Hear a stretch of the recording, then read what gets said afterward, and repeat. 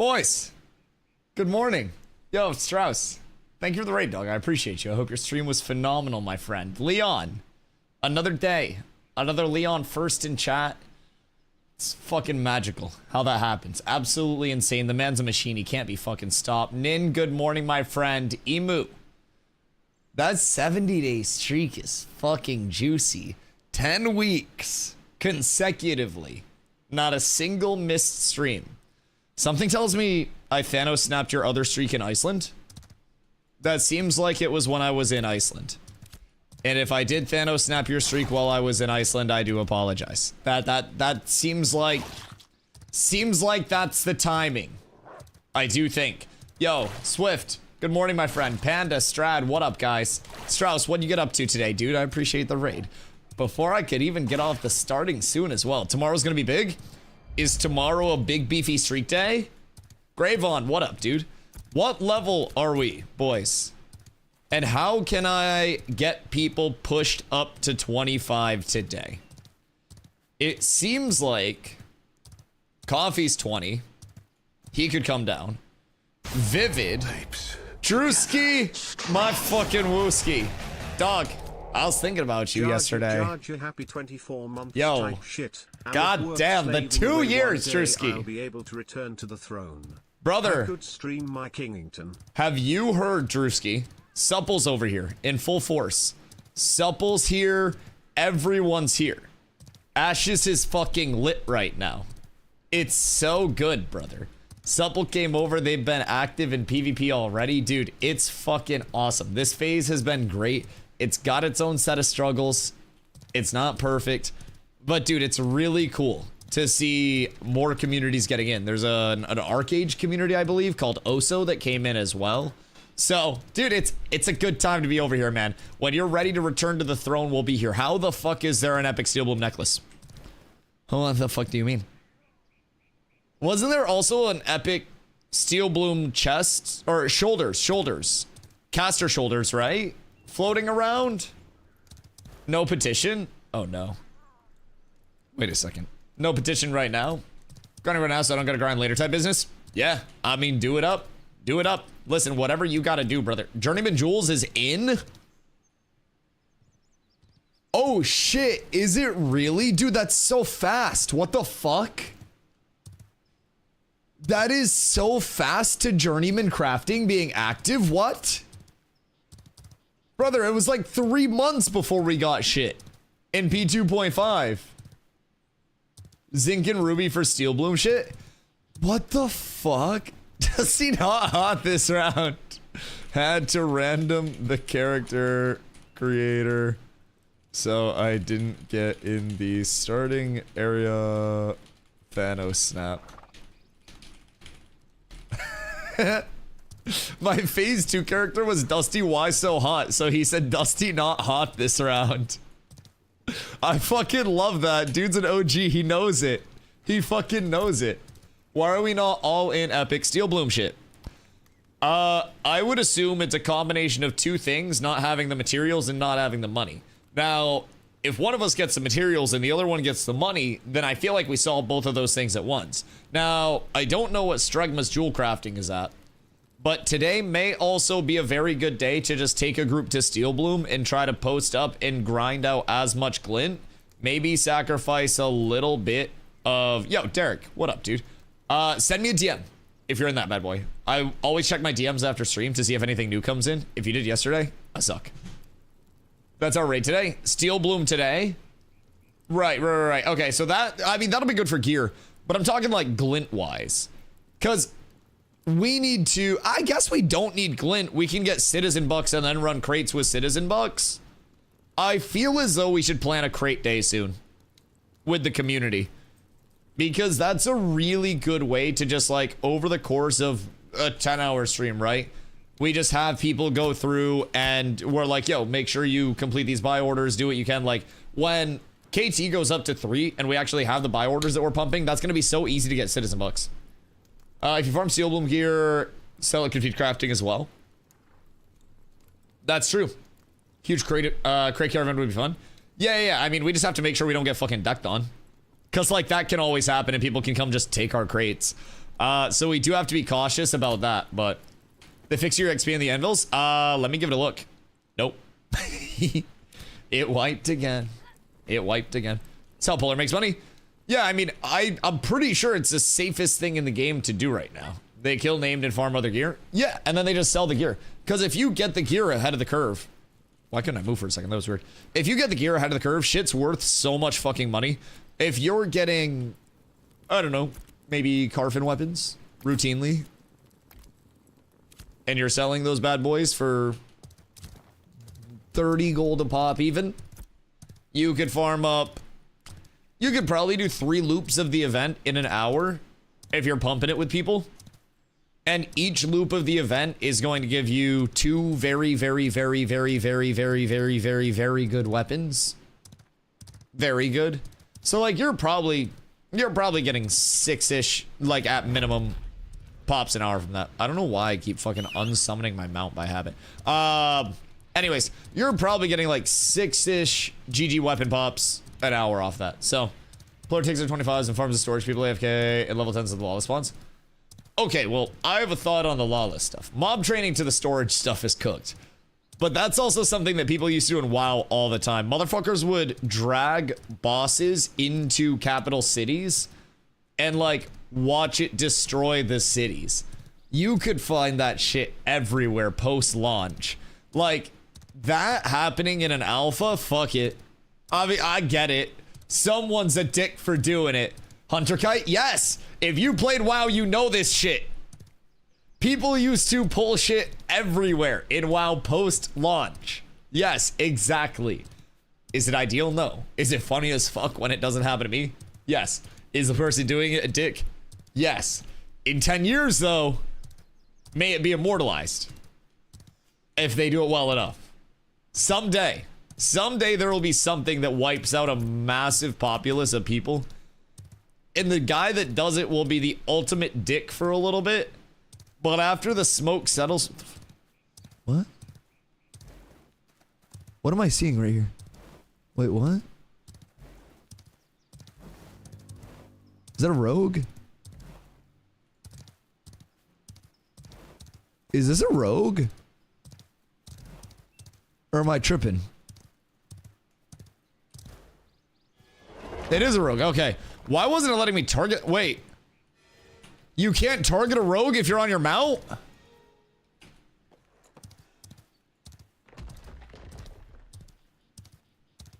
Says when? Wait, what? Since when does a rogue just full vanish when you're on your mount? Wait, Ranger? Ranger? I didn't even look at the class. I was so offended. Was it a Ranger? Wait, that makes even less sense. A Ranger's way lower level stealth. What? Wait, so what's a rogue look like? Danny fucking Phantom? I was more concerned why I could see them getting off my mount and not getting on my mount. Surely that's not intended, right? That seems weird. Maybe it's because I'm using like my horse's vision instead of my own vision? Maybe? Yo, Van, what up, dude? How are things going? Oh, things are going great. Things are going great. My gear set's pretty juicy. We're real excited about that. The guild is starting to get a lot of 25s. So we need to do another loop of power leveling today in a little bit. Carla's cooking, and then I think I'm gonna go down and cook people in the power level area. So that'll hopefully get us another batch of 25s. Before then, Ranger. Yeah. I thought it was a rogue because I wasn't even looking. Dusty, Carla, what? Did you set something on fire? Does anyone want to start Steel Bloom? I would do a Steel Bloom 8, man. It smells exactly like super greens. Well, yeah, you're following a recipe for super greens. It makes sense that it would smell like super greens if you're following a recipe for super greens, no? I don't think that's like too crazy. I'm glad it's working though. If it was dog shit, you would have been so sad. I have my homestead down there, so I can join. Yeah. We should be able to get a good batch of people in because Carla's also going to get on today. I'm forcing her to. So we're gonna power level her a little bit. Once she's done cooking her super green, she's gonna be happy as shit to just eat and get on and farm. So she'll get on and run her way down there. Towards me? Yes, yes, yes. No, she actually said she was gonna get on. So we can get the power level group together when people are on. Before then, I can hang out in Steel Bloom and try to help people gear a little bit, maybe glint farm a little bit. I could also just yop some trees and shit, because I do still need to get my lumberjacking up, because I'm nowhere near Journeyman. You still have way more time to get to Journeyman on shit. Like, this is actually a really fast pace for tables being up. I don't quite know, like, how quickly people feel it's going comparatively, but logging on and hearing that Journeyman Jewel Crafting was available, that shit's kind of crazy. Say that to EU. Listen, EU wanted their own EU server, dog. They wanted their own server, and they come in here and they say, Dusty, EU's not dead, EU's fucking lit. Is it? Or are you coping?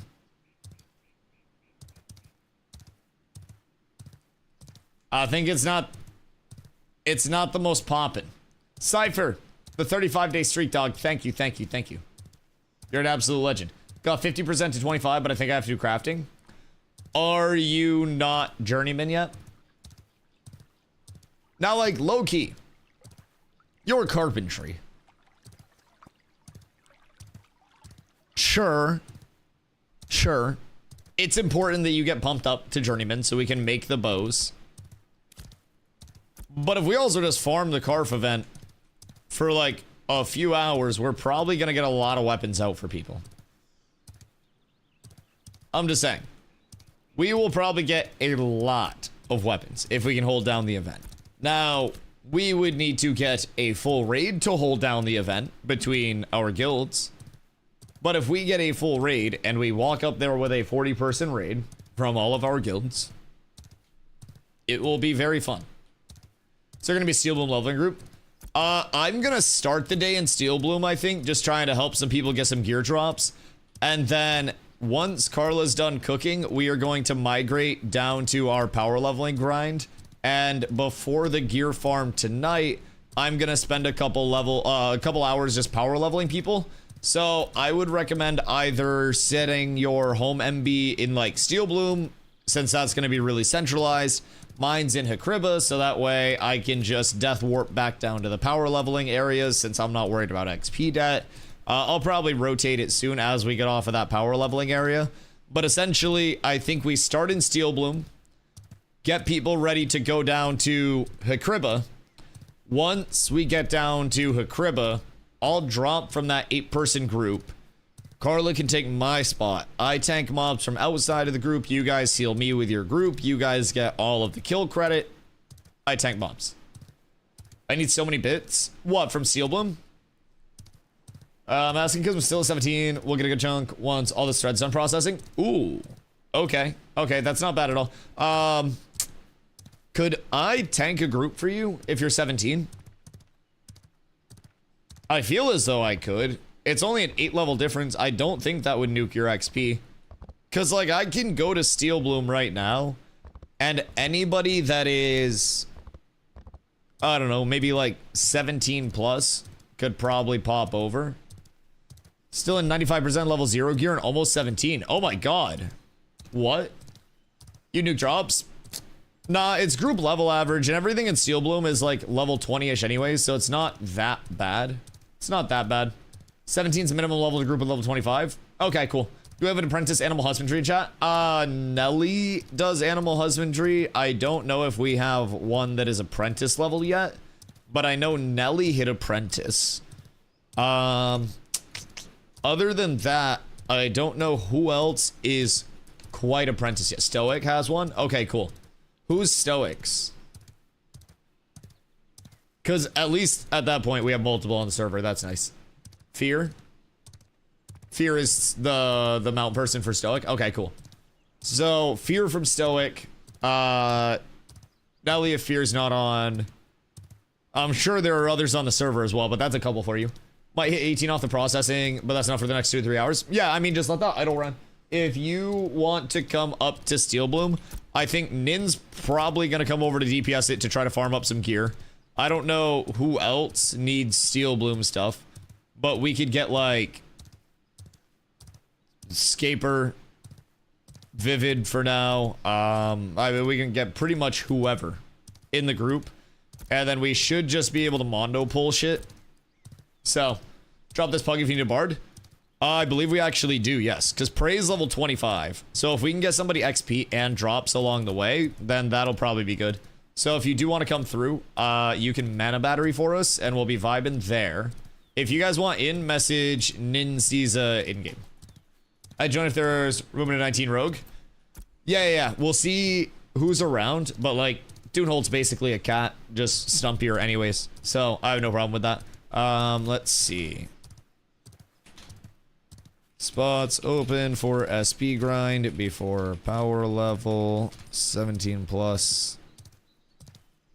All right, we'll see if anybody wants to go there. Hakribba's all I want. Yeah, I'll be doing Hakribba once Carla's on, and then we'll rotate people like in and out of that group because it's really fucking fast. It's incredibly fast. Oh, and Emu just hit 25, so that's one less person that we have to level.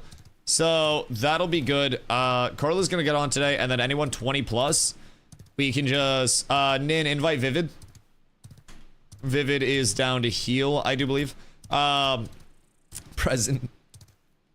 But yeah, if you guys want the power level, work your way down to Hakribba, and at the very least, set your home Ember Spring down here. That's going to be, in my opinion, probably the biggest time saver, so that way you can just death warp down. You can only go one way or the other with it, but power level when? Carla is cooking, so when she's done cooking, we go down. SB will still be good XP. Sorry for yelling. It's my auto run key. Ron PM Nin. Yeah. We honestly, we can just pump DPS into this. Like, I should be nice and tanky against these mobs. I don't think I'll get spiked too much, so. Alright, on there, that's why I ask. What's the cook time on Panda Express Super Greens? Because roughly that long. I'd say like maybe an hour and a half. Like, it truly won't be that long over here in Steel Bloom, which is why I would say, like, if you're looking for just the power level, definitely go down that way. That'll probably save you the time. It's like a 40-minute run anyways. Still level 10, but I'm gathering nonstop. I mean, gathering's still not bad to do. Like, gathering is still like incredibly productive. Even if you're level 10 and you've just been gathering like crazy, you have like apprentice level shit, maybe journeyman level shit, you can still do pretty much everything, and you can supply the guild, you can help the crafters. Like, gathering's still really fruitful. And people, now that journeyman stuff is coming online, even those low tier gatherables, right? Those oak, those ash, like your basalt, all of that shit, your rubies, those are all going to be fucking used in long-term recipes that are like level 20 plus as well. So, you know, higher quality, higher rarity recipes, you're going to be using more of those low tier materials in the higher rarity. So you need a ton. I believe in terms of our crafter progress, one common constraint that I've heard is rubies. So vendoring all my shit except the heroic and Lego. What? Vendoring? Ain't no way. Okay, hold on. I will wholesale buy any of your materials for more than vendor cost, and we'll just slap them in my storage somewhere. Like, if you want more than vendor cost, I will wholesale buy materials. I just sold everything. I hate you guys so much. We need rubies and shit out the wazoo. So it'll be better once Kaltorum goes up, because like, we can get a guild storage tab for materials. We have our item tab. We can get a guild storage tab. The storage tab for materials, for that material side, is only to one settlement. We can't have those everywhere. Yo, what up, Steve? Exclamation guild for the guild one as well. That is discord.gg/catswithabs. I think mine's cooked until we get a couple more boosts. I think our custom lane sports. Anyways, exclamation guild for the guild one if you're trying to join a game. Discord.gg/catswithabs for that one. Massive. Hope you're having a good day, dude. Sold about 1,000. 1,000 what? Like 1,000 rubies? Oh god. I vendor anything blue or below unless it's mining procs or fish. 1,000 rubies? No. Grippy box is fucking crazy. Actual degen name. There's no way. You're right, by the way. Leveling solo past 10 is horrible. What are you trying to do for your leveling prog post 10? Are you trying to like mob grind it? Or are you trying to quest? I can get you a fuck ton of rubies. I think like at least that's what Cyborgs needs the most for his crafting prog. He is our scribe, so scrolls and shit like that. Always very impactful to have. And then other than that, we just need a lot of gold. Will be shit rarity. That's fine. I think like in terms of doing it for the experience, yeah, it's probably more efficient to pump higher rarity if you have infinite higher rarity materials. But at the end of the day, I'm sure whatever we can get. I have good rubies, he just needs to come get him. I'll see if he's on. Hit him up. He is not on. When he gets on, definitely hit him up. I think he needs rubies pretty badly. So thousands of rocks and gems. Stomps. You're actually hurting my soul right now. I mean, I'm not even one of the crafters. Like, I'm not like that hurt. No room? What do you mean no room? You've got all of the different settlement storages. You've got your harbor storage. No one has room. That sounds like cope. F that. Okay, so it's not that you don't have room, it's that you don't have ambition. It's that you're lazy. Just let's address the elephant in the room. Any town I've been to is filled. What about the harbors? You got cargo shorts you're using your cargo pockets, Mr. Stomps? Are you actually allocating your storage wisely? Yeah, no, I'm assuming if you've been gathering this entire time. I'm not running around just to run around again to pick them up. Well, that just seems like a lack of ambition. Do you think if Usain Bolt said, I'm not running around a track just to run around a track again faster, that Usain Bolt would have been Usain Bolt? No, Stomps. He fucking wouldn't have. You need the Usain Bolt mentality. Just like fighting in hockey. Yes, it's so good. Wait, are you already done cooking? Because that was fast. Also, I'll take some. If it's that good, I'll take a small amount. When are you planning to hop on? Because we were coming up to Steel Bloom, but if you're already hopping on, then we can just go down to the power leveling area. And we can get XP. Because we have Guild Gear Grind, I think is Steel Bloom. So we'll get a lot of drops. You guys take like an hour? Okay, we'll pump Steel Bloom for like an hour, and then we'll run down. Work your way down when you can. I guess we'll do Gear Grind from like 5 to, you know, start of group, like Guild Raid, and then Guild Raid for 2 hours, and then power level after that. And between those two power leveling sessions, before and after, we should be able to get a good batch of 25s. I'm gonna eat and play a game of League. That's fucking disgusting. That's actually awful. That's fucking horrendous. I don't understand why you had to say that. Like, I haven't really done anything to you today. Like, it's kind of fucked up. Keep in mind, I do believe there might be a flagging bug still. There are people training in Steel Bloom today. Who's training in Steel Bloom today? If somebody flags up, I'll just give them a deep dick pizza. Served fucking hot and ready. Tagless fighter. It's a fucking fighter, bro. If a fighter ends up flagging, I think they immediately just lose. Welcome to Ashes of Creation. They're probably getting the mobs to kill people because they can't kill people. If I had to wager a guess. Just somewhere along the line. SMH? Oh, hey, fighter player. What up, dude? How have you been? Thinking about playing Bard lately? League is great. Coincidentally, I also like to take cold showers and eat gruel. I sleep on a bed of Legos every night because I like the feeling of it. Every morning I wake up and I have oatmeal. Raw. How does that feel playing on US from EU and vice versa? International ping, like, keep in mind I play NA to NA, so it's not necessarily you know, the worst set of circumstances for me. I have heard from a lot of my international players, though. Keep in mind, Cats UA is our EU guild over here. So we have an entire EU guild on the NA server. There are a lot of EU players that do play over on NA and through phase 2.5, the last phase of development. We did have one global server that was an NA server. So a lot of people have said that ping feels very good playing from, you know, other regions to NA. I haven't played on EU to check it out and see if there's a noticeable difference, but a lot of people really do talk about how good the ping is. And even from my side of things, being NA in NA, my like latency and input delay, like overall just time to response, I call it, I feel like is much lower over on this side of things than it is in many other games.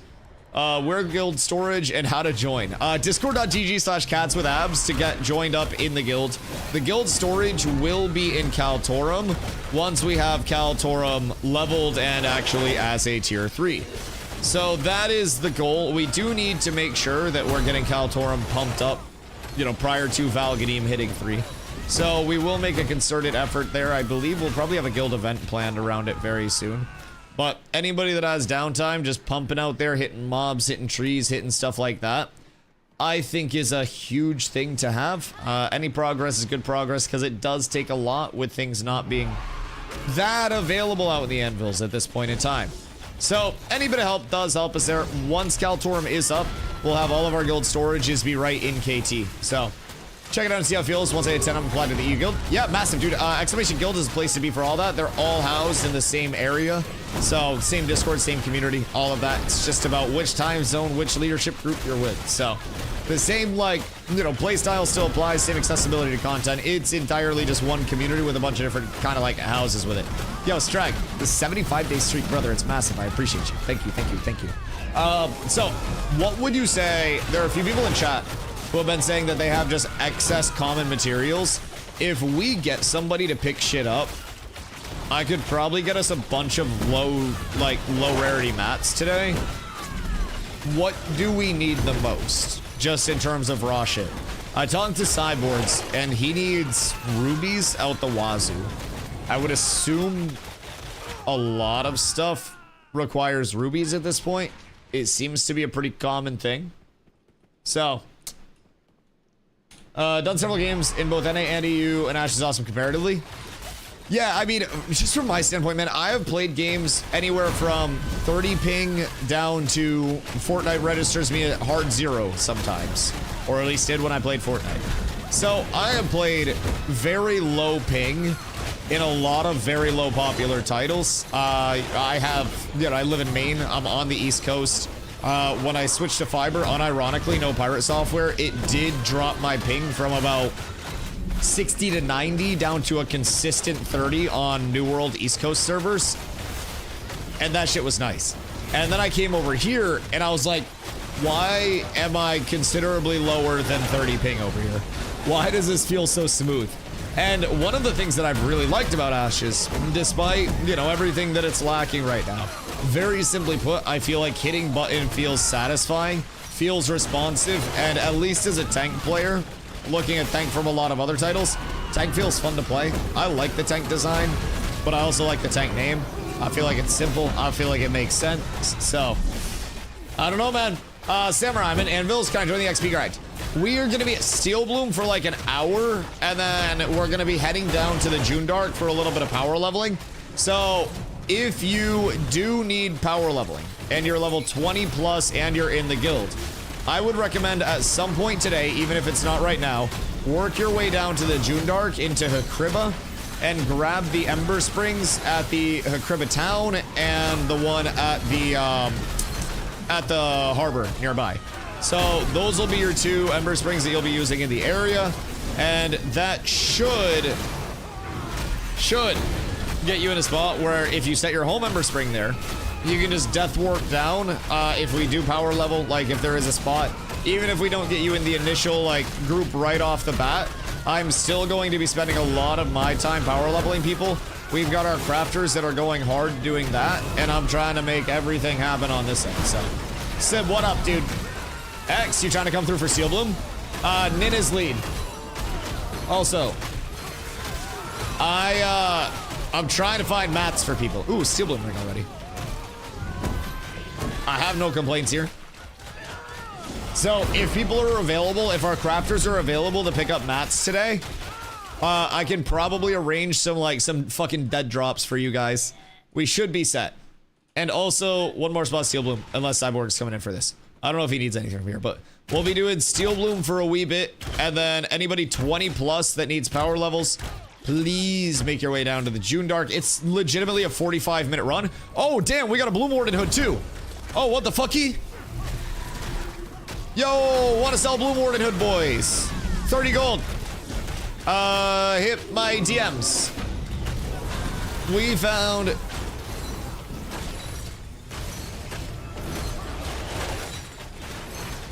Yo, 10 gifties or I fucking do it right now. 10 gifties or I do it!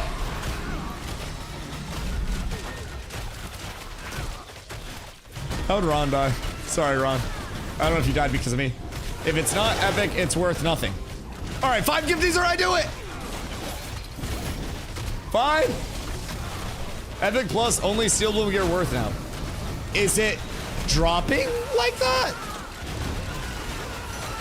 Like, I've seen epic steel bloom jewelry because jewel crafting's available, right?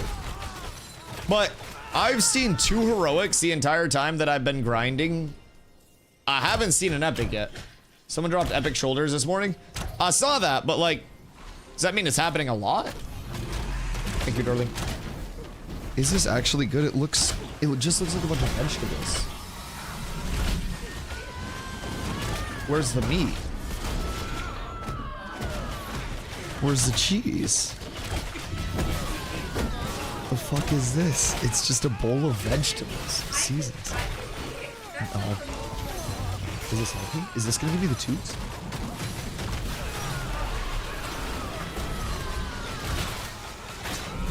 Oh, that's good. It'd be better with like some chicken in it. It's good. Okay, so make the chicken green. Then invite cyborgs.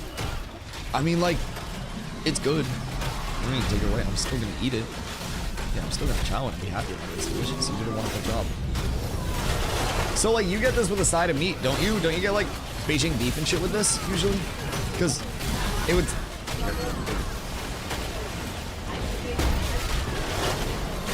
Beijing beef.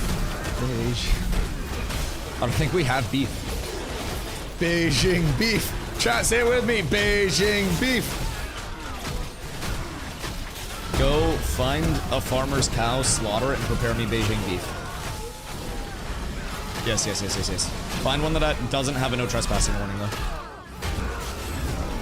Okay, well, be careful. It's tough out there. Eat the food cooked for you. I will when there's Beijing beef involved. I feel as though this meal is just calling me fat. I feel like... I mean, there's just... Dude, this is just a broccoli piece. There's just... It is good.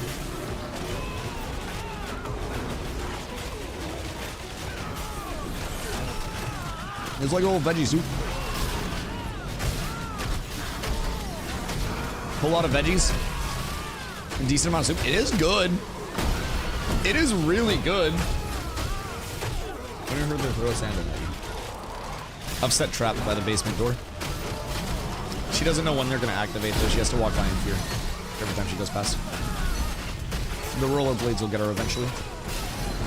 I've also hired 3 scare actors and placed them periodically throughout the apartment. She doesn't know where they are, but they've been here for a week and a half now. She'll find them soon. She's very clumsy. She actually is. She is very, very, very clumsy. You don't have to do much? Yeah, no, she'll find a way. She's incredibly talented. Super greens. So, like, Carla goes crazy for this shit at Panda Express. I haven't really had Panda Express much because the only Panda Express in all of Maine is a mall food court, Panda Express, in Portland.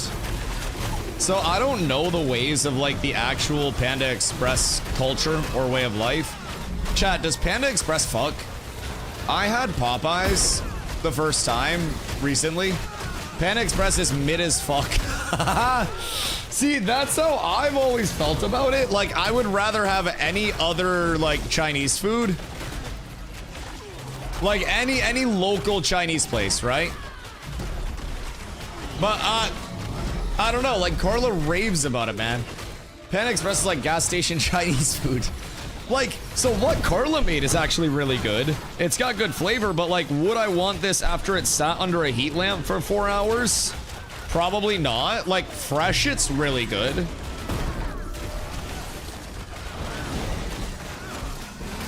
She made a sauce and shit with it, like, it fucks. But would I want a bunch of cabbage and like kale and broccoli that's been under a heat lamp for 3 hours? Probably not. I guarantee some 2 million-year-old grandma will make the best food around. Oh, bro, we have so many good Chinese places in Maine. Like, that's the thing about Maine, though. We typically, like I mentioned that we don't have, like, a Panda anywhere except our mall food court, right? We genuinely, it just doesn't exist. So, it's a lot of non-chains in Maine, like very, very, very light franchising and chains. And it's a lot of just like mom and pop small places, which I think improves the quality of like the food scene drastically. Instead of just having, I mean, we have like a lot of Applebee's and shit, but people, hopefully, they do way more business than I'd like them to do, actually. People in Maine fucking love Applebee's. I don't know why, dog. Motherfuckers think that's like a Michelin star meal. I don't get it, but I only eat the super greens and Beijing beef and maybe broccoli beef. I mean, our goal was to learn a lot of meal prep stuff at home from like just, you know, different restaurants and takeout places. Maine is boomer as fuck confirmed. Maine is legitimately the oldest continental state in the US.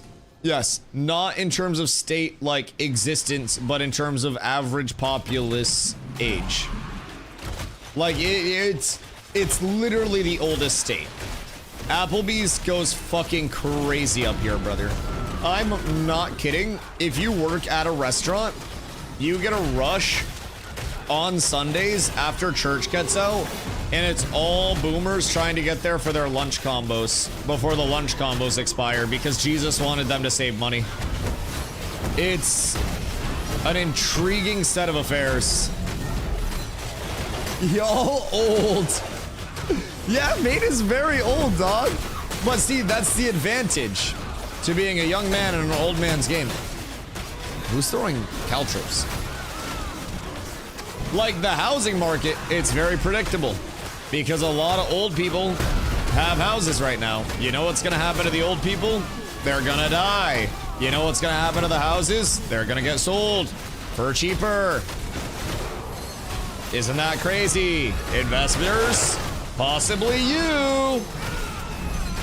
I don't know, man. I think Maine's dope as shit. Like, Carla came up here from Phoenix, and we were walking in a couple of the, you know, Maine's cities. And Maine doesn't really have cities, but, like, they're smaller areas, right? And she was like, oh, like, this reminds me of Phoenix, just without people here yet. They'll be passed down through inheritance. Nah, a lot of people in Maine die old and alone because a lot of the families, like, move out of Maine. Like, younger people tend to not stay in Maine very much, which is why Maine's average population drives up so high. A lot of the, like, Maine education system is built on, like, go to a community college, get a 2-year, and get the fuck out of Maine to somewhere where you can make money, and then bring your money back to Maine and sugar daddy us. That's literally what they, like, teach us in school as trying to do. They're like, become a traveling nurse or a traveling plumber and then go make money in the big city and then bring it back here and stimulate our economy.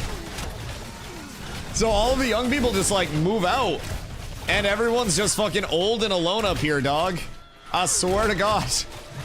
Every old person is just happy as shit to have somebody to talk to. Any patch notes we're talking about today? No patch today. Patch probably tomorrow.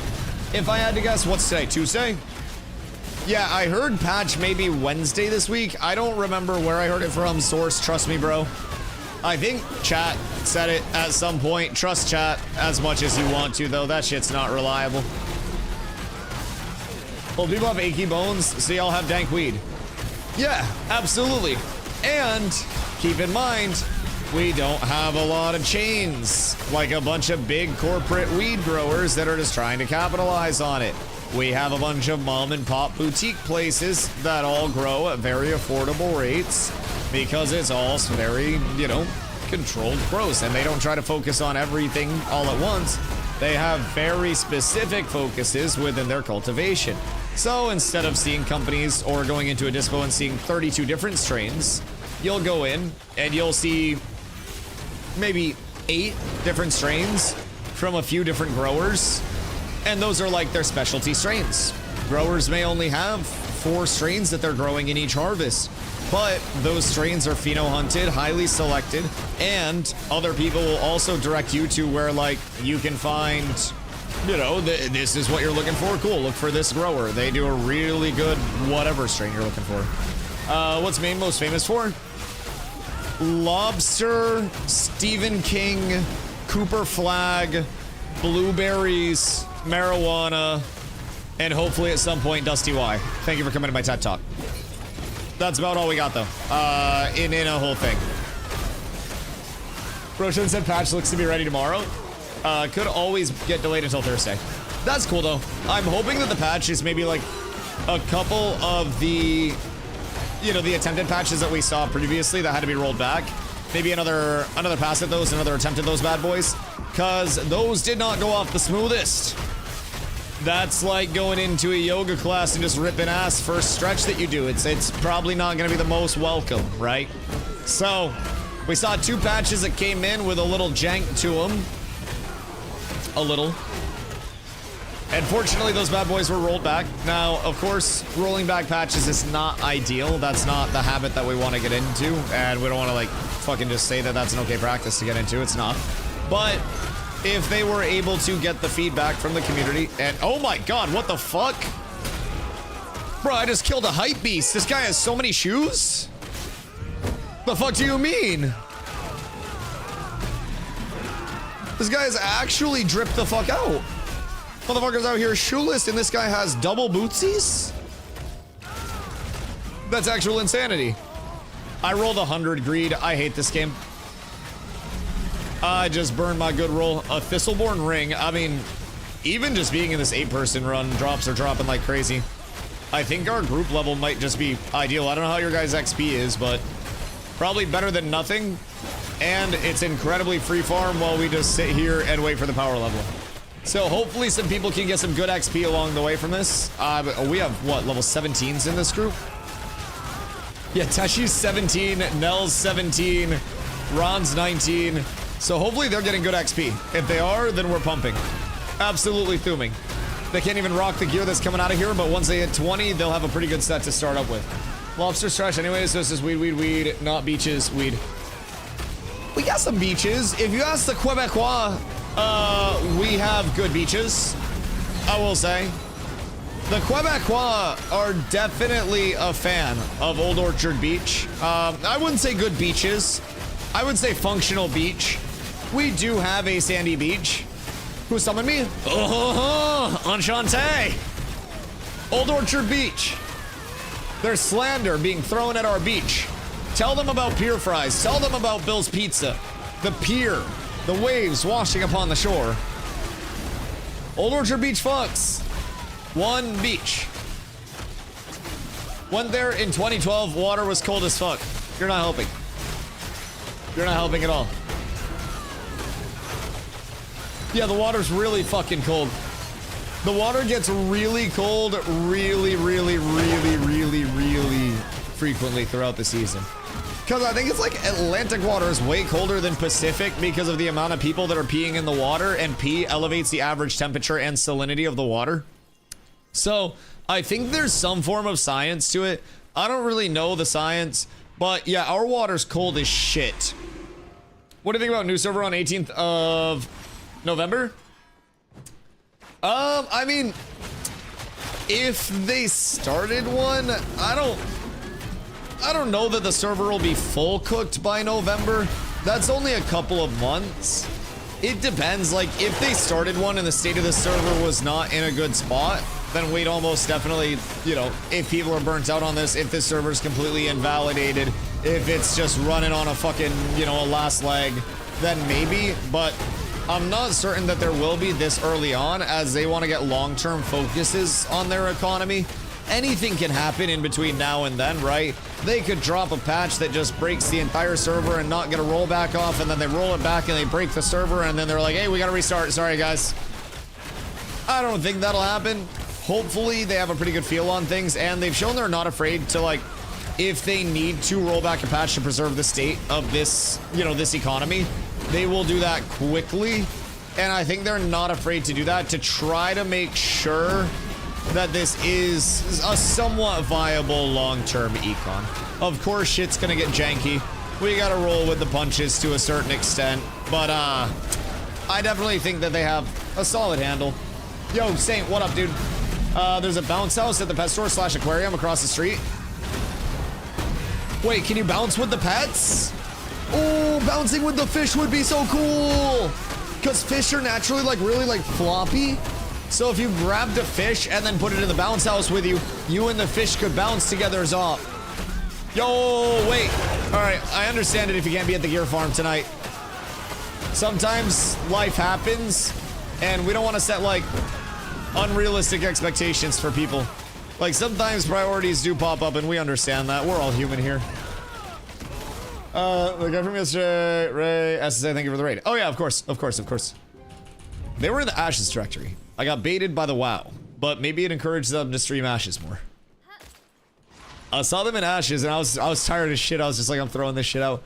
And then I got over there, and I was like, wait, this isn't our UI. I want to fill it with chinchillas? Wait. Would you need to get, like, the little... Don't chinchillas need to roll around in sand or something? So that way they can, like, dust their little spikes? I'm pretty sure... Volcanic dust. Wait, it's gotta specifically be volcanic dust? Or can it just be, like, any dust? Because volcanic dust seems expensive. I own chinchillas for 10 years. You kind of look like a chinchilla, if I'm gonna be completely honest, Stomps. You kind of got like the beady eyes, a little pointy nose. I could see that. Seems like it'd be a good fit. It has to be very fine. Dusty, you don't know this. I haven't encountered any wild chinchillas. Now, a lot of animals do tend to go towards me, like, just in terms of, you know, friendly animal tendencies. I haven't really been mauled by any of the stray cats. Uh-oh. Am I dead? No. My intercept didn't give me shield quickly enough. That's okay. I lose nothing by dying. Don't forget to tip your tank. I'll be here. Everything's fine. I grabbed my stuff. Somebody else has to die to pay for this. Oh, Nin died. That's perfect. Okay, well, yeah, I don't know. I've never been responsible for the dusting of animals before. I always feed the stray cats in the community, just because I feel like it would not be ideal to be outside and hungry all the time and be a cat. People scare me, cats don't. But there are a lot of French people in Maine. You're close to Quebec. There are a lot of French people that visit Maine. I would say very north in like Fort Kent and like the areas that are right on the Canadian border. You definitely have a good percentage of the Quebecois there. There's a pretty good spillover. It's like a Venn diagram. And then the further south in Maine you go, the more it resembles Massachusetts at this point. So it's kind of weird. You go into like the uncharted, wild, moose-dominated French territory, and then like Steuben is going to be really French, I think. But yeah, you go from there down south, and like once you get into like, I don't know, fucking Freeport and south, it tends to be very Massachusettsy. So there are a few different like segments of Maine. You've got like Old Maine, Central Maine, and then you've got like North New Massachusetts. And those are your 3 like segments, but it's still nice. I like Maine. I've lived in many different parts of it at this point, moved around a bit. I enjoy it up here, and I think it tends to be a few years behind. Ooh. Tends to be a few years behind like national metas, so to say. So you can kind of see things coming up here before they actually get up here, which is kind of cool. What's your European descent? I think my dad is a little French or something. I don't really know, honestly. My mom's side has Native American. My dad's side is like a bunch of European shit all thrown together. So I don't know. I've never done like a fucking ancestry test or anything, but I burn in 60-degree sun, and then I get very tan after that. And not very tan, but like, I don't burn after that. Like, this is very tan for me. So comparatively. But yeah, I burn like once a year from 65-degree medium UV index weather. And then I kind of like gain my fire resistance, and then we're good to go. But that first burn fucking hurts each year. That shit is not my friend. And I know that it's always gonna happen. Earlier this year, we were fading in my sunburn on my arms. I went outside with a t-shirt one day, and then the next day, I rolled up the sleeves on the t-shirt, and then the next day, I went outside without a t-shirt, and we're watching the sunburn and the tan line kind of like move up and fade up the arms a little bit. So it was kind of cool. It's kind of cool. We were able to practice our skills. But yeah, that shit hurts. The burn was alive. I mean, somewhat alive. Ooh, that's an upgrade for me. Somewhat alive, somewhat being controlled, right? So you know, like wildfire controlled burns where they'll just like light the forest on fire, but they'll be like, no, it's okay, we got this shit. It's kind of how I am. I'm like lighting my skin cells on fire, but I'm like, no, it's okay. It's a controlled burn. This is for the best. You'll thank me in the long term. Just bear with me. And if everything goes well, it doesn't hurt too much. But I will say, I have multiple forms of after sun, like aloe vera. I have a lotion. I've got some fucking aftercare stuff. I've got a lot of aftercare stuff. It's a big fucking process. I need to eat more of my fucking healthy super foods.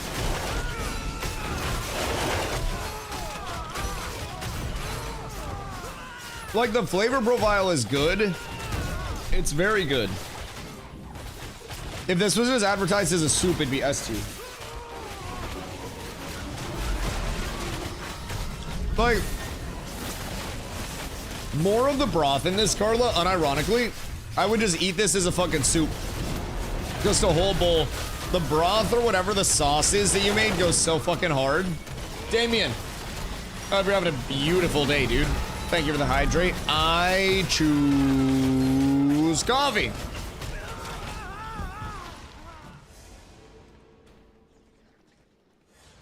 I always choose coffee. I always choose coffee. What you getting up to, dude?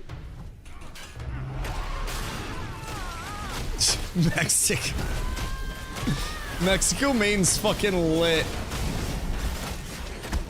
There's, what else do we have? We have like Madrid, I think. We have so many like shared country towns in Maine. It's kind of fucking lit. Big pull focus. I am focused. Everybody else should be focused. Listen, all I do is this. My job's done. I don't know what else you guys want from me. I'm just a man with a bonker. That's all I gotta say, dog. Ooh. Butt cheeks. We've had pretty good drops from here, though, already today. I feel like we're getting way more... Yeah? Yeah, no, sure. Yeah, that fucking makes sense. Uh-huh.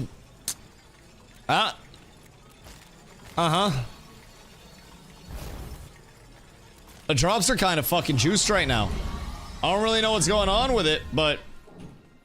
we're getting a lot of very high value pieces. I'm happy with this.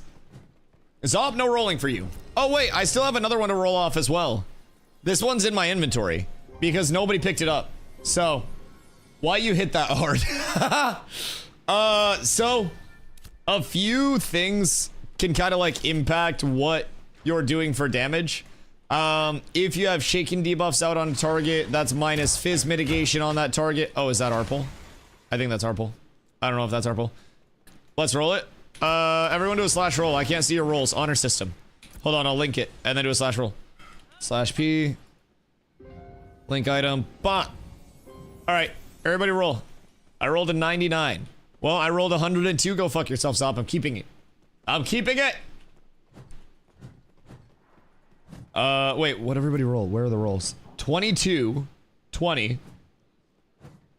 Anybody else? Teshi can have it. I need Rosethorn. Okay, Teshi, here you go. Oh wait, Teshi doesn't have a head.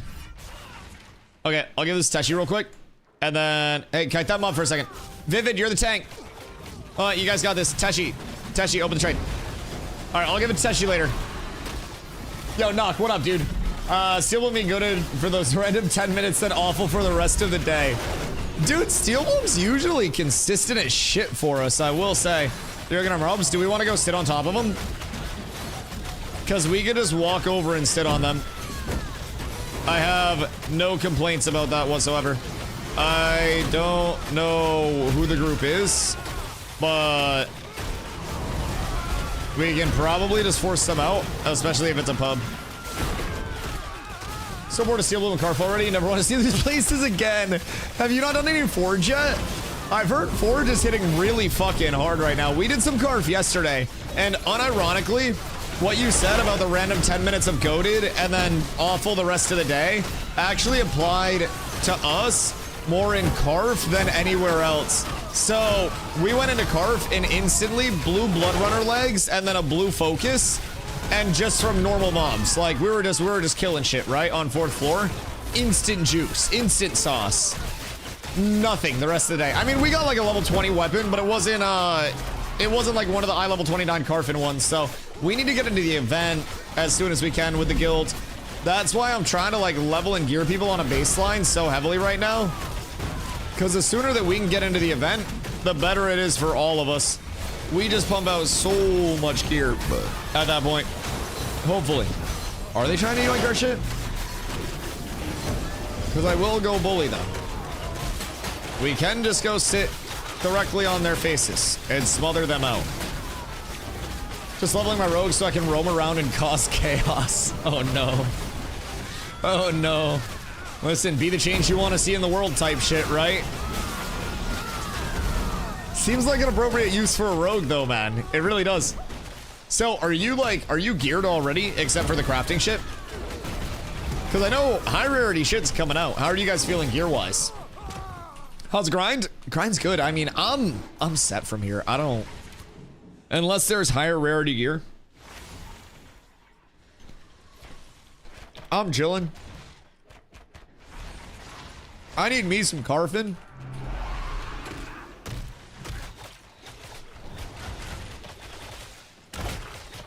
But that'll come in due time. So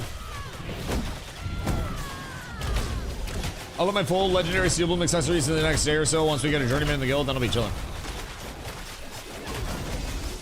Are you gathering all the shit for that? Or were you buying shit? What's your plan there? I need like 2 to 3 pieces, otherwise I'm set too. Is that accounting for the high rarity, or is that just like pre? I'm already gathering and buying. Yeah, I fucking hate gathering. Like, it's so good because I can just sit there and talk to chat and make so much money doing it, but they're flagged. Are they? Did they flag up on you? All right, everybody get your settings right. All right, I'm going.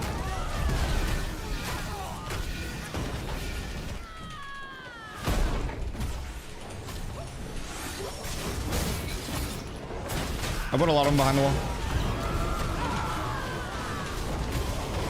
I'm on Doraba. Nice, one dead. I get a huge trip on this backline.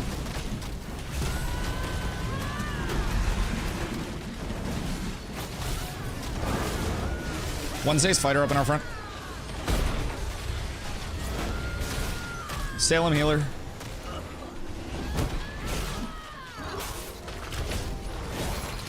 I'm trying to pull Salem back around.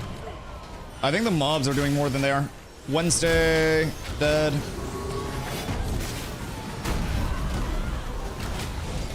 Salem dead. Sora tank last one. I do believe last one. Nice. I don't know what they flagged up for or why they flagged up on us, but alright, get back up the stairs. Yeet! Bye-bye. Alright, come back up the stairs, kill these mobs. And then get unflagged before people come in and jump us low. What the fuck? What the fuck is this?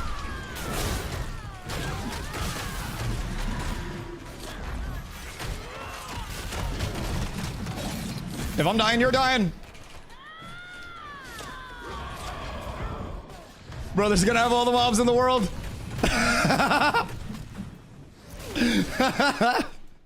Nobody's getting out of there, dog. Oh, wait. Maybe he does. Maybe he can sneak out. All right, hold on. If he tries to sneak out, I can catch him. The mobs are fucking impossible to PvP around in this shit. Actually impossible to PvP around. I can't wait to not have to fight people on mob spawn pads in the most populated areas of the world. Scrims will make me so happy.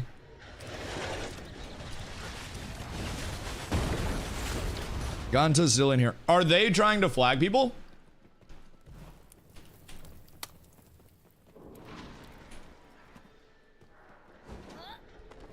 Which spot's that? What, the spot that we're in right now?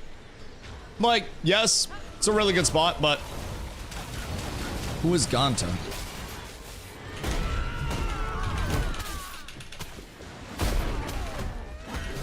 Because now they're dead. The Holic's about to get 1v2'd over here. Brother is not getting up the stairs.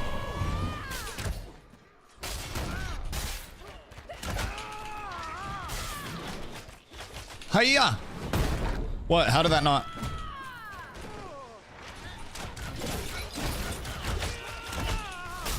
Chi-Chi man. Happy to help. Thank you, thank you, thank you. They have all the loot. Alright, come down and loot them. I'll just loot them. I took on to shit. Okay, loot them and then unflag. I'll just clear out anybody with the flags right now. Tank actually does pretty funny damage right now. Tank's damage has always been insane. People just sleep on it. Nothing changed about Tank, and I'm at 187 fizz power.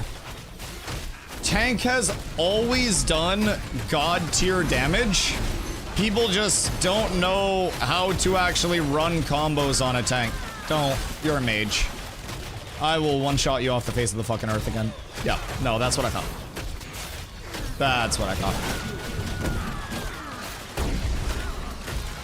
Brother did not want it. Brother did not. Known as great defense gear, though.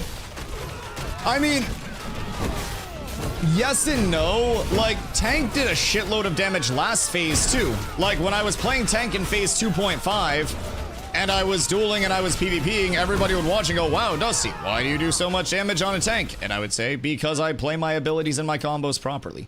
Like, if you are getting your combos off, you're either going to be juicing crit chance on your next ability, or you're going to be going in with base damage and fizz pen and everything else on the targets that you're hitting if you're getting a melee combo off. If you're going in and you're getting your staggers into your trips, there are also ways that you can maximize your damage output from your abilities. So if I go in and I ground pound somebody to trip them, then that's 200% fizz damage. If they're already tripped and then I ground pound, then it's 25% more damage. If somebody's tripped and they're standing up and I go behind them and hit them with the tomahawk, that tomahawk does 50% more damage from behind to the target instead of 100%.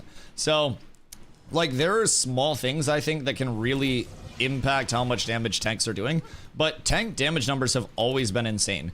Even on the PTR, like, what's going on? Even on the PTR, I was fighting people at, like, 300 fizz power. Like, they were 300 plus. Brother. They were 300 plus, and I was sitting at, like, 280. And it just... Brother didn't even try to dodge. I didn't even, like, hit him with a combo or anything. I just kind of walked at him. But I was sitting at fucking how did Nell die? Like 250 on the PTR was the highest that I really went. I like to keep my shield on. I don't like switching to two-handers. And I was melting people. So even on PTR when people were like plus 20 gear, everybody was enchanted to shit.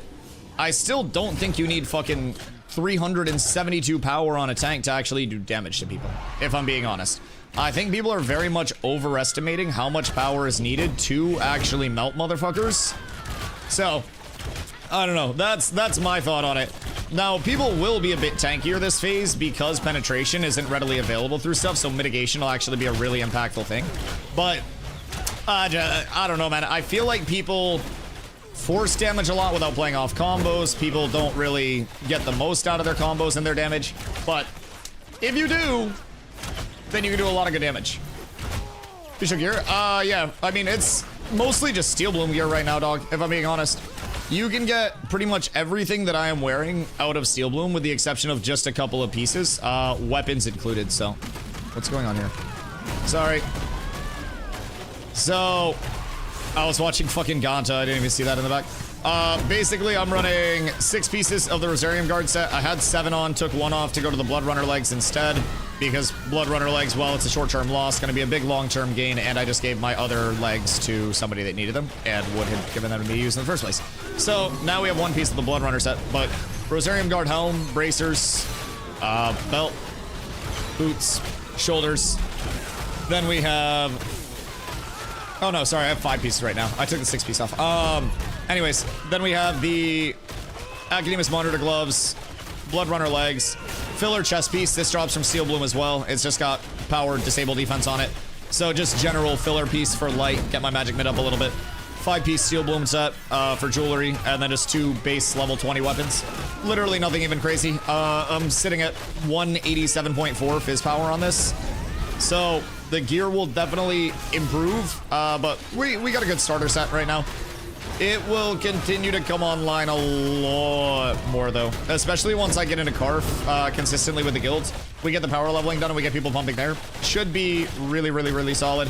But I'll have like a full tank guide coming soon in terms of like what I'm looking for, you know, kind of like my mid-game gearing. Keep some of the late-game stuff here and not completely out there yet. Just so that way I can have some piece of farming my shit without everybody being there. But we'll have all the guides out. We will cover everything that I'm doing tank-wise this phase. We also have a lot of good friends that are also very good tank players too. So we kind of get all the perspectives because I think tank is one of the few classes right now where every tank can gear differently and have a valid reason to do so. So from that perspective, I very, very, very much value getting the most out of all of my stats. I want to scale up my power to a point where I feel like I can nuke people, but I want to be tanky enough to where somebody tries to go on me, I literally just laugh at the focus, I pop my defenses, and then they have to ignore me. So like the way that I always describe tank in PvP, the way I play it, is tanky enough that they can't kill me, but threatening enough that they have to try. And if I can maintain that, and I can get that into a really balanced spot, then it's very hard to deal with in anything group-based, and I can essentially just free reign as much as I want to, unless I get myself out of position and killed. Now, there are ways to kill everybody in the game, especially as you go into mass scale, but if you scale up to the point where you are very simply put, annoying to kill, yeah. Tank with Strike Siphon combo? Dude, I don't like Strike or Siphon that much, though.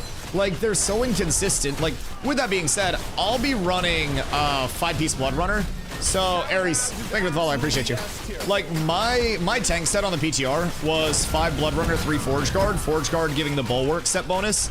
Bulwark is a 10% chance on taking damage to gain 10% mitigation for 15 seconds. So that's a 25% uptime, 10% mitigation addition, which is fucking huge. Really, really good value in my opinion. So I'll look at that as the 5-3 set that I start out with. It gives me good mitigation as well, being in the 5-piece medium. And then from there, I really want to try... Ooh. I really want to try to transition eventually into a Bulwark Barrier set. Barrier being the 35% block chance on damage taken. Who's flagged up again? What? Is he coming up here? If dude comes up here, I'm gonna give him the fucking Dickens, no Charles. I don't take kindly to rogues. I will say. I don't really fuck with the rogues that heavy. If you're a melee that's not a tank, odds are I'd like you more if you were a bard in my guild. I'm kidding. We need a little bit of everything. We need a little bit of everything. I think there's a serious argument to play full light tank. So, I fucked with that as well. Believe you me. I have... This is my green notebook of builds. It has about 8 different tank build combos that are sorted out. The closest that I could get to a perfectly split mitigation set was 50.2 and 49.8. Fizz and magic. Large change. What is... Brother...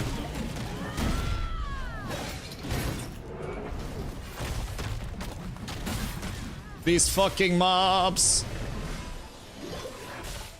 Alright, Tommy Hawk got him. Anyways, so yeah. I got to 50.2% Fizzmit, and then 49.8% Magic Mitt. Split that shit right down the middle. Scrimmed it a couple times. It felt great. It really did. Medium also left my mitts in what I considered a really good spot. Obviously a little bit heavier on the fizz side of things, and that heavy 3-piece skewed it even more fizz, but... Nope.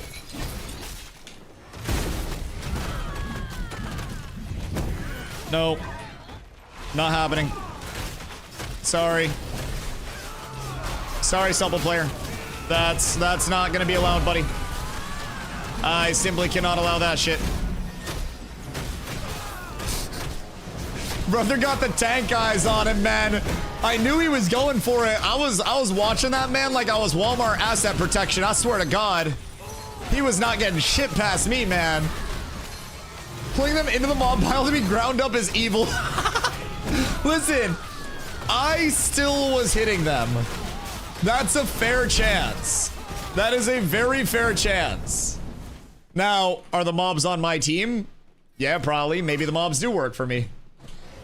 Evil? Yeah. Keep in mind, it's the pull and the trip. So he got pulled and then hit with a tomahawk and then immediately tripped because somehow he fucking CSGO flashed my tomahawk. Like, if I throw a tomahawk at someone and it hits him in the back, it trips him and does more damage. But whenever I'm dueling people that I dueled a lot, they'll start fucking CSGO flashing my tomahawks and they'll look back at it when they're running away. They know when I'm going to fucking throw it. Yo, Doink, what up, dude? Hope you're having a beautiful day, brother. Alright, well... Should we let the flags drop? I don't think people are willing to come through right now. Top roof. Who's up on the roof?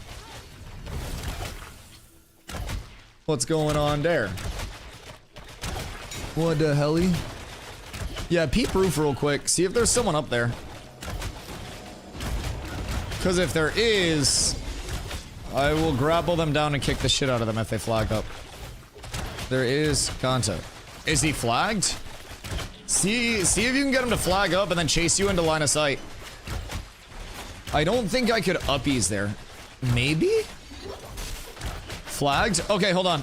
Get into my line of sight. Get into my line of sight. I don't know if I can get over here, but get into my line of sight. I gotta try it. He's dead? Oh, lame. I don't get to have any fun. Uppies? Yeah, I think standing up there in uppies might work. Hiya! Hiya! No! Hold on. Hiya! Oh, yeah. Oh, we're so up. I crit him for 1k. Listen, I'm hitting that hard. Hiya. They didn't make Steel Bloom area, a Lawless area. Yeah. I think that the system for Lawless zones is pretty flawed at its base, including the low-level areas and not doing anything to scale them up. Now, it is great to have that bonus for leveling if people are able to level and not get cooked by it. It's awesome to have that bonus XP, that bonus luck. I get it. But I also think that there needs to be some form of soft gating to get lower level players out. Because naturally, you are going to incentivize higher level players being present in that area. It's higher risk, higher reward. And anytime that there's higher risk, higher reward, your players who are comfortable with that risk will take it. And I don't think it's the fault of the players that level 10 players are staying in an area that is knowingly lawless for an extended period of time, expecting nothing to happen. Like, I personally, I think that's on the players that are staying in that lawless area. So, from my perspective, like, I just think it's a fundamental issue of, like, those areas probably shouldn't necessarily be included in... Is that hot Cheeto popcorn? Oh, okay. Thank you, love you. It looks very red 40. But yeah, I personally, I don't necessarily think it's like the fault of the people that are going there to kill people. I think it's just a little bit of a fault of the system as a whole, and some people are wrongfully assigning blame. Like, I definitely think that it's okay for systems to come in a little bored. Are people dicks if they're going to the areas at a level 25, knowing that low-level players are going to be the ones there? Yeah, I think they'd also admit that. But I think a bigger part of it is that there's nothing to pull people who specifically want startup PvP into that startup PvP anywhere. And this is why I've been a huge advocate for the expedition. I'm stunned, I'm so sorry. The expedition of arenas. I think arenas will be such a good system. Such a good system. To be honest, skills and clans, shitting on pugs in these areas, there's no risk or reward. Well, there is risk or reward, and if you're getting shit on, you're actually seeing the risk reward in action. The reward is being able to stay in that area and have more XP and more luck, which gives you more experience gain and more drops. So that's the reward. The risk is that a guild or clan is going to sit on you and shit on you. That is the risk reward. You just illustrated that. I don't know, like, where that's really, like, lost, but that's the definition of risk reward. So I don't understand how people say there's no risk reward. There is risk for anybody going over there because more people could always be over there. Do I think it's a flaw that the low level areas are the ones that are in, you know, cycle at higher level node levels? Yeah, I think it's a systemic flaw. I think that a social system like that is bound to have players go there looking for PvP. But keep in mind, long term, should arenas come in, and arenas are something that we can just queue all the time, we can get the most content out of possible, that's going to give so many people an avenue to just go into PvP all day, even if it's not something that's heavily rewarded right off rip. If you want PvP and you want good PvP reps, well, arena's there for you. And personally, I think arenas won't be the worst thing. I know it's going to pull people out of the open world, but it is going to have a risk reward still associated with it and an opportunity cost in the sense of you're sacrificing your time in the open world, sacrificing what you're doing out there, and bringing yourself into that instanced arena area where you're not going to get anything from it other than your rep, other than your time, and other than your experience. So, is somebody mana draining us or something? Who's cow tripping us? That shit loud as a motherfucker. 8v8 arena would be so goated. Yeah, literally 3v3s, 5v5s, 8v8s, 3s and 8s, 5s and 8s, whatever, dog. Genuinely any form of just, and it can be a bare bones queuable interface, an arena that's a placeholder that's not visually appealing, that has a couple goddamn LOS pillars in the middle of it. Give me the Grand Arena. I don't fucking need much. Just give me a little LOS to work on. Give me a little bit of a queuable mode and varying sizes based on the arena. I think that's about all there needs to be at this point, and it would get a lot of your PvP griefers out of the open world, your people that are going to those low-level lawless areas looking for any form of PvP. Now, they are... I'm stuck in this weapon crate. They are also somewhat glint farming there too, because you've got to think, just reasonably, if groups have been farming there for a while and groups aren't paying attention to the announcement... Oh wait, someone said they need a second flag. I'm so sorry. I wait this pull. But if people are over there farming for a lot, Lawless zone goes up, people are going to see that as a cash cow. that's going to be a lot of glint to kill some people very, very, very easily. So, on average, Lawless area, I can run through on my bard and come out with 3 to 5 glint. That's worth. Oh yeah, one sweep of a Lawless area, pillaging, and might be a bad guy for it, but you'll wipe your tears with all of that legendary gear that you're saving up for. The other good players, I guess, but the high-level bad PvPers will go straight back to killing low levels. Sure, but I think people underestimate how bad people can be at PvP in this game. Really. The bad PvPers versus the good PvPers, I don't really think a baseline arena queue is going to come with bifurcated brackets and like rank and stuff like that. I don't think that's a large thing that will be immediately coming in. That's what happens in most games. I don't think that's a fair assumption to make at all. I mean, cite which games you feel as though queuable modes don't appeal to the mass player base just as much. But in terms of queuable accessible modes, Outpost Rush in New World is what 80+% of your player base accesses for PvP. Then a larger percentage, smaller percentage goes into the open world, and then from there, a smaller percentage of that goes into wars. It's a good example. Right, so New World Arena. Right, Outpost Rush in arenas, absolutely. But Arena in New World isn't very successful because Outpost Rush is the more successful, more rewarding, more predominant mode. There are deeper things to that than just a non-rewarding queue. Part of what gated Arena was the fact that it wasn't made cross-server until far after Outpost Rush was, so people got in the habit of playing Outpost Rush very, very, very much. There's less of a chance for uneven classes in Outpost Rush because you have more people in there. You're more likely to get 1 to 2 clerics over the course of 20 than you are the necessary 1 cleric in an arena. Arena rewards are gated to X amount per day, and then you can't get any more arena rewards, whereas Outpost Rush, you can queue it all day, every day, and get rewards for every single one that you queue.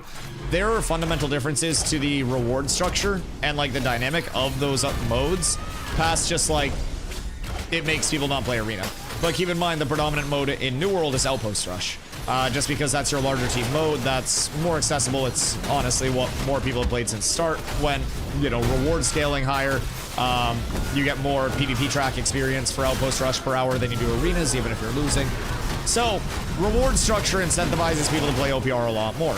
Even in my experience playing arena, though, you have to realize I would do OPRs, I would do arenas, I would do wars.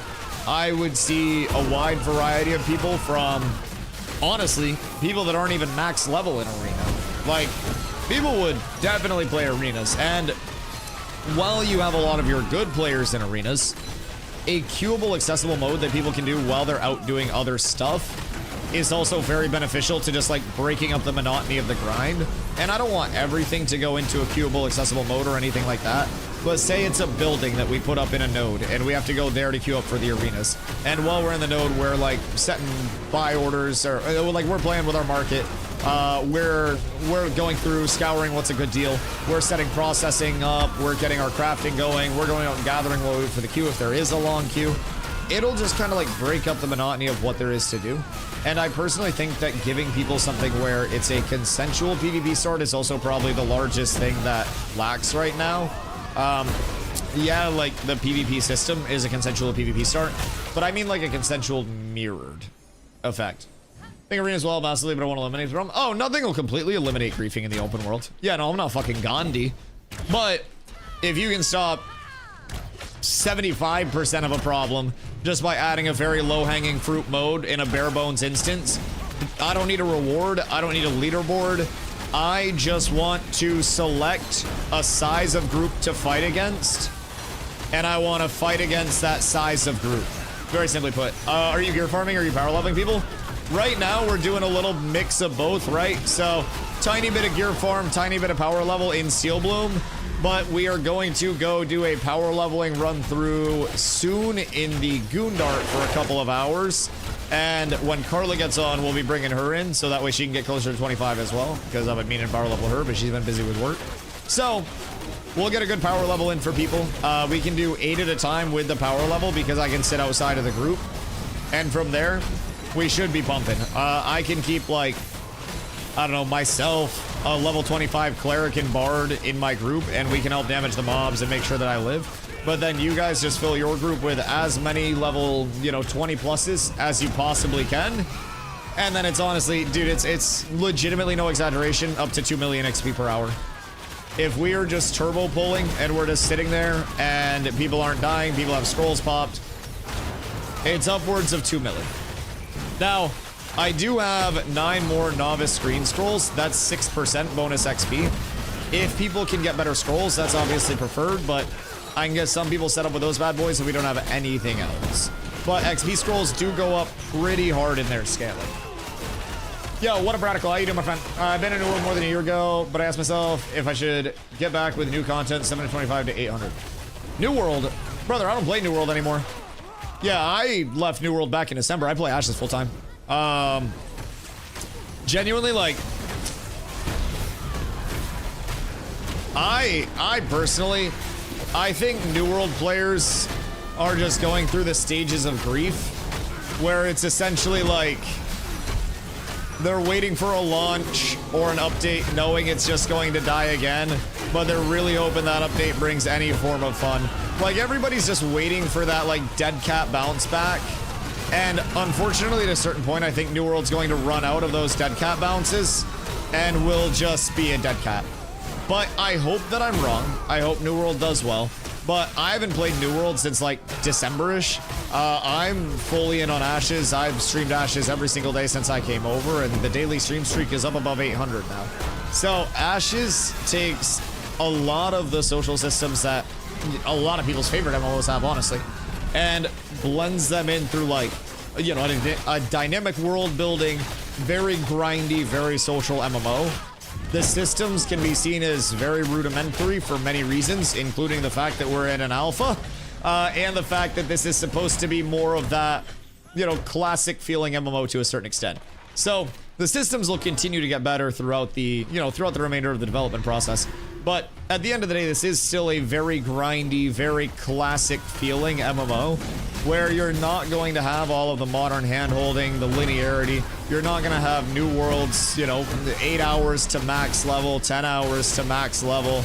But some people may like that. New World is what I've described, even since I was streaming it, right, as an MMO light. It's basically, if you want an MMO without any of the actual MMO, you want to run around in a world and see people, and it's essentially Club Penguin with a PvP system, then congratulations, that's New World. Club Penguin might actually have more system depth than New World. But it's all just what people are looking for, right? Some people really do love that little bit of a shallow gameplay loop. Some people want, you know, more of the system depth. Some people really like the raw bare bones grindy aspect. Some people don't. It's all just different strokes for different folks. I mean, I shit on and make jokes about New World, but I really do hope it does well. I have a lot of friends that are still over there playing it, streaming it, whatever it may be. I don't want that shit to just fall on its face. Like, I fear that that's still the direction it's going, simply because so much of the community sentiment has changed heavily. Ashes Alpha is more fun than most games. Yeah, I personally think so. I play Ashes because I have a ton of fun with it. Like, yes, I have my community over here, but you guys have to understand, I was perfectly comfortable streaming New World as well. Like, I was full-time streaming in New World, I'm full-time streaming over here. And I started full-time streaming in New World. So it wasn't like I came over here and the channel blew up to, you know, never blow upable points. I am still a very small streamer even with the grind to this day, and when I first came over here, I was at 40 average viewers. So, I miss the good days. the good days are here, man. They're here Back now. when They're all Bruiser here. Was a bruiser. Clumps were clumps. Things don't need to Everything be was simple. Things don't need to be simple. The good days are here. You just gotta believe in them.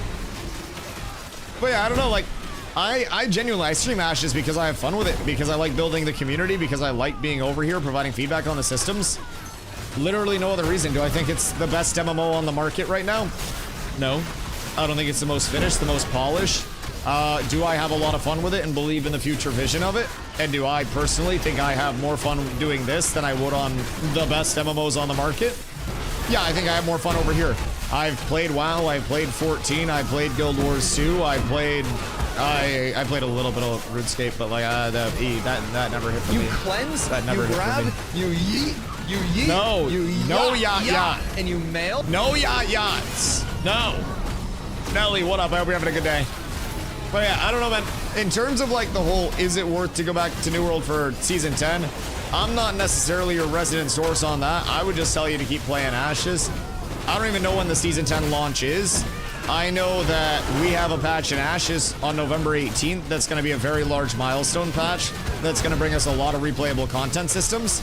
So I'm pretty pumped up about that. And again, I want New World to do well, but my prediction is that patch day hits, there's some good hype around it, and then 3 days in, there are so many bugs with it that everyone's just like, well, same old Amazon. Especially with them moving the date up, I feel like it's either going to drop with not as much content as people think, or it's going to drop with so many bugs and in such a rush state. Because Amazon does not have a good track record of moving things up. And there's a reason why when things get delayed over here, I'm like, yeah, it's okay. Because I dealt with it over in New World post-launch. Timetables are always cooked. They're welcome to a game. I don't know what to tell you guys, but I will say Amazon's timetables have always been better the longer they've delayed. Will be November, maybe Christmas? Oh yeah, I mean, they would, people have asked me a lot if I plan to go back over there. I've said specifically they would have to pay me to get me over there, and I mean that in every way, shape, and form. Either the entire Ashes community would have to like fucking force me off of this game and, you know, just give me the old Asmongold treatment, the old Pirate Software 1-2, which I hope doesn't happen. Or, you know, development just goes absolutely terrible and like Steven has a fucking mental break and like fires everybody and replaces the staff with actual chimpanzees. Like, anything can happen, right? Is there a 0% chance that I ever play New World again? No. Is there a pretty low chance that I ever do without Amazon compensating me for my time? Yep. Yep. Yeah, channel's not dying. Channel's not failing. Ashes, I don't think, is getting worse. Some people tell you it is. I don't think so. No one can break you. Yeah, I mean, I'm just chilling, dude. I have a lot of fun with everything. The community's growing a lot. We get a lot of content over here. We've worked hard to get ourselves in a good spot where we can get all of this good content as well. So I think we got it pretty made as cats. Like, not even just me in, you know, an individual sense, but like our community, I feel like is one of the communities that people understand what we're about very wholeheartedly. We can get PvP if we want it. We can get PvE help. We can get pretty much whatever we need. So, Trumpet's hiring chimpanzees on my standard chance. Dude, I've thought about applying for like an actual janitor position specifically so I can get access to the dev console and show you guys cool shit. Like, yeah, maybe janitors don't get access to the in-game dev console, and maybe I'd be NDA'd, but like, what if I apply under a fake name? Like, Pedro Valeras or something. I feel like they wouldn't be onto me. I feel like I could pull it off, and even though Pedro may be NDA'd, Dusty is not. Dusty, how? This guy looks really familiar. I just go in wearing a shiesty every day. And then we eventually hit the shiesty stream goal, and it all breaks down. Steven just comes in, checks it out, he's like, what the fuck? Who is this? Why do I recognize you? And I'm streaming from the Intrepid Studios, like, just mopping floors and shit. Had fun this phase so far, can't wait for more content to drop soon. I've had a lot of fun, and honestly, we haven't even been into, like, a ton of the fun shit. Like, we get some PvP, we get a lot of PvE, it's a community building game, and we're doing just that. I enjoy it a lot. I just hope we get some real sieges soon. Listen, man, I almost made that one a real siege last night. I swear to God, if my wall didn't bug out, then y'all would have been cooked. I was turning that gate fight. Y'all were fucking back against the wall, literally. But again, Steven comes in and saves Polar, his fucking baby. Just couldn't see me wipe him. Fucking ridiculous. The favoritism, dog. Oh my God. Oh my God. So, for legal purposes, that's a joke. Dev guild with special 5% extra height on uppies. Brother's got the new guild tree. They test the new guild tree changes before we get it. Wait till they unlock the active abilities. I'm 187.4 fizz power, 92.6 fizz speed, 35.1 on the crit chance, and then 191.3 on the crit power. So feeling pretty good about things. I also do like having a good bit of disable power just because that increases my CC duration. So I'm at 17.1% increased disable power as well. Doing pretty well. I'm quite happy with everything. Now, am I going to specifically target disable power? No, but I think that's a nice stat for tank staff. So keep in mind, I am still using one-hander and shield. I will always use one-hander and shield because it gives you such a high passive block chance. You got 19.3 and you got 15%. And that's whether the shield's active or not active. As long as you have one equipped, you have a huge baseline passive block chance. 25% block defense for magic, 29% for fizz, just from having a shield equipped. And it's just an apprentice shield. And that's passive. That's not accounting for active. That's not stacking up with your evasion. So now you're immediately at a fizz evasion of 19.4, a fizz block chance of 19.3. Congratulations, 38.7% of attacks are now going to be avoided in some way, shape, or form, just passively. Pretty fucking good. Avoidance is a huge grouping of stats. So I definitely feel as though we have a little bit more of that, but keep in mind, accuracy also counters out the evasion. So people will have typically pretty high accuracies, but yo, what up, Rectify? How you doing, dude? Hope the grind's treating everyone well. Oh, drops have been hot as shit today. We have done exceedingly well with our drops just in this short time frame. We've been pumping a little bit of Steel Bloom XP grind for people. We have a couple of lower people in the group as well. Brought over a couple level 17s, I think. I think it was 2 level 17s. Vivid got 20, or has been 20, I think. Ron's been 19. So, like, this has been okay XP. The area where we're going to go in a bit here is actually, like, a dedicated power leveling spot. But we've also found some really good pieces of gear here today for the people that don't have their gear. So, great multifunction grind. We also got PvP here, so that was cool as hell. I do love getting some PvP. Oh, Ron just hit 20. Fucking, wait, no he didn't. I thought he hit 20, never mind. Who leveled? Did someone level? I thought I saw a level go off. Maybe I got baited. I thought somebody leveled. I'm sad now. Ron, how close to 20 are you? Close? Okay, maybe I just saw it ahead of time. I'm too anticipatory. Much too anticipatory. We should have allies when we're leaving off at the spot. I want one of our guild leveling groups to get in here, if I'm being completely honest. Because we're going to be coming back here at 7 anyways. 7 p.m. EST, so a couple hours for guild gear grind tonight for 20 plus. So if we can get like one of our other guild groups here, so everybody's just pumping out, staying active, I think that'll be pretty large. Just didn't know if we'd have one. Me either. It's wishful thinking though, right? Yeah, no, I absolutely get that. If we do have another group that wants to come over when we leave, I'm absolutely down to get them access to that. Would rather have them have it than somebody random. As long as our people are cooking in it, then that's great. Because I don't know like what your guys' XP has been like here, but I'm assuming it's been pretty solid with me tanking just because it is so brain dead for me to just be here tanking with this fizz power. Me and Nin are also pumping a shitload of damage. We got cyborgs in here helping out with shit, so we have some very good pump in here right now. So hopefully everybody's getting some really good levels off this. Those are butt cheeks. Butt cheeks. One of my boosts. You said you were playing a cleric now, right? What levels are cleric at? Also, make sure you guys are getting your loot. Nom nom nom nom nom nom nom. Delicioso. I love it. Might have executed the most boring level grind ever yesterday. Level 5 to 9 with only mining. So, back before Phase 3 launched, there was a contest that they ran on the private test realm. Not really a contest, but it was like a focus test that they gave rewards for, where the person who got the most gold during the weekend period, the person who got the most experience, and the person who grinded the most materials during the weekend period would each receive like a mount skin that was permanently tied to their account. So, ask our friend Z about the lumberjacking grind next time you see Z.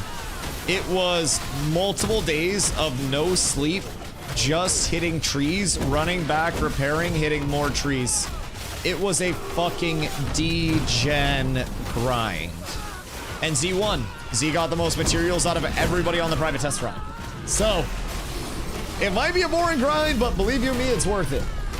Personally, like mob farming, not the way it is currently. Standing in a room, rotating spawn timers, cleaning floors, dungeons, bosses sounds more entertaining, but I guess that's intended.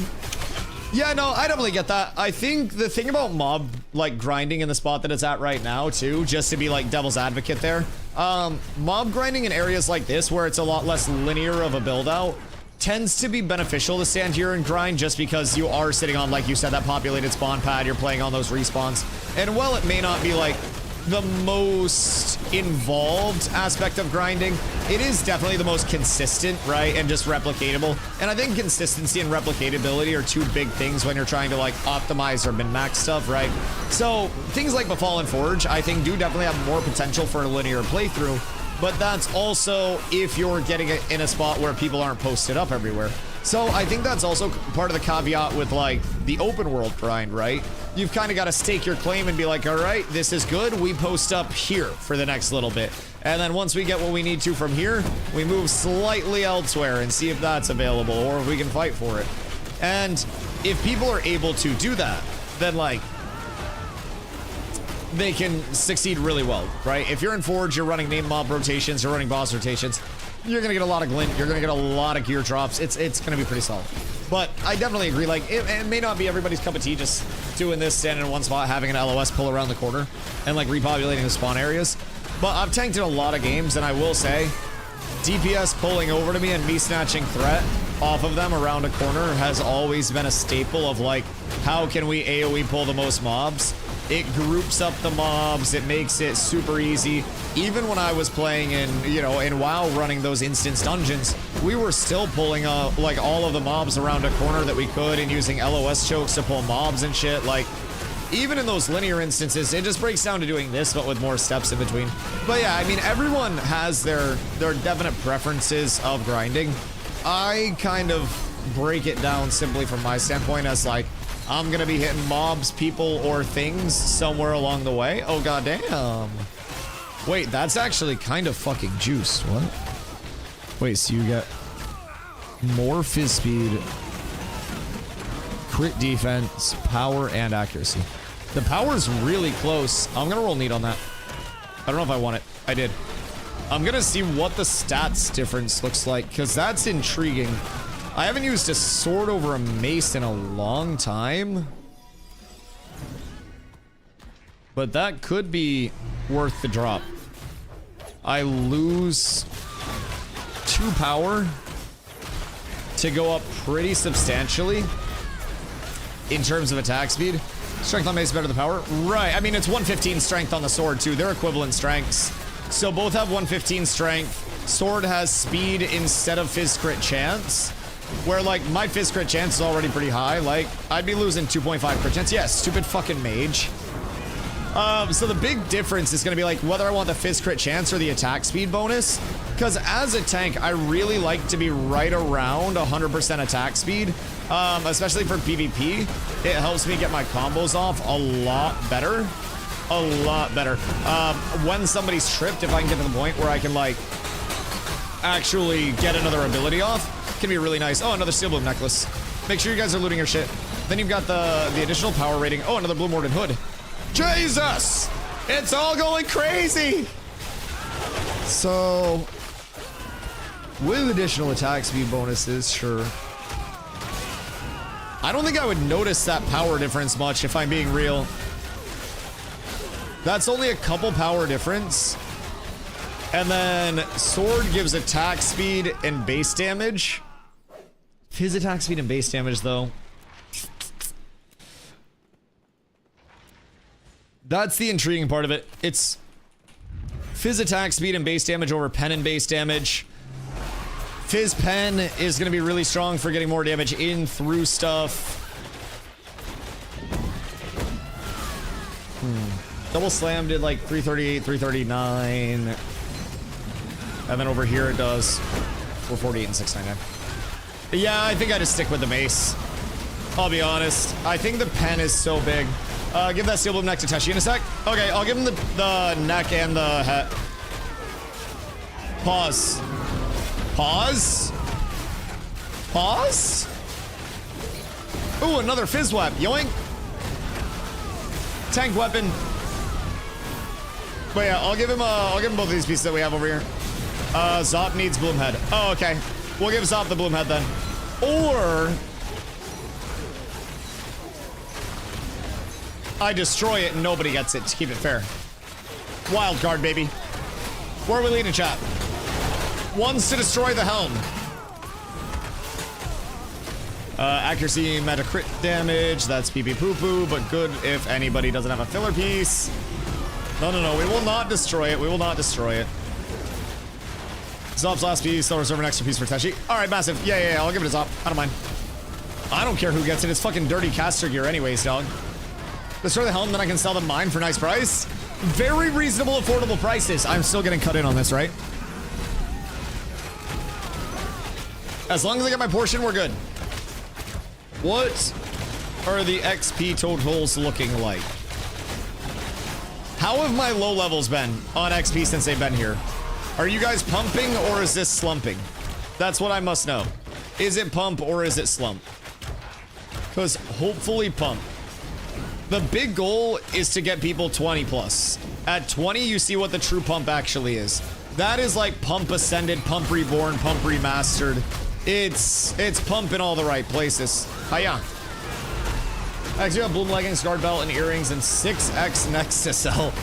Jesus, we're doing steel bloom grind tonight, so I don't really think we're down bad on gear or anything, but gonna go dibs on the next CPS.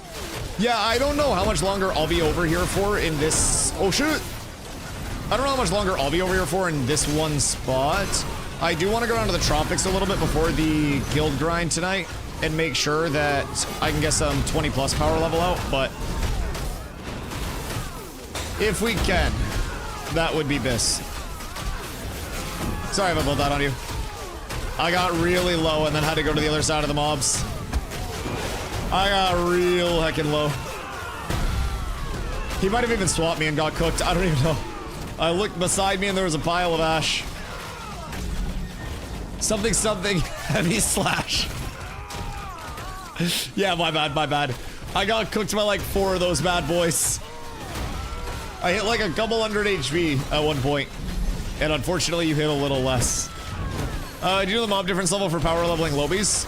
Outside of 9 levels, there is no XP gained from mobs, and then 8 level difference in group is what you want to be at, so like 17 to 25, I believe. So. Show defense. What, Fizz? I sit with grid up at 59.6 Fizz, and then 36.3 magic. Nothing too crazy. I'm a little too Fizz heavy right now, because I'm wearing a heavy 5-piece. Eventually, I'm going to drop that down to the medium 5-piece with the Blood Runner set. And that's going to give me a little bit more balance in my mitigation set. So that'll be quite nice. But as of right now, like, I'm very heavy Fizz. I don't necessarily like being this high on Fizzmit. And I think that once you get into like the 60%-ish range from what I've experienced, you get into the point of diminishing returns on your mitigation too. So I try to go like, you know, 55, 45, 55, 48, somewhere in there. Just a little bit more balance in that high 40 to low 50 area. Just upgraded my white level 10 wand / focus to a green Carf book, and it went from 164 to 209 magic power. Bruh.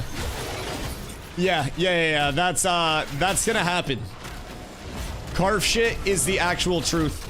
As soon as, like, Petition a Challenge is up, if we can get in there with a raid, it's such a big gain opportunity for people. It is such good weapons. And if you get 2 weapon drops per event, you're completing multiple runs of the event per hour. Dude, it's guaranteed weapons that people aren't gonna replace until they get high rarity shit. Mobs are not liking the aggro. He just said 8 in group. I think it's 9 level mob difference and 8 levels in group. It could be 9. I know the mob difference is 9. I just don't know what the in-group level difference is as well. When I'm truly power leveling people, like, I usually tank outside of the group anyways, so they can have a full 8 power leveling. But right now, I'm just in group because I want some glint, and I can also maybe get a couple pieces of gear from here. So that's always nice too, but am I hitting that much harder? Yeah, I am. Oh shit! The shield upgrade too! Oh my lord! Wait, a level 50 shield, a level 25 shield! I've been on my little baby shield for so long. Oh my god, wait, where is it? Where is it? No! There's too much death and destruction and doom. Uh-oh. Is it this guy? Arcane Aegis Bracers. Oh my god, dude. Wait, I actually can't find it. There it is. Holy fuck. We have too much. Much too much to give away, I think. What the actual Hellington, dude. The gear drops are fucking juice. I have all of this to give away, by the way. If people have empty slots, please come see me. Because I have a storage full of shit as well. And this stuff is not getting any better. Why not come Carfin? Well, I would if I didn't have level 17s and shit. I would love to be in Carfin. I basically benefit from, well, now actually that I got that shield, very, very little from here. But we got to get people leveled. We got to get people pumped. Then it's all Carfin.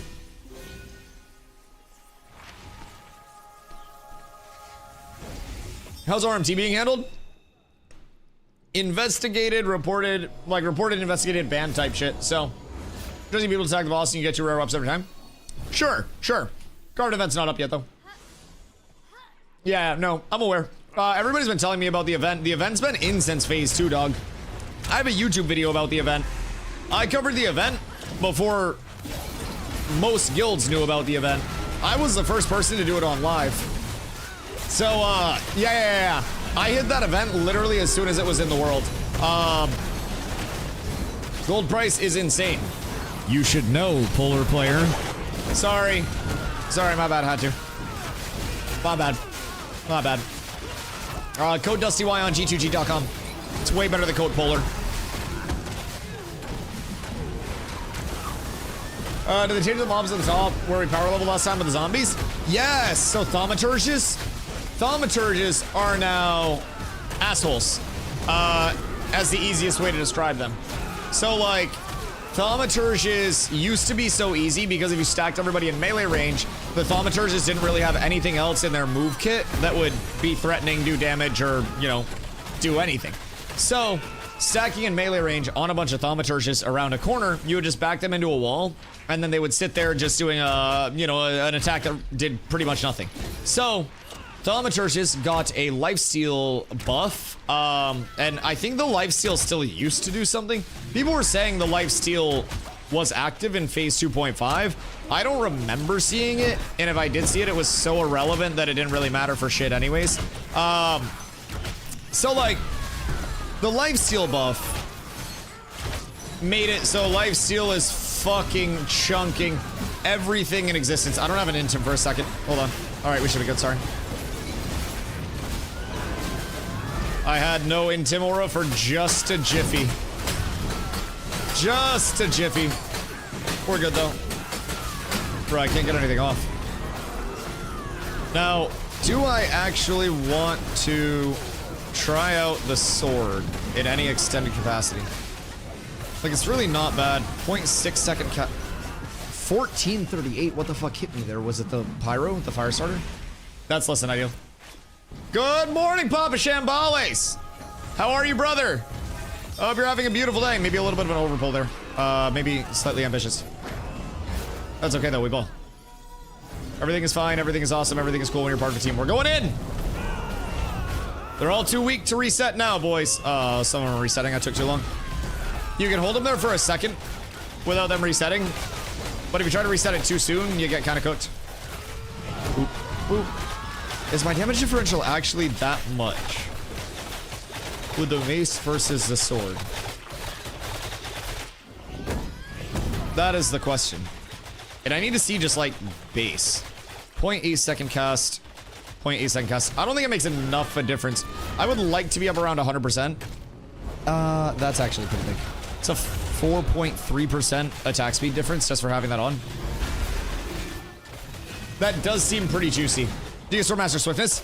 Yeah, so that also procs attack speed, but like, for PvP, I'm not really using my sword that much, if I'm being completely honest. PvE, it's nice, but like, the main attack speed focus is for PvP anyways.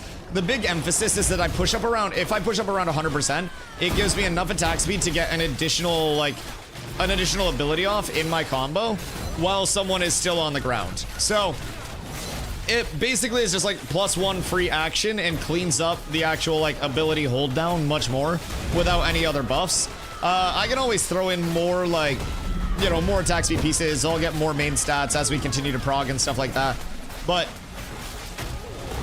I don't know, it's kind of a mix because while the Swordmaster Swiftness, really nice from Sword, right? If I do get into melee range at all. Having the Fizz Pen from Unstoppable is also kind of solid. Because it's just Fizz attack speed versus Fizz Pen. Anybody can get Fizz attack speed at this point. Not many people can get Fizz Pen. I remember what best Fizz one-hand weapons right now? Personally, I like the Carfin weapons. Carfin Mace is fucking massive.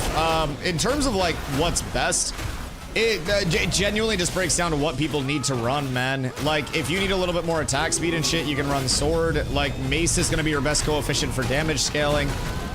Like, Mace also has a really good tree. I think with Fizz Pen not being available, or Pen not being available in general also, the value of having Pen is probably just fucking mondo, if I had to guess. Because you're still getting the base damage, you're getting dazed out, the status effects aren't that great anyways. And as a tank, we're not really, like, I don't know how other tanks are playing, but I find the second that you're PvPing against somebody with any sort of a brain cell whatsoever, and you pull out your melee weapon, they're just gonna walk away from you, and you're not gonna be able to get a full combo off. So, I'm always pretty melee weapon averse anyways in PvP. I usually just pew-pew on the longbow. But I'll be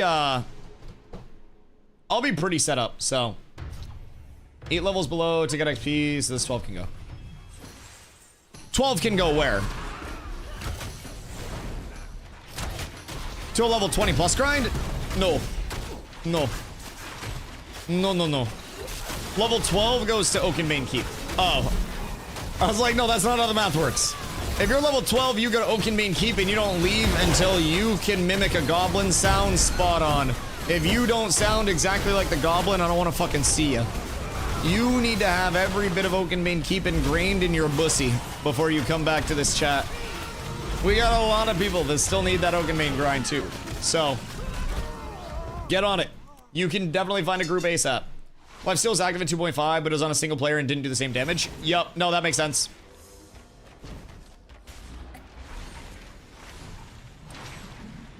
Lifesteal was so fucking negligible in 2.5.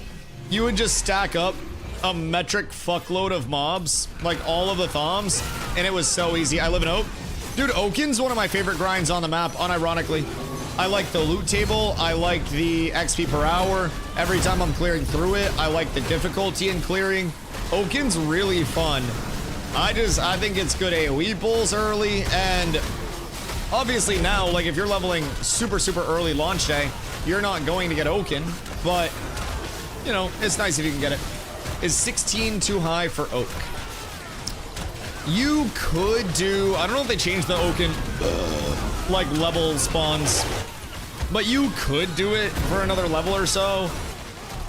I wouldn't really recommend it. But it's probably going to be a bit too high at this point. At 16, I would say you could get into, like, a Steel Bloom group at 16 is going to be really hard. Seth is okay. Ursine can actually slap for XP per hour, can give good drops now because of the Beast Loot Table editions, and can be just pretty generally solid. What else would I do around that level? 15, 16 is really like the limbo, like, I would say 15 to 20 right now is where people have to get the most creative with their farms, if I'm being honest. Because at 17, you can go to Epstein Island, but I wouldn't recommend anyone under 17 go to Epstein Island.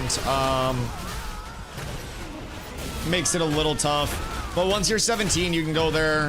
You can get a lot of drops. I like slaying Innocence at Oaken. That shit's pog. I hate you. You do Bears and Steel Bloom at that level? Bears and Steel Bloom are quite nice, yeah, if you can get the Bears. I don't think many people will be farming Steel Bloom Bears right now, like in terms of raids. Most people will probably be on humanoid grinds. Bears were a really popular choice for people previously in 2.5, if you can find a group for that. Yeah, honestly, Bears. Ursine Bears, Steel Bloom Bears. I'd stay at Oakenbane or stuff until like 17-ish, then go Steel Bloom. 18-ish. Yeah, I usually do Oaken until 17. The latest I've stayed on a loop is 18. It is valid until 18. It'll slow you down a little bit, but it's going to be incredibly, incredibly, incredibly safe. And keep in mind, as you're higher level, every level that you are underneath a mob, you do reduce damage to and take increased damage from that mob. So having your level more parodied with the mobs or even slightly above level is going to make it substantially easier for you as a player. There's a reason why we're just pulling everything in this room, and the only time that we're dying is when I'm fucking around just not paying attention. Like, it just gets very chill the second you have, you know, a tank that's level appropriate, not getting absolutely gibbed by the mobs. Things hit them substantially harder than they hit me. So, do Goblin Plateau. Also, if you want to farm weapons plus XP. Yeah. And then at level 17, you just go out to Gobs on Epstein, and then you're fine. Get yourself a little Node Cork farm on. Get yourself a pizza party, and you're balling. Quantum, what up, dude? What's Oak minimum? Minimum? Probably go over at 10 and do the lower level mobs. I would say ideal, probably like 11, 12. What's Epstein? Epstein Island is up here. It's a bunch of goblins on an island in the middle of nowhere. So you just go up on this like northeast part, and then you have the level 20 mobs.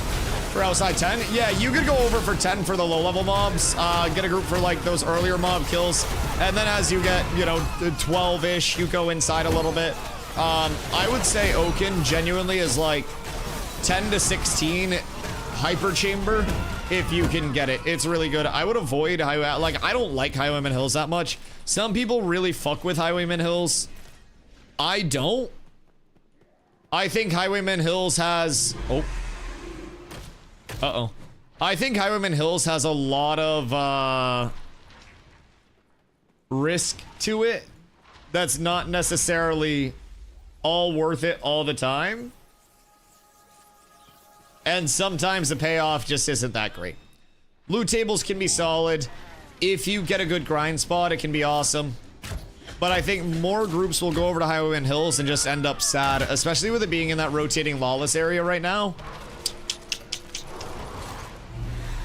Tends to not be good. I mean, Oak can also go Lawless though, so you do have to be cautious of that still over there, but only good name I see you have for Tropics is Johnny Bravo for Corrado. Jesus fucking Christ. Listen, the naming schemes can be hard. They can be very, very difficult. I understand it. I steal most of my naming schemes from other people. The only things that I've laid claim to, Metropolisy, the Goondark, Cock Rock, maybe a couple other things, but maybe I am a little bit of an explorer. Go look at the map for the grotto and tell me I'm wrong. Oh god. Oh god. Wait. Where are we? Which one is the fucking grotto? That's the brig. Which one is the fucking grotto? Where the fuck is the grotto? Yo, Niao Win. What are all these names? Time Warden? Oh. Wait, this? Moltruck's Vault? Is that Time Warden or is this one? Oh, that one's Time Warden.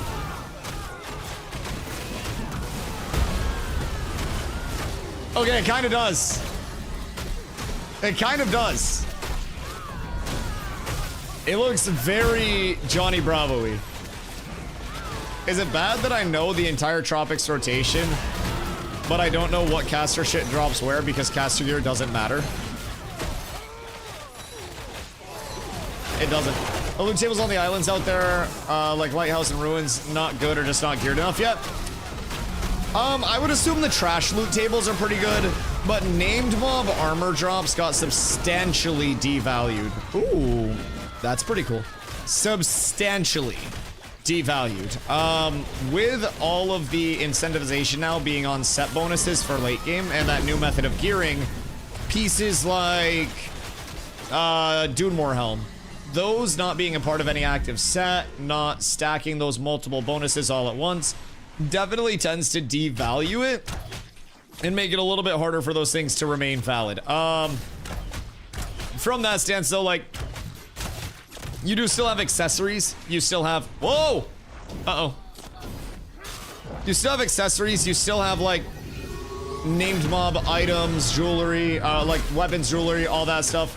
From that standpoint, you have out in the Desert Pocket dungeon, the Amulet of Zarin that was previously mitigation and evasion rating has been reworked to being just fizz power. So it's an absolute metric fucking pumper of an amulet now. Goes kinda sicko mode. Boop. Boop. I love tank damage, it's so fun. Mostly named mobs out there? Yeah. A lot of the drops farm will be named mobs.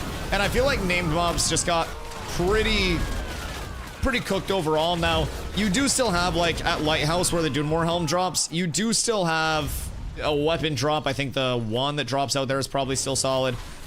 You have the trash mobs out there, the goblins that are out there that probably have a pretty good diverse loot table. But I just feel like named mob armor pieces and, like, patching things together is cooked now. It's not? Oh, RIP. That's so sad. Yo, what up, Landlordy? How you doing, dude? I've seen him grind since the start of this alpha test, and all he does is kill mobs. Anything you can do in this game other than grinding 24/7? Yeah, absolutely. I mean, you can kill mobs, you can kill people, you can kill trees, you can build towns, you can gather, refine, craft, but it just breaks down to kind of like what people's preferences are. I mean, just a few minutes ago, actually, when we came over here, we were fighting against another group that was trying to come into our area, and we had, I'd say, probably about a half hour of PvP over it. Maybe a little quicker, but we had a few good fights and a few people that were roaming around that we ended up killing. So it's definitely a grindy game. Like, that's honestly one of the key words that should be used with Ashes is grind. But I also think that can be said to really any MMO. If you can name an MMO where you're not either killing mobs, players, or gatherables around the world as your primary gameplay loop, I'll VIP you right now. I will. I wish to see something else. Well, there are other streams. I'm not making you show up, respectfully.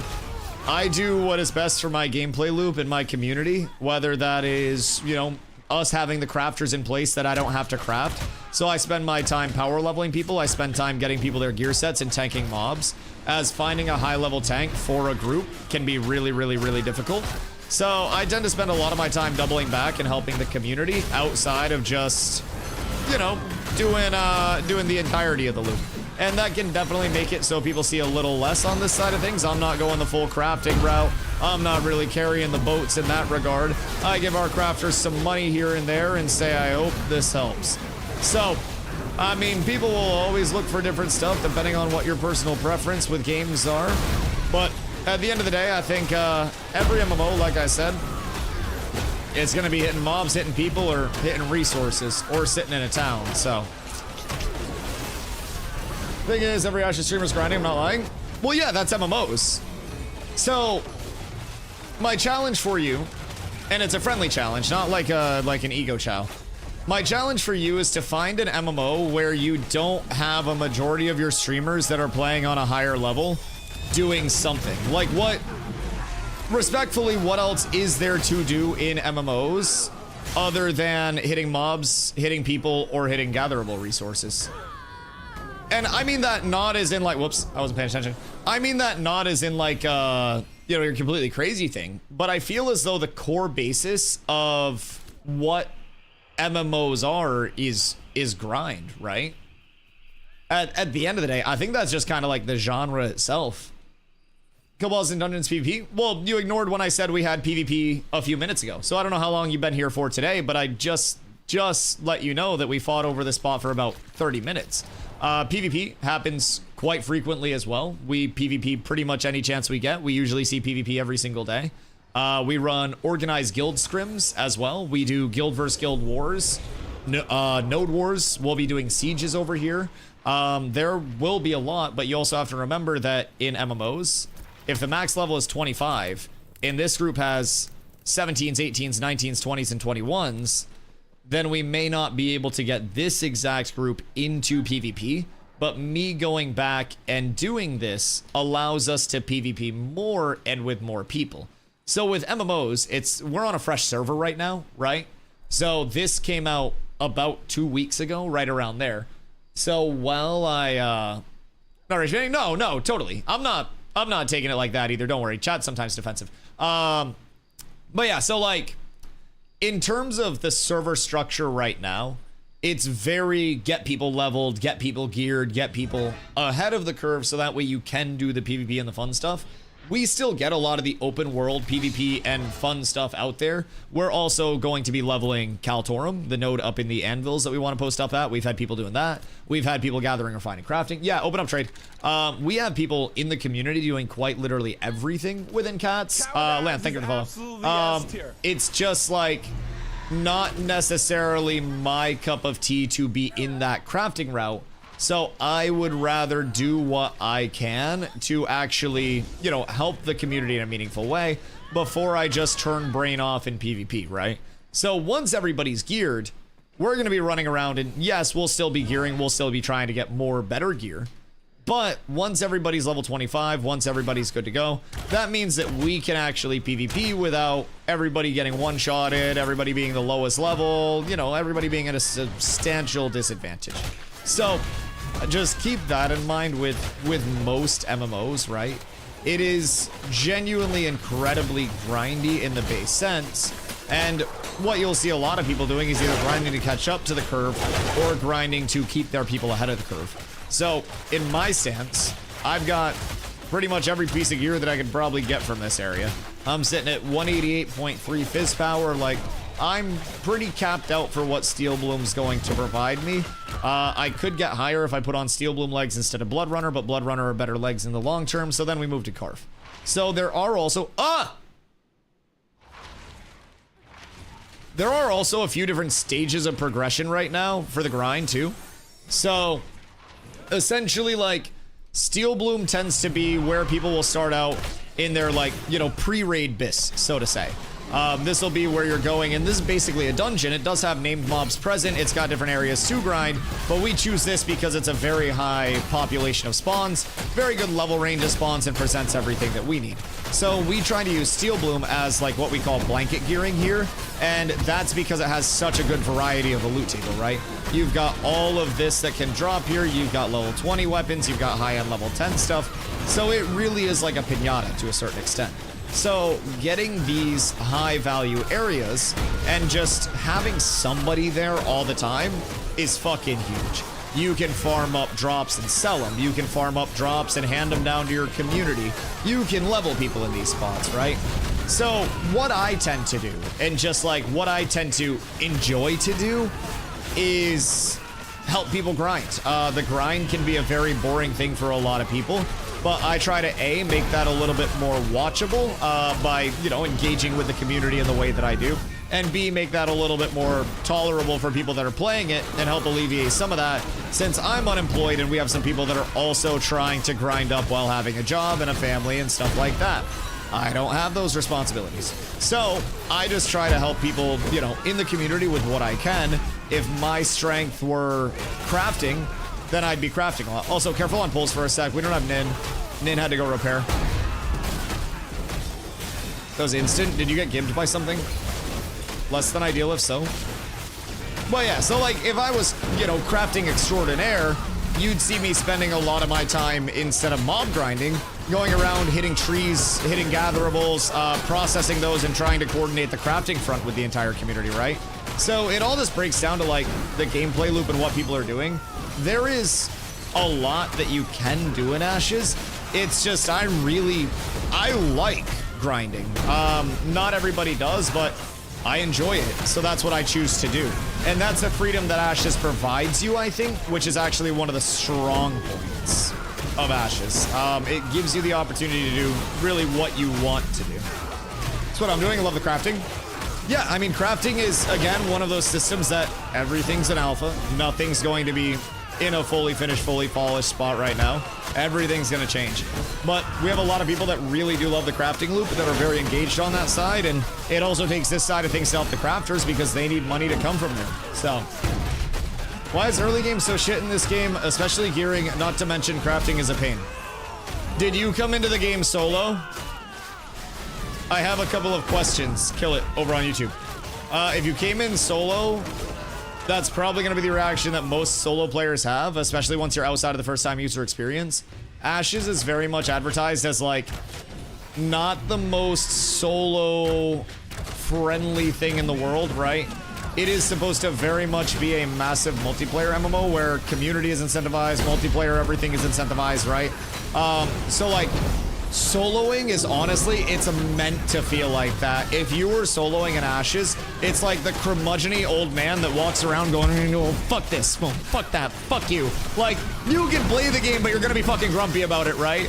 So, take into account, like, if everything is intended for, you know, 8-person groups and stuff, the amount of materials needed to craft something, if you even have 4 people that are simultaneously working on the crafted goods, and you have a network of friends, guildies, crafters, whatever it may be, that's going to enable you to have a much smoother progression, much smoother accessibility to a lot of the goods that you do need to make, that you're trying to make, and really enable a lot. So I definitely feel that, though. Like, one of the biggest things that solo players do come in with is, like, it doesn't hold your hand, it's really difficult.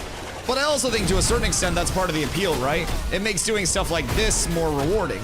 Because early game, you can still AoE pull, you can still do crazy shit, but you gotta be in the right group in the right spot for it, right? You'll find gear drops, you can do everything. It's just, doing it as a solo is fucking cooked. And it'll get better as a solo, right? The trope, like, it's an alpha is thrown around a lot by a lot of people to make excuses for shit that shouldn't have excuses made for it. But in a very literal sense, it is an alpha. So I always try to remind people to, like, things are always being tested. Some tests may not hit, some tests may come in and be perfect, right? For every one thing that isn't coming in well, there are a whole lot of changes that have come in well. So providing feedback on the things we're not enjoying is definitely important, but I also try to remind people, like, you can slash bug anything in the game, but if you do a slash bug and your bug report is early game sucks donkey dick, that doesn't tell Intrepid anything. They can't unsuck the donkey dick. Like, once they're a donkey dick sucker, they've sucked it. So taking that energy, right, and being like, this sucks, but let me figure out what sucks about it, right? And then providing feedback on that, that's what this stage is for. And that's the good part of it. Things are supposed to suck because they're testing shit, right? But, like, I try to look at something that I'm not enjoying and be like, why am I not enjoying this? Like, I know it's not hitting, but, like, is it the scenery? Is it the pacing? Are mob drop rates too punishing? Are non-elite mobs too, you know, too unfriendly for drops compared to elites? And I feel like there's always, I'm okay with the suck. Yeah. You gotta embrace the suck. So, will suck throughout alpha. We have a great opportunity to provide feedback to those systems and, like, power the change. Things definitely do suck. I'm not one of those streamers that's like, you're not allowed to criticize Ashes. Brother, I criticize the systems if it's a system worth criticizing. It's just I also enjoy Ashes, right? So, I don't know. Like, I always say, if something feels bad, slash bug it. They can't ban you from reporting bugs. So, at the end of the day, every bug report, every ticket that's sent up does get reviewed by a human. At least that's what Intrepid's told us. I have no reason to doubt that. I'm not a fucking conspiracy theorist, except that Vera's flat. It is. But everything gets reviewed. And if you do send up some feedback where it's like, hey, the crafting grind feels a little rough because the monetary input doesn't match what I'm able to farm up as a solo player. I spent 5.5 hours doing quests and killing mobs and doing everything I can, and I was able to refine 4 planks before I was out of money and the vendor told me to go fuck myself. Then that, I think, is something that really helps shape stuff. We receive a lot of updates and changes to a lot of econ things, a lot of gameplay changes, a lot of progressionary stuff, right? So having that level of, like, why does this suck is actually almost good. I know it may seem very, like, counterintuitive right now, but it's almost good now in this state to have the feeling of, like, this sucks and being able to provide feedback on it. Now, instead of having to wait for launch for them to be like, hey, all of the player base left, we already launched the game, how can we make it better? And then they gotta do fucking Ashes of Creation, A Realm Reborn, or fucking Ashes of Creation, Eternum. I played through New World's entire up-down cycle, the entire life and death cycle of that fucking game's potential and everything. I don't want to do that shit again. And I think that with the spot that Ashes is in, everything's not perfect. A lot of people want to act like everything's supposed to be perfect right now, a lot of content creators especially, and that's simply not the case. That's not the expectation that's been established. That's not what people should prepare for, believe, or anything. It's not perfect. It's not fucking gonna be. But if you're somebody who's playing Ashes and you like it enough to take the time to say, this sucks, but I also think I know what sucks about it, congratulations, you're a really valuable playtester. And if you can, like as Steven says, embrace the suck, you can actually help shape a lot of the systems in Ashes that you do like. As I mentioned to somebody previously, I really like mob grinding. I have found mob AI bugs where like mobs were bugged out from hitting in certain areas. I found forced resets on bosses that allowed my group to get the tag 1000% of the time, right? So it tends to be just kind of like what everybody's expectations are and shit like that. Dude, I probably won't hold on long enough. What do you mean hold on long enough? Ashes is in development, brother. You're playing this game pre-launch. Like this game hasn't launched yet. This isn't supposed to be even anything that in most development cycles is public. New World was not this public at this state of development and went public with everything like far more progressed than Ashes did. In terms of like it holding on long enough, we're still so far out from a launch. You gotta realize like we're not even in beta yet, brother. So the fact that people are even playing it now and saying like some parts suck but some parts are also fun, I think that's more of a testament to why I will hold on. Every MMO is going to have parts that suck. But if you can find something you enjoy, and most players can, then you're set. It's not 100% true. What do you mean? New World absolutely went into a very public state of development, far more progressed than this. They had closed beta opportunities, or like closed testing opportunities along the way, but they're like, their full pub was actually quite like far along their development cycle comparatively. Ashes has been very public since like the entirety of it. So you gotta remember, New World went through its full development cycle 3 years post-launch, relaunch number 1, relaunch number 2, poured over to console. Like Ashes hasn't even launched yet, brother. Just because this game exists in a playable state does not mean that it's like a fully launched game. There's been no marketing push. All word of mouth spread has been organic word of mouth spread about the game. If you heard about Ashes, you were a $0 customer acquisition cost. I've been watching Shark Tank. They paid nothing to acquire you. That is organic word of mouth. The sharks would be all over a $0 customer acquisition cost that is in this state as a business. They would love that. They'd be fighting over it.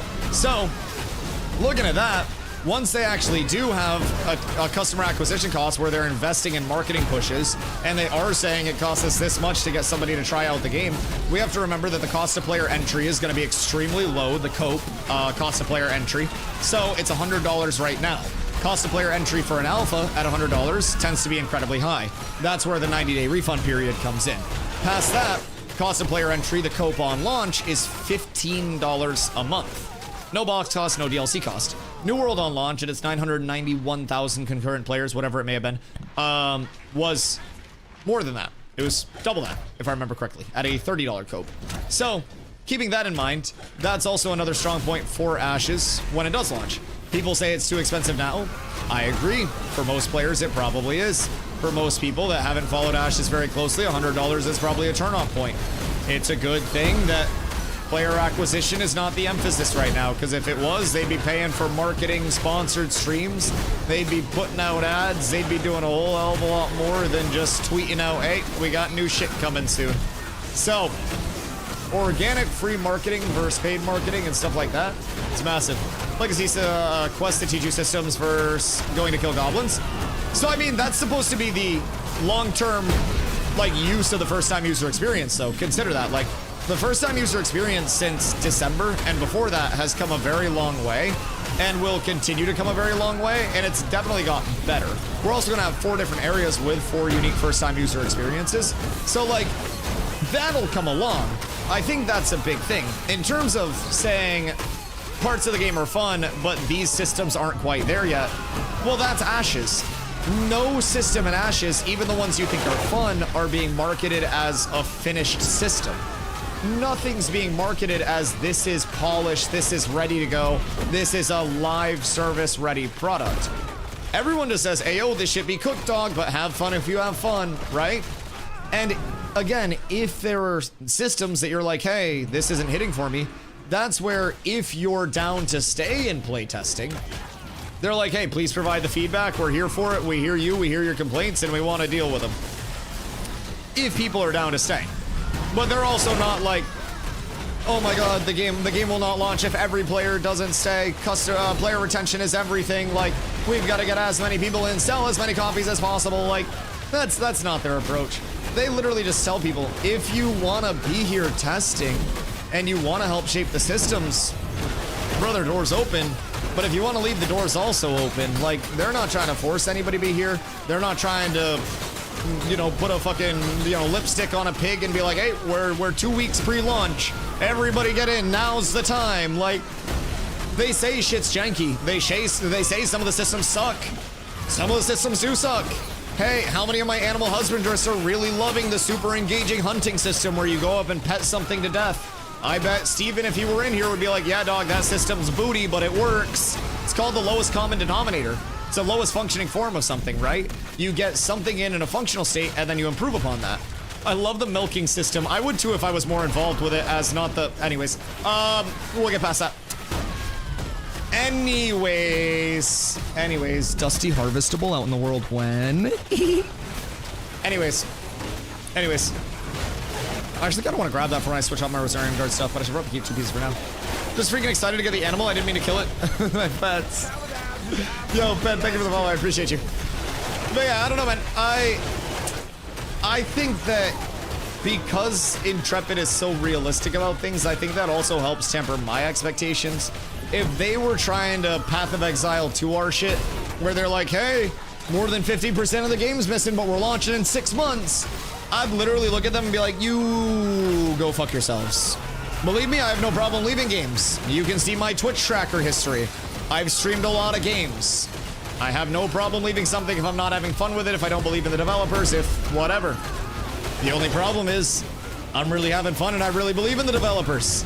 Not everybody will. Not everybody will completely enjoy every aspect of it.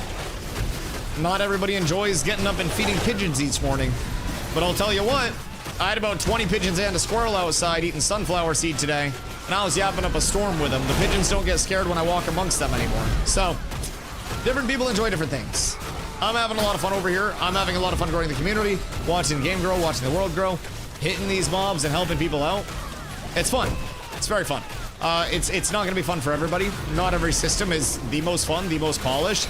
I was a big, you know, critic of mob grinding for named mobs last phase. I think named mob grinding is some of the most boring fucking shit in human history. And that's what pretty much everyone was doing to get their best in slot gear sets instead of incentivizing these dungeon found, you know, out in the open world area found pieces. Nice drop.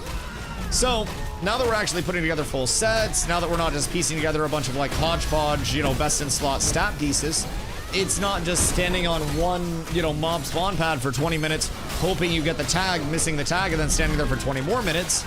It's standing in one area for hours and getting as much gear as you can.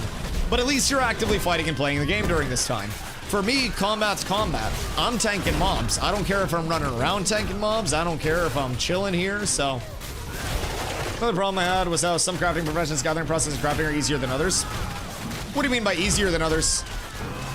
I mean, that's naturally gonna be, like, not everything's always gonna be parodied. Some will have different material costs, leveling cadences, usage in the world. Some make more consumable finite goods. Some make more, you know, one-time consumed goods and then they're gone. Or like never bought again, I should say. Like no customer reacquisition, so to say. I do definitely think that's a byproduct of like systems in any MMO.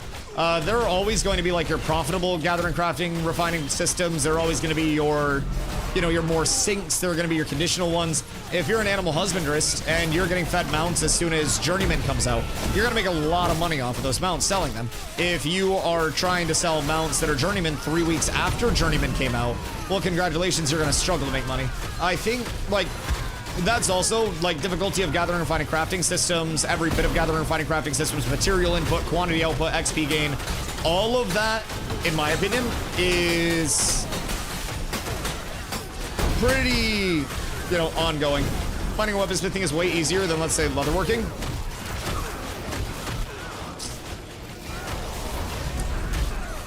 Yes and no. I mean, mining, depending on what your ease is, like if you're just trying to raw level, then sure, you may be able to get mineable goods easier than you get huntable goods if you don't know where to target huntable goods. But if you talk to the people who have their leather working up already, I bet they have an area where they source all of their leather goods, everything that they need to actually level, and they tell you it's pretty easy once you know. And that's a big thing with Ashes. A lot of things are very, very complex, very, very difficult on an outward level, but once you know someone or something that shows you the way, then that really helps. I climbed the volcano. Can you show me where I'm supposed to go? Oh, are you ready for the mob grind? If you're done your league, you are supposed to go down to here. So it's like right on that edge, right on that corner. Basically like where the harbor and the town intersect. And then we'll be right over there, because I can just death warp over. I'm assuming everybody in this group has probably got a lot of goods that they're happy about. So, you take your time. Are you playing League again?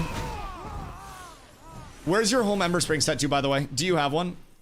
I'm gonna maybe play another League game. Okay, well, set your home Ember Spring there, and then if you're gonna play another League game, just come up to Steel Bloom and we can do late night power level tonight. Because Gear Raid tonight is gonna be Steel Bloom.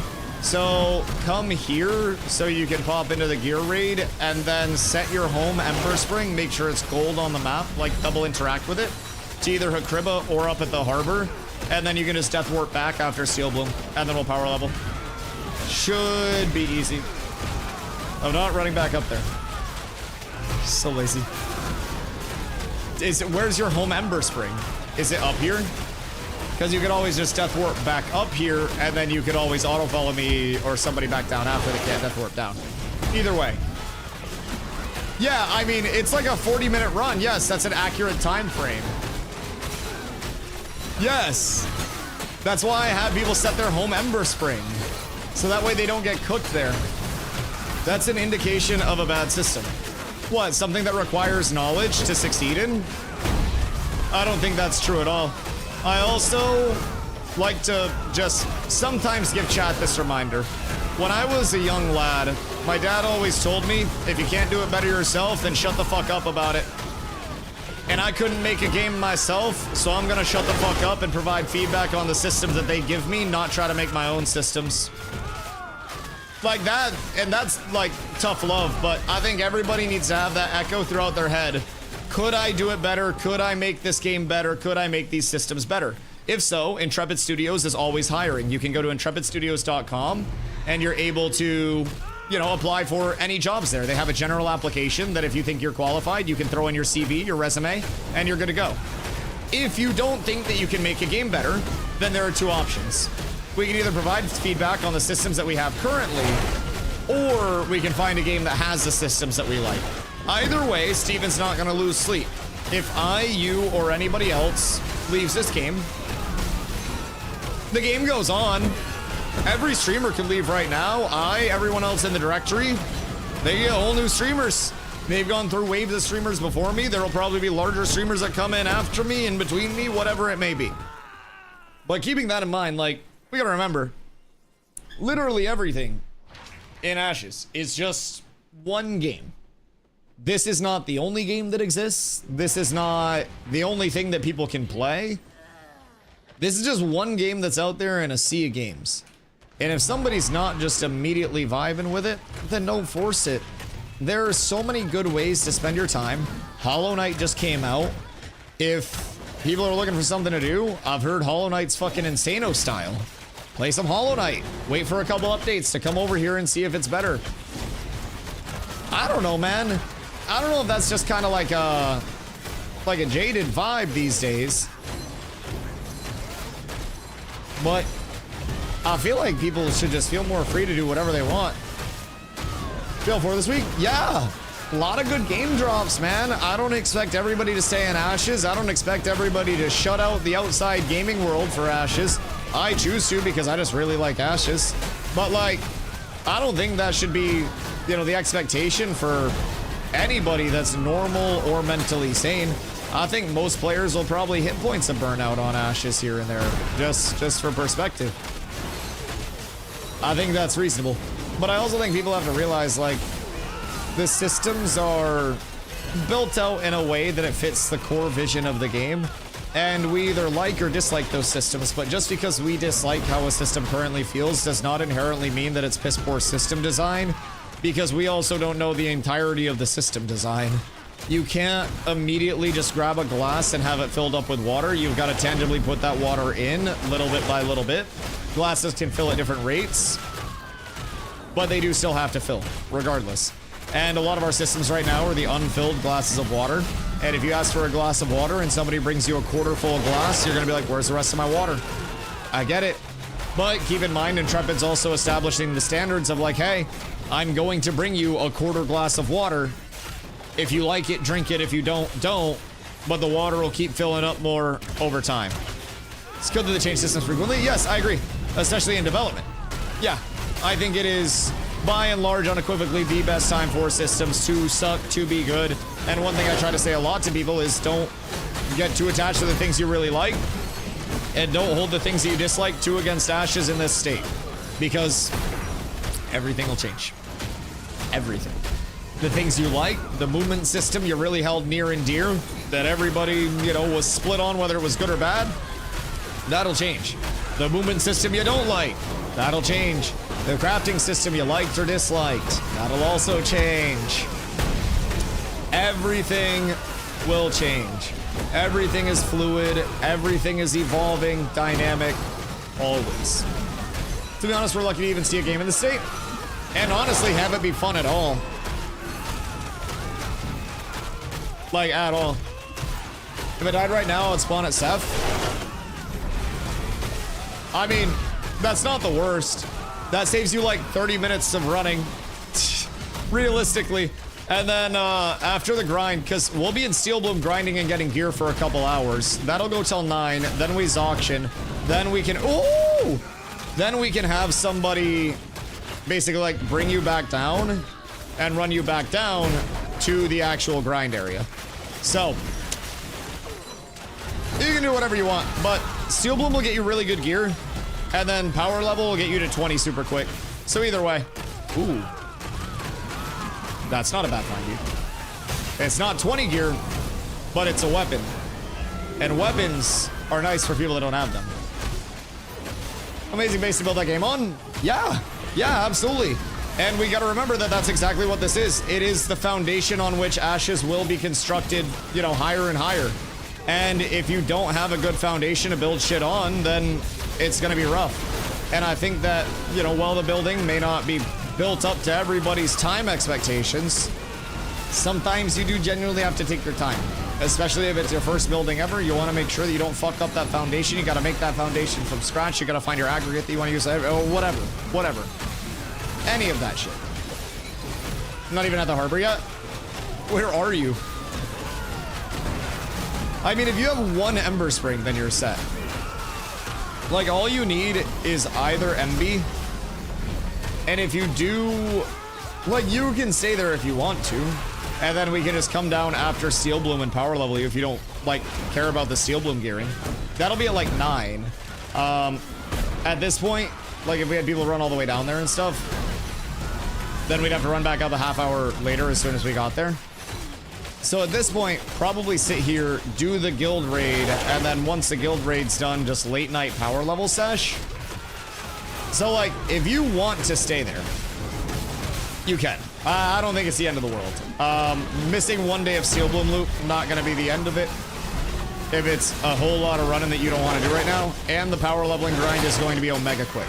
So I'd definitely say, proud of the power level. At least this time. I mean, I'm saying I would recommend coming up for both. Just so you can get gear, help us out with the raid, and then also get a pump. But if you want to play League, play League. That's up to you. That is whatever you'd like to do. But you haven't been the most active. So it'd be great to see you get to 25. Great to see you back on the grind with us. We love seeing ya. Nobody in League really gives a shit about ya, and nobody gives a shit about League. And you're probably worse at League than you are at Ashes. Just for perspective. The comment, you sound like a hockey commentator, would probably become a good rapper too. The most awful bars in human existence. No, I appreciate that. While I may not be a professional rapper, I do consider myself a professional yapper. So, you know, we take the skill set and do what we can with it. While I may not have ghostwriters, I can sit here and just interact with chat 10 hours a day, dog. So, very grateful to be doing, like, what I do. It's something that not everybody gets to do at any point in their life, and I streamed a lot of years before I went full-time.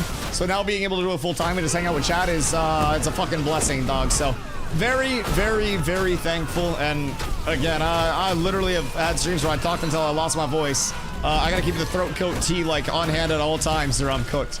But I wouldn't trade this shit for the world, man. I appreciate you. Bird attacks in the anvils change? What do you mean? It would be a shadow patch if they did. I didn't even have an update. Are you noticing a difference with anvils, burbs? What are you leaning towards there? But you know, I definitely agree that seeing a game in this state, especially something that's like relatively playable, is fucking massive. You almost died? Death is scary. Death is very scary. Do you have any of the Ember Springs down there? I don't have a TP here. Oh, yeah, definitely. Oh, wait, Thornbound Codex. Oh, that's the adept one. Definitely get yourself an MB down there. Definitely get yourself an MB down there. You're saying everything changes? Oh. I mean, unironically, Steven talked about how he has had legitimate meetings with his, like, mob and world team, like mob design world team, whatever team it is, about birds. Yes. Expect the birds to also change. Steven has had legitimate scheduled meetings that people have told him that he has to go to about birds. Yes. Everything will change. Actual scheduled bird talk. Think about a Fizz short bow. What do I have? Do I have any range? Birds still have cameras installed. Oh god. Oh god, the birds are intrepid spies. That's how they're monitoring RMTing. They're fucking evolving, man. Intrepid, truly smartest dev NA. It's insanity what they're cooking up. Alright, give me 1 sec, because all I smell is just remaining super green. I don't want to eat too much super green and then become gassy. The bird back there is not real. That motherfucker is not real. Bro, I mean, honestly, sometimes you just have to befriend the birds. I feed pigeons every single day. The pigeons work for me now. They are my friends. If I need a letter delivered or I need an entire nation sieged, the pigeons are at my disposal. I'm ready. I'm very ready. I'm working on the squirrels and the chipmunks now, so... Kind of odd coming home and saying my day at work was about the bird abuse. Yes, the birds have really been punishing people. But keep in mind, Steven's husband, John, also works for Intrepid. So probably also knows about the birds. Probably knows all about those goddamn birds. I bet they've been sitting there at like a dinner table at a certain point, and John just goes, so Steven, what are we gonna do about the birds? And Steven's like, I don't want to talk about the fucking birds right now, John. I bet there have been arguments about the birds. Are the birds a priority? Are the birds negligible? What is the impact of the birds on LeBron James' legacy? All of these questions can be answered very, very soon, hopefully. But they're just laughing. More birds. Patch notes come out and it just says more burbs. All of the burbs. The birds are really looking to impose on LeBron's legacy, though. Think you got a bird outfit? Probably a duck. We could probably get him in a giant duck outfit for launch. I bet he'd do it. All mobs turn to birds. Everything evolves to birds. Yes. There's nothing stopping the burbs at any point. They have the skies. They have the high ground. They've got the stamina. I'm not allowed to fly. Apparently, if I do it, it's no clipping. And Dusty, stop doing that on stream. You're not supposed to show off the streamer permissions. Words. Actions speak louder than words. And I'm a man of action. At 81% now, this XP is called. Wait, did you level when you came here, Ron? Were you 18 before? Or what are you at? Like, what were you at? I'm glad this XP is good for you guys. You were 18? Oh. Oh, okay. Huge. Yeah, you're absolutely up tremendous then. Summoner will summon birds. Oh, fucking god. I mean, what is Ranger Summoner, I think, is Falconer, if I remember correctly. For the class name. Exclamation classes chat. Someone fact check me on it. One of them, either Ranger Summoner or Summoner Ranger, is Falconer.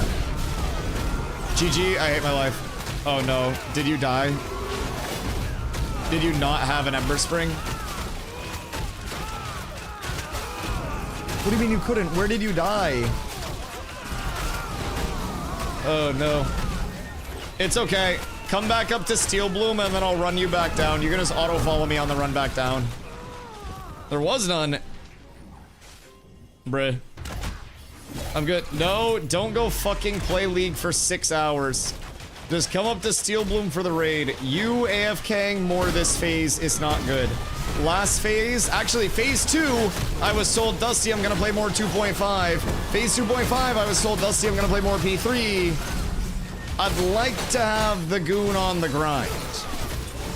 I would really, really, really love it. So we got an hour until the raid. You still have time to come up to Steel Bloom and then play one more League game, and then it's raid time. And then Biskier. Carla wants New World confirmed. Carla wants New World until I don't go back, and then everyone just goes, where's Dusty? Where's Dusty? Where's Dusty? And then she gets annoyed by people asking, where's Dusty? It took me an hour to get there to die. Yeah, I mean, okay, so depending on where you ran in from, there were definitely Ember Springs.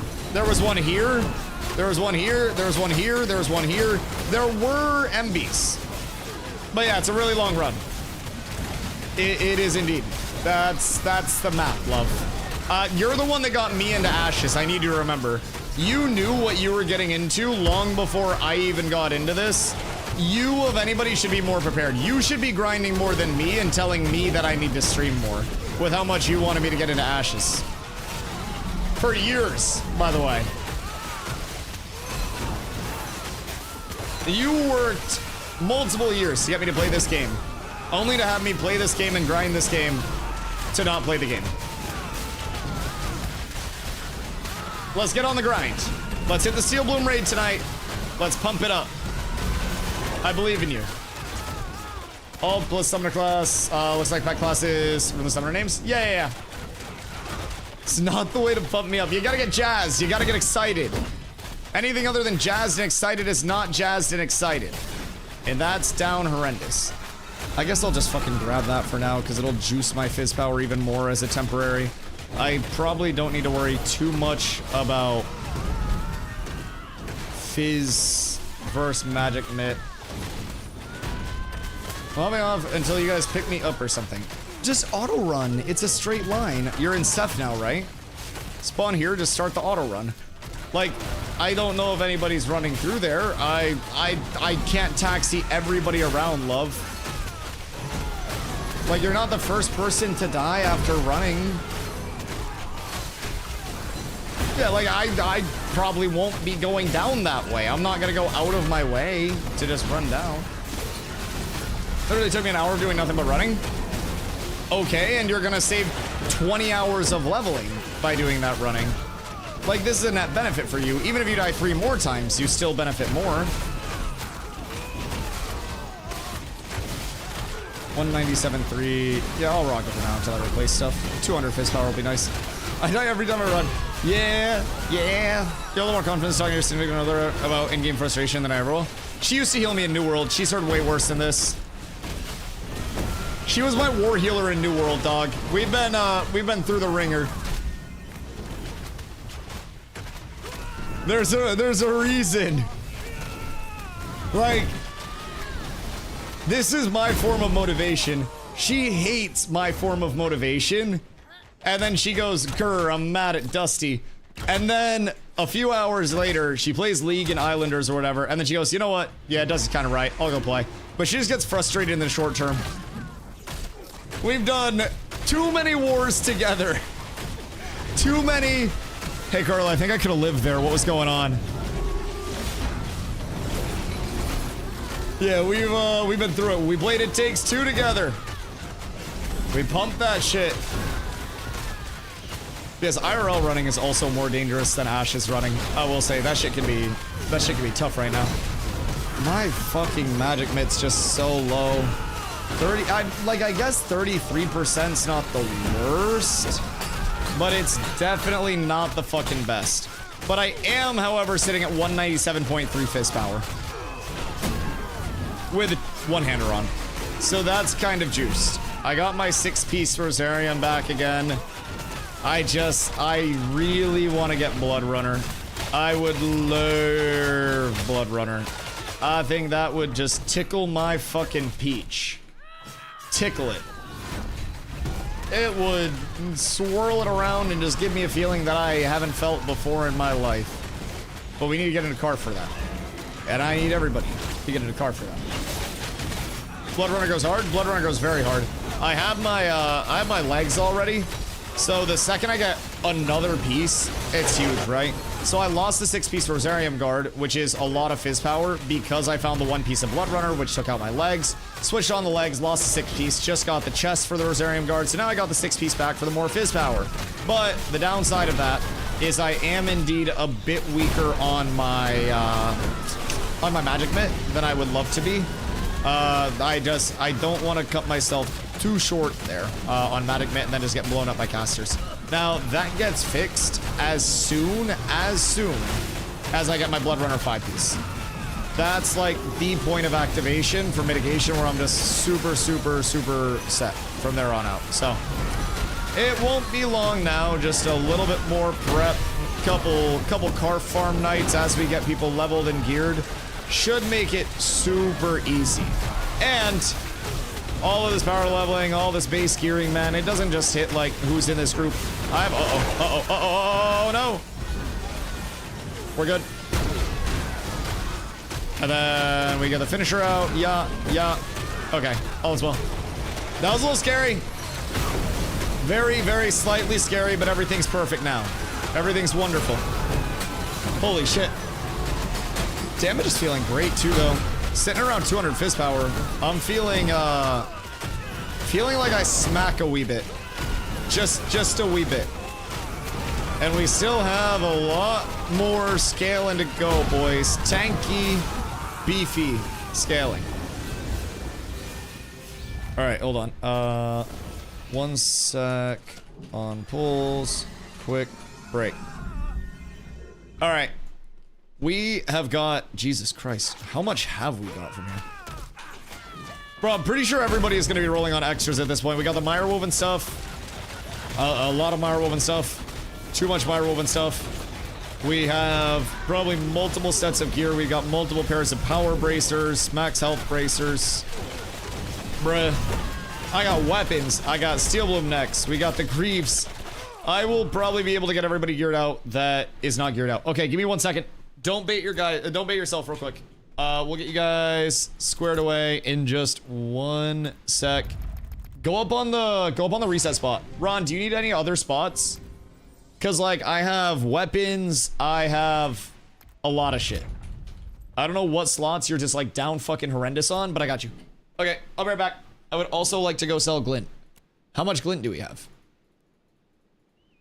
Bruh, it's not even that much. Just grind for another, like, 30 minutes, I would say, and then glint sell. Because we're going to want to glint sell before the raid tonight, and repair before the raid tonight. So, I'd go there, personally.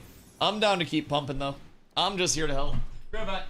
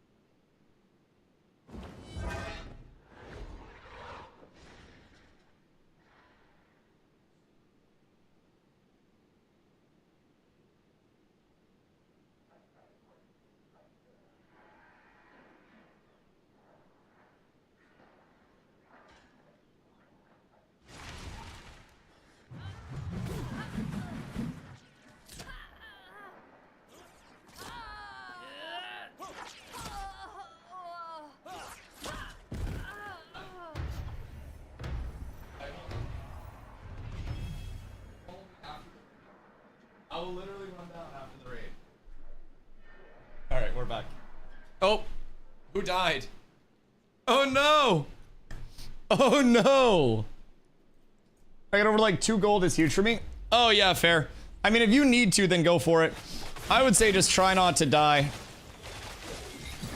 Because I think a group's gonna try to come in on a spot, which isn't going to go very well.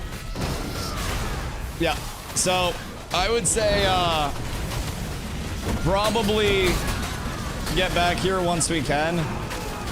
Because we're going to have to either flag up for the spot or just sit on top and then hope they go away.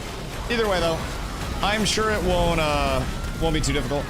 We are down right now, but I think just between Nin and my DPS, we might be fine. Should we sell? I mean, honestly, is this for Klein's group? Where's Recline? I know he's in Emberbeard. Oh, it's Recline. Yeah, give them the spot. I like Recline. We'll just go sell and repair and get ready for the raid if we want to. I have no problem giving them this if people are, like, fine with where they're at. I wanted to finish up some people's levels because I know we have a couple that are, like, 10% away.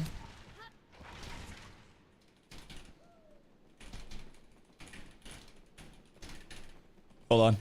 Getting ready for Guild Raid 2. Okay, yeah, they're good. Yeah, they're set. At first, I was like, maybe we compete for it, but I'm cool with it. If people do want to go sell, I don't fucking mind too much.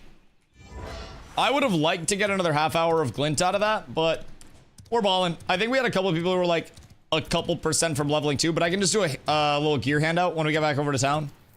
Try to... Oh, that's 2 gold already from dying. Yeah. I also died a couple of times. Super unfortunate. Mostly my own fault, though. But we do have a good gear handout to hit. So, if anybody wants to get shit... Where should we go? Up to Winnie?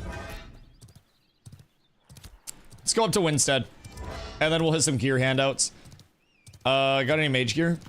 I actually have... 1 piece. These are spoken for. That's an extra shield. This has power on it. I'm gonna try to set aside a couple pieces for Carla as well. Make sure that she has shit.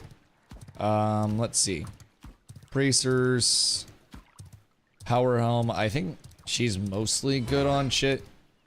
Metalborn legs. Those are gonna be max health. And then we have bracers. Okay.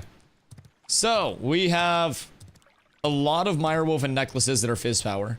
We have just some general Mirewoven rings. These are spoken for. Iron Hoop earring, which is just another fizz power earring. This is heavy finesse filler defensive piece. Thornbound shield, level 10 shield.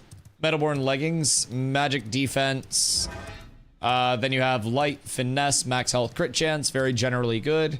Great hollow bracers, heavy finesse, max HP, accuracy, disable accuracy. A pair of arcane aegis, wisdom, magic power, and power. So this will be a good caster piece. Then you have 2 fizz weapons, thornbound dagger, that's going to be a level 10, and then a flameheart sword, which is a level 20. Because I don't think... it is a good amount of speed. But I don't think it drops any of my spells. 1.3 on Desolate versus 1.2 on Desolate. I don't think I need to force it that hard, though. I don't. I mean, like, 92.4 is still perfectly fine. I think the pen's probably better. What else am I even losing? 2% crit for 5% attack speed. It's every 20 arrows I get a free arrow. Just inherently. Desolate's 0.1 second faster. I'm 0.7.5 there. Am I 0.6.8? 0.7.5 there as well. I think I need to get up to 100% as quickly as I can. 100% is really just where I feel super comfortable with it. But I can also get up there pretty easily through just a couple other pieces of gear if I really wanted to switch stuff out. Also, the Steel Bloom earring, like, is nice. It's really nice. It's actually really nice. I don't know if I'll switch it out for something with speed on it. There are some really good alternatives, though. Thanks to Taxi. Yeah. As thanks, you can go pick Carla up and then taxi her. Clyde's the first streamer I saw in this game. I don't know how dude plays like that, but I respect it. Just saw someone riding the red and white drill spider mount. This thing's nuts. Bro, the actual fucking mounts that are part of people's transmogs and like the skin design and everything there. Oh my god. I think it's really, really, really well done. Now, not everybody is going to like the art style of Ashes. I don't expect everybody to. I think the world looks pretty fucking cool. Like, this shit looks like a goddamn oil painting right now, if I'm being real. Like, running in this is like running in a fucking oil painting. It's like one of those nature-esque scenes where the people like jump into the painting and then run. Like, that's literally the vibe I get from Ashes. I think it looks pretty as shit. But not everybody's gonna like it. I think it'll continue to look a lot better. I don't think every graphic style design is everybody's cup of tea. But I do think Ashes is it's a pretty cool world. Again, I don't think it's supposed to be everybody's favorite thing, but you can see Winstead from the anvils. Wait, that's insane. What part of Winstead can you see? Like the build-up on the high ground over here, or like... Jesus Christ. Durgrim Mountain, and then you can just look down? Oh my god. That's insanity. That's so cool. World looks great. I wish there was slightly more artistic style, since that's what keeps an MMO timeless. I agree. More of those... I'm assuming you mean like being able to look at something and immediately be like, oh, that's Ashes. Something like that, right? Instead of just a world that looks really pretty. You want it to be a world that looks really pretty that is unique to Ashes. I agree.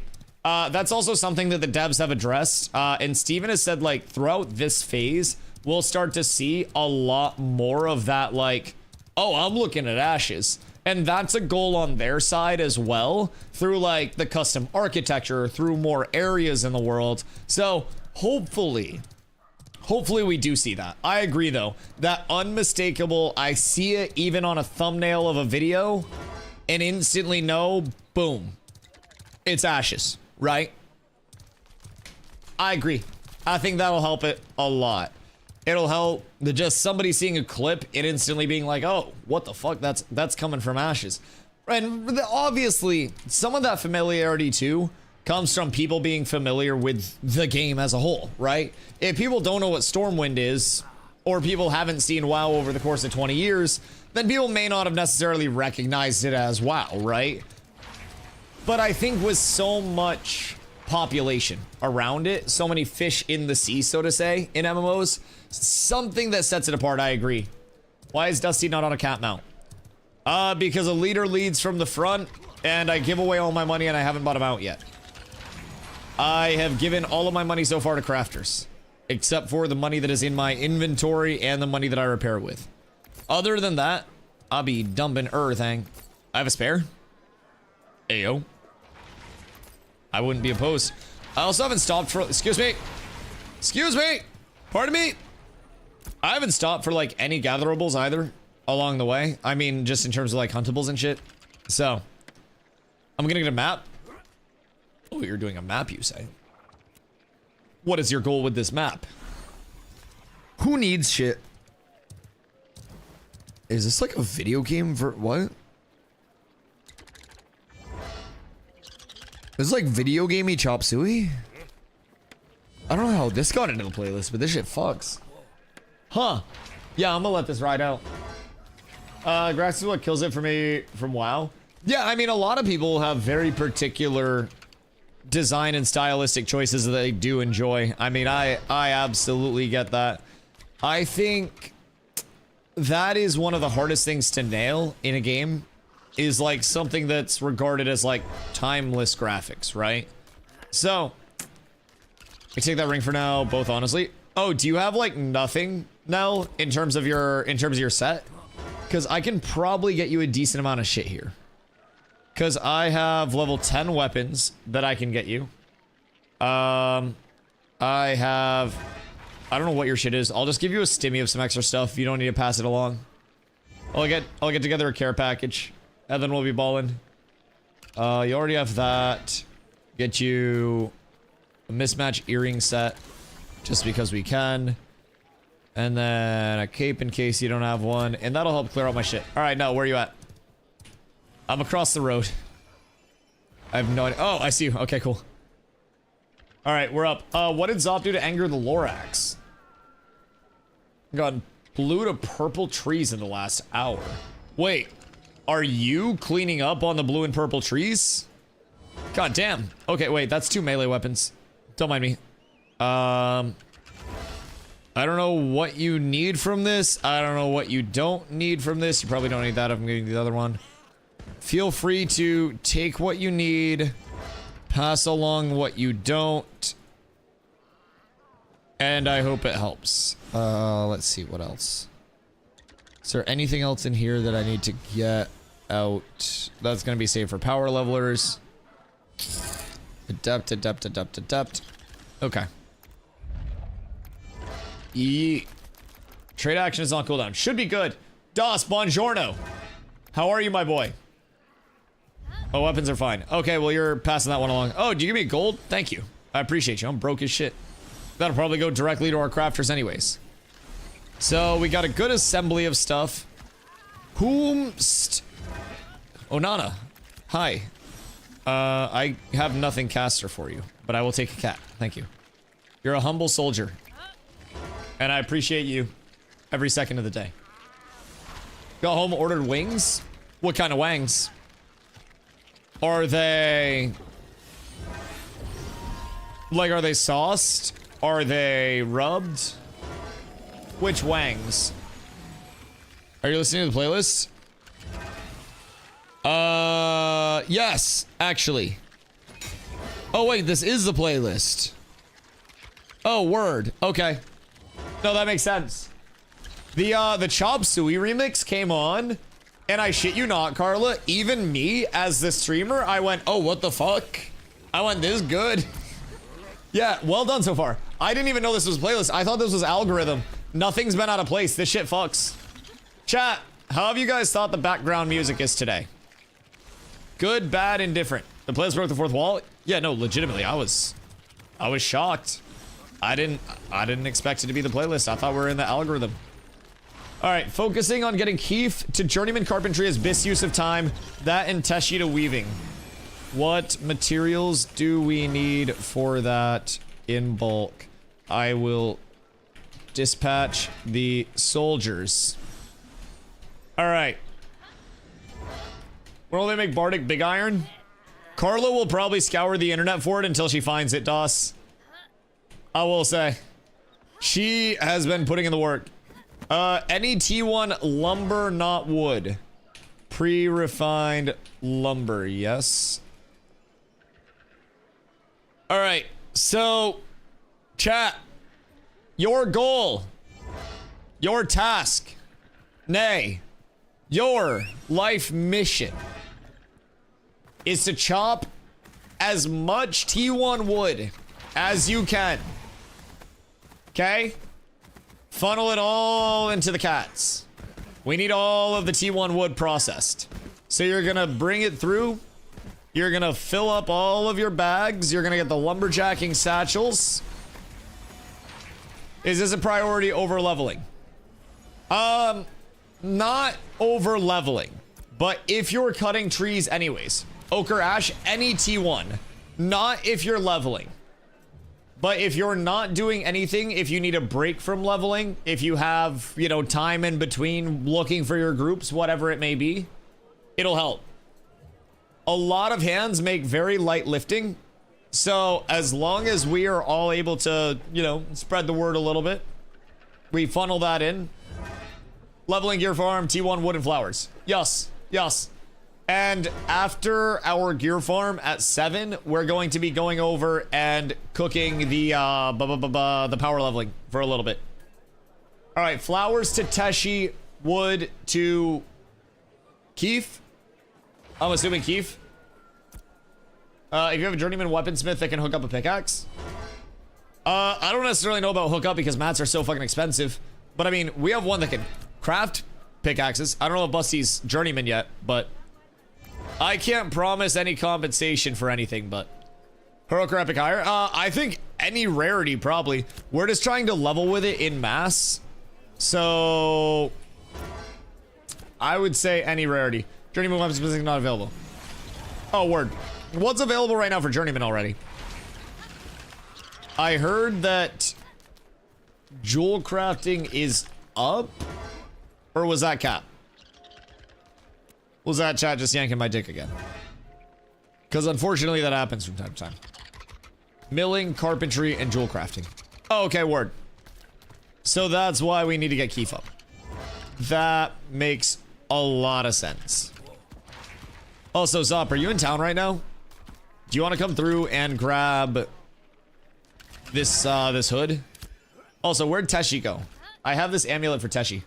I'm in Jova. I'm in Winston. I'll catch you at Steel Bloom for a gear grind. Where'd you now? What level is everybody? I'm gonna raid? Yeah, Biss. Do we want to try to pump more XP for a little bit in Steel Bloom? Like, we'd have to go take over a spot again.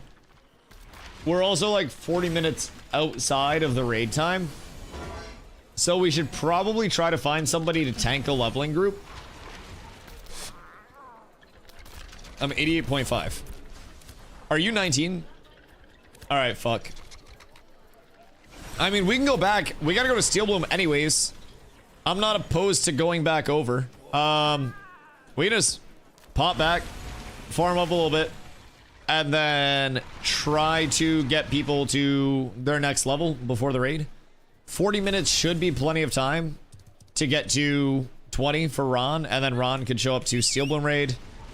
And then also, once people are 20, I don't have to power level them in Steel Bloom anymore. I can power level them down in the super secret pump spot, which is where we're going after this. So, we'll be balling there.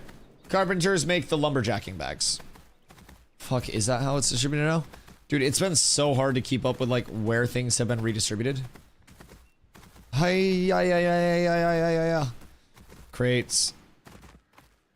Lumberjacking. Fishing poles. Is it carpenters? Is it them now? You just need the bag for it, or the recipe for it? Carpenters make baskets, but they're bugged. Okay, carpenters make baskets, and then the normal bags are Taylor. Taylors can too, it's just different perks. Okay. Super secret pump spot when, still waiting there. Yep, so we got a little into the Steel Bloom grind. So now we have 40 minutes until gear, like, guild raid starts up. So ended up just doing the Steel Bloom 8-man before the raid. So that's going to be as soon as the raid ends. I'm going to be death warping down there. So I actually might have to bring Carla down because Carla died.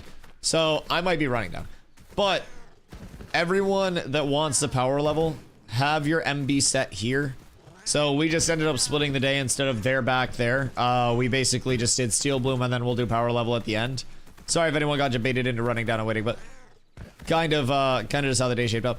Either way, I would recommend setting your whole member spring either here or there. Either of these spots, Hakriba or the June Dark Western Harbor. And then death warping back, like, at the end of the raid if you do want to get down there.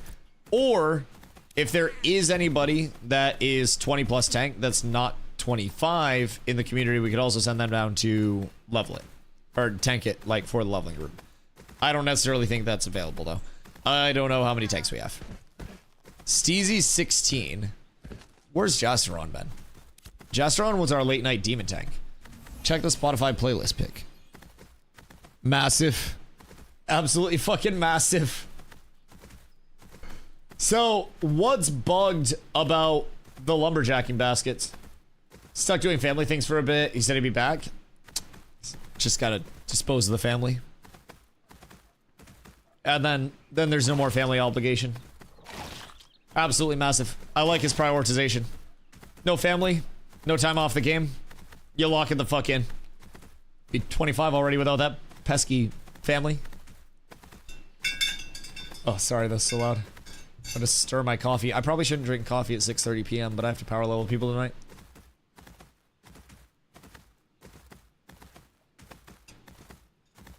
Recipe calls for 1 blue bubble, but when you try to craft it, it says insufficient resources. You slash bug it. I'm assuming yes.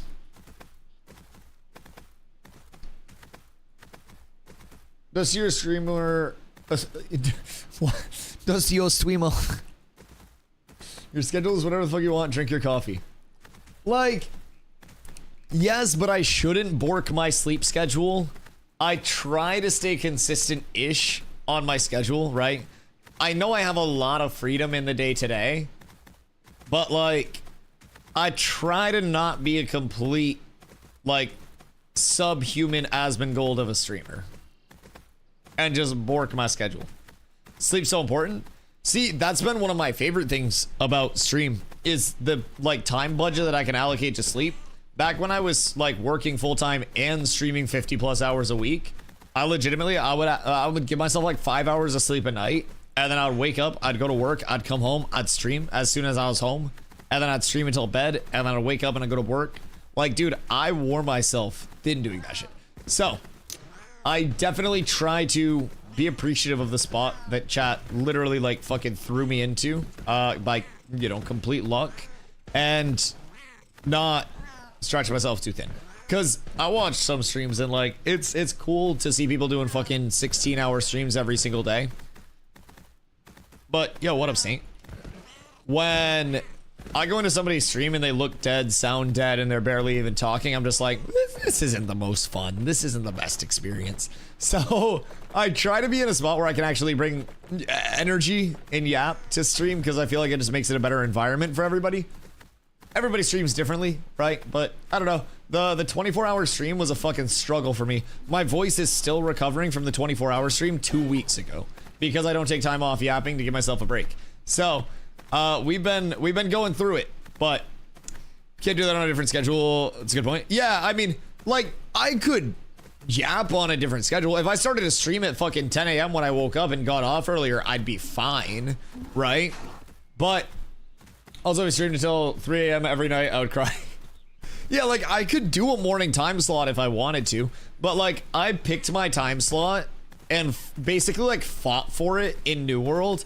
There were a lot of other people that were streaming in this time slot, and it was a very competitive one, and I, like, grew up through it, right?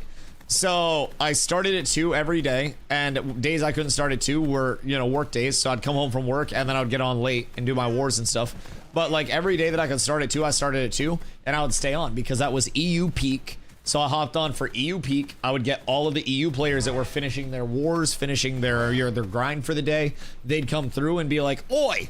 And then I would go into the NA, like, you know, end of work day NA people from East Coast and West Coast. West Coast watches through most of their work day. East Coast watches through the end of their work day. East Coast gets out, has dinner, watches more. West Coast watches through work, then comes home after EU filters out. West Coast filters in. Then you have NA peak around 8. And then I stream until about midnight where viewership tapers off. I have the ideal time slot for a streamer that does 10-hour streams.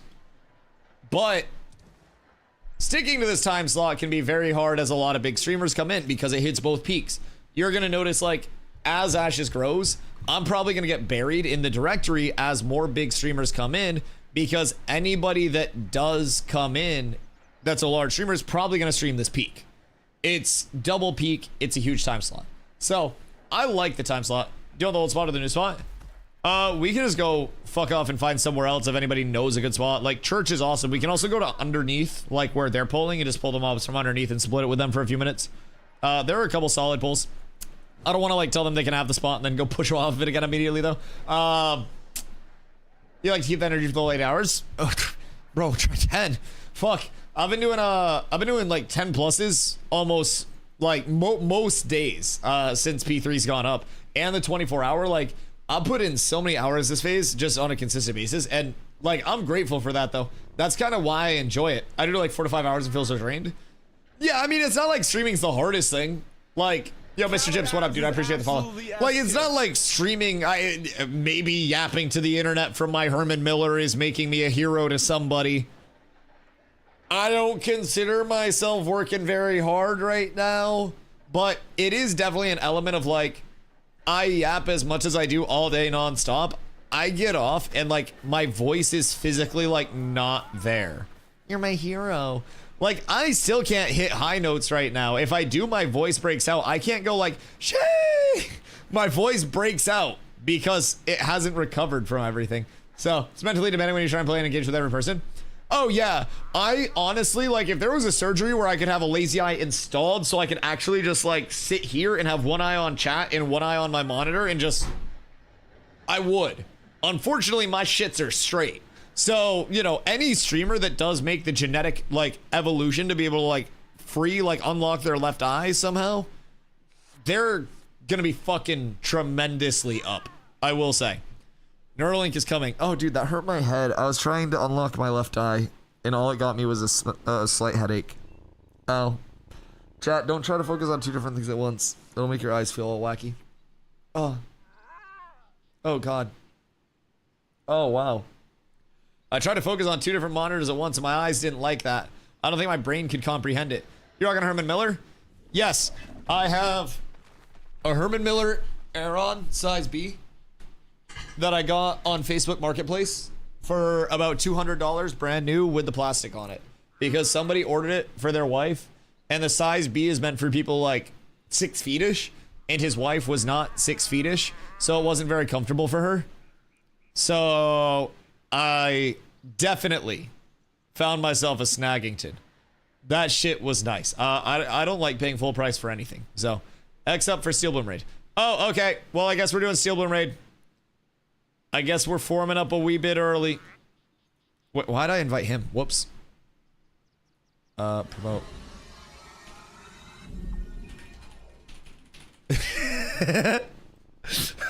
I just fucking invited Zombie. He said X up and then I invited him. It all works out in the end though. It all works out. You can control your pupil size too if you really try. I'm not going to. Reading hurts my head. Thinking hurts my head. That seems like it would hurt my head as well. Seems like it would very much hurt my head. Flowers not needed anymore, we're good. Oh wait, really? Are we set like up to journeyman for flowers? Did somebody just have like a massive amount of flowers to give? Any 15 plus XP groups going? Probably. Probably. Yo, what up, Rosini? Need your help so much. Where to farm Dusk Hunter set? Dusk Hunter set. Let me give it a look-see real quick on Codex. I'll see which set it is. Dusk Hunter, Cape, Jerkin. This is June Dark. Drop tables look a little strange.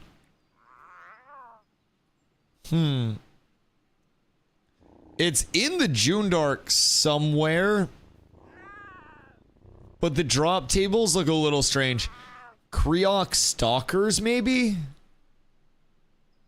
Are those in the June Dark at all? Those are like the summoner guys. No, I don't think they're in the June Dark. Where is that set coming from? So what's the deal with that? Is that like a Might caster set or something?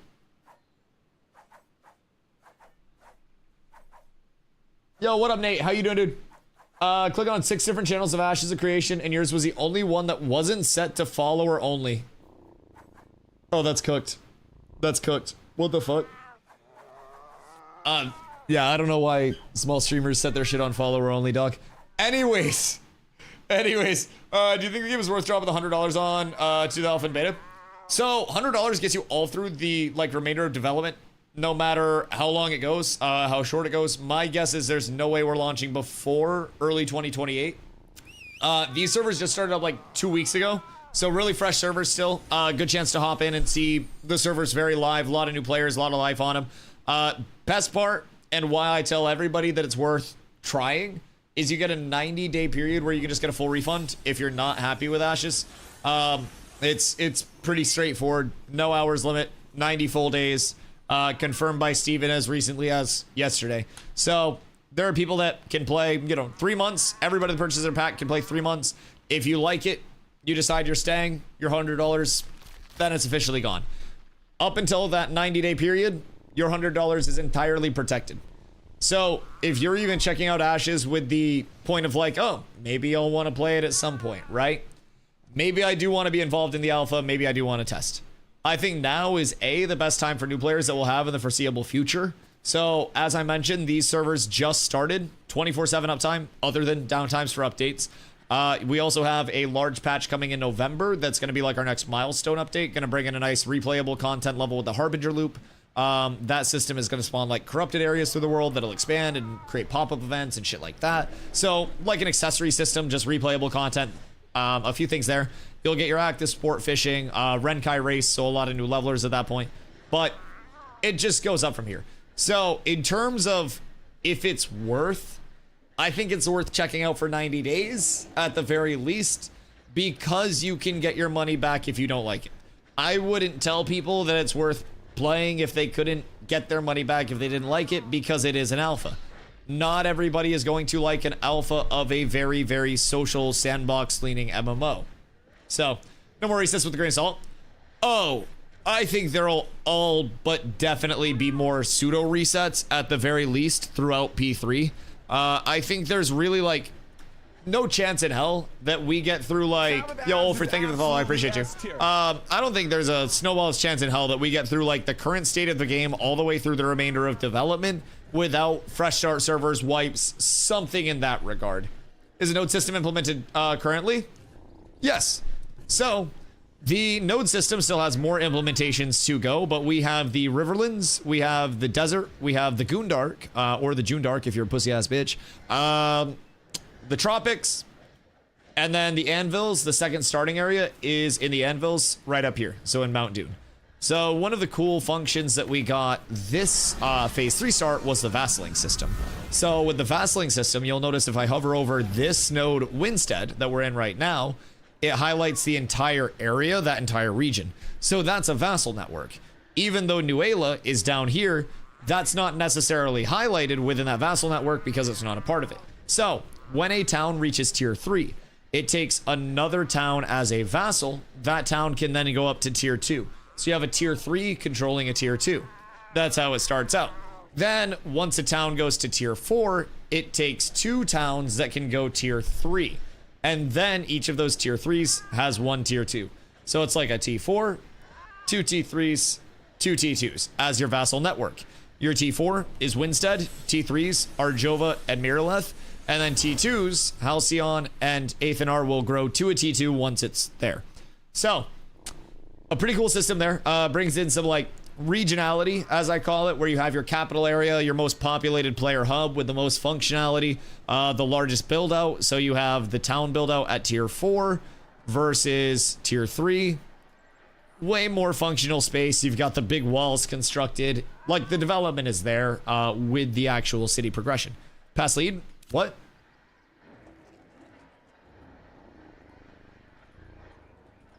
You've been lead. I'm confused. Conste! Thank you for the gifty, brother. I appreciate you. Hope you're having a beautiful day. Who wanted some wood? Refined wood. Refine your wood. What up, Zach? Refine your wood. And then Kiefer needs it.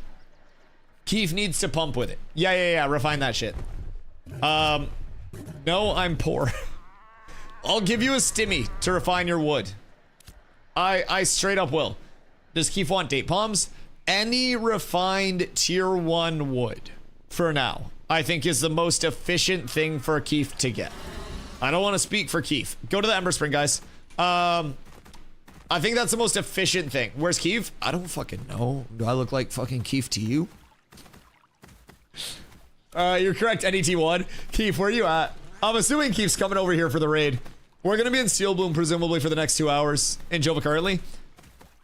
You look like his keeper. Keeper's keeper. I can probably get somebody's attention. I wonder how it's gonna work with the city sieges then. Will cities lose all of its vassals when it gets downgraded? Yes! So basically, sieges are in right now, but that node death system isn't currently in. So there have already been 2 siege decks go out, but the defense getting completely de-leveled isn't there yet. That's probably gonna be like early 2026. Could be batched into that update that's like after yellow. The fuck is this? Could be in that update that is like the milestone update subsequent to November. So that's when I think we can see it at the earliest. With that though, oh thank you. Fuck, Men and Con, you got any strength? Actually, Con really isn't bad. I like Con. That'll push me up HP wise. With the no death, that'll essentially bring it down to, like, as far as we know, an independent state. It would sever it from everything, right? It's just completely de-leveled the wilderness, as far as we know, as the long term. Steven did mention that they were remodeling some aspects of that system as part of the, you know, why it's being pushed back to 2026. Well, not pushed back, but put in 2026 before being implemented, like, as a higher priority. So there is still work to come into that. But as far as we know, that'll take the town, completely cook it, completely de-level it, level 0 all the way around, free it up from the vassal system, and more importantly, T4 is the cap right now, right? If Winstead got knocked down to T0, Jova, Miraleth, they can both race. So then it opens up on a fully developed server where everything is gridlocked, an opportunity for like other areas to have their come up. So it's gonna be really cool. Should be like a dynamic evolving tile set throughout the map. And you should see things changing up pretty consistently there. How much XP does first guild have? 409,000. We got a little bit of a pump. So we're blessed up there. Now we just need to get everybody actually in. But who did guild crates? I think Emu. I'm pretty sure it was Emu. I sent you the song I wanted to listen to.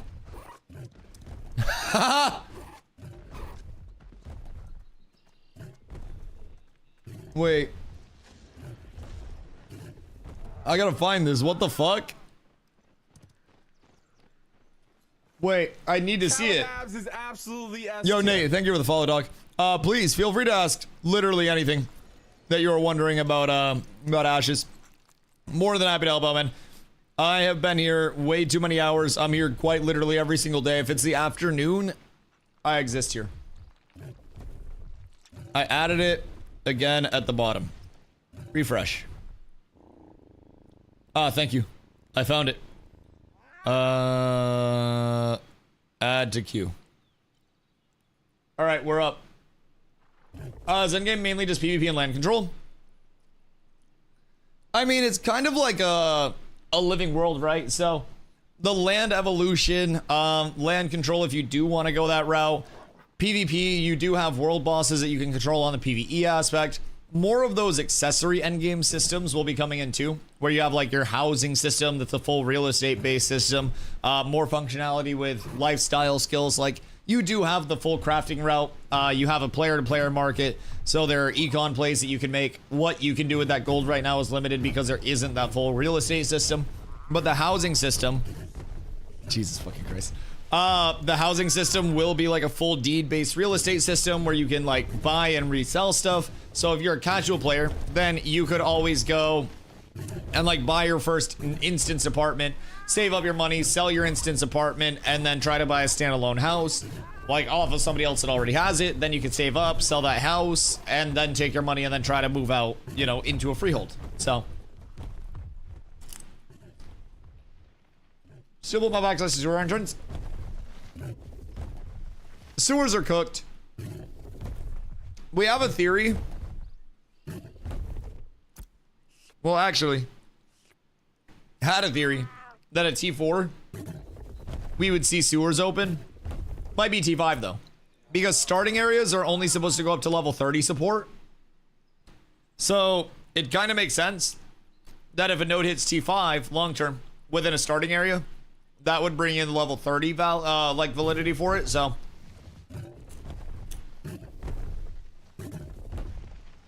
I was hoping it was T4. Same. Shit to loop pinata. And with fire starters not being Thanos anymore, it's actually doable. Think it's super interesting since you want your neighbor strong so you can level but not overtake you. Yeah, exactly. And that's where the social dynamic of it comes in, right? So you'll have your capital node of an area. that'll be led by presumably your most powerful entity within that area. From there, you could have them be oppressive or non-oppressive, liked or disliked. That implicates the entire social system built around them. So, then you have your guild castles. I still think we're going to see a guild castle right here. I think this is a guild castle. That's my theory. You have guild castle node, guild castle node, guild castle node, guild castle. Anyways, that's my thought, is that's our first castle. Guild castles oversee 1/5 of the active playable world. So you have your capitals, you have your out in the boondocks, like, you know, less populated area, East Bumfuck way out here. Once a week, all of these nodes in this purview would have automated caravans that go out with the taxes from the nodes to the castle. Those would have to be escorted. So, while you could like or dislike your sovereign or your parent node in the region, you could also like or dislike your castle ruler in the region. That could impact how their support is in guild nodes. In guild sieges, node sieges, anything like that.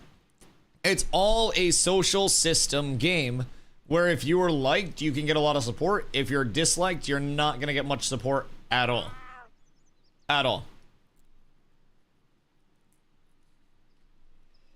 Really cool dynamics to everything and parallels between the towns and the guilds.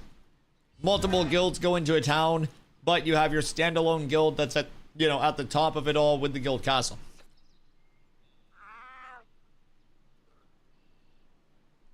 Fuck it, run for Subway. Bro, Subway does go really hard. I'll be completely honest. Still have the $6.99 code. The $6.99 code is always active. You can use it 7 days a week if you want. And you get any footlong for $6.99. Like, that is the thing. You could actually eat Subway and get a footlong every single day and come out cheaper than buying most proteins. Like, salmon was on sale for $8 a pound at the store. We're gonna have to get probably more than that, but swap codes last week. Yeah, but the codes are always active. It's either FL $6.99, FTL $6.99, F long or foot long. This will make it easy.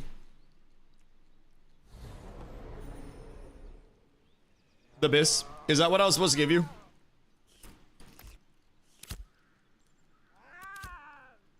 I'm assuming that's juice for you considering you're bald. You look like Granton. Now you look drippy.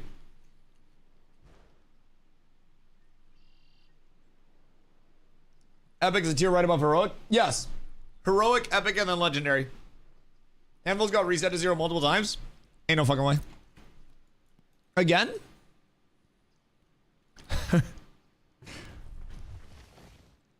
What's going on up there? Check settings now. If you are flagged, you are kicked.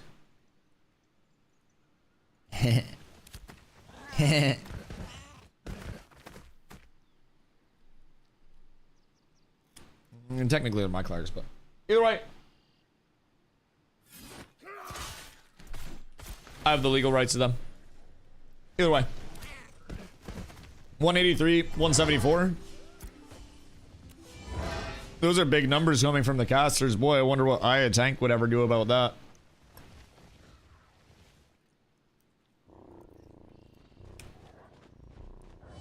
Boy, oh boy, oh my. I could go 198.8, but I would lose some fizz speed.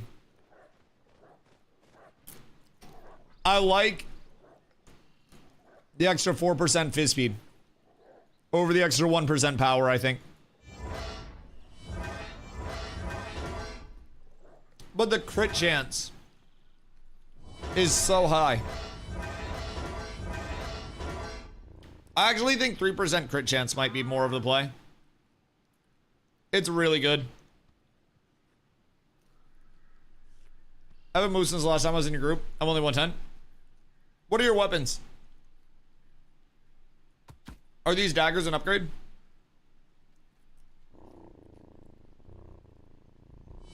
I'm assuming you have a couple pieces waiting at level 22, yeah?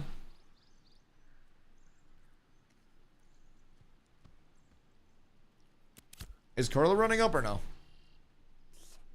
Because I have gear for the Gooner. Just what dropped? Okay, word. Is the raid for 20 plus? Yeah. If you're under 20, leveling group. I don't know who can tank one or not, but I think Bad Dad's trying to get a leveling group together. So if you're under 20, hit up Bad Dad.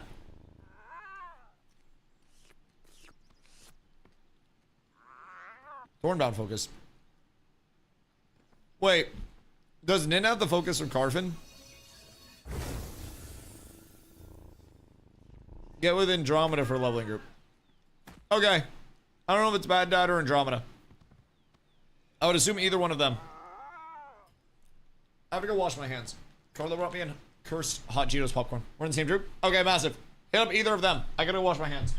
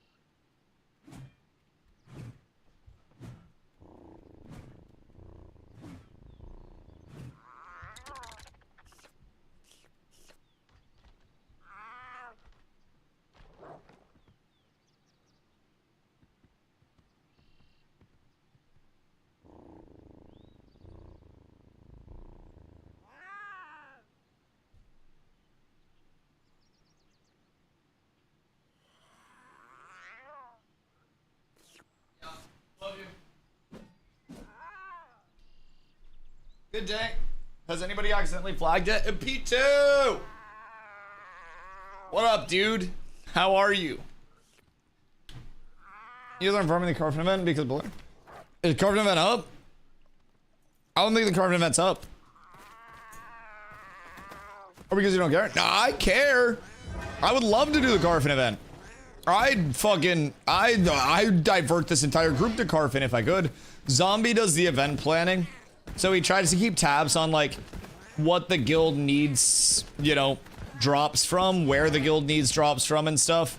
So he tries to plan around that progression. Need 4 things. I need a lot from the 4th floor. I have Blood Runner legs. So I need 4 more pieces of that. I need the mace. I need the bow. Uh-huh. Uh-huh. I would love it. Because keep in mind, right now I'm 198.8. I'm set. I'm good to go. I don't need much more than this to kill people. If I'm being honest. I'm doing real good. So, the next step is doing even better and getting my Blood Runner set. That, my friends, is the goal. And this is obviously one of the Blood Runner spots, one of the Blood Runner slots that I really like running because of that Fizz power, because of that Fizz crit chance. Like, it's a really nice piece to have. So, I've got a ton of scaling left. If I get a long sight bow instead of the Flame Heart, that's very likely going to be another 800-ish Fizz power rating. 800 Fizz power would be, I mean, shit, let's take off this 328. That 328 drops me 4.7. So another 800 on my longbow is very likely going to put me up like 210-ish, maybe a little over 210. And then if I get the mace, that's probably going to bring me up to 16-ish. 216-ish, I would say. I'm very close to being very large. And keep in mind, my scaling will be a little bit lower than, I don't know, like a mage or something. That's just rocking a two-hander and pumping damage. Because I keep a shield on for that passive block. I sacrifice a little bit of that power scaling with it. But as of right now, we're pretty dripped out and ready to go. 198.8's feeling solid. But that is also, if I drop the sword off, we should be good. Needing a medium cape for that damage reduction. Cape? Like for the set? Cape doesn't count towards the set, I don't think. I don't believe so. It's the 7 others. So you'd be looking for a belt or something. Yeah, I think Cape's the only one that doesn't count towards your weight set bonus. Yeah. Because, like, sets don't have the active... Well, like, sets don't... I don't know. Because it's these 7... I mean, I guess because sets don't have capes. I don't know. Why is it weighted, then? I actually don't know if I'm being real. Because this is a medium cape that has defense on it and not defense plus magic power. Or magic defense. So I don't really know, if I'm being completely honest. People are already making journeyman crafts. Because journeyman buildings are already up. Yeah, progression's fast as fuck, huh? They changed up the server prog, so it's a lot quicker to journeyman now. We still obviously have master and grandmaster up, like above this current tier. But that's not accessible yet. So we have...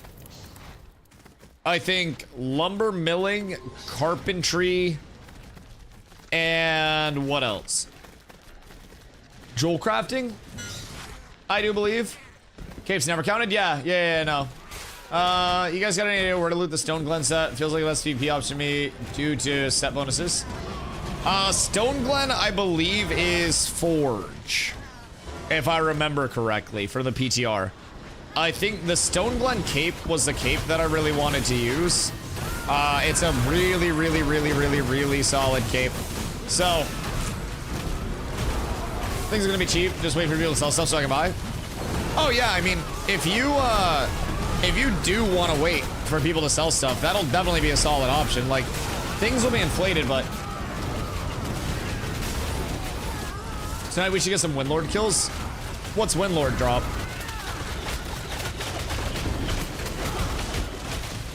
I am resisting the urge. One final super settings, chat. Just so I don't accidentally do it. We're good. We're good. I will not flag up my raid accidentally tonight. But I will be ready. I will absolutely be ready.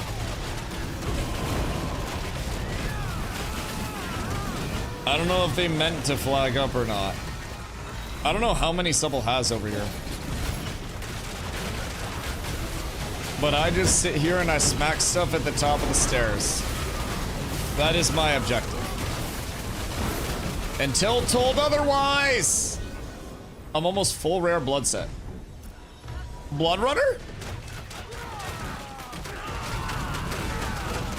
Wait, what? This set? Or a different set? Because full rare Blood Runner, how much... What? How much are people selling that for? What the fuck do you mean?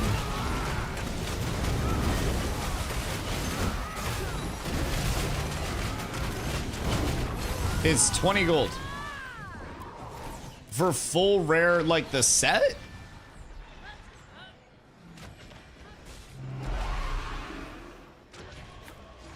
Why the fuck have I been giving my gold away? Cap. That seems way too cheap. In EU, one piece is sold for 8 gold. Like, journeyman leatherworking isn't online though. Like, not all journeyman shit's on. That seems really cheap, no? Are you finding that on player markets? Because, like, I will go buy every piece that I can afford right now, if I'm being honest. It's probably 20 gold a slot.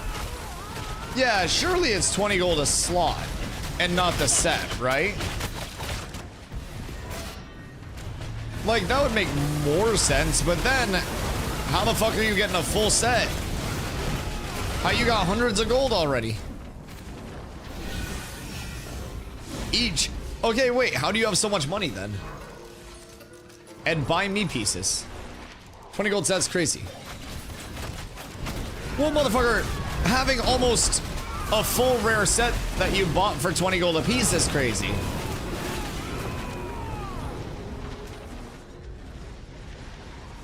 I'm not full. How many pieces do you have, though? And have you been, like, player market econing? Like, what have you been doing? Even almost is still 140 plus gold. Yeah, that's a lot of fucking moolah. You'd be surprised how much people buy gear for. Oh, no, believe me, I've seen it. The thing is, I'm just wondering how. I mean, I guess if I didn't give away any money, I could have like 20 gold worth of glint plus minus and then put that into crates if I had just pumped a shitload of crates. I don't really know though. Just speed hacking crates for sure. I don't think so. I've been selling steel sets for the past like 5 days. We made a ton of them.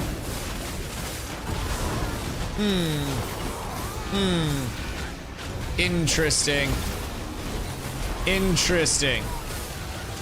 So maybe I incentivize less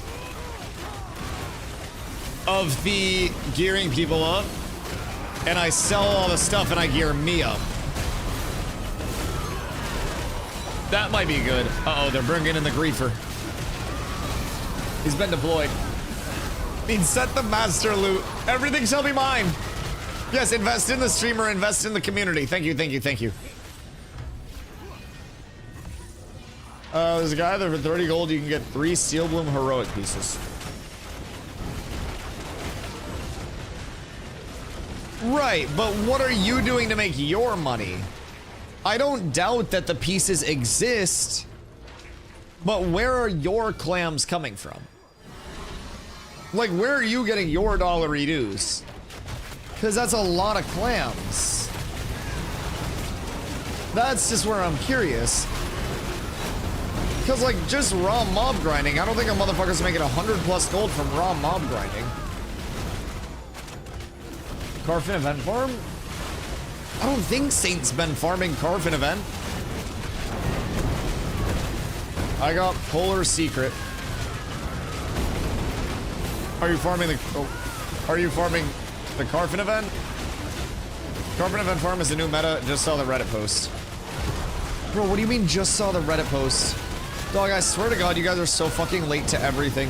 I have a YouTube video on my YouTube about the entire Carfin event, breaking down the loot table and taking you guys up to the top floor from the day it was added to live. That shit has been known for so long. It's not a secret, you fucking goobers. I literally have a YouTube video with like 300 views that nobody fucking watched because everybody slept on the Carfin gear at that time. You do YouTube videos like twice a year.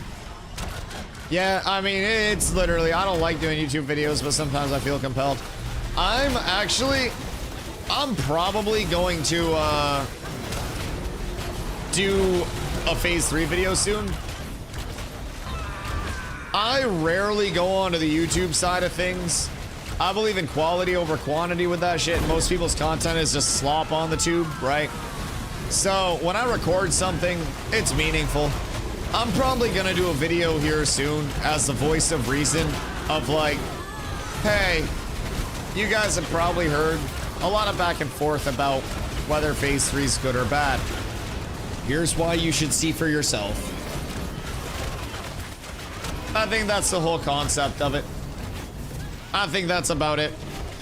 I don't think it needs to be anything too crazy, but I feel as though I need to establish with people that even if you're watching that video, I'm simply a content creator with my own preferences, my own time distribution, my own everything, right? My own expectations, all of it. And just because I'm having fun with shit doesn't mean they will. And just because they're not having fun with it doesn't mean that nobody else is. It also doesn't mean that they won't have fun with it in the future. So, I think what YouTube needs from me right now is another absolutely banger, neutrally aligned video where I am the irrational person yapping about how it's okay to not like it in its current state. That'll pull a nice 650 views, and then we'll go on with our day. But it'll be out there. Because I think all that's on YouTube right now, somebody was saying earlier, is like fucking slop, dude. It's all just, it's negativity, it's algorithm bait, it's engagement bait, it's rage bait. It's just, it's a whole lot of baiting, man. And I don't really fuck with that very much. So, I might get myself behind the camera, off stream. You know, crazy. Yap to myself for a sec about things and maybe make Carla slap it together with some cool B-roll. So if anyone on Intrepid side wants to slip me some cool B-roll, hit me up. Hit me up. More than happy to help. My in-game has been weird lately. I know. Hold on. Does that lower on stream too? Oh, it does. Hold on. Is that better? I might have hit my slider on my Go XLR. My bad. My Go XLR, I have one of the channels linked up to the system volume, and I think that might have turned up my in-game. Better? Okay. Thank you. Sorry. I went to turn the music up at one point, and I think I also turned up the game. I think I fat-fingered it. If anything ever sounds weird, please, for the love of God, let me know. Always happy to adjust volumes. I am sometimes a goofy lad, and things will just get bumped in the night, but... What do you make a pay for editing? Oh, she thanks me for the opportunity, the exposure. One day her plan is to be a full-time editor for the biggest of YouTubers. So she starts here. No, she gets paid in love and delicious meals. One edited video means that she gets to eat one meal. So, you know, it'd really help if I recorded more. But she cooked today. We do a good mix. We do a pretty solid mix. She has been cooking a lot lately, though.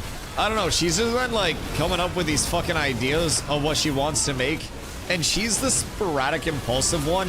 I'm more of like, I'm gonna blend out my meals, make a whole shitload of it, and then just eat it one thing over the course of the week. And she'll just be like, oh, I want butter chicken. I'm gonna get the stuff to make butter chicken. So if it's on sale, we'll get the stuff to make butter chicken.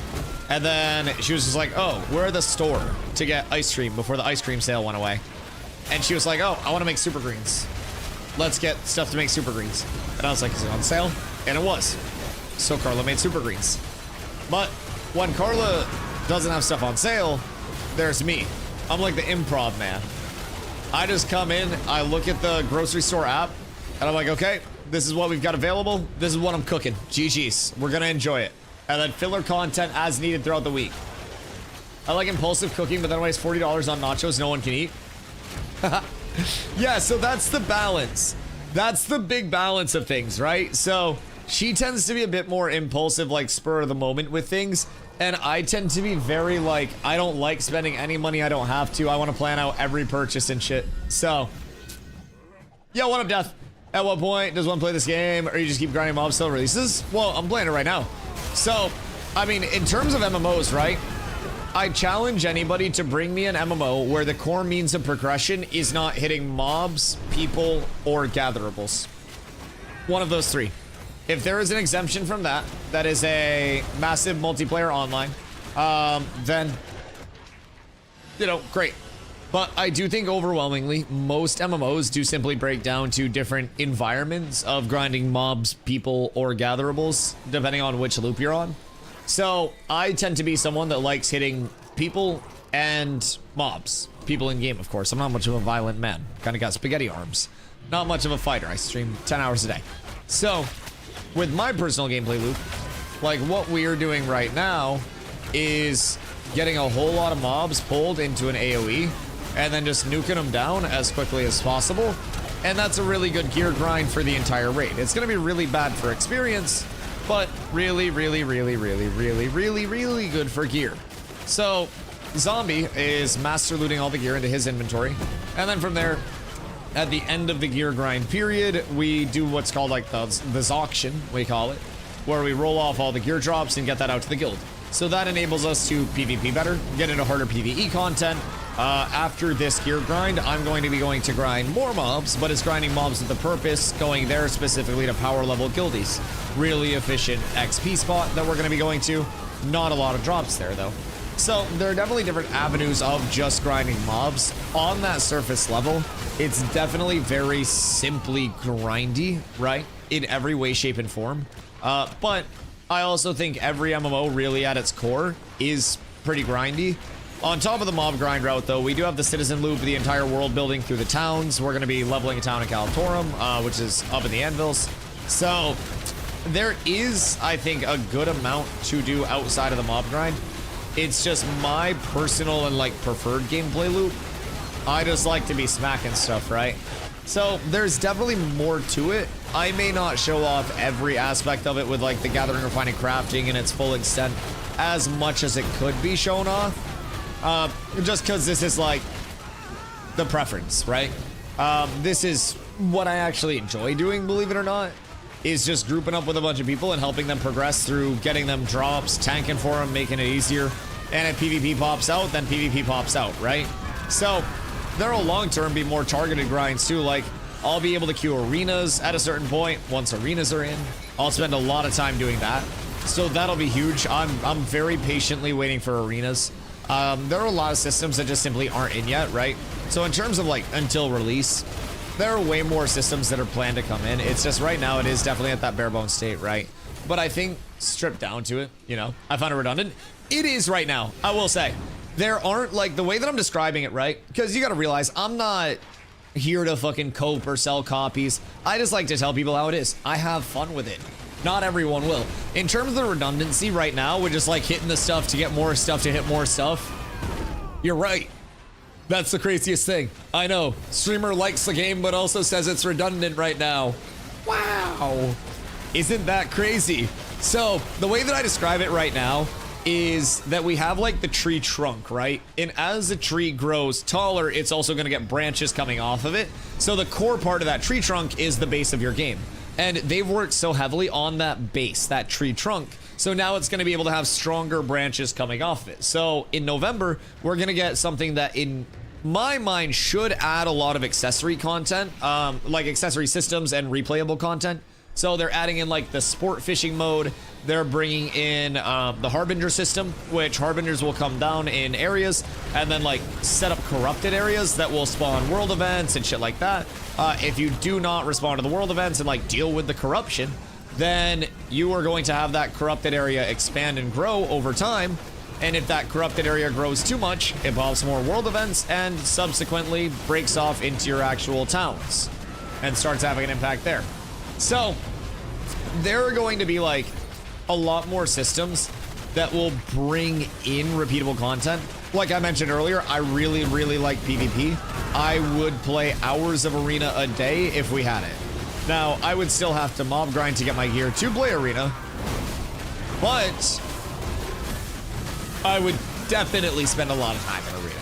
I would love arenas, and arenas aren't going to be something that's like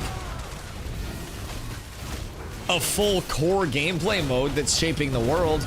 It's going to be something that you can do if you want to do it, that will present you a very specific avenue of content, you know, PvP wise. So things like that I think will add to Ashes a lot. And whether people are feeling it right now or not, that's perfectly, up to the person. I'm very cool with the baseline of, I hit mobs, I get loot, I hit better mobs to get better loot to smack people whenever I can, because we know that more is coming. If this was the baseline of like where the launch was, right? One thing I say a lot is that Ashes, if it were an MMO in this state, would be C to, high C maybe tier in the MMO realm right now. At best, mid C to high C if it were to launch right now. If it were like, hey, we're dropping it now, but we got more expansions, more content planned, right? Then it would be a mid-ass MMO. Nothing remarkable about it. Probably have high player, fall off and everything there. In terms of an alpha test and what it's marketed as and where it's marketed to be, which, keep in mind, it's not even marketed for money, but where it's like set up to be, right? With the transparency that we have that this is, in progress development, I think it's a really fucking good state for the game. And again, that's because it's not fully launched. So, wouldn't it be mid to be trash? Yeah, it'd be a pretty bad MMO if it launched right now. But I also think, respectfully, most MMOs are kind of in a poopy state, so that makes poopy states a little more acceptable. But yes, I think it would fit right in with most MMOs being in that mid at best tier. Yes, absolutely. And the fact that I get so much content out of it is A, because I'm lucky enough to have a community to stream to and yap to all the time. I built the, helped build the Cat with Abs community, Cats with Abs community after coming over with the New World and stuff. Coming over from New World, bringing the community with me from there. Like, this is, all of what we have. So I have, more than your average bear will. So Combat's a solid foundation. They just got a ton of content and features in. Yeah, absolutely, I agree. I think one thing that I really like is that, yo, Don Drop, thank you for the follow, dude, I appreciate you. I think that the content, we'll start there. I think the content, like you said, has a long way to go. Accessory systems coming in, replayable content systems are not quite there yet. I absolutely fucking agree. A lot of it is going to be user-generated content right now, very heavily leaning into the sandbox, while they get some rails down for people to follow in some systems. Now, the rails, like the on-rails experience, is going to be quite light with Ashes, but things like arenas, things like light instance dungeon content could give some people that feeling of like, all right, I can actually guide where I want to go, get out of everything in the open world, maybe not have the most reward from it, but, have that thing that I can replay, right? Even if that's not dungeon content, there's so many different things that present replayable content. But the thing that I say about Ashes is like on a very baseline level, it checks one very important box. Does it feel good to play when I'm playing it? Yeah, my primary interaction with a game is going to be combat, movement, and performance are my big three. I'm not the largest trade skiller.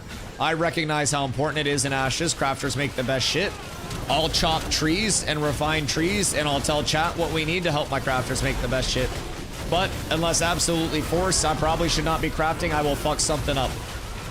And acknowledging your weaknesses is a really good step to fixing them. So, we have a lot of people whose, main loop is crafting. They make up for my weaknesses there. I try to make up for, what people don't like with just raw mob grinding by being able to do that. So, as, more mob grinds come in, I'm cool with tanking shit 10 hours a day while I sit here and yap with chat. Like, I got the coolest job in the fucking world. I'm vibing. Will every average player just be sitting here talking to, I don't know how many people we have on the Twitch side or the YouTube side, but we'll say 10 people combined? Will everyone be able to sit here talking to 10 people? Nah. I mean, I consider myself pretty lucky to be over here. So, I definitely think that, like, in the grand scheme of it all, this is an early state of the game. If you find a community that you really like playing with, you really like hanging out with, that is going to be the most valuable thing right now. You find a community and you pray to fucking God that they don't quit the game. And if you like playing with them, that's where you're going to get a lot of content. It enables so much. Right now, if you're coming in as a solo, Ash just feels spaced out, lonely, empty, difficult to access. It does, absolutely. But the community side of it is always the incentivized side of it, in my opinion. And I think that just opens the door for so much once you find a community that you enjoy playing with. So, anybody that is checking it out, I always try to remind people, if you buy your pack, you have 90 days where you can just get all of your money back. There's no ifs, ands, or buts. No hours limit. It's all of your money back anytime within 90 days. So if you're looking to check something out, might as well check out Ashes. Take advantage of that refund period. If you don't like it, all of your money's back. If you do like it, congratulations, you're in.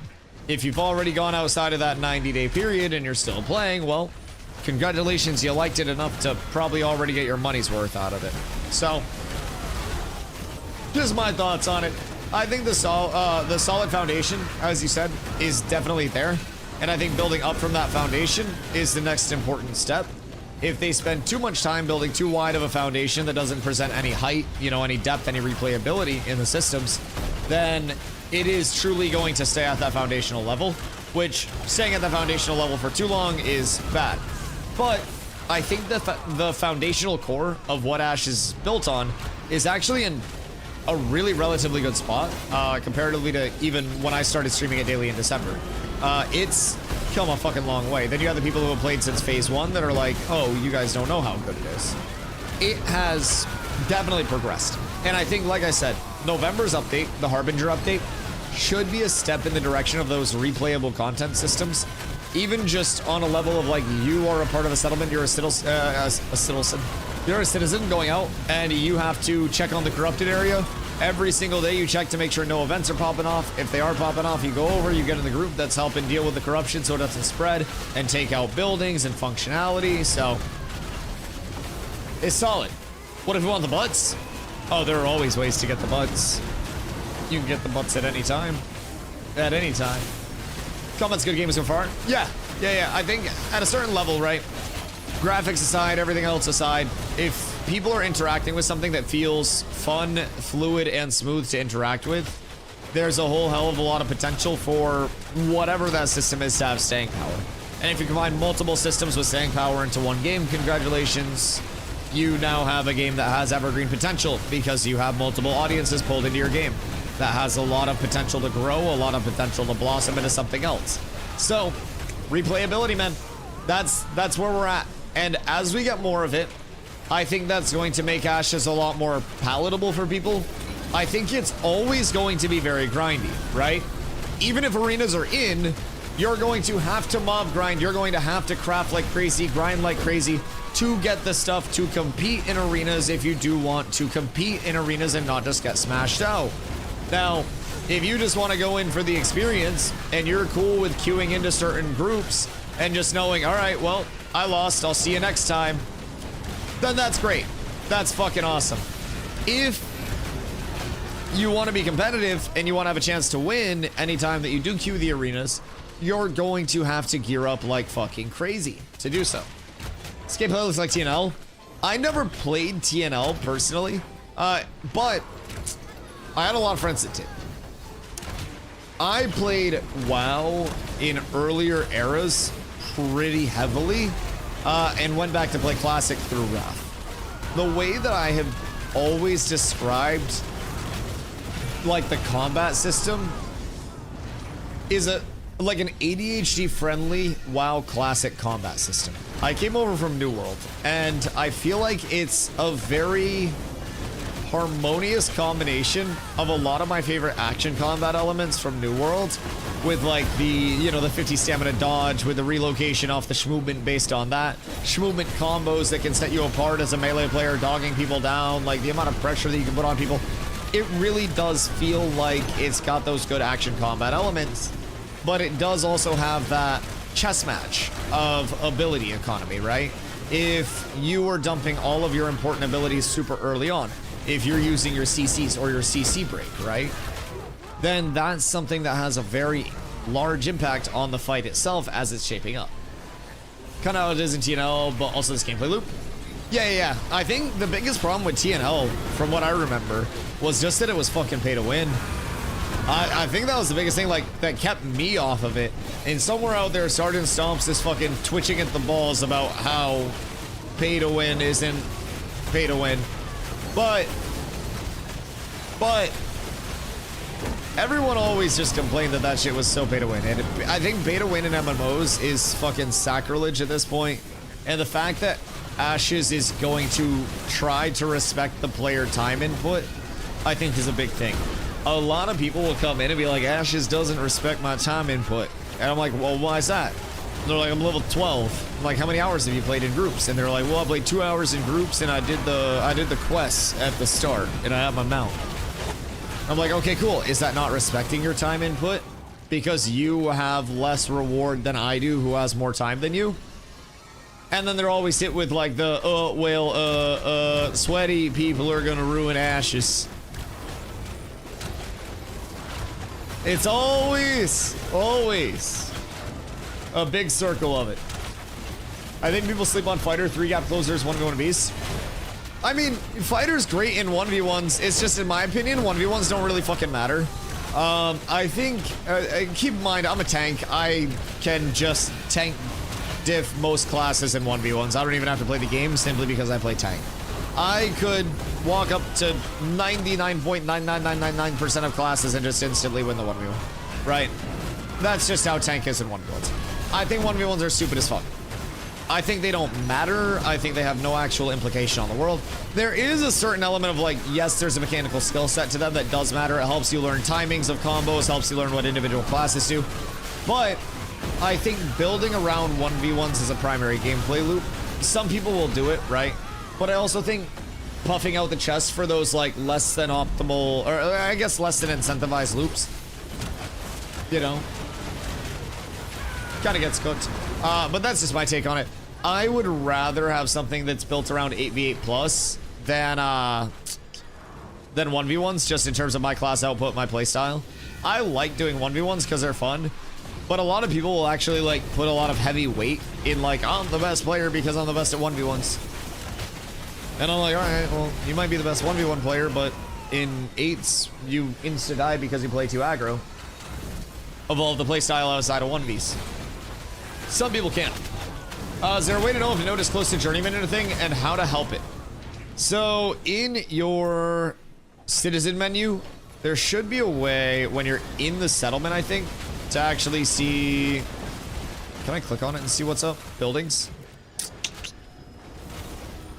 So you can see which buildings are collecting materials and then the empty plots. And then within the node, you'll be able to actually see the projects that are going to within the plots. I don't know if there's any like in progress indicator on the map or anything like that. I don't think there's in progress indicator on the map, but you can always walk around the node too, like physically walk around it and see if there is, you know, anything being built there. But you can go here and then check this. So Halcyon doesn't have anything building because it can't. Looks like Jova has Trade Bureau going. Available Halcyon plots. Excuse me. That seems to be bugging. Oh no, the Trade Bureau is already up there. So Trade Bureau is going up in Miraleth as well. So you can click on any of these little like map indicators and then go through the buildings and see what's up there. So it seems like everybody's putting up the Trade Bureau right now. So you can click on this and you can see what's needed here through this too. So hunting construction supplies are going to be what's needed. And you have 4 days and 8 hours to get 14 more hunting construction supplies in. So from there, you can also see what that gives. Caravans receive a bonus to their movement speed in this zone of influence and increase the speed of caravans by 20% due to the upgraded roads. So it gives you some good caravan usage and then also a civic expansion point, which can be used for further buildings down the line.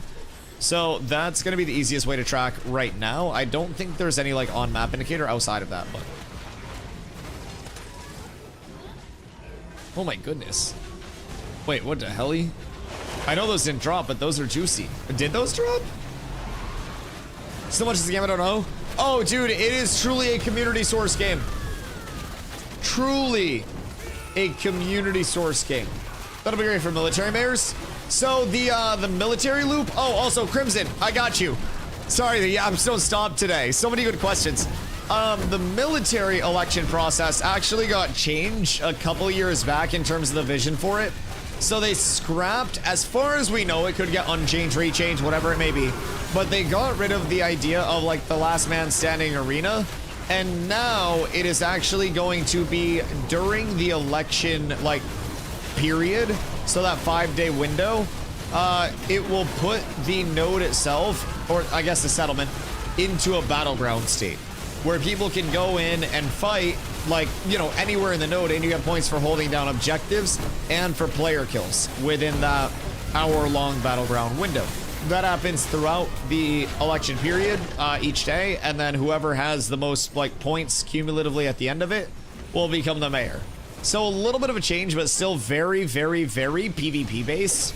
And I honestly like that a little bit more because it takes away just the raw. Oh, what up, Soul? It takes away the raw element of just that 1v1, that completely manipulatable arena, but did Zombie just say 100 to 3? God damn it, Zom. God damn it, Zom. Thought it was 1v1 thing. Yeah. It was originally. The wiki, if you look up the military nodes there, has, I want to say it was like 2023 when they changed it to the other system. The wiki has when they talked about it. And again, it's development, so the system could change 10 more times over. But I like the open battleground state of it a little bit more. Will it make it pretty zergy? Yeah, but there's also an element of that person that's just completely squirrely under the radar, that's holding objective points and capping that, and then they're just unfindable. The Zerg goes to get them and they see the Zerg coming and then they just escape again because they're like a smaller guerrilla warfare person. They get a couple of picks here and there. They get their, you know, their objective points. Like, I don't know all of what the scaling of it's going to be because the mode doesn't exist yet. But from a conceptual standpoint, I feel like this has much more dynamicism to it and ways for people to win than just the last person standing arena. I like that shit. And I also like that they look at their systems and they're willing to be like, oh, maybe this will be a little bit cooler. All right, Crimson's asked what these new proc set bonus thingies do. So, the Blood Runner set has Siphon on it. And Siphon has a 10% chance on hit to siphon the target, dealing 200% spirit damage. Now that scales off of your main damage scaling. Mine would scale off of my fizz. So that's 200% of my fizz, and it can crit as well, damaging the target and healing me for the same amount, 1-to-1. So that is really cool in, you know, just early curing as a tank. A nice little heal is always welcome. I think there are better for us in the long term, but 5 pieces of this early on and then 3 pieces of another set is what I used as like my baseline testing on the PTR. And that 5 pieces ups the set bonus from being able to proc on a 60-second cooldown, as you see there, to Abundant Siphon, which is reducing the cooldown by 30 seconds or half. So Greater Siphon gives you Ethereal Siphon trigger, also triggering a leech effect that's 25% spirit damage as health every second for 8 seconds.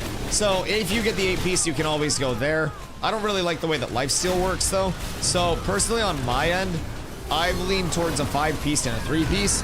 This does have a pretty great 6 piece with the set though. That 621 fizz power is definitely a non-negligible amount early on. So like full Blood Runner is definitely super valid early on.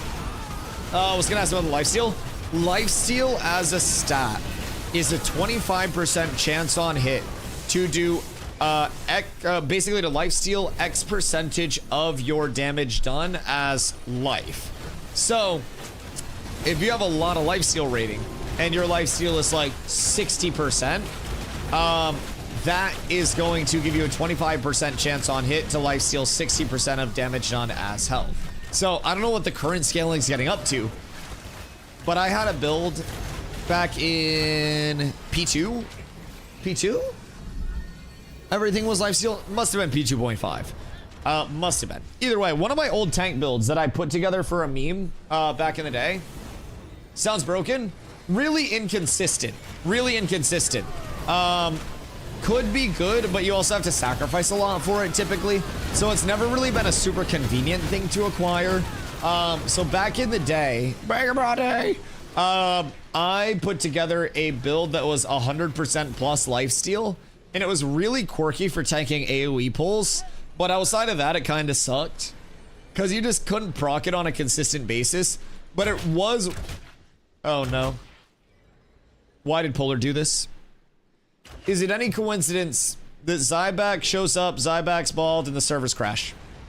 I blame Polar and bald men all the time. Also, hi Zab. Zab, how you doing, dude? Does anyone know if losing citizenship resets reputation? I haven't tested it yet, but I would hope it does. I haven't tested. I haven't even been a citizen yet. Fuck that shit. I'm waiting for KT.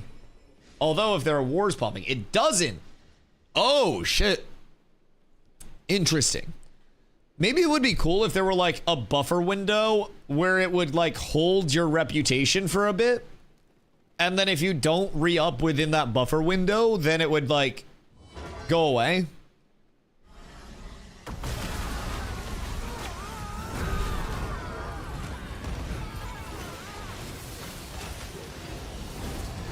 I have not confirmed. What the fuck? How did I get here? Who the fuck?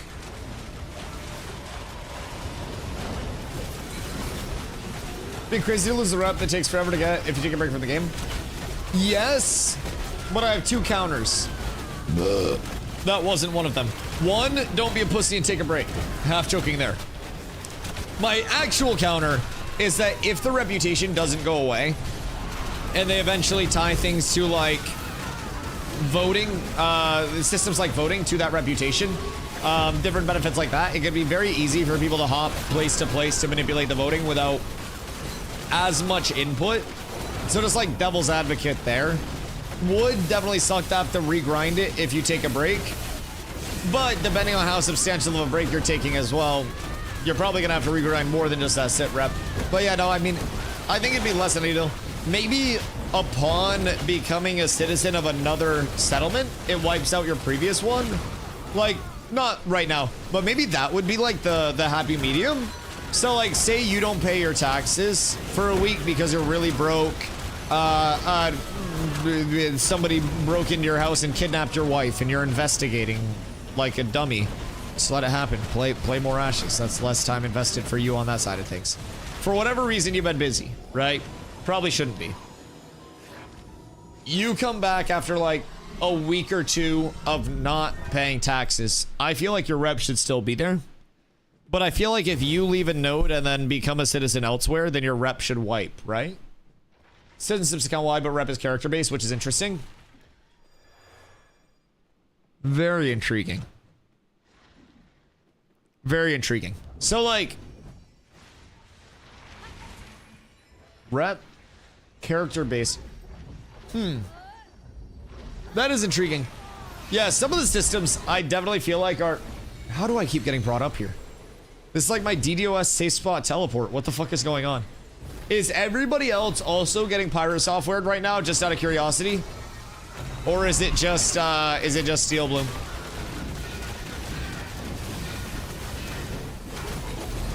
Which side of the spectrum are we on tonight, boys? Steel Bloom for sure. In Lion Hold, no stutters at all. Highwayman Hills is the same. I blame the greater American patriarchy for this one. I'm gonna take a stab in the dark. The pirate software claims seemingly haven't led to anything. I'm just gonna attribute this one to the patriarchy, guys. That's gonna be it. I just thought I was targeting one of them. I thought the lag was cooking all of our flagging settings. Jesus fucking Christ. Zen fishing a mirror left and all the fishing people got respawned. Oh no. Oh no. I swear to God, if the servers start going to shit and Fupo comes in here and talks about how he's had a very refreshing meal recently, I'm gonna be pissed. I swear to God, I will throw the cat in a fucking lake. I will. Why is this my DDoS safe spot skate spot? I guess I'm just gonna get up here. Maybe the DDoSer wants me to be the candle. Maybe I become candle. I am the light of all of your lives.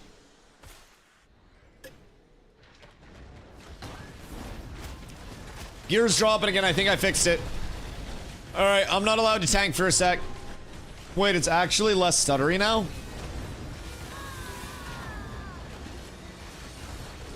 Hold on. Is it me? I'm the DDoSer? Sacre bleu?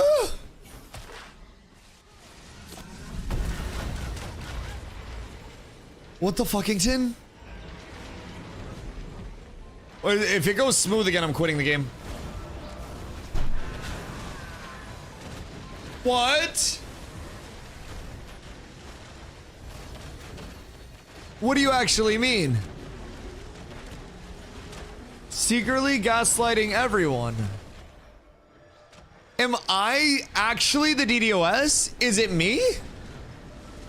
Like, what if they strapped me with a DDoS vest? So that way, everywhere I go, I'm unknowingly just DDoSing the servers. Oh, fuck. Can't handle it. I mean, hear me out. I am sitting at 198.8 power. I'm just saying. If I get a couple of people to trade me blue jewelry pieces for my green jewelry pieces and other gear considerations, I'm above 200. So humble too? I'm the best at being humble. Oh my god. Oh, dude. I've got this humble shit on fucking lock. Nobody does humble like me. Absolutely. DustyWhy. Oh no. I don't know how much I like that. So, something federal offense, something would also probably not get accepted into the content creator program. Why am I actually the cursed one? What? I've never seen anything like this before in my fucking life. Dude, it's unironically smooth until I walk into the clump. I have no idea what is causing this. What? Chat, unironically, does anybody know what the fuck could be causing this?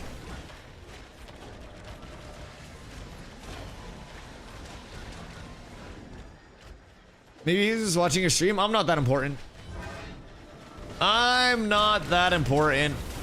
If somebody wanted to commit a federal offense for little old me, then fuck it. You're on the office TVs in Intrepid. Cappington. Cappington. What? Okay, hold on. I'm gonna see if it's me. I'm gonna take my mouse outside of the stream room and keep auto-attacking, standing in the spot for a second. That's creepy. You guys tell me if it gets better. Hold on. Yell if it gets better.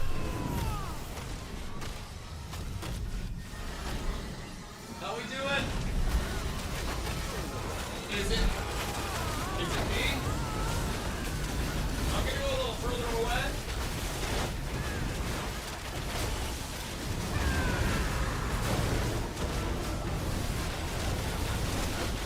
All right, wait, are we good? How are we looking? Wait, is it actually playable? What? Wait. Was it smooth when I was gone?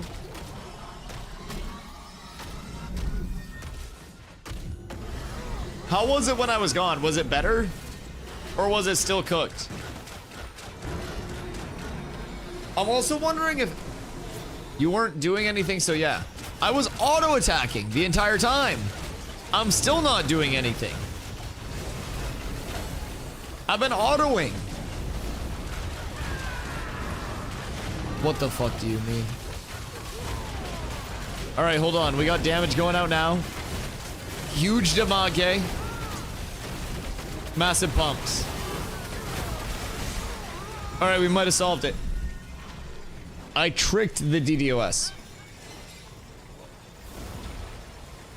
I made it think that I was gonna be over there, but I'm still over here. It got fucking outplayed. Oh no, it's back. It found me again. That's not good. That's not good at all. So, hold on. This will get the people going.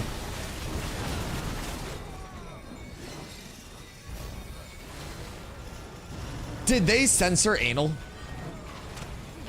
How long has that been censored for? Chat moving so fast, nobody will even see it. DDoS tab targeting. Bro, I got the full fucking macro target. I got like the / target DustyWhy with that shit. I don't know if anybody else had it that bad. But like, I don't know why it was working so well out here, but so poorly in the clump. Would just me being present in the clump impact it that much? Or nah? Because I feel like I'm leaning on it, nah. That seems very intriguing to me. Drop some abilities? I don't want to drop abilities. What if I'm the DDoSer? Oh god, it's all going to shit. Oh no, we're good. We're good. I noticed there's certain spots where Steel Bloom lags regardless. Have you been to Carf to see all of the new lag spots in Carf? Dude, some of those are like driving along and hitting a fucking speed bump that you didn't see, where you literally hit it and you just have a few seconds to tangibly go oof. That shit hurts pretty thoroughly. I found a Fupo outside of Halcyon. Oh, Jesus fucking Christ, he's eating the server workers again. Oh, fuck me. Why? Why is the Void on the loose? Can you keep an eye on him, please? As long as he stays in Halcyon, these server workers should be fine. Just have him eat the Halcyon hamsters, and then we'll be good. Fubo is the DDoS hired by Steven. So, like, if you hired somebody to DDoS your server, wouldn't they still be able to get arrested? Like, if someone was, like, a professional DDoSer? Because they would have the tools to DDoS in the first place, which is illegal. I feel like that's not a rewarding gameplay loop. No deep thoughts. Where is a solo leveling at 9? Solo leveling at 9, if not Lawless, Highwayman Hills docks here. You can also do like mirror left shardlings, probably pretty easily there. Shardlings probably more brain dead, if I had to guess. I forget what level shardlings are though. Paying for or participating in DDoS is illegal. So it's kind of like hiring a prostitute and being the prostitute is illegal. So what if we record the DDoS?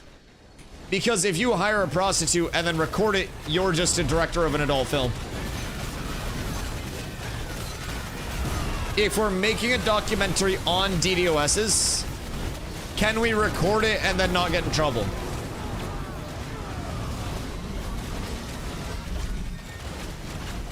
I feel like there might be a loophole somewhere. I'm not a member of the legal system. I'm not a fucking lawyer. But I'm sure somebody could go into a pirate software stream and find one.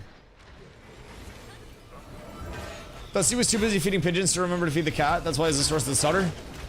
My stutter is overwhelming the entire server. Don't think it would play out like that. Yeah, but like, what if it's a Netflix documentary? So like, what if, I don't know, we're making a documentary on like DDoSing fucking like NASA or something. Like, I don't know, the fucking taking command of a spaceship and flying it around the world twice and making it do a barrel roll. And we're able to pull that off for the documentary. Would that be something that could get us in trouble? Not that I have the tools, the steady hands, or the brain power to do any of that. But in theory, I feel like it's the same thing as finding an exploit and reporting it, right? If I figure out a dupe, but I report the dupe and it gets fixed, and I didn't exploit the dupe, then I shouldn't be in trouble. So what if I only do it once and I record it?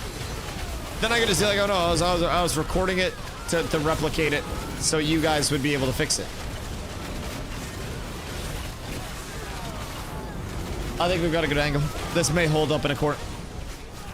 I say we just start hiring the DDoSers. Somebody in chat had a pretty crazy theory yesterday, actually, that they were just lying about the DDoSing as a whole, and that the servers were just like cooked in random places all at once in bunches, and they really did not want to believe that Ashes was getting DDoS. They were like, nobody would ever take the time out of their day to DDoS an alpha. Like, brother, people have taken time out of their day to viewbot my channel before because they got mad at me for making fun of viewbotters. Like, it hasn't happened in a while, thankfully, but could be both. Could be, but I also feel like they probably have more data on their side to determine, like, this is organic, you know, player flow, I guess. Like, you know, this is caused by a large amount of players in the area versus this is an abnormal amount of, what, packets, I think is the term. I'm not an internet guy. I just stream. But, like, this is like an abnormal level of packets or whatever it may be that's coming in. Like, I'm sure they have some form of seeing what their flow of traffic is. A little bit of the DDoS and cook servers, which could have been caused from the stress of the DDoS, depending on severity. Yeah. I'm sure it's multiple layers. Now, question. Does dynamic gridding help against DDoSing? Because a certain area of the world is getting cooked and then just calls in more parts of, you know, more server workers, more resources. Wouldn't that mitigate the DDoSing? Because the DDoS would have to spill over into more areas and populate more resources before it overwhelmed it? I don't know if that's accurate at all. I could also see that being really bad, though, because if a DDoS is heavy enough, then it could spin up enough resources to crash everything all at once, maybe? I don't really know how any of this works. This is all just kind of like some idiot manically rambling, but it's intriguing to me nonetheless.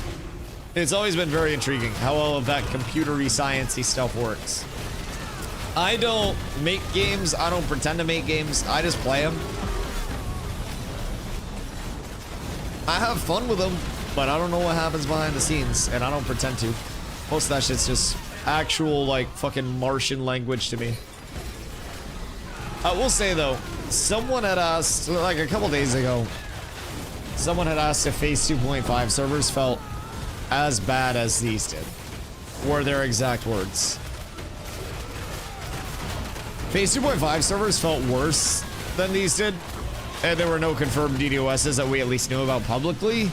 I'm sure maybe there were, but like Phase 2.5 was cooked. So overall, with the DDoSs just being like relatively small disruptions to content, I don't think it's that bad this phase. Like, downtimes have been minimal. We no longer have no Tuesday, Wednesday uptime. I love that shit. Chat, who remembers the days of Tuesday, Wednesday downtime? Full 48.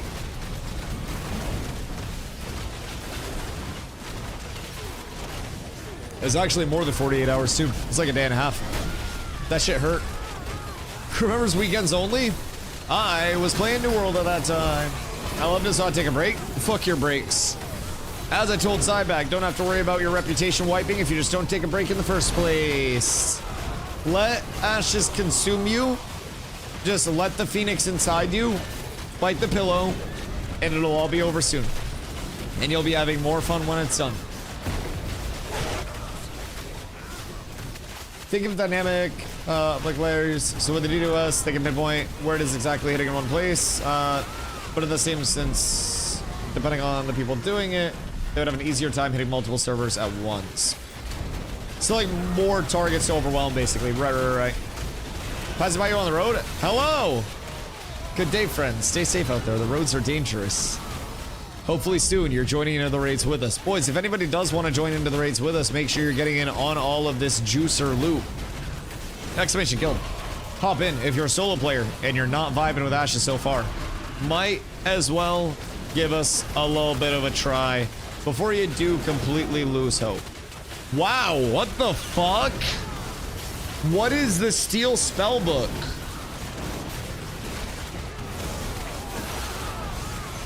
What the fuck? That is so good. All right, chat. Chat. Steel Spellbook is... Where'd that shit go? Oh no. Steel Spellbook is now Thornstride Great Grimoire. Okay? 2689 magic power, 671 magic crit power, 221 int, 49 wisdom, 389 power, and 519 healing power. That is absurdly good for clerics.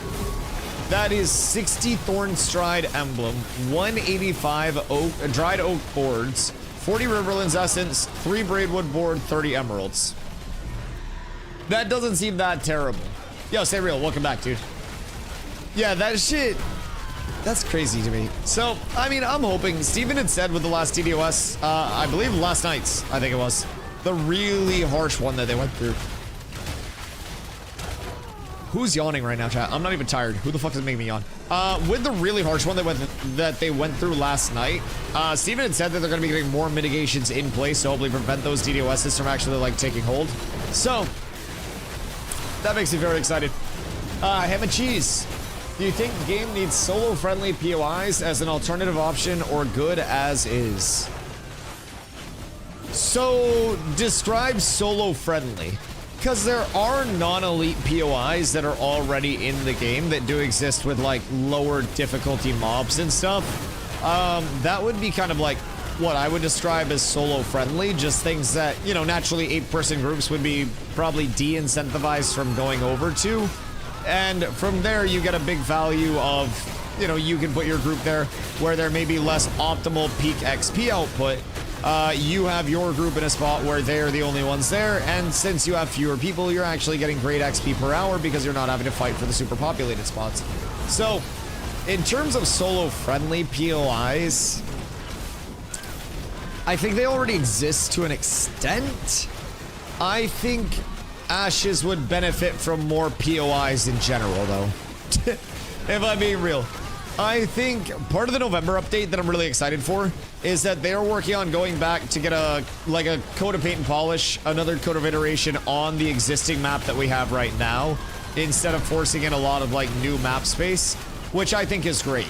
Because outside of the Riverlands, you've got your pocket dungeons, right? But those are going to be group-based POIs. You've got your elite POIs, your grand dungeons. There are some non-elite POIs out there, but overwhelmingly, you're going to be looking at group-based stuff. There again, there is an opportunity for people to find experience opportunities still throughout the world as a solo or small group player. But I do think more points of interest dragging groups outside of, like, we have to be everywhere in the Riverlands. You could go somewhere like a Titan's Ring and fight low-star elite Minotaurs. And then from there, you could go over to... Shit, I don't fucking know. It does get real limited. It really does get limited, I'm not even gonna lie. But a lot of those are also wilderness spawns that you're gonna be farming solo, right? So Titan's Ring could take you up to, like, 11-ish. You go out to the tropics and farm crabs or any of those things like on the shoreline that aren't going to flag you up but are still viable for XP. So like there are options. It's definitely not the most solo, you know, outward priority. Any tank seed? Ooh, yes. Yes, please. I would absolutely love one. That's fucking huge. 1000% completes my build. I will trade my new Rosarium Guard for it. 1,000,000%. Yes. Also, power check. I'm 198.8. Streg beats me because he just has GG fucking weapons. I hate him for it. But other than that, I think we're pumping. I think we're doing pretty well. Hiya. A lot of Steel Bloom gear. A lot of good rolls as well. So, what do you think you would want, Ham and Cheese, in terms of more like solo-friendly POIs? Are you just talking more along the lines of like non-elites and stuff? 217 power with the Windstead buff. Wait, what's the Windstead buff? Oh, god fucking damn it. Wait, the Heart of Golgora's up here? Oh, damn. So what is the Heart of Golgora? Unleashes an infernal bounty of rare minerals. What is that? Do we have more shit spawning in Winstead than normal now? Or like what is the implication there? Because that seems like it would be a very big deal, no? That doesn't just seem like something that would be like non-impactful. But what's the power buff? I may pick up some citizenship because Node Wars would be kind of fun if they are breaking out. I don't know if they're active, and if they're active, how long they're staying for. But I do love me some PvP. And I do think some PvP would always be fun. 3% dex and strength? Oh. Ooh. Is that citizen only? That's not the worst. It's not gonna juice it like crazy, but... Oh, okay. So it's just in this area. So do I also have that right now? Look at your buff bar. I was looking up here. I thought it would be under the Winstead boons. I didn't want to look at the buff bar. Oh. Why isn't it in the Winstead boons? I thought they consolidated it all to there. My fault, gang. There are two different spots for it now. I thought they moved everything up here. I was like, damn, this is all this gathering shit. Okay, that makes sense. That makes sense. Still two different spots. Lesson learned. God fucking damn it. Back in my day, everything was on your buff bar and you couldn't see shit. Dude, you couldn't fucking read your buff bar at all. That was the time to be alive. Hiya. So, how many more of these Steel Bloom Knights do we need before we just go over and degen and Carf? Because, like, degenning and Carf seems much better, if I'm being real. What's meta for Rogue? Reroll a caster. Thank you for coming to my TED Talk. Pretty similar meta for Fighter as well. Just play something different. If you're trying to play Rogue, don't pull 17s from below. Oh, I thought this was fucking America. What the helly? Rogue's still the most broken IMO? I hate Rogue. Personally. I wish Rogue would get fucking taken out back and disposed of, dog. I'll be completely fucking honest. I'm like rank 1 Rogue hater. As a Rogue player, I agree. Like, it's intended to be such a dog shit fucking annoying class. And it does that. It does that very well. The intended way to play on a Rogue is literally just being a fucking rat. That's it. That's literally it. Picture the rattiest of rat gameplay. Diddy-darting somebody into a fucking re-stealth goddamn fucking ration and shit. Like, it's just ratty. So I played New World though too, Dex Rat.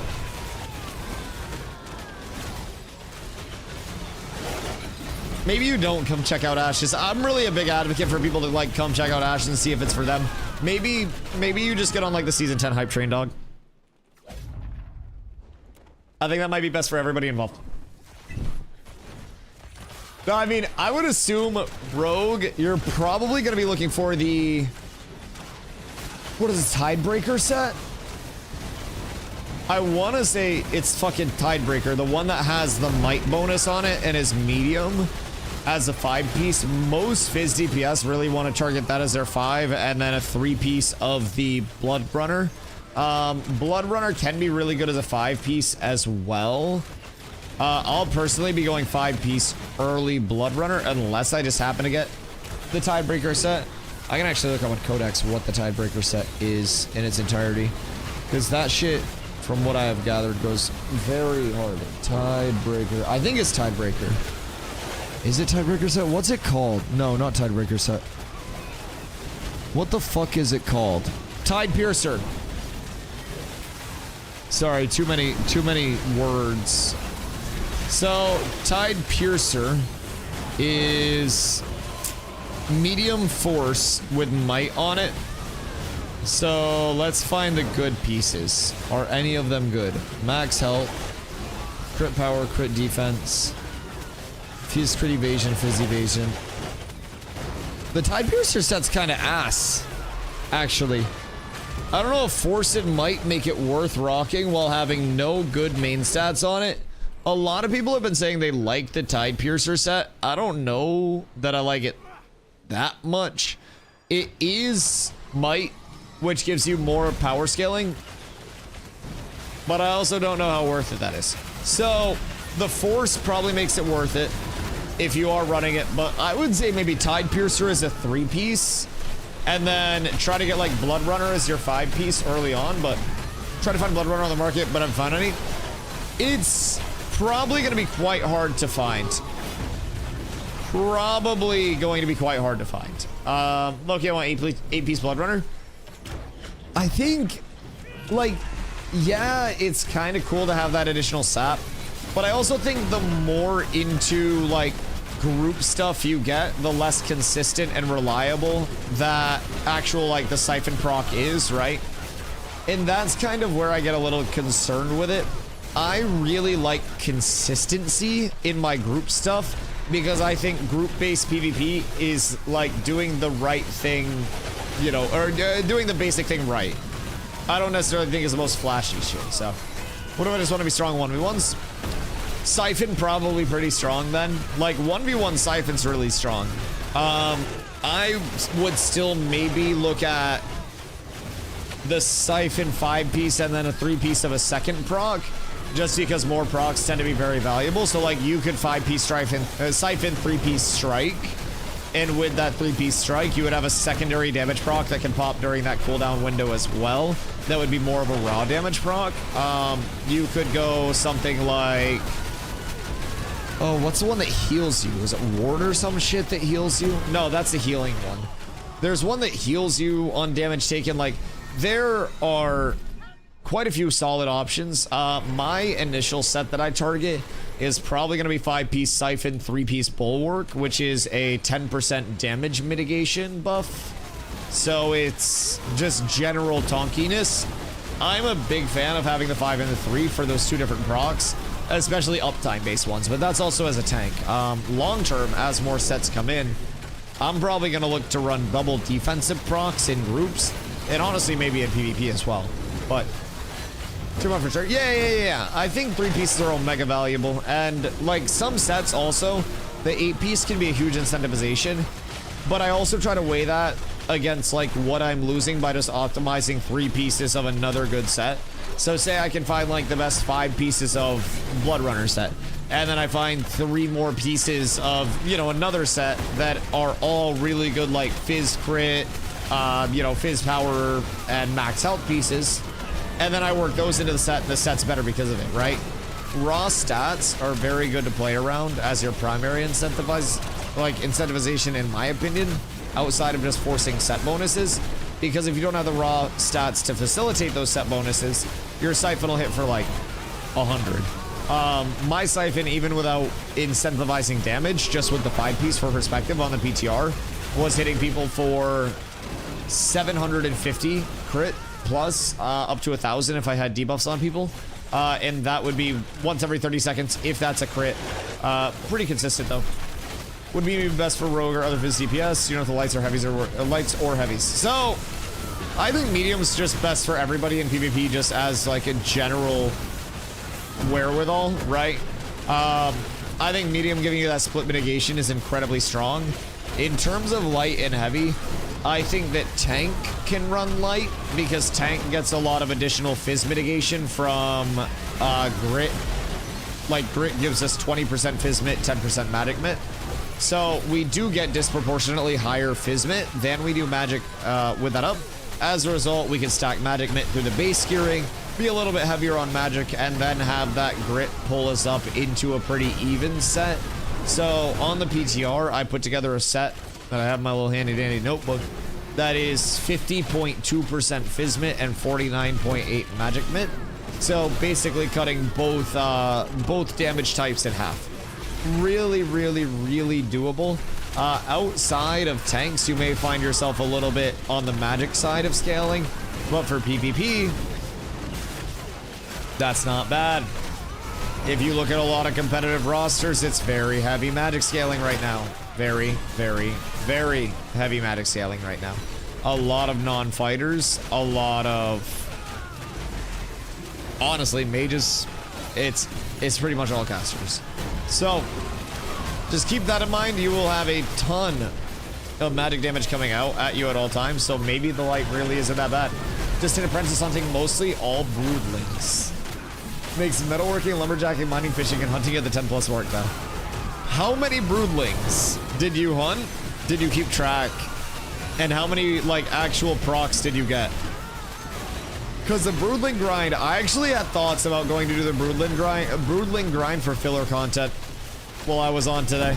I was like, what if people aren't on for me to power level? What am I gonna do? I might go grind some at some point. But there's still so much to do. Sure, it's 500 venom stacks. Bro, some people go on hot streaks.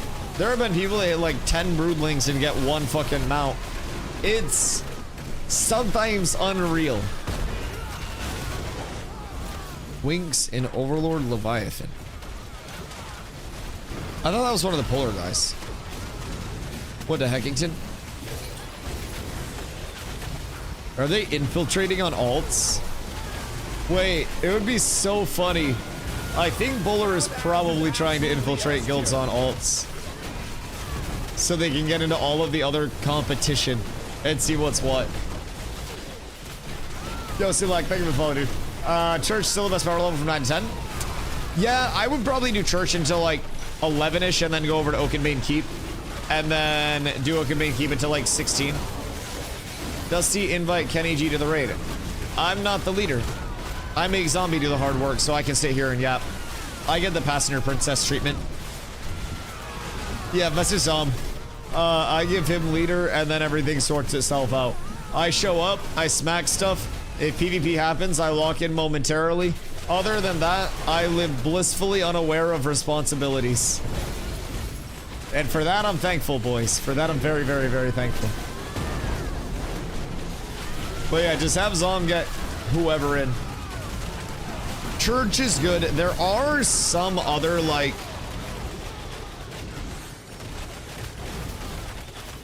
some other low to mid-level power level areas now. Tropics has a couple lower level areas.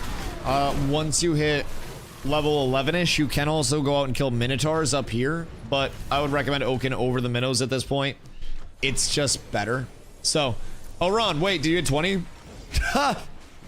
Brother in 20 in the raid, fucking massive. How many upgrades do you have waiting for you? I'm assuming a non-zero amount.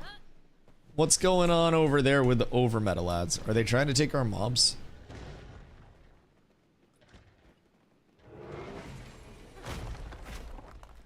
I gave pets to a near infinite amount of them, but only got 2 actual broodlings to train. Wait. Nah, 2 broodlings on the way up to 10 is really solid. That's not bad. Now, broodlings are nowhere near what they were in Worth previously, like being bugged, but they're still valid as shit. Those are huge bumps. Huge. We love to see it. Hopefully we can get more of the hold up to 25 or even 20 plus. It'll help with all of the prog, dude. Makes leveling the towns easier, makes it all easier. Cyborg's dropping the Bob Saget's. I died and lost 60 red ink. Wait, what?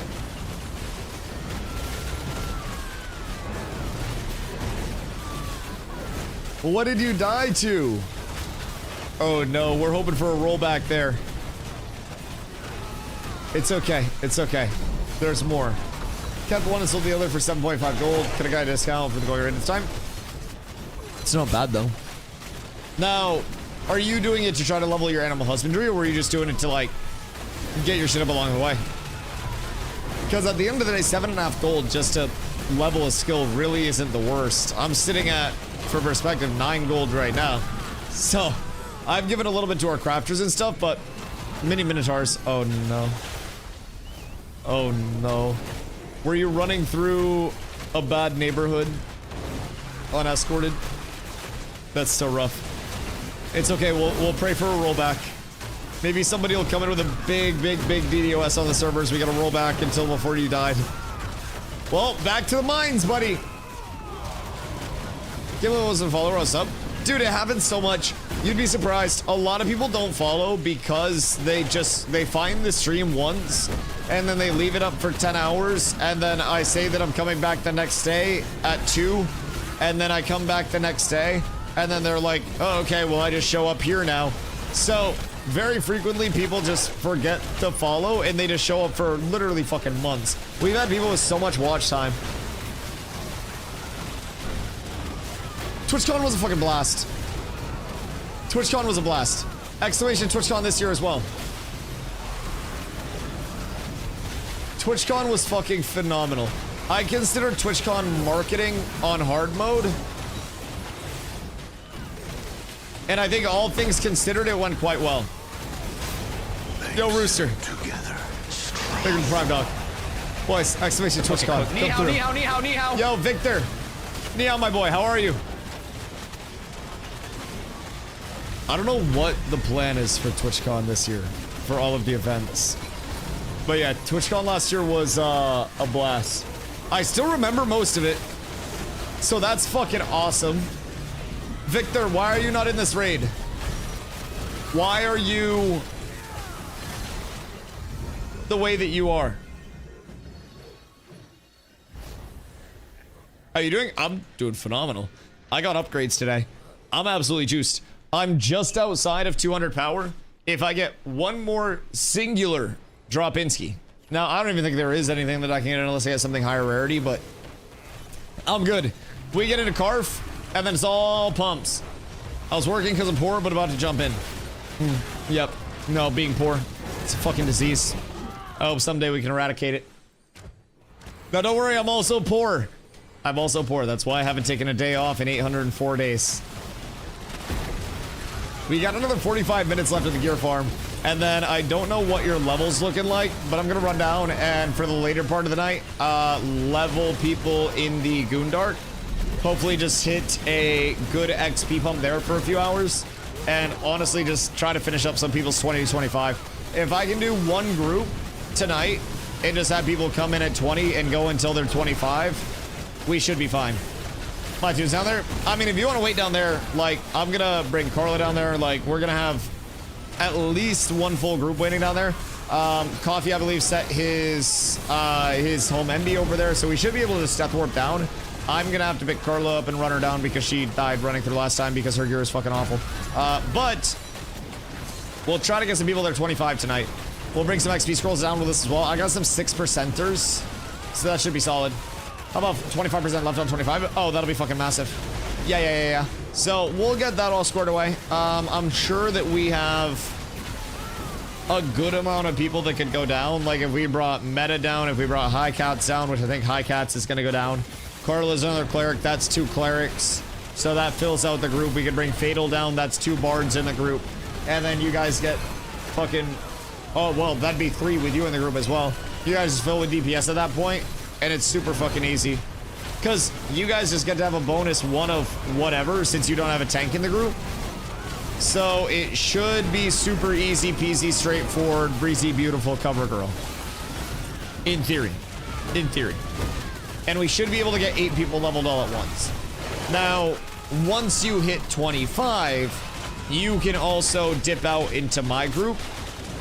And then chill and support if you want to. Or we can just keep pumping that. Either way. Or you can leave. I don't fucking care. I'll be there though. I can go. What level you at, Ultra? Is this the Ultraman Ascension to level 25? Dude, the power leveling is so good. Just being able to actually go back and pump for people this quickly. Probably stay down there if only 45 minutes left on raid. It's a 45-minute run. Unironically, it's a 45-minute run. I have my home MB down there specifically so I can death warp down after our raids. Yeah. 20 and a half. Oh, massive. Yeah, so you're gonna want to grab either the Hakriba Ember Spring or you're gonna want to grab the Judark Western Harbor Ember Spring. I would say make your way down there and grab one of those bad boys, and that will get you into a good spot. I have it as my home MB, so that way if people are on for a power leveling group, I can always just death warp back down there. Whether you want to set your home down there or you want to have your home in the Riverlands, that's up to you, depending on how much you want to run. But I'm fine with a little bit of a run. I just yapped to chat. It's like having the radio on. So we can definitely get some good levels pumped, though. If anybody has XP scrolls in bulk, bring them over too, so that way we can try to make sure that people have good scrolls. I have some green novice on me, but those are only 6%, so. What are you farming in a Kriba? XP. It's just a god XP spot. My highest clock so far with a group is about 1.8 million an hour. And that was with a pretty reasonably put together group that wasn't even like optimized or anything. We were just chilling and pumping it. So I can just sit here and put up a casual 1.8 milli for groups and power level them up. So yeah. Now the gear drops are non-existent. Non-existent. Yo, Victor, thank you for the 15 day streak, dude. What level did you start pumping there? 25. I went there directly after hitting 25 by not going there to start power leveling people there. Yup. Yup. So I did my grind without any crazy XP power leveling spots and just did it the old brute force way. And then I found one of these spots. What level can you start? 21 is ideal. 20 is doable. It's level 29 and 30 of the Najash mobs, like the snakes that are in Daytona. So you have the hunter mobs that give like the paralytic poison debuff, and then you have priest mobs. Pretty easy.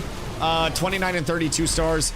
No fucking loot table whatsoever. Like you could farm there for days and find one piece of gear.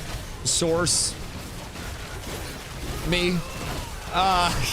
But it's a really good XP. I'm going to try to spend a couple hours each day just kind of like helping people from the community prog up. Because it really, dude, it's such a fucking echo chamber if you can get it going. Would it be too much trouble for an XP scroll? No, I got extras for people. I mean, I'm not fucking using them. I'm good. So, I have 9 on me that are the 6%ers. I would encourage, if people have either a lot of mats or a lot of doubloons, either hit up Cyborg. If you have mats and can craft scrolls, they take a while to craft, so don't expect those till tomorrow. But if you do have mats, you get the XP from crafting it, you get the scroll, easy peasy, pay the fees, bring the mats, easy system. Or if you check any player markets, those are going to be really inflated. I wouldn't recommend checking player markets for it. But if you do find a good scroll, it can be upwards of like, you know, 15% or more XP. So there are benefits to the scroll game. For that, I'm going to give you some good info. I swear to God, if you say the Tower of Carfin event.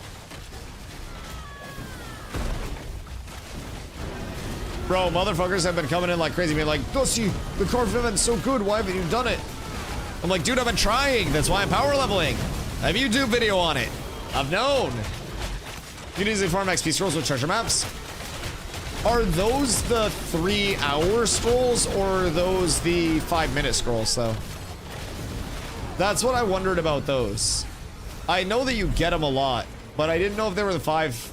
Oh, they're the 3 hours? Oh, that's kind of cool. Now, we would just need higher rarity treasure maps, but interesting. Because the treasure maps, I can't compete in the marketplace. Really? So any high rarity treasure maps, definitely, I mean, run those anyways, but could be a good source of those high rarity XP scrolls. Now, would that mean that epic maps would give epic journeyman scrolls? If it hit? Am I understanding that correctly? Because epic and legendary maps give journeyman mats and journeyman output. No, epic maps and Riverlands don't drop XP scrolls. Well, fuck me. It's not on the loot table. Huh. So it's up to blues. We're seeing multiple scrolls drop per map. Those should drop apprentice scrolls, if I recall. Damn, okay, so blue maps are gonna drop a lot of apprentice scrolls. I have an idea. I might go buying some maps. Does Gundar give drops? No, absolute dog shit drops. If you're looking at the power leveling spot, absolute pee-pee poo-poo fucking hot 2E get out of here drops. They are quite bad. Not good, not ideal, no bueno. But they have good drops in the loot table. It's just the drop rate is like less than my not yapping rate. That shit is minuscule. Minuscule. Heroic also drop apprentice, but those are harder to get. Ooh. Alright, well. Looks like we know what we're running. Want to trade for scrolls? I mean, I only have green scrolls, but I'll give you scrolls. And then I can run that, because I still have to get the X kit for it. But the excavation kit should be pretty easy, because that's just going to be zinc and ash, right? We can probably have that by the end of the night and run this map by the end of the night. Focus only on Riverlands maps. They're the only ones that give you gold pouches, and the gold pouches can often break you even or make you profit if you buy them for cheap. Word! Word! I see the XP grind. Don't worry, anybody that comes through to the XP grind gets the scrolls. I got y'all. It's my equivalent exchange. I appreciate you, I appreciate you. No, that's good. I mean, we'll definitely get some pumps in on that because of that. Knowing that we can easily access XP scrolls, I mean, it's gonna get less and less valid as time, you know, goes on, right? But Dusty, don't leave telecraft scrolls. Oh, are you crafting more? Massive. I have some on me, but yeah. I will, I'll wait for those to be done. Do you have refining going on right now? Should have some juicers. That'd be good. So, cyborgs will have some scrolls for us to bring down as well. I can run a couple of maps, because we could still get good, like, useful materials out of the maps, right? Potentially. Like, are common and uncommon worth running at all? Probably not. Is it going to be common or uncommon novice materials? Probably not. But we'll do, like, blues and ups and see what we can get. Anything apprentice and up right now is very valuable in terms of those consumes. So, XP grind later. We can do up to 8 people at a time. We can cycle people out. Victor's gonna be a quick one. A couple other people that come down there will probably be pretty quick ones. But it's really fucking fast for everybody. We were doing over a level an hour for people, 21 to 25. It'll take 5 minutes. Oh, massive. Okay, cool. Yeah, I'll absolutely wait. That'll be my smoke break. That'll be my post-raid relaxation, dog. How are we doing on the loot skis so far? Anybody have tabs on what Zombler's inventory's looking like? Because I don't need much, but I am on the lookout for higher rarity steel bloom jewelry. If anybody is interested in a multi-item for one item trade. I've got many goods of various sorts, and I'm happy to give those a new home. Because that rarity is king. That shit goes crazy. Back in we go. Also, people having epic already is fucking crazy, chat. Has anybody else been following, like, the progression cadence of the actual towns? Because comparatively, I know there are more people right now.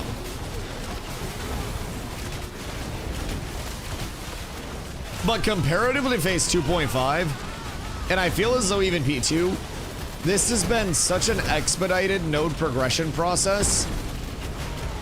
And I'm wondering, do people still feel as though crafting is completely invalidated?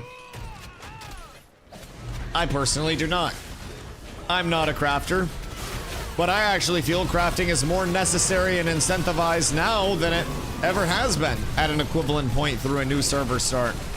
At least one that I've seen.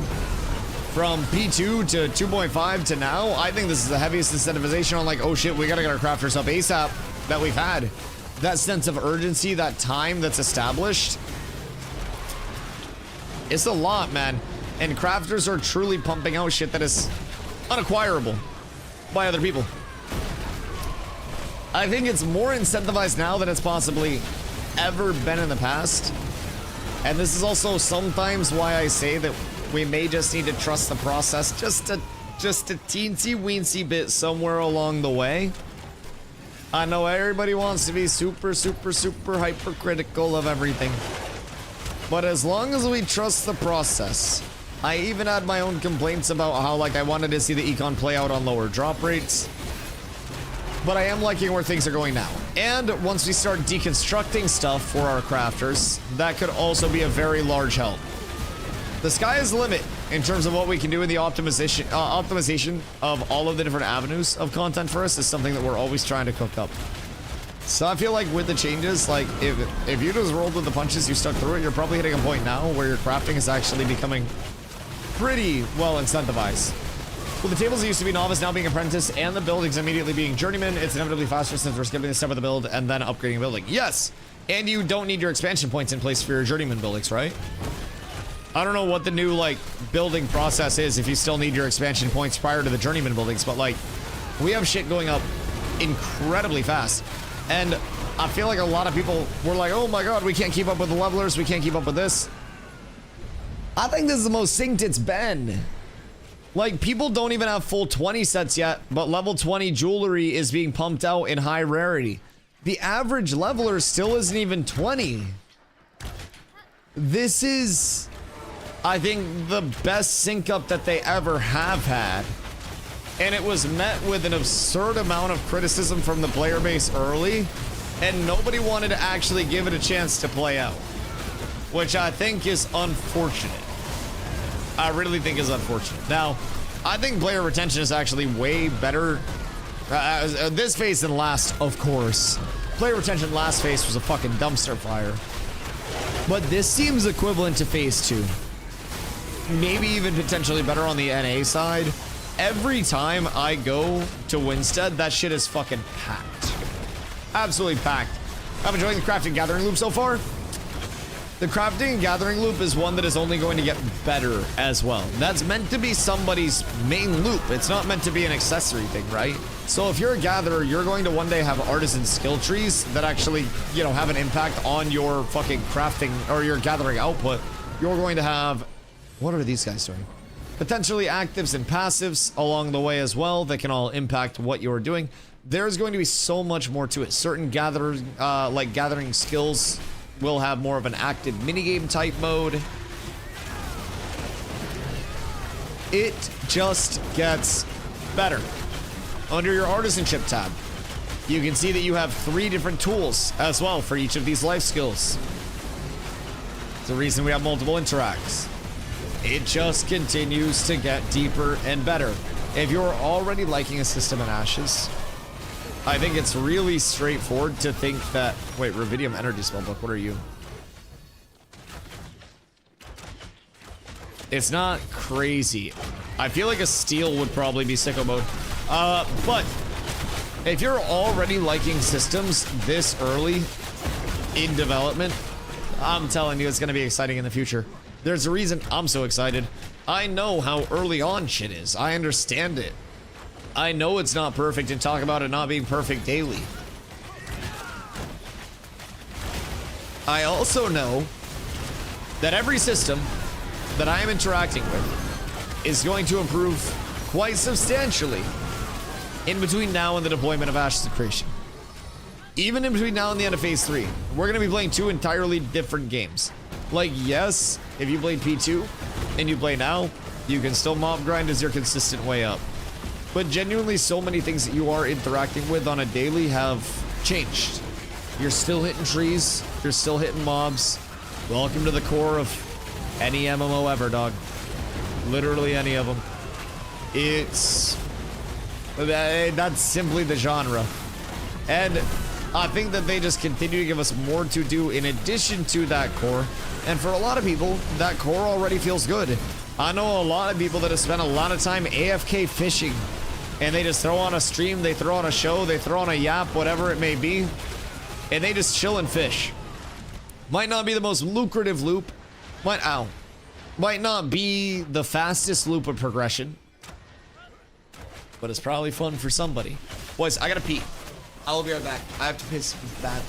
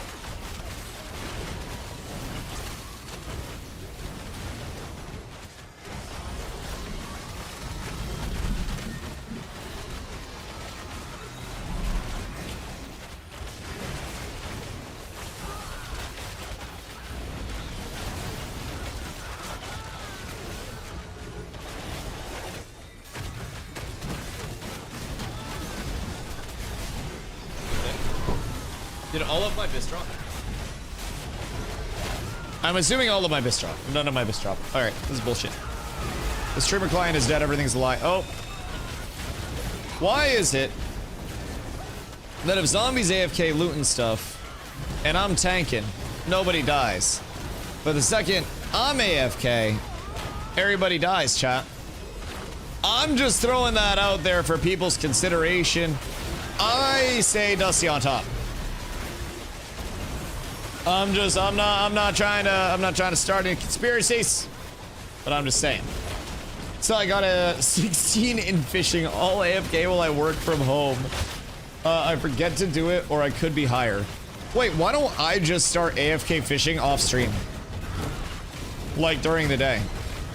I don't really like log in off stream or actually play off stream, but like I could pull up the game during my morning routine and then just AFK fish. And then just have a shitload of fish. What do we use fish for? Can't you get animal fat from fish now? In P2 we only had 8 nodes, now there's 26.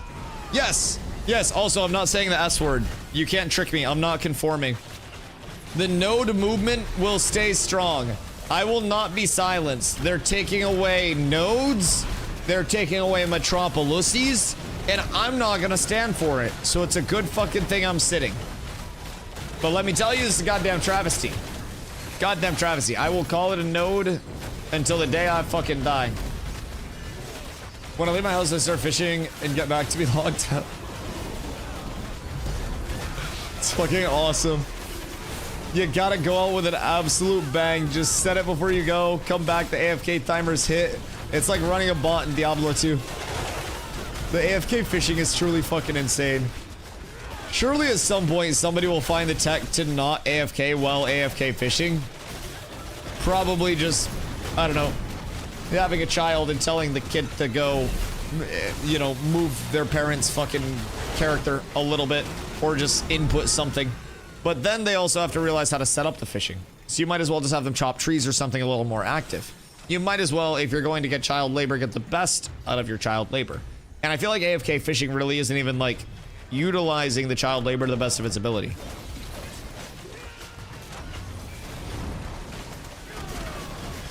I've been told that they yearn for the mines from time to time. We could recommend that. Yeah, AFK fishing is, I don't know, I wasn't sure how I felt about an AFK fishing system coming in. Like, not coming into Ashes, it was here before I was. But when I came into Ashes and learned there was an AFK system, I was like, oh, that seems not good. And then realizing that that's literally just such a small part of the actual progression, like, I do kind of enjoy that it's there for people that just want to, like, cozy chill out. So, leave my house checklist, find pants, put on shoes, grab keys, repair fishing rods, start fishing. And then you realize that you didn't empty your bags as soon as you get to work. Oh, brother. That would be the fucking did I leave the stove on dilemma. That would be absolutely awful. But yeah, I mean, I don't know, man. I think, like, on what Kristen said with the nodes and the progression, I think people are very frequently outwardly doomy for no reason with Ashes. I always say, if you slap a line of best fit onto this shit, it is definitely showing like a positive trend over time, right? It's 1000% showing a positive trend over time. The state of the game from phase 2 to now is night and day different. The state of the game from phase 1 to now is even more different. Like, it is genuinely moving along at a pace I'm happy with. And I understand people's complaints. I understand that there are people that are like, oh man, the systems aren't all of what they're promised to be. Yup.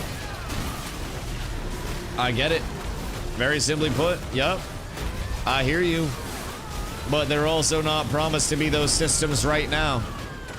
They're promised to be those systems in the future. And we know what we have right now is only a temporary state of things. And I feel like a lot of people, for the sake of like drama, whatever it may be, or just maybe fucking yapping, they tend to forget that. Played P1 on release in P3 now, it's very different. It functions as a game should at its core. You can log in, you can play it in a pretty non-disrupted state. Some people still have some weird crashing stuff. There are the DDoSs, server issues here and there. It's not perfect. But you can pretty much play this as a game at this point. Everyone says on Reddit, oh, well, anybody that's mean and this is going to be so miserable and have nothing to do and have no fun. I have fun. We're getting the community set so we can start doing scrims and shit all the time. Like, I'm having a fucking blast. So, I don't know, man. I think that people are ignoring all of what is coming in to talk about what's not coming in, right? So many people will just put on the blinders to a majority of, you know, the things that are actually being brought in, implemented, and then they just find one thing to hone in on, where it got moved back, it got shifted back, it got delayed, it got pushed back to whatever. It could be something that honestly wasn't even supposed to be out this early, but there was some ambiguous wording 3 years ago that made us think that it would be in by this date. Like, some people just reach so fucking far on shit, man. I don't understand it. There are also some people that go way too fucking off the deep end with their rants about Ashes in video games. I swear to God. Bro, some people get really weirdly, like, Zodiac Killer philosophical involved with, like, their rants about, like, why Ashes is terrible. And I'm just like, bro, if you don't like the game, don't play the game. I don't know how that's, like, that deep of a thing. But people act like it's either Ashes or literally nothing else ever in the world for them. And I don't think it's that deep. I really don't. Why is crafting so expensive? Because crafters make the best shit. And it's gotta be, you know, costing the most to be the best. I actually don't fucking know. I'm trying to bullshit you. I have no idea why crafting is in the sync state that it is. Now, I do try to, like, jokes aside, try to tell people that crafting is now meant to be a multiplayer input as well. And I think we see a lot more of that than we did previously. A lot of systems were much more solo friendly at certain points throughout, you know, earlier parts of Bev, even phase 2. Crafting was less expensive. You had easy 1-to-1-to-1 ratios, like you had vendor accessibility of goods. A lot of systems have definitely got more multiplayer based as times have gone on. I think that's probably going to continue to happen, but just in our instance, right? We've been funneling a lot as a guild over to our crafters. We've got a lot of people who are working very hard, gathering or finding, you know, whatever they can do to actually help our crafters out. And even with that, our crafters are still fighting tooth and nail, broke as shit to try to get everything that they can in place so they can craft. So it's definitely expensive, but I also feel as though it has a scaling reward tier to it, right? So with those higher rarity goods, we've also got to remember that, like, legendary stuff is incredibly incentivized now too. So from a crafting standpoint, it might be expensive to get there, but the second you're, you know, a journeyman carpenter and you're pumping out legendary long sight bows, that's going to be a large thing. Oh, there we go. So, can you tell me the huge differences between P1 and now? I don't see this huge difference, either graphic, combat, or economy-wise. They changed stats, not a big improvement. It's just a change. For some, it's nice, for some, not. But besides that, in introducing Rogue, what are the huge differences in those 2 years you're talking? Brother, Phase 1 wasn't even a playable state of the game. In terms of just like the network infrastructure, we have to realize that development encompasses not just systems that we as players interact with and engage with, right? But it also interacts with, it also includes what we play on, the foundation, the canvas, right? So looking at a very simple state of how playable the game is in terms of a network state, in terms of crashing, in terms of consistency, fluidity, playability, that has come a massive length since P1, just to start it out. In terms of content, the base of the game was established and it's been built out past that, right? So we have more depth through our node system now. We have the Vastlink system, and again, everything's based out of the Riverlands still, right? They've been basing a lot of shit out of here, getting this up to where they want it to be on par.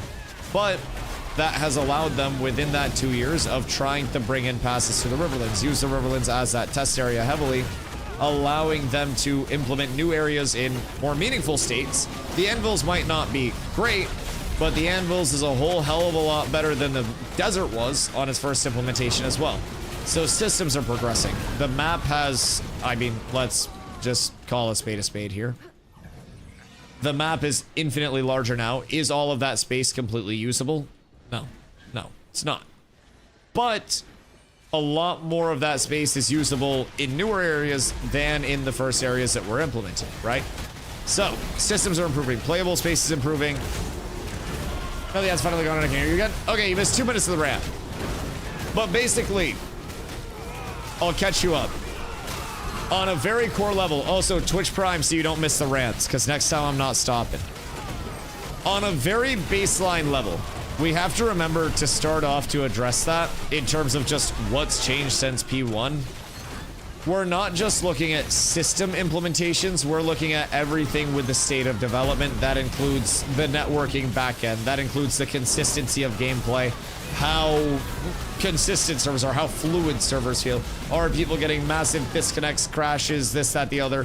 And even that, just outwardly, right? First things first, has come night and day from even P2, even 2.5.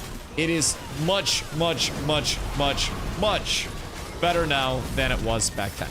So just to start off to answer that, that is the basis of everything, right? If it feels like shit, if it feels super chunky, if people can't actually access it and play it for large periods of time, I think that alone is going to be a very large detriment that they've worked past.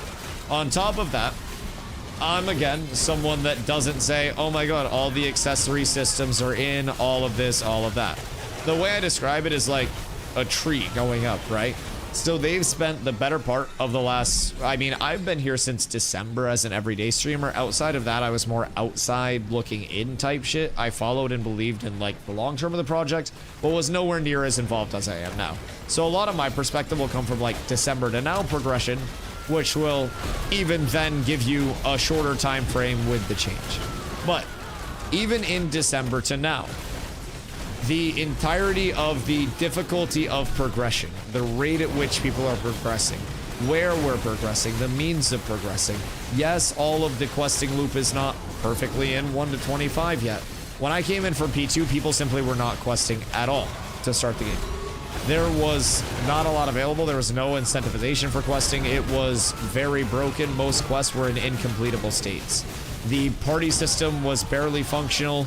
The fucking, like, down to the chat. I mean, brother, like, I know chat's not a large thing, right? But, yo, Triple, thank you for the raid. I appreciate you so much. I hope the stream was phenomenal for you, and you had a good day. Raiders, welcome in if you haven't been here before. My name is Dusty. I stream every single day, starting around 2 p.m. EST. And I stream around 10 hours a day. So if you guys aren't already following, make sure you do drop a follow so you know when I go live daily. Right now, we're talking about a few things that we feel are different in between when we started and where we're at now. So, you know me. I'm a realistic person. I'm not out here saying Ashes is perfect. Ashes has all of the systems. Ashes has the accessory systems. I still think there are very core things missing. But in terms of the actual playable interactions, right? In terms of things that we are running with on a day-to-day, the node system has progressed and changed substantially. The node system, even recently, went through the progression change from 6 tiers down to 5, the restructuring of the plots available in each node tier, not just deleting the 6th tier, but adding the effective structure of all 6 tiers, but within 5 tiers to better sync up with the progression of the game for now. Then we have Vassling added in there. Is this, ooh, wait, petition's up. 79 active players. What the fuck? What is going on over there? Jesus. So the node system, we have gone from very few nodes, I believe it was 8 when I first came in here, and these 3, to I think Kristen said like 20 something. I don't want to count that high, but much more playable area. Is the playable area all up to par, up to equity? Fuck no. No, I'm not going to pretend it is. But over the course of that, we've also seen the Riverlands receive some love, receive some functional improvements, receive a lot of changes within the Riverlands. Things that were more experimental, such as freeholds having mob spawns populating the freehold area, to those being taken out. Effectively, 26, I did count them on the map. Thank you. Like, there are a lot of changes along the way that were put in, taken out, didn't quite work out, revised upon. So, mob grind areas have changed. Progression has changed in terms of difficulty in mob grinding, gear acquisition. I actually think they juice drop rates too much a little bit in terms of like where we're at right now. But rate of acquisition, where you're acquiring things, has also changed more or less. Still remains pretty similar in the Riverlands for a lot of stuff, but early game specific, which is again that foundation, has changed substantially. Your most optimal routes are going to include a way different first-time user experience setup, way different routes of progression, questing implementations, or I guess inclusions would be a better word. Questing inclusions in your progression. The crafting system. Something very simple that changed with the crafting system that had a very large impact, even quite recently, was the addition of that adventuring XP with the crafting system itself. So, the gathering, refining, crafting system now being a semi-viable means of leveling opens that leveling progression up to people who don't just want to mob grind all the way up, right? On the PvP side of things, let's not get started on the 72 fucking changes that have been made to the flagging system. They've gone through 1,000 different problems with mob training that they've tried to curtail changes to, corruption baiting that they've tried to curtail, you know, the things, the bad things about, and a lot of things with the PvP system that are, like, I describe them as corny interactions that they have had to deal with. I think through multiple time to kill changes, multiple kind of like passes on that, you said that that doesn't make a huge difference. I actually think that balance is an ongoing thing, where it's a lot less. Hold on, I have to get in Discord real quick. I think that it's a lot less. One sec. Sorry, I don't want to miss the drop handouts. It is a lot less a matter of. Fucking Christ, I hate Discord. Okay, we're good. We're back mentally. We're back mentally. Like 2 different level spots. Always to choose one constant in peace, one constant in PvP active state. One of the PvP active is 50% more XP and 50% more drop rate. I think this would be a nice change. I think that's too much XP and drop rate. 50% is a fucking lot. Now, you do realize that that's already active to a certain extent, right? So these lawless PvP zones are that exact thing. So you can go here and you can be flagged up for PvP. And that rotates through, and every biome has one available at all times. So you can find these and then they rotate through. And then from there, if you stay in here, you've got 10% more XP and 10% more luck. So you do get bonuses for that, right? That's a system that does exist. In terms of like them doing balance-oriented changes, right? We have to keep in mind that balance isn't just like a one-time thing, hit it and forget it, and the numbers stay the same. Balance in terms of power scaling versus mitigation scaling versus inclusion of penetration versus whatever you may have. That's all a ratio that they can then adjust up as they go. If they want people having 60% MIT to deal with 250 power, then they will have to effectively scale HP and other avoidances to deal with 500 power. Or maybe they find that mitigation percentage that's like a reduction that they want damage sneaking through from that gives them their numbers. So it is beneficial for them to go through these time to kill changes. These gearing reworks have also been quite productive. Instead of bringing it to a spot where people are farming up their stuff, standing on a named mob, waiting for one named mob to spawn on a 20-minute to 1 hour timer on a pad, people are now grinding dungeons again, which at the end of the day, people will always find the most efficient way to AoE grind a lot of mobs all at once. That's typically going to be pulling a shitload of stuff all together, right? So very simply put, AoE pulling does exist. I think AoE pulling and like holding down an area is more fun than sitting there swinging on a mob timer, waiting for it to respawn and having one mob. But, you know, same devil, different demon, or whatever the fuck the saying is there, right? So from that standpoint, I think that the gearing could still be more engaging, but that's also where the crafting comes in. I'm not crafting shit. I'm not getting into that loop, but we have crafters. So we do still have that other side of the gameplay loop, and keep in mind that crafting progression has changed pretty substantially. The incentivization in terms of the, like, scaling of legendaries has gone up substantially. That was actually one thing that I was going to talk about with part of this gearing rework. And again, that's a substantial thing that encourages a crafter-based economy. So take a long sight bow, for example. A green long sight bow is going to sit at 3,200 fizz power in uncommon, and then in legendary that goes up to 5k to 5,700. So that's a pretty substantial advantage there in terms of actually crafting. In terms of content systems being added, sieges are still in a very primitive state, but sieges are going to be huge to get more testing on to make sure those are running smooth, since they are such a large risk, large reward mode, right? Sieges have received a lot of functional passes, and keep in mind, I have a theory that we're close to castles coming in too. I think that'll be a huge implementation. But to say that nothing has been done over the course of 2 years, while it may not be branching off yet, right, into all of the accessory systems and stuff like that, our core has developed a lot. And that may be not enough for some people, and that's perfectly okay. I'm not gonna lie and say every accessory system's perfect, but I feel like the core of Ashes has pretty substantially improved from the simplest aspect of how playable is it, how consistently is it crashing, how hard are the memory leaks, how bad are the disconnects, how bad is this, how bad is that, right? How bad is the balance? How bad are the Thanos snaps? How bad is the scaling? How bad are the exploits? How bad is the quality of life? A lot of that, on a very baseline sense, has come an extremely long way. Functionally, in terms of systems, you may not see a ton of systems added right now. This might not be their prioritization of adding a lot more systems, but rather taking the core systems that they have and expanding on that. I'm not intrepid, so like the balance of core systems versus accessory systems, I don't have a say of when they come in. If I was intrepid, I'd have arenas in the game already. I really like arenas though. That's my personal bias coming into play. So, from my standpoint, I think that we're at a point where the core of the game has most definitely improved, but people are going to be waiting on more than just the core. People want replayable gameplay loops. People want shit to do outside of just the direct, I grind for more powerful stuff to let me grind harder stuff for more powerful stuff. That's the baseline that they've been working on, in that scaling of I gain my power through this, then this, then this, then this. The steps of that progression along the way, right?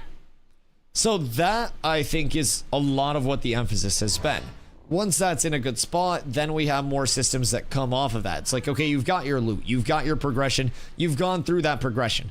Now, you may use that for arenas. You may use that to go around to every corrupted zone on the map once harbingers are in, and you may try to mitigate those harbingers as much as you possibly can. There are so many things that are still yet to come that I definitely understand a lot of people's perspective of like not much has changed. And outwardly, in terms of new systems, they're pretty correct. But the systems that we interact with on a core basis, the very, very foundation of that game, I think has come an incredibly long way, especially within, you know, if you look at P1 to now, day and night. And I just watch P1 shit. You didn't even accept my friend request? Wait, who are you? Not like who are you, but who are you in game? What the heck do you mean? The fuck is my... Are you bearded lady? That seems kind of like a Kier name. Kier, is this you?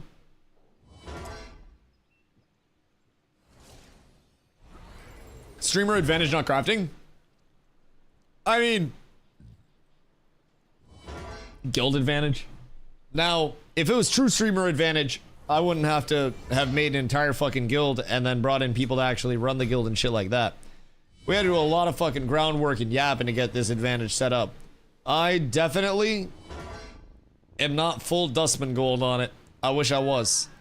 I wish I was, because I'd already have better shit. I'd be way above 200 power, let me tell you what. Will they introduce gliders with skills like another backdrop? 30 meters are invincible for 3 seconds like Arcade has, or the mounts that also have those kind of skills to make PvP more exciting and have another element of skill. I believe they do have expansions to the mount system planned. I don't know exactly what the like mount skills are going to be looking like, but to our knowledge, they do plan to have different mounts having unique modifiers as like a full version of the animal husbandry system. Keep in mind, mounts will also have different unique stats. So one cool thing about that, outside of just the abilities, is like from an animal husbandry standpoint, that like life skill standpoint, animal husbandrists will potentially have like, you know, a horse in the Riverlands having different characteristics and statistics than a horse that's on the other continent in a biome. So they may want to get horses from specific biomes to kind of like chase those specific traits that they're looking for. It's definitely going to be a much deeper system than it is right now. And in terms of gliders, gliders will exist, yes. Those are going to be, to our knowledge, an every player acquirable mount. I wouldn't necessarily say incredibly common or cheap, but yeah, gliders will exist, and that'll help a lot in areas like the anvils. You've got a huge amount of like verticality up in here as well. So gliders are gonna help a fucking ton there. But yeah, I mean, I hope that also helped clear it up, by the way. So, just from like the outside perspective, right? It is always very easy in an alpha and in any development state to pick stuff out and be like, this isn't ready for launch. This isn't fully finished. It's not. But I think that a lot of the core elements have come a very long way. What? What are you in? Yo, what up, Shrimp? How you doing, dude? Just got off work. 14 hours. God damn. God damn. Big grind. Big grind. Crafting? What about it? Betta's comment? Oh, he can come whenever he wants to. Yes. Also, we have to figure out who's going down to the Goondark for the grind. Taking the new alleyway? Probably. Why? You need me to bring something by? Because I can. Oh, wait. I need to go with Cyborg to see where his scrolls are. And then I run down. I'm assuming he's crafting those in Winstead. But, he has scrolls that he's crafting. I want to kill Windlord. What's Windlord drop?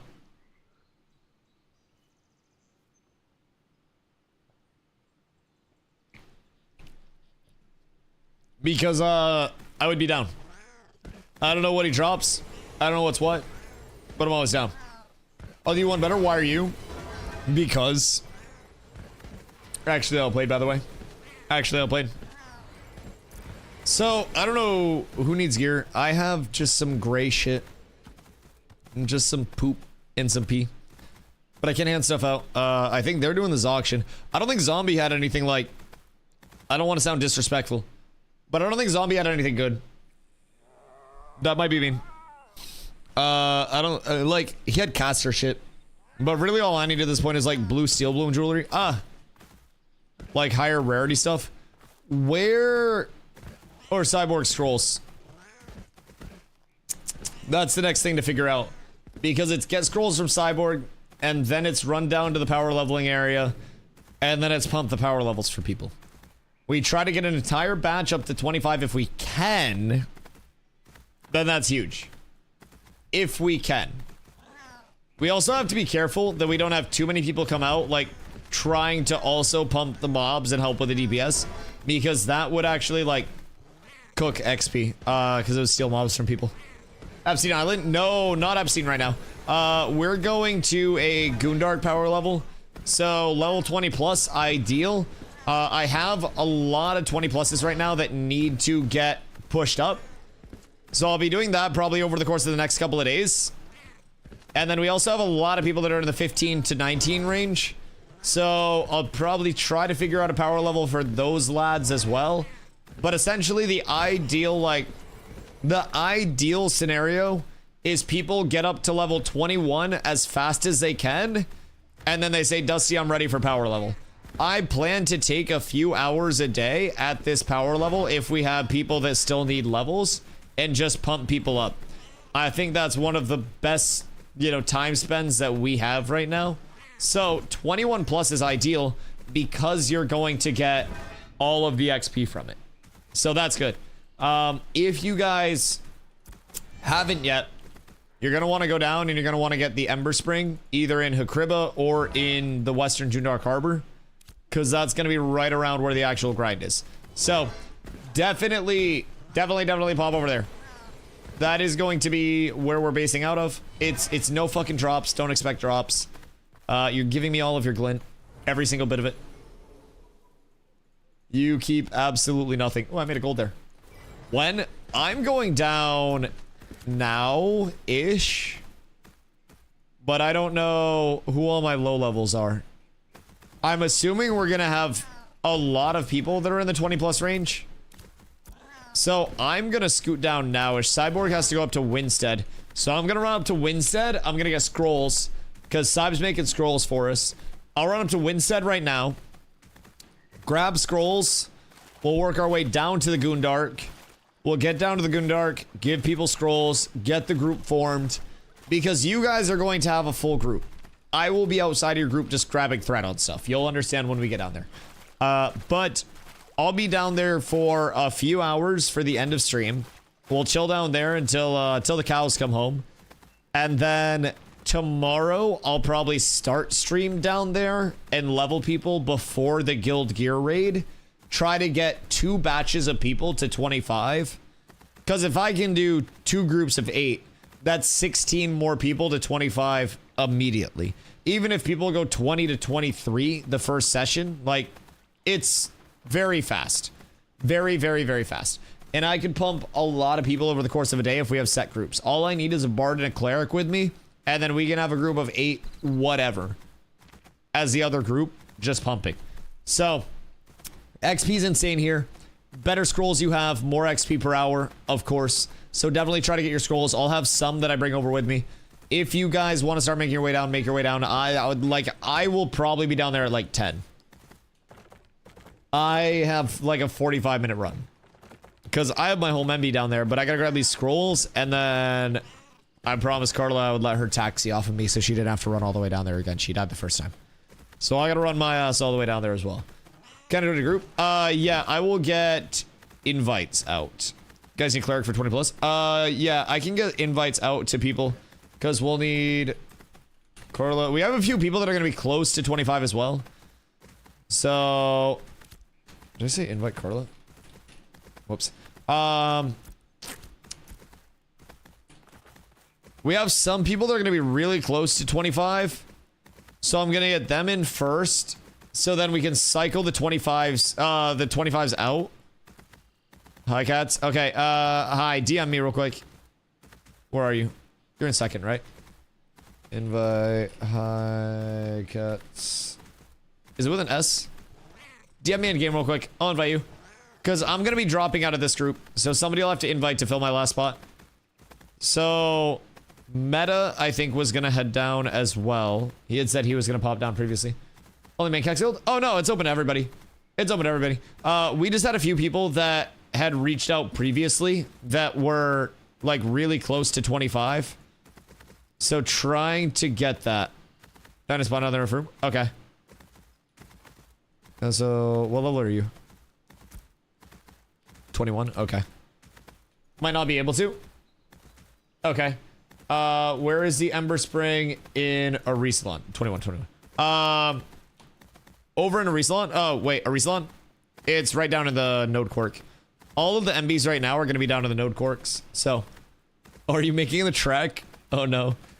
So, yeah, if you can get into the Node Quark, just run down. You'll see it, like, right down at the base of this hill. So, that's your checkpoint. Fill for Cleric, if I'm able, I'll holler again. Okay, so Ace is dying down there right now. Cheese, are you already down there? I think Ace is like 24 or something, if I remember correctly. I think Ace is higher level. We'll have a spot soon as well. 23. Okay, so Ace will be 25 soon. So while Cheesel's heads down, we can get Ace in. Ace won't take long. Victor won't take long either. So right now, anybody that's close to 25... Anyone close to 25 that needs it finished, X up for power level. 3 spots. Alright. So this way, this will give people time to work their way down to the area. We'll be able to hopefully cycle a couple people out already to 25. Get the people that are higher churned out, and then we'll get lower level people in. Because they're probably, if you're coming from 20, you might require like 2 full sessions. So we'll get that squared away. We could use DPS. So if there are DPS that need a power level, that is going to be prio. Any cats adjacent. That is the prio. 20 plus to fill out this group. If we don't have a lot of people, coffee at us way earlier. You still need P level. A mage helps so much. If we can get a couple mages in this group, would be quite large. Or just any DPS, really. The mobs are so fucking easy. I made of a post 6 p.m. PST level 12 to 13 backpack to hang out in for a few days. It'll take me a while to run down from KT. A post 6 p.m. PST backpack. Phoenix, I love that. Let's see. Let's see. We do have some leveling groups going, but I can also go down and tank some for some lower level groups. I could always go out to like Epstein with some lower level groups and pump, because you will get fast XP, and I'm sure there are some lower level XP pumps. Let me do some Inquisition. And I'm sure... Oh, wait. Whoops. Oh, God. So many pluses. What's this one? What are you? Another bard. I need to be able to slash who people. I need to be able to... like, shift-click a name and see, like, what class and level they are. But, yeah, I mean, I will probably try to... Incognito, what up, my friend? I hope you're having a beautiful day. I will probably try to plan out some lower-level prog pushes as well. Just because it is beneficial to have those. I know that like that 10 plus push can be really tough. If you guys are down bad on gear, also make sure you come see me, because we should have some extra gear for pretty much everybody in the community. Whether it's me or somebody else, I'm sure we have so many hand-me-downs going out, especially after the auctions that people are doing right now. So like, there are going to be a shitload of upgrades that are going out at this point in time. If you guys are level 10, post in Discord. Just be like, anybody got extra gear? Find somebody to get the gear from. Wait a second. Are you in cats? Are these two in cats? Wait a second.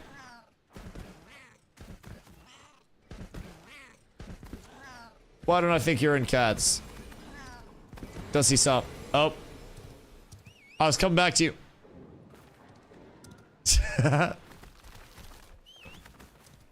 Okay, wait. Is everybody here in my guild? Thank you, sir. I appreciate you. Do you need compensation for these? I will give a map. I don't know if I owe you money. How much do I owe you? Actually, wait. I'll tip you. Cheetos and cats. I know Cheetos and cats. Here. Take... That's nowhere near what the refining costs are. But I'll tip you a gold, because somebody tipped me a gold earlier. I got you. Thank you, sir. More spoils coming soon. Oh, I want to see if there's any Blood Runner stuff on the player market over here. That's how much it costs? Oh, wait, really? Oh, cool. I got you. Are you lagging in a crowded area? Like, lagging more than I do in a non-crowded area. But I mean, it's running pretty smooth frames-wise. I'm sitting at 60 plus just right here. Blood Runner. Okay, there's nothing there. Yasuo and Pepe, are you guys in cats? If they're not in cats... Pepe was ungilded. All of our people should be in guilds at this point, right?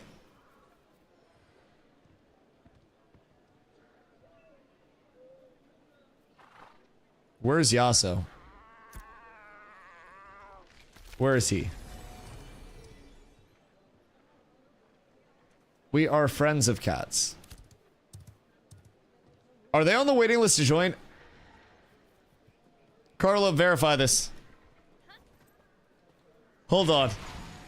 The spots are important. Are they on waiting list? Yasuo and Papego Huesos. I think I said that right. Hopefully I said that right. These two, the tank and the bard. I don't know about Papega. Okay, Yasuo should be on our waiting list. I don't know who Papega is, though.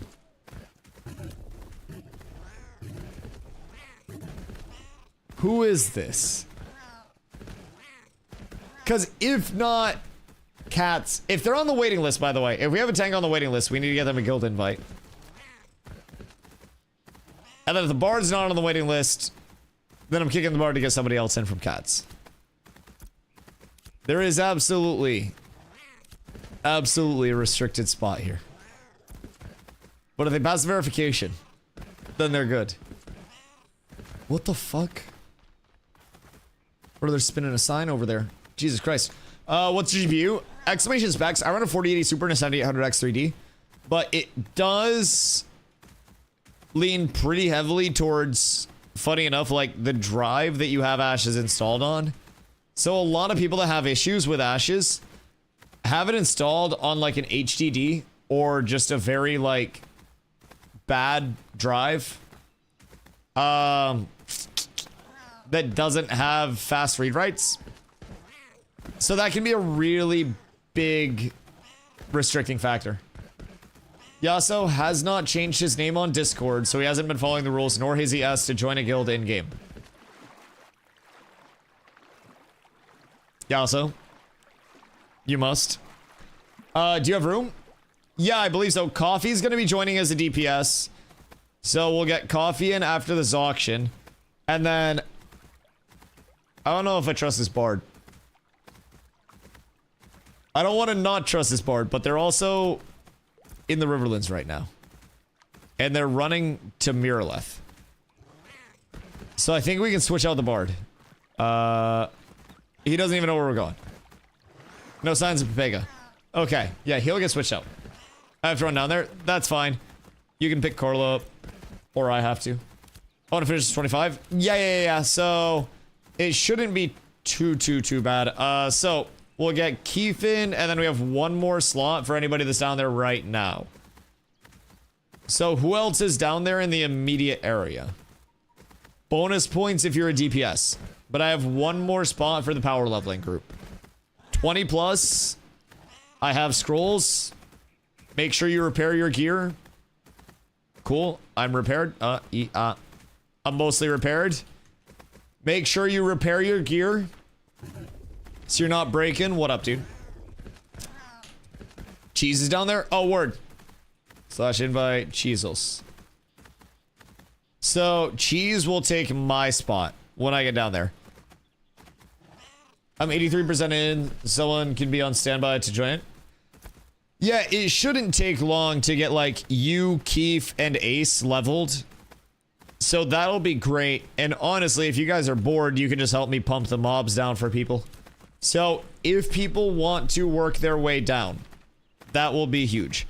We can have, like, I will just be sitting there tanking mobs, but we can have 8 people in this group. Everybody just has to be using their abilities and shit. So, selling glint, then on my way. Okay, massive.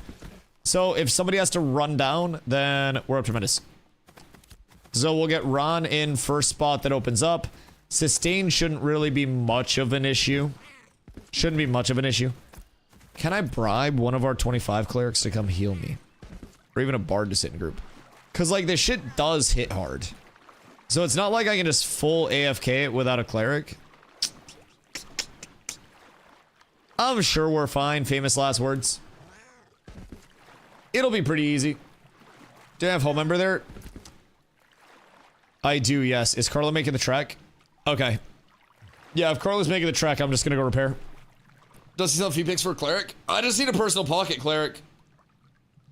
I'm not. Well, you're closer to my home MB than I am to, like, running down there. So I'll go back to my home MB and then I'll pick you up.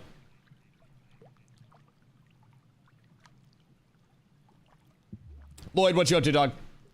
Hope you're having a good night, dude. Yeah, I'll come scoop. And then I will pump all of the XP for all of you peasants. Everything will be fine. Just got off from work. Ooh, did you make enough to buy me a long sight bow today? I know you've been working hard. Hit the graveyard shift. Bro, honestly, that shit's the best time to farm if I'm being real. There's fucking no downside to farming during the graveyard shift. That's one thing that, like, global servers simply didn't give, was that graveyard shift. So, kinda cool. Kinda cool. I like that there is that actual, like, downtime farmability now. Fed Onyx. What are you doing here, sir? Am I gonna have to lay pipe? I will lay pipe. Me and all of my fizz power. I will lay pipe. Huh? Oh. No, nothing. Nothing. Nothing. Wait, I have to come pick Carl up. God fucking damn it. I gotta scoot back this way. Also want to give you props on not dropping the node siege. Bro, we would have got more people on there if we could have got, like, sign-up perms. Like, honestly, we had a lot of people that wanted to do the node siege. We only got a few people slotted, so. Still got room. Work your way down. Work your way down. We will have room very quickly if we don't right now. I don't know if you are, like, right there or not, but we will definitely have room. We have 2 24s and a 23 in the group. So it'll be a quick process. We should be able to get the 24s pumped up within half an hour. 23s probably an hour. Should be pretty smooth. But I think we'll be able to get some 25s tonight and then finish up another batch tomorrow. Hopefully in between tonight and tomorrow, like 15-ish would be good. Have a good process. Oh, you have a good run process. Passing Jova. Oh, Jesus. I can't even fucking read. I read that as processing. Yeah, that's fine. There's elephants? Yeah, there are fucking elephants. Have you not seen the elephants? Just be careful. They're not very friendly. The elephants will fuck your shit up. Cats OP for that? Bro, I swear to God, if I had more cats, my wall, you guys would have been cooked there. Because we would have had a second tank with a second wall on top of my wall that then would have blocked you guys. Well, I don't depend on plant and ate my entire ass in the Junjar. Dude, that sounds terrible. Which plant was that? Just asking for a friend. Which one of those plants? I'm definitely not gonna go AoE farm those later. Off stream. Wonder how many I could tank. Carla, how many big heals?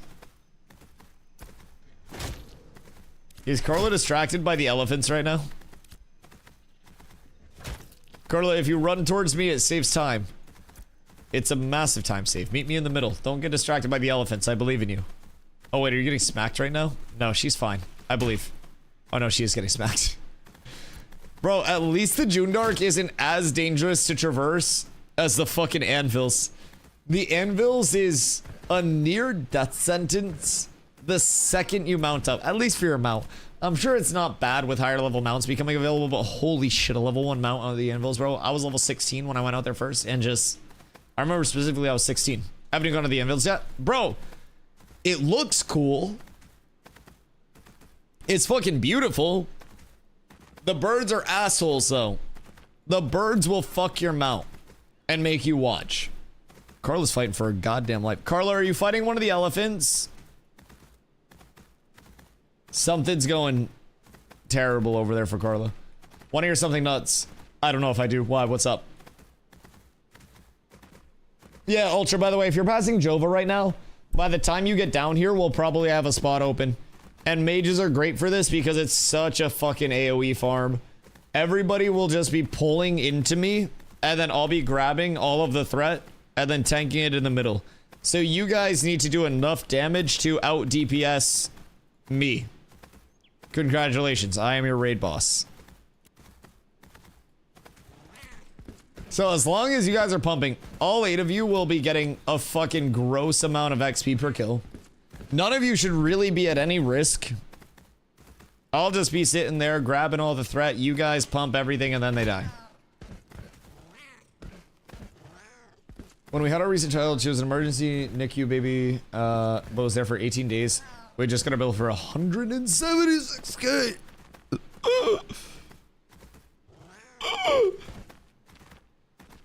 All because you had sex.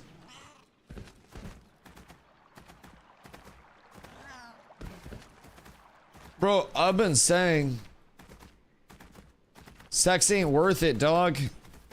Like, that 176k, how long do you think it took you to nut? Because, like, that is a terrible cost per hour. That is way worse than Ashes is. I'm just saying, you get way better value. It's being covered. That is always something good that you can do, is have a very successful baby capable of covering their own bills. Give it maybe 3 minutes. Oh, dude, that's 176k times 20 in terms of debt per hour. That's fucking rough. That's a lot of time spent. Wait, did you not get the MB?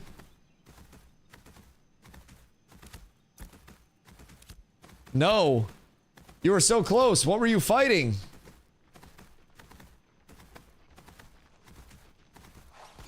Oh god.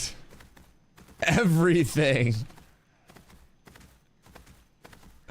Are you like moving carefully through the area, or are you like bull in China shopping this shit? I'm going to respawn and you can just pick me up. What did you die to? Oh no. I wish I had like goblin jumper cables right now or something. As I fought, more things spawned. Well, yeah, you don't want to be fighting. That's not the ideal set of circumstances. You got no power scaling. Wait, did you die to the level 10 mobs? How many level 10 mobs were there? Level 19 mobs. Wait a minute. Where? Did you go to pet the hippo? The hippo does not like pets. The wildlife is not to be interacted with, Carla. They may look like friend, they are not friend. They are murder beasts. Look at that. That is pure aggression, unadulterated, unfiltered rage. And if you surround yourself with that, you will become that. No, it's not even friend-shaped. It's not even friend-shaped. Those teeth may look innocent and bucky, but they are fucking devastating. How about Carf event influence on US server? Like, how much are people doing the Carf event? I mean, the Carf event's insanely good to do. It is probably the most competed for thing in the game right now, which honestly to me makes sense. An event that takes place in a grand dungeon being super competed for, that seems like a system that's working as intended. So the Carven event drops phenomenal gear, just crazy weapons. It's got 2 guaranteed drops every time you kill the disciplinarian. It's really, really, really, really, really, really, really good to do. So I don't know if it's still active. It was active earlier and there were over 80 players at the event itself, which tells me 2 raids plus a little bit, maybe 3 raids that are partial raids, but it's definitely active as shit. So what I'm trying to power level people for is getting them into the Steel Bloom raids, getting them past, you know, the Steel Bloom gearing. The more people that we have that are ready for and geared from Steel Bloom, the better. What's the name of the event? Petition of Challenge. And the mob is the disciplinarian that drops the 2 pieces of gear. Yeah. Yep, that be the one. So it pops in Carfin Tower. I have a YouTube video on it from like way back in the day. But like, it's genuinely a fun event and very rewarding. What about guilds who didn't know and they can't compete with OG whose whole raid level 20 weapons? Well, welcome to not knowing something in an MMO. I don't know what else to tell you, man. That's just how games go. Somebody figures out something first, or somebody gets something first, and then everybody else has to play catch up. I think that's just how progression goes, if I'm being real. Yeah, that's just the moving train of everything. If you're not the first to the event, then you gotta fight for it. It's Omega Snowball without catch up. It's definitely a Kingmaker system, but that's what open world is. You're fighting for the best stuff. You got to be able to control the best stuff, and if you can't control it early, then you're gonna have to fight against the people who are controlling it. If you can't control it when they're trying to control it, then you've got to control it at a different point. Very simply put, if you can't control it yourself, show up with more people. Polar might be able to have a 40-person raid hold it down, but say all of Shoal grouped up and had fucking 700 people go over there, would Polar still be able to hold it down? Maybe. They're pretty beefy. But the odds would be a lot lower, right? So there's always a race to actually getting the stuff. There's a race to getting to max level first. There's a race to getting weapons first. There's a race to getting geared first. There's a race to getting caravans first. Everything. Crafting first. It's all races to be first. And there's not supposed to be an immediate catch-up mechanic for people who are, you know, on that same level of progression but are behind. The catch-up mechanic comes later on. So eventually the people who are farming their Petition of Challenge event will very likely be, again, the first to end up getting their higher rarity weapons that are versions of those weapons from Petition. Now, you have the blues being handed down, sold in the market. There's your catch-up mechanic. Your catch-up mechanic is them farming themselves out of the area, and you notice that the guilds that have been farming it up now have all their weapons, so it's a bunch of lower tier guilds there that you can now PvP with and compete with. The catch-up mechanic is simply people hitting the soft ceiling of progression, but your furthest ahead people will always be furthest ahead. If they choose to sit on that event 24 hours a day farming it, then you've either got to do something about it yourself if you can and get other people if you can't. And that's honestly, it's the social dynamic of a bully. And if the bully's bigger, badder, and stronger, then you got to get more people to stand up to the bully. So have fun. That's what the system is. And that's one of the good and the bad things about it, depending on who you ask. Everything is competition based. Everything can be won with enough coordination, enough force, enough everything. But everything can also be lost if you're not going about it the right way. Brute force can handle a whole lot in Ashes of Creation. Which again, is both good and bad. But it is definitely a snowbally system. Keep in mind, Even what we're doing right now is snowballing more than communities who don't have somebody that's going to be back power leveling people. So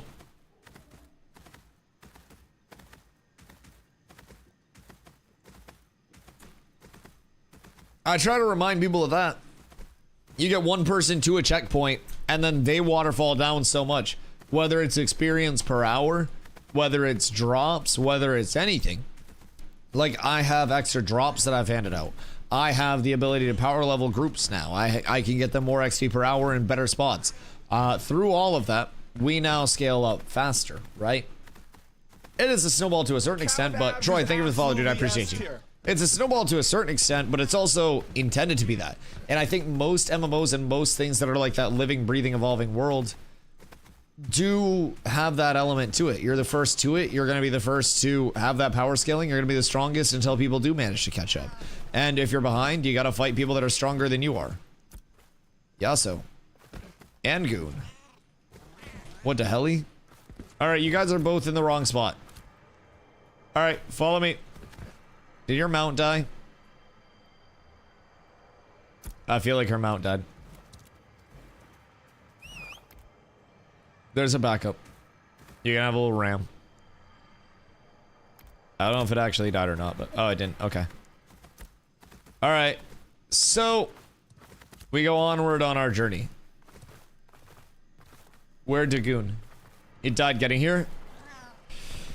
At least this area is not as bad as the Anvils. The Anvils is perma-mount death. At the same time, leveling in the first week was rough. It's a lot easier now. Oh, fuck yeah. So imagine the compounding effect of leveling in the first week and then going back to double up on the leveling in the first week. Yup. Now you understand how people got so far ahead in not illegitimate ways, but just the natural snowball effect of these games. That isn't anything that's like completely fucking made up, fabricated, anything like that. That is legitimately just the impact of having people ahead. I love the ram. What, the little prance? It's very bouncy. The little mountain train we have here is crazy. Alright, we try to keep it safe. I'll probably end up tanking everything. He's so refined. So proper. He looks elegant. Yes, yes. I agree. He looks like he would sip the finest of teas. Jump and listen? Oh, she's already been told the ways of the jump. Yes. Yes, yes, yes. Also, Carla, while I... Oh, God. While I have you as a captive audience, do you need any of these pieces? I have this power helm. I have a power chest. I have power and magic power bracers. But keep in mind, you're also probably... these are all finesse pieces, so that wouldn't be the worst. So I have all three of these. I have... HP legs. I have a belt. I have a steel bloom necklace. I don't know what else out of that you may need, but do you need any of this? The steel bloom necklace is juiced if you don't have one. Huge. Chest. Alright, so you have the helm. Chest is that. Bracers are arcane aegis. You already have those. Pants. Okay, chest. Pants. Here's the belt. I mean, the belt's just mana regen, but it's also a light finesse piece. So probably not going to be the worst. Oh, I thought you got lost. Jesus fucking Christ. And then we have the necklace. I don't know if the necklace is anything for you. I think you already have a necklace, right? Either way, chest and pants, if they get you... Oh, you have your finesse bonus already. Good, good, good, good, good. Cool. You have the belt already, too. There you go. Do you have any tanking advice? My mages break aggro a lot. PvE tanking? Are you running Intimora? I would definitely recommend running Intimora. If you're not, Intimidating Aura puts out threat equal to 5% of your max HP every tick and ticks 8 times before it wears off. So, are those extra? Do you want the greens instead? I fucking knew it. I fucking knew it. I know you so well. I fucking knew it. Okay, so in Timora uptime, keeping that up literally all the time that mobs are on you is very big. That's going to be a huge tick. In terms of, like, being able to actually tank and hold threat through abilities, I really rely on Slam a lot. Slam is probably my most used tank ability, just because I am using it every single courage rotation, right? So, on your finisher and your extended finisher, the last 2 hits of your weapon combo, you're going to get 33 courage from each of those, and you can spend your courage on your slam, right? You can also spend that on grit. So, with that courage spent, if you're dumping it on slam, that's going to do 400% fizz damage and generate 300% additional threat, so 3x threat. That's going to be one of our highest threat scalers as well, and it's free and spammable. So, would definitely recommend pumping that out. Been in car for 2 days, locking Stubble out of this event. They've dropped guild and citizenship to dodge us. Is that why there were 80 people over there? I actually find it kind of fucking hilarious that we could probably walk over and just like walk in and Stubble Puller and be like, hey, what up guys? Wait, that's fucking hilarious. So, did you guys deck on them again and then they drop guild to avoid the deck? That's fucking hilarious. Yeah, I'll let my guys know. Like, we gotta get over and get the event. And then the node war happened. Oh, and then they dropped again to avoid the node war. Well. Oh no. Oh no. Yup, that's rough. Alright, well. I mean, I tried telling the officers earlier today that we were just like good to go down and farm that shit whenever. So, I'll let them know again, but it would be huge for us to get out. Because, like, dude, I'm sitting at fucking 190 fizz power, no buffs at all, without any Carfin weapons. I am 2 Carfin weapons away from being fucking juicy. And then the rest of my Blood Runner set, if I get that 5-piece, dude, I'm juice. Yo, Poppy over on YouTube, what up, dude? How do you power level people? Isn't the XP diminishing when the level difference is too big? Yes, when the level difference is too big. Now, there are areas where you can, especially in like a 20+ group, I could do this inside the group as well and it wouldn't cook it. But in terms of power leveling tech as a tank, the mob kill credit goes to the group or entity that does the most damage to the mob, and then a certain percentage of that is allocated to like the first hit on the mob, right? So you get a little bonus percent for getting the first hit, but that's not at all decisive of like what the totality of the input is. So essentially what I do is sit outside of the group, grab mobs, or not even grab mobs, but like DPS will grab mobs, they drag them to me, I sit outside of the group, I grab the threat on the mobs, I tank the mobs, I do, you know, damage that contributes, but I'm not out damaging that entire 8-person group. So, at whatever level I'm at, as long as I am outside of the group and I am just holding the aggro on the mobs, all is well. Elephant? Yes, you cannot ride the elephant. No elephant mount yet. Not for you. No! Not the elephant, please. The ears flap, though. It is a very elephanty elephant. Oh, fuck me. That's fine. All is well. I have another one. I got more where that came from. Everything's fine. I got mounts on mounts. As long as Yasuo doesn't get cooked. I don't know if his auto-follow broke or not, but... Nope, he's good. He's good. He's good. He made it. He's coming up over the hill. I see him. Everything is well. So yeah, I sit outside of the group and I just grab threat on the mobs and tank them, and then the group itself is what gets the kill credit.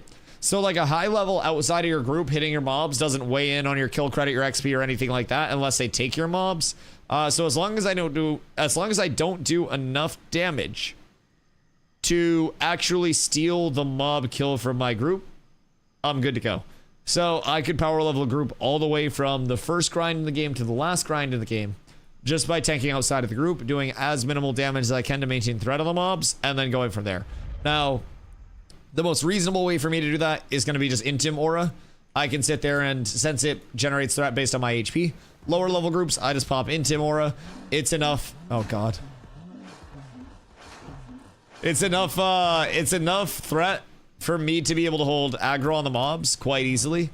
But it's also not enough damage for me to like take kill credit for everything. I don't know if I like that ram sound. I reported a bug about the ram sound previously that it genuinely sounds like somebody fucking. I don't remember the exact wording I used, but we're gonna have to dismount and then run it back. That's fine though. Give me other mount, please. Okay, is there a list of all the grinds? I'm a new player and would love to see where to go or what to ask for in global. Yeah, so early on, we got the Ember Spring there, right? If you can get up to about level 9-ish, that's going to be really good for Church, which is your first grind. So that's going to be Church of the 7 Stars. So Church of the 7 Stars right in this area. It's going to be southwest of your starter area and line hold and all of that. So Church, wait. Oh, you got disconnected. Yeah, I'm coming. So Church will be your first like big group based grind, an elite point of interest. So that'll be a good pump up.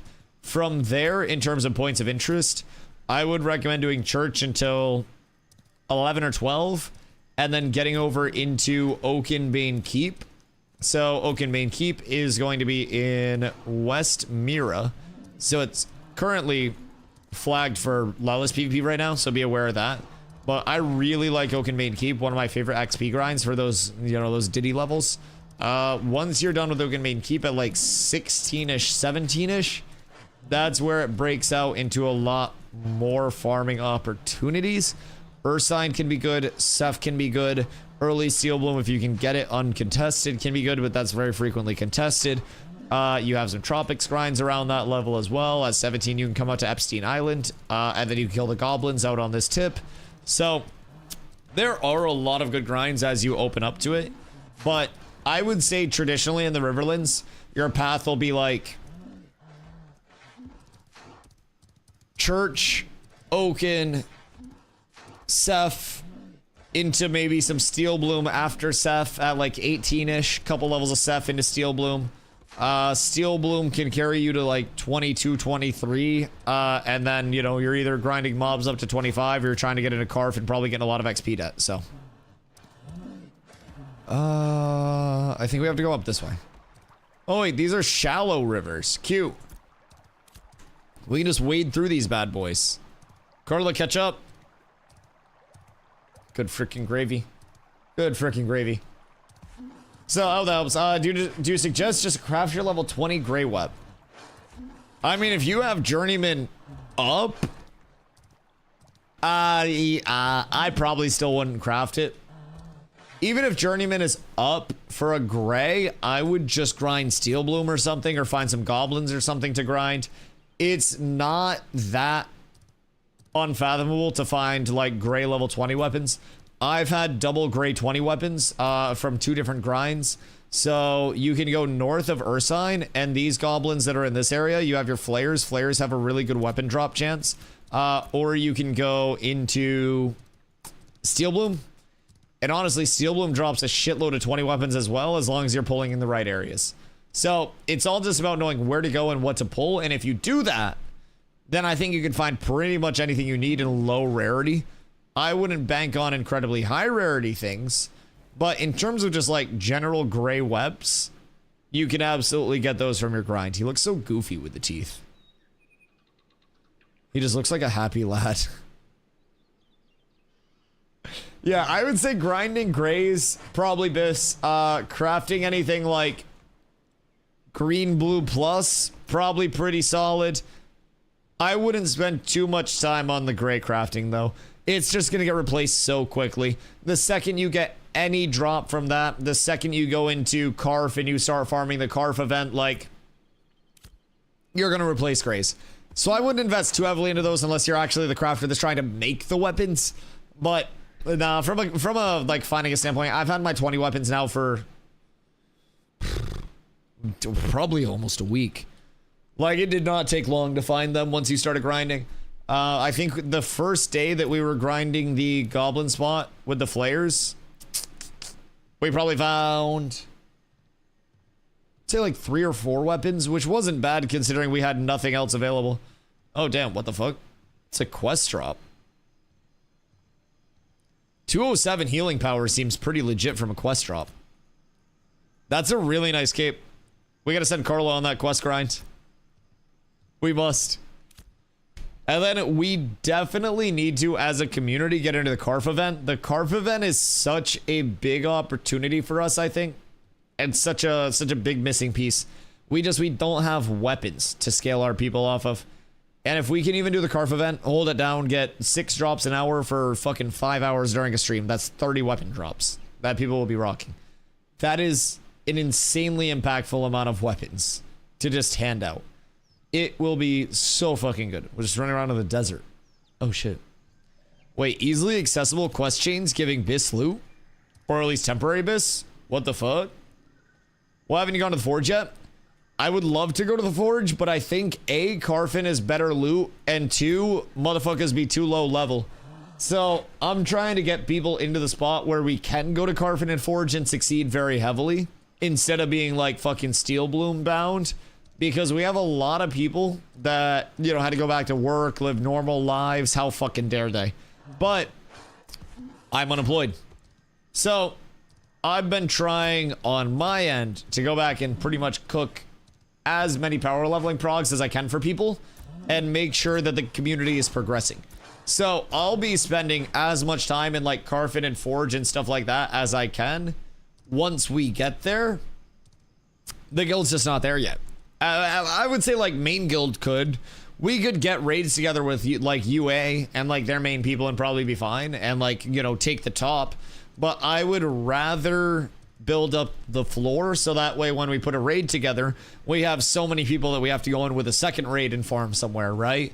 And that's where we're headed. Like, we are genuinely very, very, very close to being in that spot.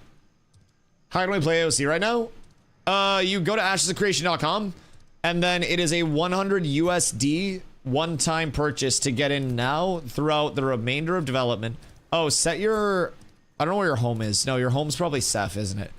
Carla, where's your home, Ember Spring? Because if you don't have a home, set this is your home. So you should be fine. Should be fine. Fuck, I missed the raid. Did you pass out? What the hell-y? Don't worry about it. Do you need to set your home here? Because we're right at Hakriba right now. So if you need to set your home, do it. Nin, you could come down to Hakriba and DPS this pump for us. That would be a huge, phenomenal help. Mind your business, pal. I'm not your pal, guy. What's the timer for the event? Timer for the Carfin event? It's like the timer doesn't fucking have any impact to my knowledge. I don't think that that's anything that actually matters. I don't know why there's a timer. We've never actually had the timer run out other than when the event bugged. But okay, so Quantum over on YouTube. The Ashes pack, your Wave 3 pack over on ashesofcreation.com. That is 100 USD, one-time purchase, all the way through development, right? So, Patch Mortar, thank you for the follow. Keep in mind that 100 USD is probably going to get you 2+ years of content. I don't think it's launching anytime before 2028. It also comes with a 90-day period where you can get all of your money back. Every single clan. All of the dollary dues. So, if you pop in and you're not happy with shit, you can just pop right back out anytime within 90 days. I'd recommend giving it the full 90, just so you're able to see content cadence, see if your pain points are resolved through future updates, because again, everything's in development. Everything is coming along quite well, but it just takes time. So, while it's a large upfront purchase, you don't have to pay anything else until the game launches. From there, on launch of the game, it's a $15 a month sub, no box cost, no DLC cost. And then you get your first month of sub time covered, so $15 back to you there. And then there will be an in-game store, transmog only, no pay to win, no pay to progress, no pay for convenience. That you also get $15 in you know, in compensation for. Did your mount die? RIP the mount. Where's your backup mount? We're fine. We're just about there. There's no way she dies. Oh, fuck. Everything's fine. Keep hoofing it. We're fine. Everything's fine. Nothing to fucking see here. Oh my god, wait, Carly, you might have to heal yourself.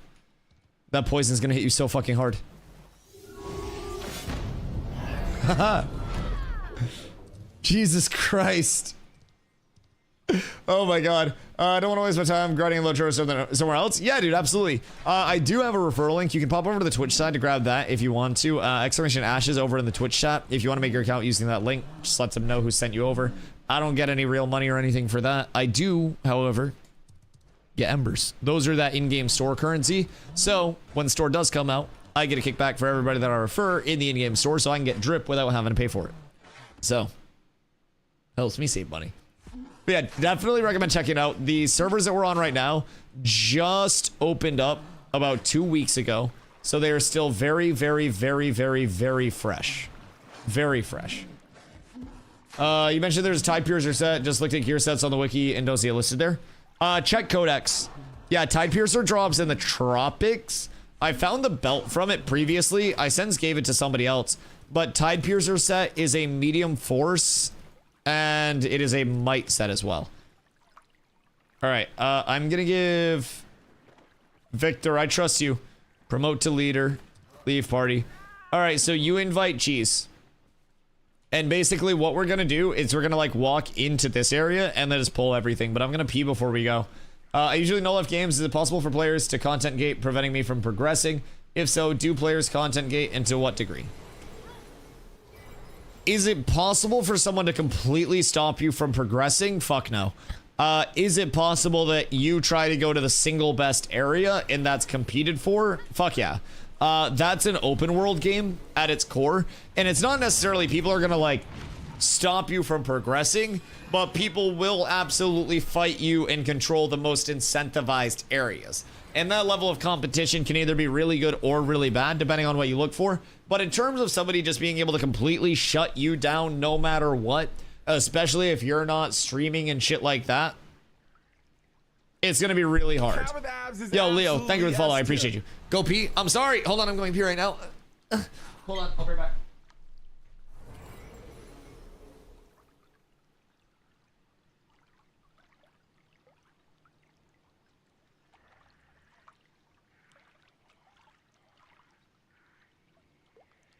Fucking cook. Ni hao, ni hao, ni hao, ni hao.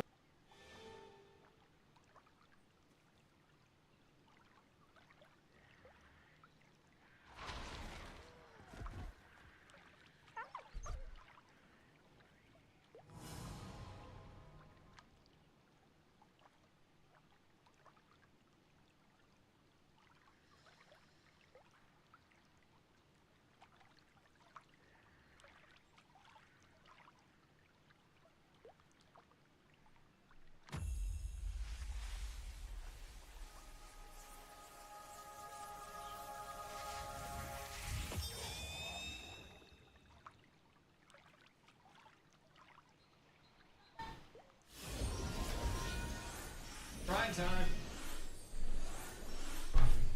Good day, boys. What the helly? The hard boys? The fuck are they doing over here? What the Heckington? What helly? This is insanity. Getting only really happens to settlements or guilds because you can war deck them. It's really hard outside of that. Absolutely. And like, you only have 3 war decks that you can drop out on an 18-hour timer. Like, war decks are to a certain extent pretty finite along the way as well. Quantum, ni hao, dude. Wait. Quantum on YouTube, Quantum on Twitch. All of the Quantums. God damn, what the helly. So, like, yes, things will be competed for. Yes, there's always going to be mob comp, grinding, grief, whatever it may be, right? But that's also part of the open world. And I think that there is also a little bit of an element of like scrolls. Oh shit. Yeah, open trade if you need a scroll before we get started. My bad. I forgot. That's my bad. That's my bad. Anyways. I think that there's always a certain element of like, I call it like tier content, but also just knowing your place. Oh god. Also just the element of like knowing your place, right? And I don't mean that in like any bad way. Why am I getting hit so hard out here? We're pulling like 30 of these previously. Jesus. Alright, everybody's locked in now. I don't know why. Oh, it's because my grit keeps getting fucking interrupted. That's not gonna be all of it, but holy shit, I was just getting chunked. Anyways. So, like tier content is something that I talk a lot about with Ashes. I think that the systems are conducive to people being able to find competition, being able to find things to do in a similar tier, right? I don't necessarily think that a lot of Ashes will be people just, you know, punching down incredibly heavily, like the most competitive guilds fighting the newest guilds. I don't think that it's going to be a matter of that. I think that a lot of your 33% of my spellcast on you in that area was Purtis. Kind of help maybe. Probably. We also had other people that were in my group outside of that, but with like tier content, people are essentially able to go to areas and parts of the map, parts of the world where they're in, I don't know, just kind of like a less of a hot area, right? Wait a second. Did I just win one of these mobs?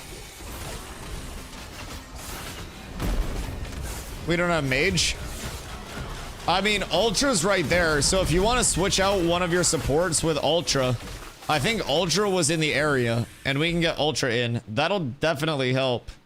Because I think I either won one of the mobs or the Glint won public. Either way, with the map being, as Fish said, as large as it is. As large as it is. I'm getting Ember? Okay, cool. It is very easy for people to find what part of the world they want to be in, what tier of the world they want to be in, what tier of content they want to be in, and hopefully make an informed decision about their gameplay loop based off of that, right? So if you know that the big bads of your server are all posted up in one area, and you know that that's always going to be incredibly active for PvP, you can just avoid that. If you know that there is a community that's just omega strong, that's always holding down the mob grinds, you can avoid that.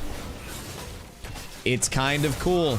So, yes, there are definitely systems that are a bit more, I call them like invasive systems, where it's just like, hey, no matter what. But I feel as though a lot of them are pretty mitigatable. I mean, even as we heard with the Polar and Supple thing. Supple went as far as leaving guild and dropping citizenship to avoid Polar, because Polar was trying to keep Supple out of the event. So there are ways that you can like completely try to avoid the content if the content is getting to you. So, do you take Adderall? No, I probably should though. If I'm being completely honest. Might be a big reason why I can't stay focused on shit. Chances to monetize RP and housing in this game, too big to pass up. I mean, what do you mean like monetize RP and housing? They're gonna have a full housing system. Like that's gonna be a deep system. But in terms of like monetizing core systems, I don't necessarily think it'd be that way. Maybe more like decorative features of it. But like they plan to have transmog only like systems in the game for RMT, but what? How do you guys get flagged up for PvP? Check your settings. Everybody needs to have their settings correct. So you guys need to go into your combat settings, and then you need to go PvP, and then you need to go check, check, uncheck for me, por favor. Because somebody tab targeted to me. And I don't think that that tab target should have happened. Do you have info about the current player population about the game? Some info. I can promise you that it is more than 10. Other than that, I do not have much info. That tends to be pretty under wraps. Farm him, reaped. Dead. Fucking idiot. You're the idiot, and you're short. What up, Douglas? What are you learning about Ashes compared to retail WoW, if any comparison? Very little comparison between Ashes and retail WoW. I'm not a retail WoW Andy by any means. I played New World before playing Ashes. So from my standpoint, what I really tend to, I think I'm winning these tags.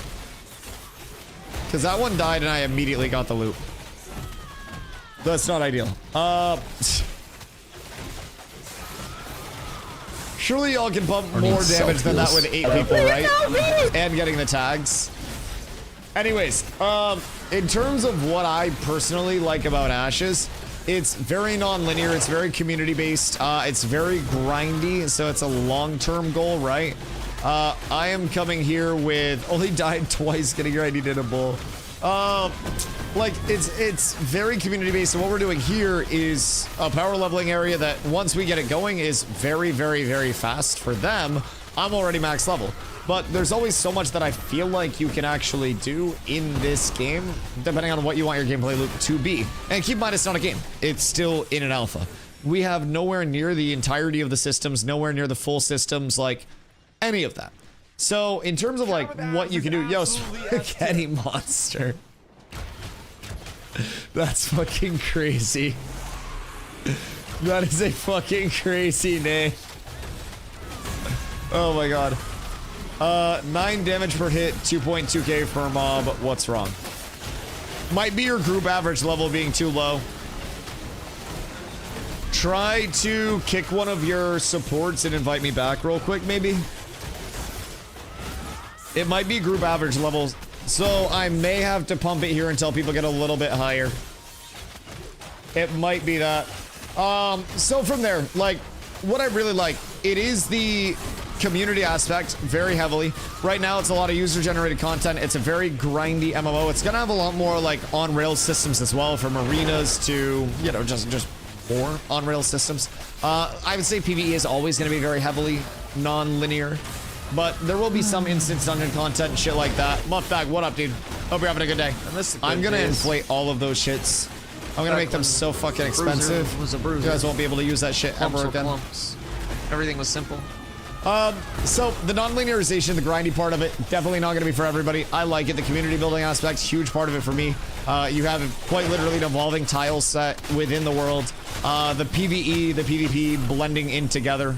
All very, very, very, very, very, like, synonymously, I think is quite good. In terms of, like, you know, the gameplay loop, so to say. Dude's collecting OT at the moment. Some people can't handle success. I can. Yo, what up, Marauder? I hope you're Marauder. Jesus Christ, I can't talk. I hope you're having a beautiful day.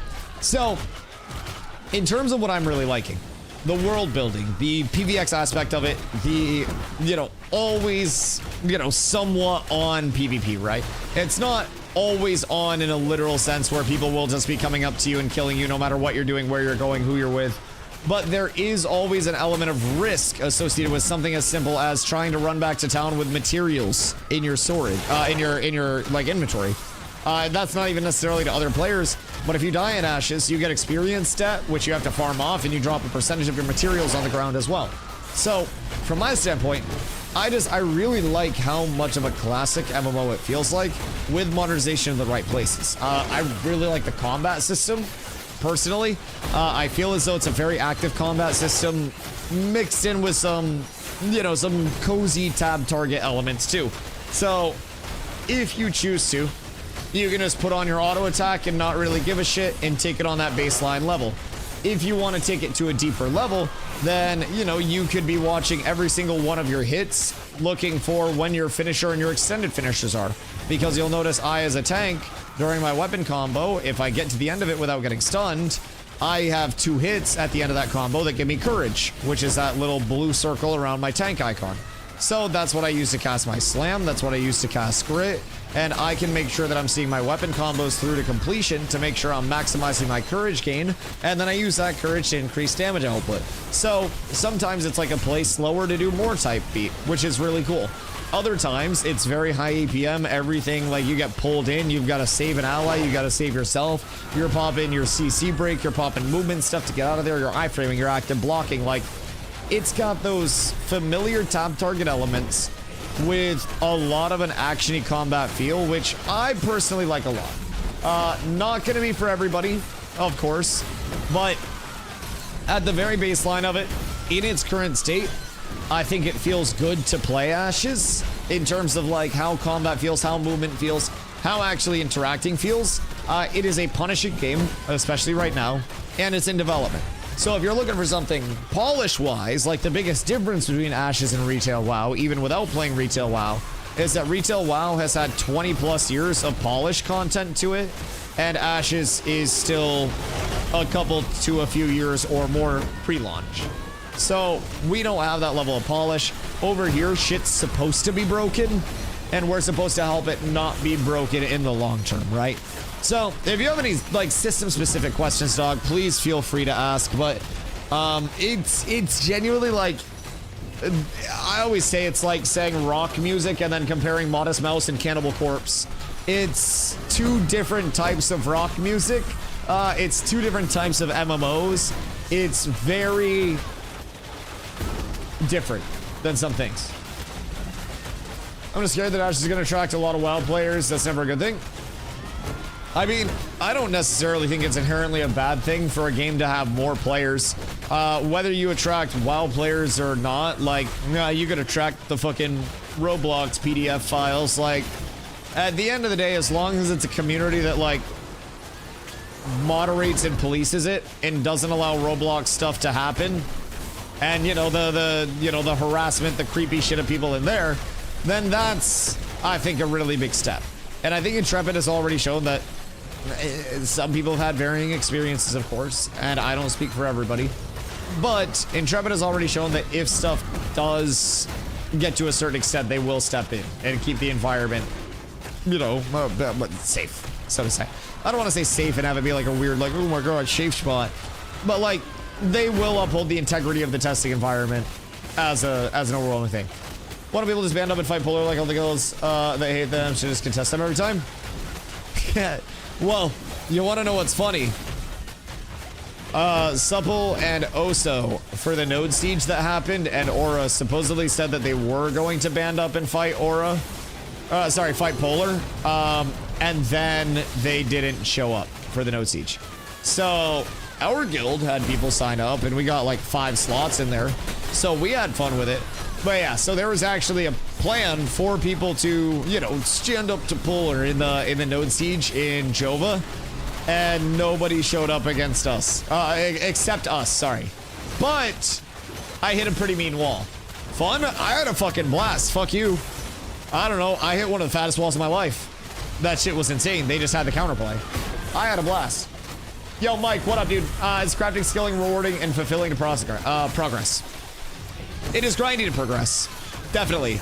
I think it is rewarding when you get it progressed because crafters make the best shit. Crafters are going to be your go-to for high rarity replicatable goods, right? It is the core incentivization of Ashes to have crafters everywhere all the time doing everything. So, from a standpoint of like, is it rewarding? I would say it's definitely rewarding once you've got through the grind. But everything in Ashes is definitely grindy. Leveling your crafting takes a lot of money, takes a good amount of time, and takes a whole lot of organization. There's a reason why we have people in the guild that are doing the crafting. I'm an idiot. I don't really know how that shit numbers-wise works. I understand crafting systems. I don't like math. So I let the smart people handle that, and I say, how can I help? I power level people, I mob grind. I do a lot outside of the crafting system to try to make everybody's experience smoother that is participating in that. So, crafters making the best shit, it truly is a thing here. We are all in our, you know, our green and blue gear right now, but journeyman crafting is becoming available on the server, so people are now able to start making past green and blue gear for the rarity. So it's kind of nice. That level 20 gear is going to start coming out from crafters, and crafters that have taken the time to level this early, get their recipes squared away, and get the surplus of materials in place. They're going to make a lot of money. A lot of money. So I definitely like, I'm not a crafter. So some of them may be like, Dusty, it's not rewarding at all. I think when you start making and selling pieces for zillions of gold, it's probably going to be pretty rewarding. But it's definitely rewarding for me to have crafters and cats. We have an entire guild called Cats with Crafts. So if you were a trade skiller, like, trade skills are going to have so much more life to them, I will say. They are far from finished. A lot of them are very, like, baseline stood up. Gearing systems will continue to evolve. Everything continues to evolve. But I would say that crafters and those trade skillers are very much a necessary backbone of Ashes and an integral part of any community, whether it's PvE, PvP, quite literally any part of it. Almost had him too if it wasn't for the meddling bard and zero gravity. Yeah, bro, those bard exploits get taken out. They're cooked. They're absolutely cooked. I feel like Zone build right now growing out 266 heroic wood. Why do you need 266 heroic wood specifically? And maybe if we put out a bolo, what do we need any wood? Like any T1 wood, or what is it? Because I'm sure we could have a few people helping, right? P doesn't stand for processing, it stands for pain. Yeah! Yeah, dude, it's expensive as shit. I'm not gonna lie. Like, but what I always say about it too is that everything in Ashes is supposed to be a multiplayer input. At least from my perspective. That may be fundamentally incorrect in terms of what their actual goals are. But the way that I interpret it right now is that everything here, everything we interact with, it's best served if you have multiple people. It's really, really, really, really, really fun to try to delegate and plan all of these tasks throughout a community, and it's really rewarding if you can pull it off. If you're solo, it's gonna be tough. It's gonna take longer. It's gonna be harder to contest areas. You'll have less available to you out in the world. It will truly be a big ol' fuck you to most solo players. But if you embrace that, then you'll probably have a lot of fun once you get through the grind, and you'll have a lot to do during the grind. So, Toast, you want to join our Crafter Guild? Toast has actually put in 4 applications for the Crafter Guild, but we keep denying him. We don't think that he's cut out for it. I didn't want to say it publicly, but 240 fist power now. Ooh, did you get yourself a couple of weapons? That sounds like somebody got a couple of weapons. I can't wait to be up there with my shield on. 2 weapons and we're good to go. What do we need to farm?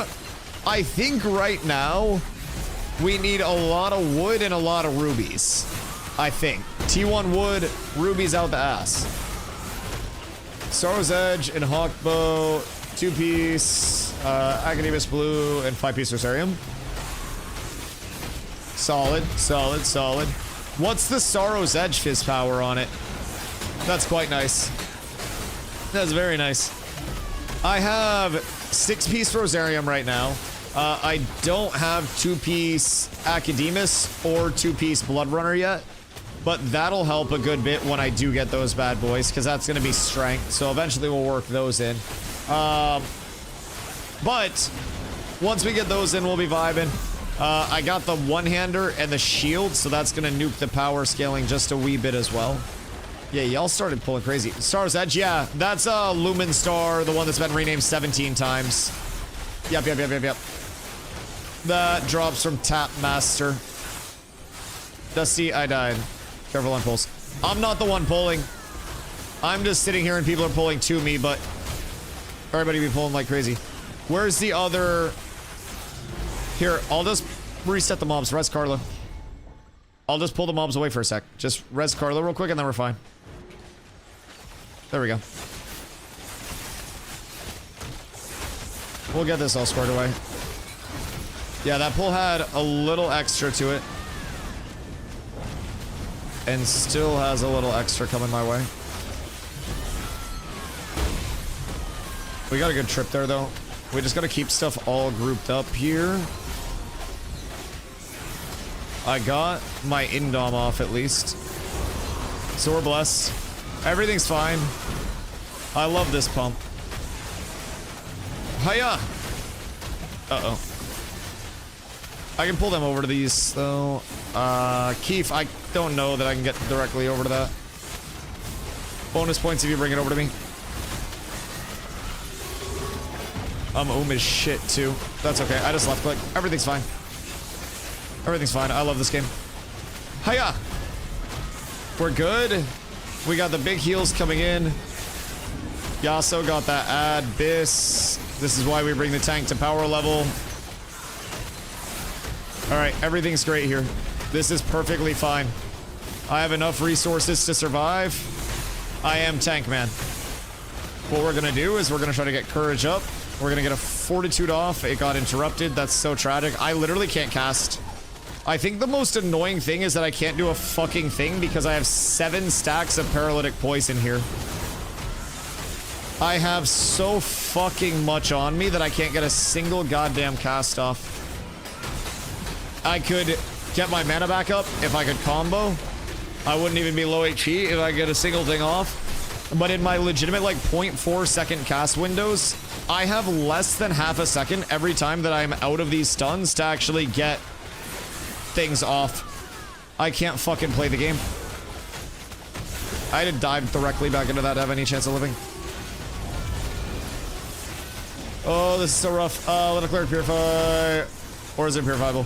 It is, but I don't necessarily know how comfortable they feel purify spamming right now. But yeah, they have 2 clerics in their group, so the purify spam would help a lot if we have it. But they have some lower levels. Carla, rest cheese.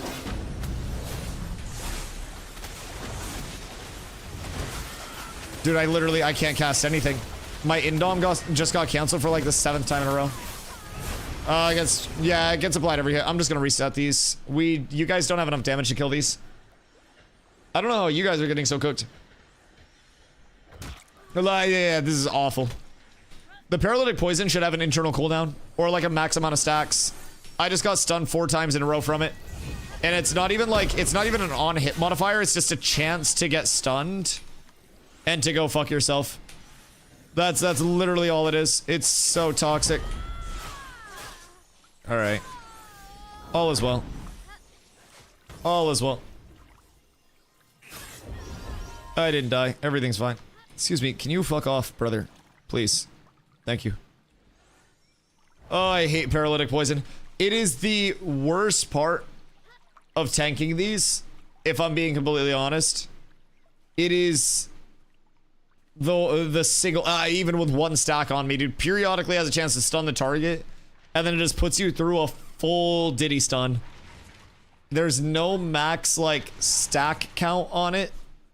It's a 30-second duration, and it just chains. It also doesn't give you a lockout, which is intriguing. Because player-to-player CCs or player-to-mob CCs give a lockout, but if you get stunned 1,000 times by a mob, you can still get stunned. 2892 fizz power, 246 strength. Oh, yeah. Yeah, that's gonna be fucking pumpy. That's gonna be pumpy. I'm sitting at a nice little 1346 on my one-handed mace and a 2272 on my longbow. So it's getting there. I couldn't jump for a second. That was strange. What shield are you? I have a level 20 shield.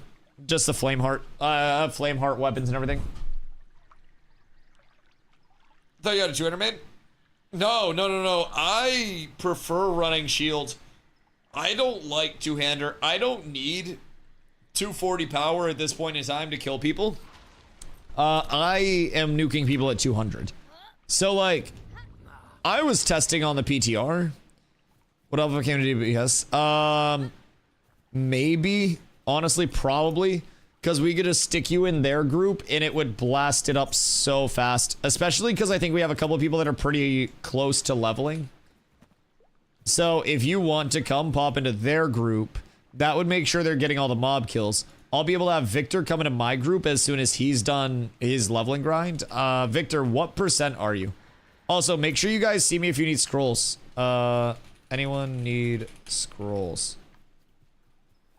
10% left? Okay, that shouldn't take long at all. As long as we're killing. As long as we're killing. I just need to get people scrolls if they don't have them. And then we're fine. Split. There you go. Carla, do you have XP scrolls or no? I'm assuming you don't. I'll give Carla a scroll. I'll have her pop that. Trade. I have a lot. So, if anybody needs scrolls, I'll give you a couple because you're going to need them over the course of being here. There you go. I'll be a minute away. Oh, yeah, you're chilling. You're chilling. Make your way out whenever. I think the biggest thing is, like, if we get Victor into my group, and then Ultra into their group, that's going to be a big help because Ultra will be mage number 1, right?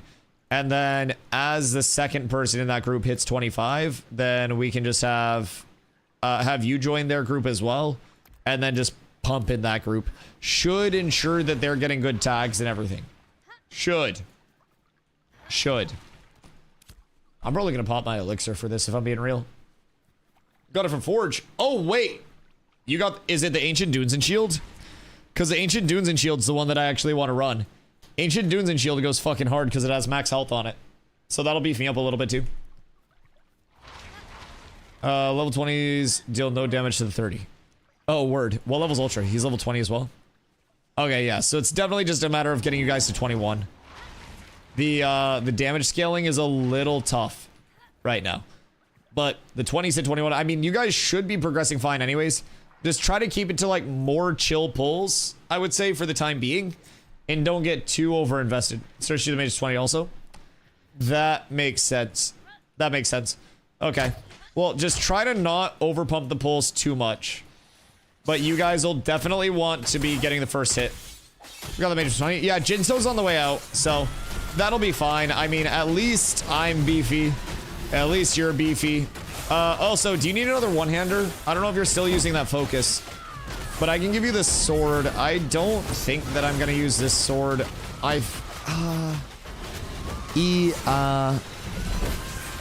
I want more attack speed or do I want more crit chance? That's really what it breaks down to.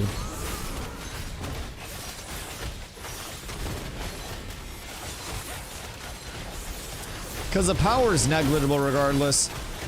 I think I want more crit chance. Crits are so beefy. Crits are so integral. Savo, what up, dude? It's going very well. Are you 25 yet? Because we're pumping. We're trying to get on the power level grind. I think 21 plus is a play for out here, by the way. Just so people can actually do damage and make sure that they're getting stuff. 21 plus is probably where we're leaning for this in the future. I think 20 stuff is probably a wee bit hard for him. Blood off lost at 99.7% at Carf. Wait, to 25? Oh, God. All right, well, that's just a couple mob hits away, so we don't need to pull you all the way down here for that. All right, that's not good. I got another mob tag. Am I the indomitable wall of man? Holy shit. I didn't think I'd actually be like sniping mobs from this group. But it's paying for my glint costs. That's good. I already got like 20 silver worth of glint.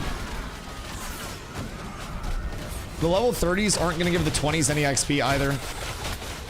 But everybody should be flying. And then once Jinso gets down here too, it should help them a bit. Because once everyone's 21, you guys will just get like 10k plus per kill. Then we just AoE pull it. Should hopefully help. Then again, I'd rather take gold for processing. Yeah, I get it. I want to give away all my gold to our crafters, but I also selfishly want to save some in case somebody sells me a Blood Runner piece.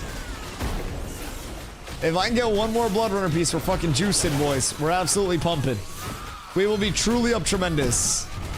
Now, that still won't be my 3-piece, but that's 1 piece closer to my 3-piece, which is a huge bit of progression anyways. So I would be willing to spend some of my hard-earned clamps for that. Can we fish in the tropics yet?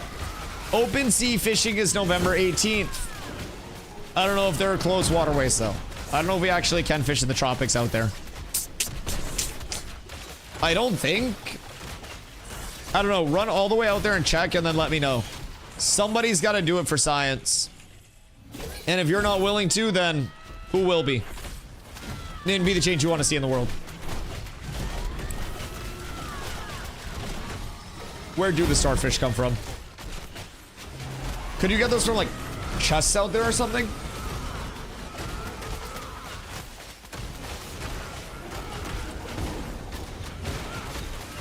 You can get starfish in June Dark rivers?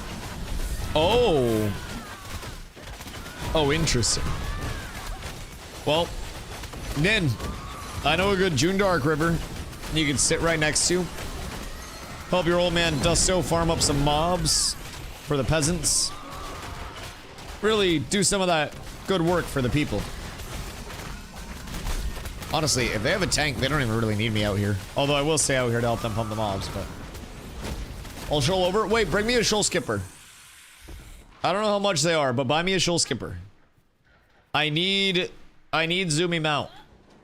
Especially for the water transit. I have nothing right now. I feel like a peasant. I feel unimportant. Unrecognized. Boop, boop, boop. 230% water speed. I know they fucking thoom. I don't know how much they cost, but I'd like to have one. I only got one. We'll buy another one. People sell them for 4.5 gold. All right, so with the streamer discount, I'm probably looking at 7 gold. Easy. Not a problem at all. Trev, what up, dog? What's the easiest way to get a new bow when grinding now? I heard they got rid of surplus tokens. They did, yes. So Save Fast sure still exists for your 3-piece armor set to start out. Fastest way to get a bow when grinding consistently, I would say probably just craft your starter one through your carpentry stuff. You can check out your bow, and like those Brook Steel bows are going to be your starters. So you're going to be looking at 12 ash timber and then 6 staffo thread. It'll take you probably about 20 silver to actually get it, but oh my god, what you oh my godding? Oh yeah, shoal skippers go fucking hard now. Yes. Shoal skippers are very, very, very zoomy in the water. So they fix like the scorpion buff and the scorpion bug, I should say. And they also buff some other water mounts and gave them like their underwater breathing. So shoal skipper is the fastest aquatic mount that we have right now. It's at 230% with underwater breathing. So pretty beefy. What's that for Josh PvP? Yeah, absolutely. But yeah, Trev, I would say crafting the first bow probably gonna be like not too hard in terms of the output of it. You do have to have that little bit of a run across if you're doing it at the neutral station, or you can just go up to any of the towns at this point, right? So that makes it super easy. Player market, I'm gonna keep it a buck with you. Probably has some that are more easily acquirable. If I'm being completely real, I would say they're probably cheaper on the player market. Do I want short bow or long for ranger now? I would say PvE short, PvP long. Like PvP, it's all longbow all the time because longbow is so fucking good. Still short for PvP. Yep, exactly. Yeah, range is still the same. So like longbow range is just disgustingly good. PvE short bow has your arrow storm proc and all of that stuff. But if you try to get in range to proc an arrow storm in PvP, I'm just gonna grapple you, put you on the ground, and spank you. Exactly. You know how it goes for a ranger. Yeah, 100%. Still pretty consistent over there. So, new gearing stuff, depending on how long it's been since you've been out, I would recommend trying to get your 5 pieces up immediately. So you have your armor weight set bonus at 5 pieces. That's going to give you flat mitigation percentages, really going to help with leveling. Medium just gives you mixed mitigation. Heavy gives you all fizz. Light gives you all magic. So I would go medium 5-piece river stalker set, really solid there. If you can get 5 up, then you're also going to get your force, fortitude, or finesse bonus. So force gives strength and int. Finesse gives dex and wisdom. Fortitude gives con and mentality. It's a rather large percentage as well. So that'll kind of like scale up with you as you go, as you level, as you get those base, attribute gains each level. So that's pretty nice. My current one with a green rarity setting, with a green rarity set is 18%. I think I'm on green. Yeah. Green is 18% of my con and my mentality. So it's a pretty substantial bump to any of your actual main stats. How do I change party loot settings? Go into your group manager. I don't know what the default bind is for that. I think it might be like Y or some shit. I have mine at Shift U. But you'll click on the gear up on this end, and then you'll be good to change those settings from there. I would highly recommend putting all of your normal stuff on mead or greed as well, just because there are so many gray gear drops that are going out. Yeah, of course, happy to help. Happy to help. Henry, I hope you're having a good day, my friend.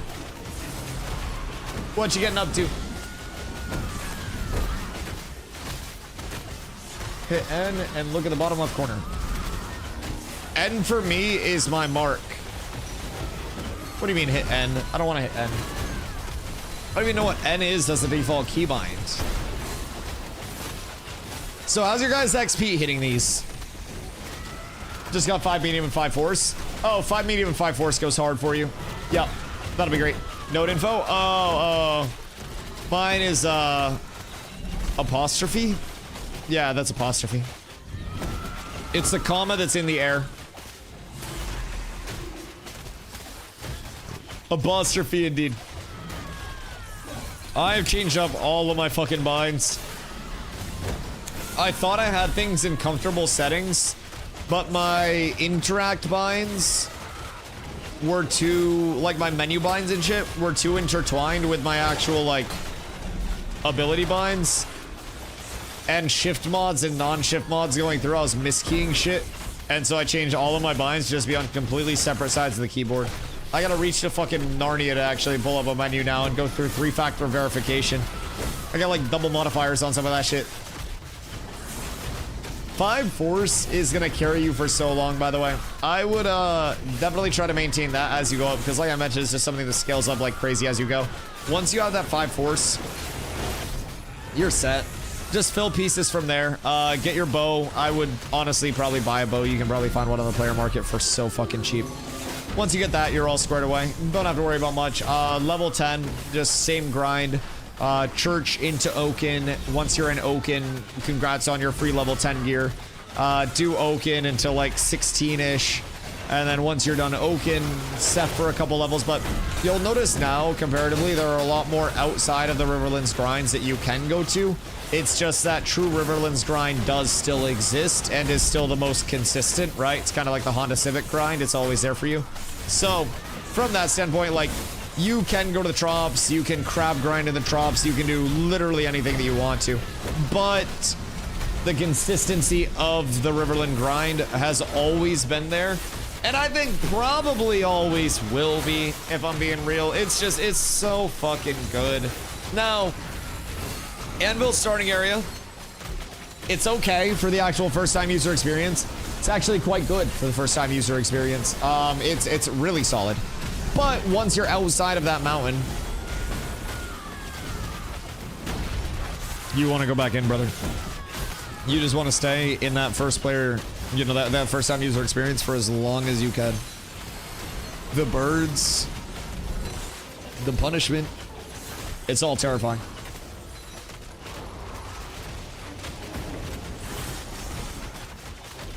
All fucking terrifying. Oh, also, keep in mind, if you're someone who hasn't progressed for a little bit, if you go into any of the nodes that are tier 3 or higher, so like village or higher, you will have apprentice tables there, by default. So, you'll have a lot more journeyman stuff available now than you previously did at this point in progression. Should be pretty large. Alright, how are we doing XP-wise? I'm assuming Victor's probably pretty close to 25 at this point. I hope. 7%. Oh god. The kill pace is so slow without mages. Dude, as soon as Jinso gets here, we're gonna kill stuff like 7 times as fast. It's so bad without mages. Holy shit. We have 3 clerics. I'm aware. I'm aware. Once alternate's 21, once anything goes good there, we're set. But Jinso's gonna come down, and then hopefully by that time, Victor is very close to leveled. Either Victor will level before then, or Jinso will get here, right? And Victor will be out of the group. So Jinso will go in your guys' group to help with the clear speed. Ultra isn't in the group. Okay. So we'll need Ultra in the group then. So we'll need to get Ultra in the group. If I put Jinso in my group, then his mana is gonna get... not his mana, our damage is gonna take mobs from you guys. We almost have people 25. Yeah. Victor's gonna be the first one to drop. I don't know who else was close to 25 in that group. But once mages get here, we'll be fine. We can always have the level 25s just sit outside of groups as well and just independently hit the mobs. And as long as you guys are pumping, it should be fine. I just want to make sure you have enough kill credit on things. But it should be fine. Even if we have to have somebody sit out for like 10 fucking minutes once Jinso gets here so we can rotate somebody in and out, we'll be fine. Are you tanking outside of the group? Yes. I'm level 25. I need quite literally nothing. I am perfectly fine.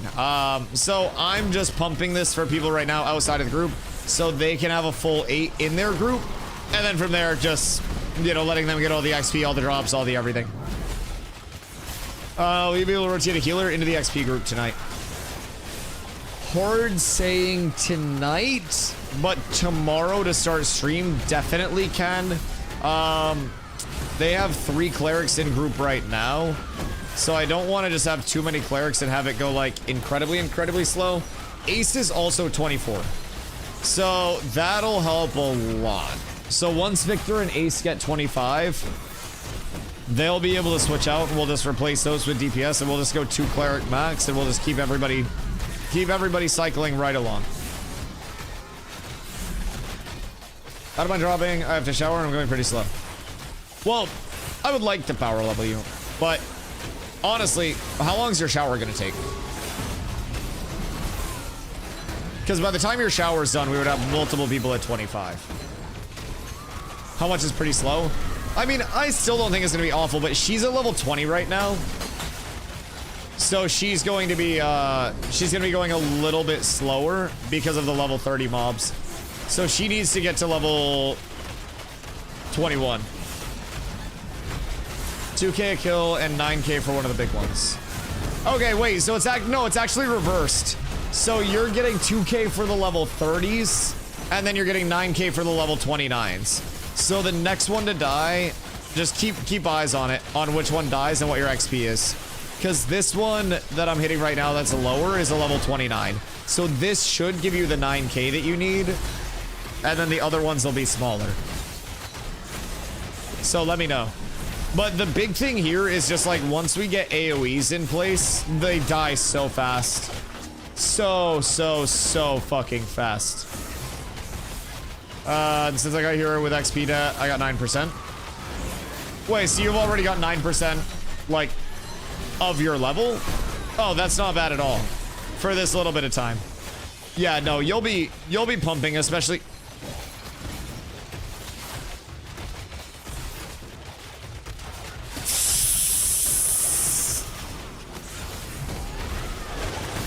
Oh no! Alrighty. You'll be bumping once we get the AoEs in. If you want to shower, you can. How far from 21 are you? Because 21 is where it thooms, but also if we get more DPS in, then we'll be pumping. So if you do want to go shower, res up, and then park, and then shower, and then get back on after your shower. 35%. Okay, that won't take long once kill pace is good. It's just such a slow kill pace right now. It's really slow. So, if you want to shower, we'll have Jinso down here by the time you're out of your shower. And then we should be killing stuff like 7 times as fast for you, unironically. Because once Jinso's in and once Ultra's 21, that'll be huge. Victor will be out of that party soon. And then they'll have to have whoever the other bard is. Cats will have to go mana at that point. It's almost 11 and I haven't gone to shower yet. You're stinky. Alright, go shower. Have them invite Ultra into the group. And then we'll get Ultra up to 21. And then after you shower, we'll get you pumping again. Because we should have another spot by then. If I had to guess, I don't know, Ace. I don't know if you can hear me, Ace. But how far is Ace away from 25? Because, like, 20 is where it's less than ideal because you're dependent on the level 29 mobs. 21 is where it just gets insanely fast. So the level 21 people have probably got multiplicatively more experience than you have because they're going to be getting more, like, per pop. They're going to be getting the consistency of the 29s and the 30s, both giving them XP, so 37% gained in level 24 so far. Wait, like, since being here, or that's what you're total at? That's not bad, though. 60% remaining is really not the worst. We'll be pumping that soon. Since here. Oh! Huh? Yeah. Yeah, so you probably got more of 24 than Carla has of 20. Yep. Alright, we'll be set. And then once you guys level, you guys can join my group, and then we'll just have mana and we'll be able to pump super fast because the heals will be there. They'll be consistent as shit. So that'll be super easy. What? How long until you level? Because Victor's gonna be very, very, very soon. I don't know if we'll have enough damage. Oh, you'll have more than enough damage. We're replacing the healers with damage dealers. Yeah. You should be fine, and the tags are a massive thing. I only got 9% since we've been here. Okay, yeah. So once we get you in to that, like, into the group when we're killing fast, it'll be fine. The kills per hour here is what makes it really, really, really good. Rats with abs. That's our mob training subsidiary company. Yes. Yeah, you guys with having the mob tag should have plenty of damage. And like a cleric and a bard also aren't going to contribute to the damage too high. Like a level 21 mage without gear will do more damage than a level 20, level 25 cleric. At least hopefully. What am I seeing here? An incredibly handsome streamer looking for your follow. Hi, friend. We're doing a little bit of power leveling out here. So over in Hakriba, just trying to pump the guildies up. I'm tanking outside of the group so that way they get all the XP, because as you can see, I am level 25. So, I do more damage than in class. You are pumping! I believe in you. But yeah, so we're getting a little power level on, doing a little outside of the group tonking, because Intrepid can't stop this strat. It is the foolproof power leveling strat, and they can try to stop it however they want. I welcome them to try. They would need to bring in fucking NASA geniuses to nerf this power leveling. As long as I don't do more damage than that entire group, I'm set. I'm set. I can pump. I can help. All is well. So, we tank outside of the group. Everybody in that group is getting pretty nutso XP. Carla has gone to shower real quick, but when she gets back, that'll be a bonus. Victor is going to be 25 very soon. He's only a few percent away. Once Victor's here, we're going to switch him out of that group, and we're going to get Jinso in their leveling group. Jinso's a level 25 mage, though. So, Jinso should be able to help their damage a lot. A lot. Especially on the AoE front. So that's going to help us kill a lot faster. That's going to give us a lot more AoE pop. And really just help their XP. So, we should know... Are we doing this right now, Mr. DDoS? Is this what we're doing right now, guys? Chat, this shit hitting you guys too? I swear to God. I swear to God. Mr. DDoS rears his ugly fucking head. We good? Wait, you're good? Hitting me. Okay, yeah. Yeah. That shit's hitting me as well. Yo, Mac Daddy, what up, dude? When is Ashes supposed to come out? No release date yet, but they are progressing. Very simply put. We just went into phase 3, the last phase of the alpha. My guess is early 2020, early 2028 at the earliest. Keep in mind that's at the earliest. It could very well go later. It will probably go later than that. Delays can happen, things can go awry. But from that standpoint, I would definitely say my guess is early 2028 at minimum. So that's 2 more years. Yeah, that's 2 and change. So I have a question for you. Would you rather something come out incredibly rushed and have a lot of problems, or would you rather have them take their time with it so it comes out without as many problems? That's my counter question. Anytime somebody thinks that it's, a very long time remaining. Development of games does tend to take a long time, especially MMOs. So by that time, Riot will have an MMO. That's a delirious take. The Riot MMO is so behind any form of any tangible progress that Ashes has made. They have no actual development that has started. Most of the Riot MMO team at this point had been moved to other projects, and there's no actual confirmation that they're even working on anything on the Riot MMO side. You good? I think I'm good now, yeah. So in terms of the Riot MMO, I wouldn't be too worried about that. I'll be real. I don't think the Riot MMO is going to be out anytime soon. Now again, things could always switch up. Riot MMO could come out tomorrow, man. It really could. But at the end of the day, I think that in the MMO scene, there's a lot of room for a lot of games to coexist, a lot of titles to coexist. And one thing I always say is that, like, whether you're like Ashes, whether you're like New World, WoW, 14, Guild Wars, OSRS, whatever it is, right?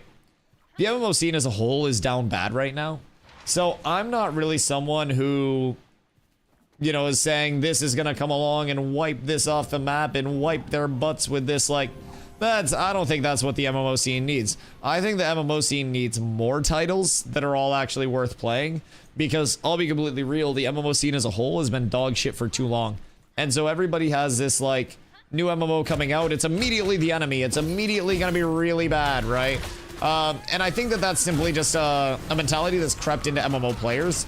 And so I eventually hope when the Riot MMO does come out that it is good. I hope it gets a whole lot of players interested in MMOs from the MOBA scene, because the MOBA scene is a fucking titan of the gaming industry right now. I hope that New World, with its Season 10 launch, has a very good Season 10 launch. I hope that RuneScape 3 and OSRS can both continue to have player bases and, you know, can bring out content.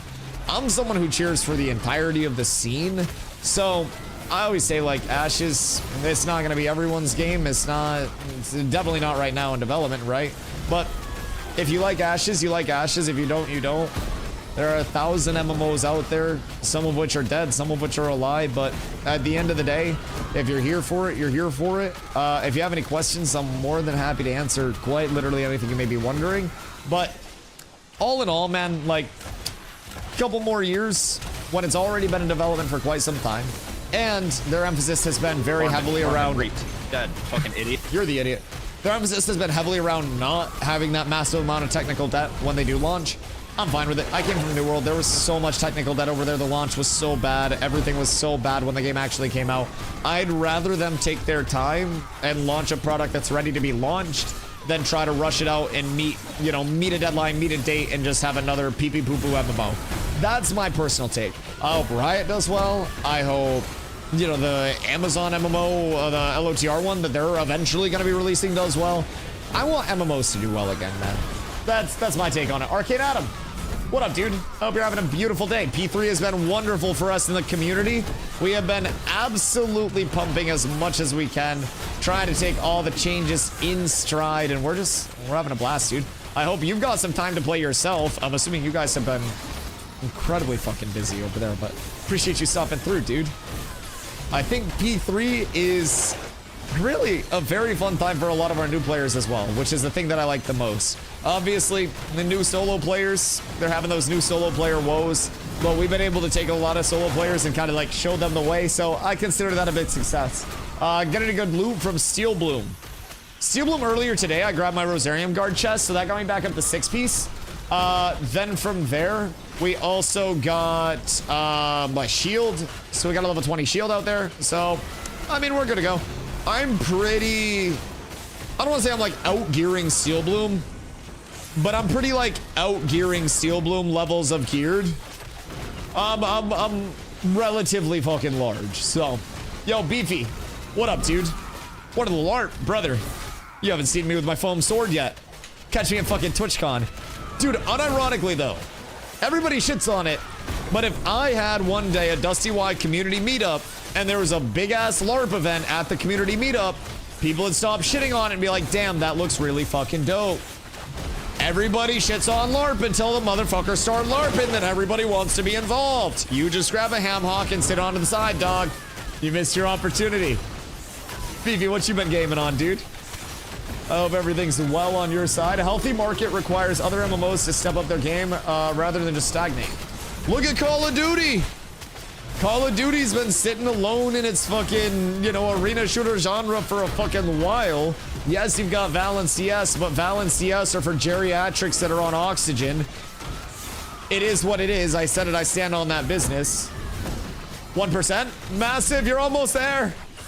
But Call of Duty has been fighting against itself for so long, and they're so set on yearly releases and pushes and stuff like that, that, brother, the Gamescom Call of Duty trailer that came out, we were like, what in the hell is this? What is this? All fun and games until Foam Sword comes out. Listen, and you just wait, because if I lose with the Foam Sword, I get the streamer advantage of Real Sword. You guys don't want me to lose. The streamer advantages run deep. Are we all going to act like cats? Oh, please no. I will join Polar right now. Jesus fucking Christ. Listen, I saw a furry getting walked on a leash at TwitchCon last year, and I decided at that point in time, I will be the leash holder and not the furry. Then the Glock comes out. Listen, I'll just fucking deflect the bullets. Brother, I played games with parry mechanics. The fuck do you mean? It's easy. Ranged attacks all have projectile times.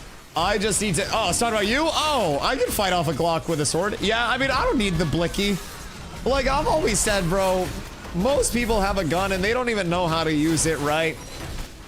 If somebody pulled a gun on me, I would assume they were too bitch-made to actually just blast my shit, right?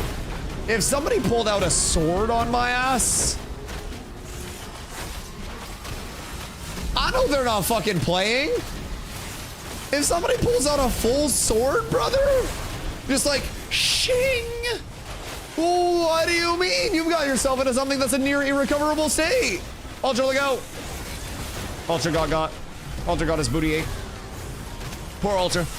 Like, personally, I think I'd rather someone pull a gun on me than pull a sword on me. I feel like, too, with a gun, I can always, like, hit one of these like a little and, like, they won't be able to hit me if I'm moving fast enough, right? I just gotta, like, I've always said, if somebody's ever shooting a gun at me, I've always gotta, like, do the little sidestep run where you're skipping back and forth while you're running. So, me personally, I'd rather get shot than stabbed. I'm gonna opt out of both, if I'm being completely honest. Like, if I had a preference, if I got to choose, I'd probably pick neither. Hit level 25? Okay, huge. You come into my group. We need cats to go mana, and then Jinso joins their group for damage purposes. And stuff will die so much faster. So much faster. So now we'll just be able to speed pull everything. So let me know when you're good for invite. Oh, Nana, you did not hit 25. Also, Savo, congrats on your 25 too, dude. Everybody's fucking pumping right now. I love this. We're thumbing. We just need to get the numbers up. We got that big batch of people that are still in the Diddy range. As soon as that's done, we're good. 21 plus, this is massive. It's time to feel so personal, like each other were just scared being stabbed. They're up close and wanted to do it. See, that's what I'm saying, bro. Somebody pulls a sword, like, that's intent. That's a commitment. Yes. That is legitimately, like, the massive commitment. Okay, wait. If Yasuo has to go, invite Jinso to that group. Or I could go log Carla back in so she can soak. Wait, Victor joined my group. What if I log Carla back in? Hold on. Hold on. Jinso's in already? Alright, one sec.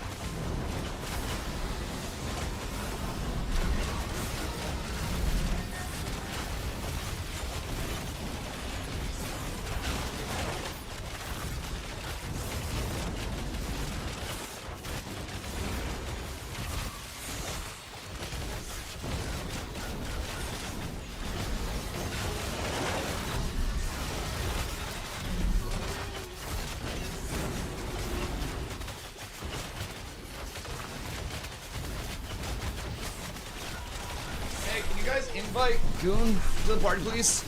You fucking goobers. I need to get Corliss' character in. She's over there. I don't know if you guys still have 8 or not. Because I think somebody was leaving, right? Because you guys should have 7. Keith lead. Okay, Keith, invite Carla. And then I gotta go accept it.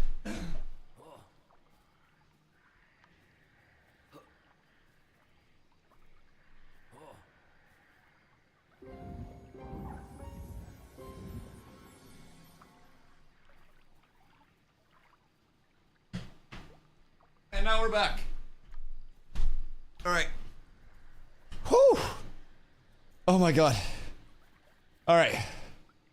I just did cardio. All right, let's pull. We should be pretty good to go. Should be pretty good to go. If I do say so myself. Jesus. What song is this? Oh, Carla made a new playlist. This is a new playlist that Carla made. She put blood, sweat, and tears on everything. Yo, man, heals? Whatever you want. Probably heals, but we'll also probably be... nah, probably mana. Honestly, I would say just mana so we don't run out of shit. Just spam whatever. I don't think I need anything necessarily more than like a gambit. Like maybe heals, but I also don't want you to run out of mana for it. Just do whatever. I'm sure we're fine, if I'm being real. Because we do still have Cheese, we still have Ace. Like, we have 2 clerics in the group. So it'll be fine. Everybody's XP should also be pretty pumpy. I'm gonna get Protect on Jinso, so you don't have you don't have Protect, so just be a little careful. But yeah, so this playlist is like it's an evolution on the Bardcore mechanics. So it's very based in the roots of what Bardcore is, but it's taking a lot of those popular songs and then remixing them with those instruments that you guys love so much. Makes it fit in the MMO world. Some very vibey stream music. Very thankful. It's been good in the background today. Been having a lot of fun. So this should probably give better XP for everybody at this point as well, considering you're gonna have a level 25 in the group too. That's gonna bring up the group average level a little bit and should hopefully get you guys squared away. Does each other with someone doing? What am I supposed to tell them? That I beg you day and night to not play League of Legends, and you sit there and ignore me, a woefully scorned streamer man? Carla's probably looking at skins on League right now as she heals. She's not even healing. She's in the fucking bathroom. She's showering. She literally AFK'd. She like went to go shower, and somebody dropped from that leveling group, and I was just immediately like, all right, well, I can log Carla's character in. So I ran into the bedroom, I logged her character in, and then ran back in here to tell them to invite Carla's character. It is on his own? Yes, because I need you to get to 25 so you can do the fun content. Yes. How good are you as a tank? Probably dog shit, depending on who you ask. Some people would probably tell you I'm okay, some people would probably tell you I'm pretty bad. All depends on, you know, beauty's in the eye of the beholder type shit. I think I'm personally quite overrated. I say mid at best, but also handsome and good at yapping, so people give me a little bit more credit. What makes a good tank? 6'5", full head of hair, ability to yap for 8 to 12 hours non-stop, 2.5-inch dick, a lot of characteristics, but I happen to combine them all. No, in terms of like, what do you mean, like, what makes a good tank? PvE, PvP, what you looking for? So the best tank ever. Some people say I have the total package. Yes, it is a small package, but we've got it. Yeah, dude. No, I play a lot of tank, unironically. I have a lot of experience in PvE, PvP, so whatever you need, man. In terms of like what I think makes a good tank PvE wise, you're looking at holding aggro, mitigating the damage that you take as much as you can, and making it easy for your healers to heal you. That's going to be pretty much your like top 2 goals. If you maintain both of those goals all the time, congratulations. Like, any tank can hold aggro, but a lot of tanks are also going to take a lot of damage, a lot of big spikes of damage, a lot of cleaves and stuff. Will have downtime on their grit, which you pretty much always want to keep up. You want to make sure that you're popping all of your defensives. So like, there are definitely ways that tanks can, I think, impact how much damage they're actually taking in PvE. So you'll notice, like, a lot of the time when I'm tanking, I'm moving around a bit, like around the mobs in a like a, I don't know, semi-cone type manner. So while I do this because I have ADHD, I also do this because it helps stagger mob attack timers while I'm fighting these mobs. So you'll notice as I'm going in front of each one of the mobs, I'm going in a manner where I'm like staggering the attack timers, especially in large clumps. So by staggering the attack timers and kind of like keeping all of those mobs at a different cadence, I'm able to make sure, or not make sure, but at least like mitigate the percentage of attacks that can sync up on me at once.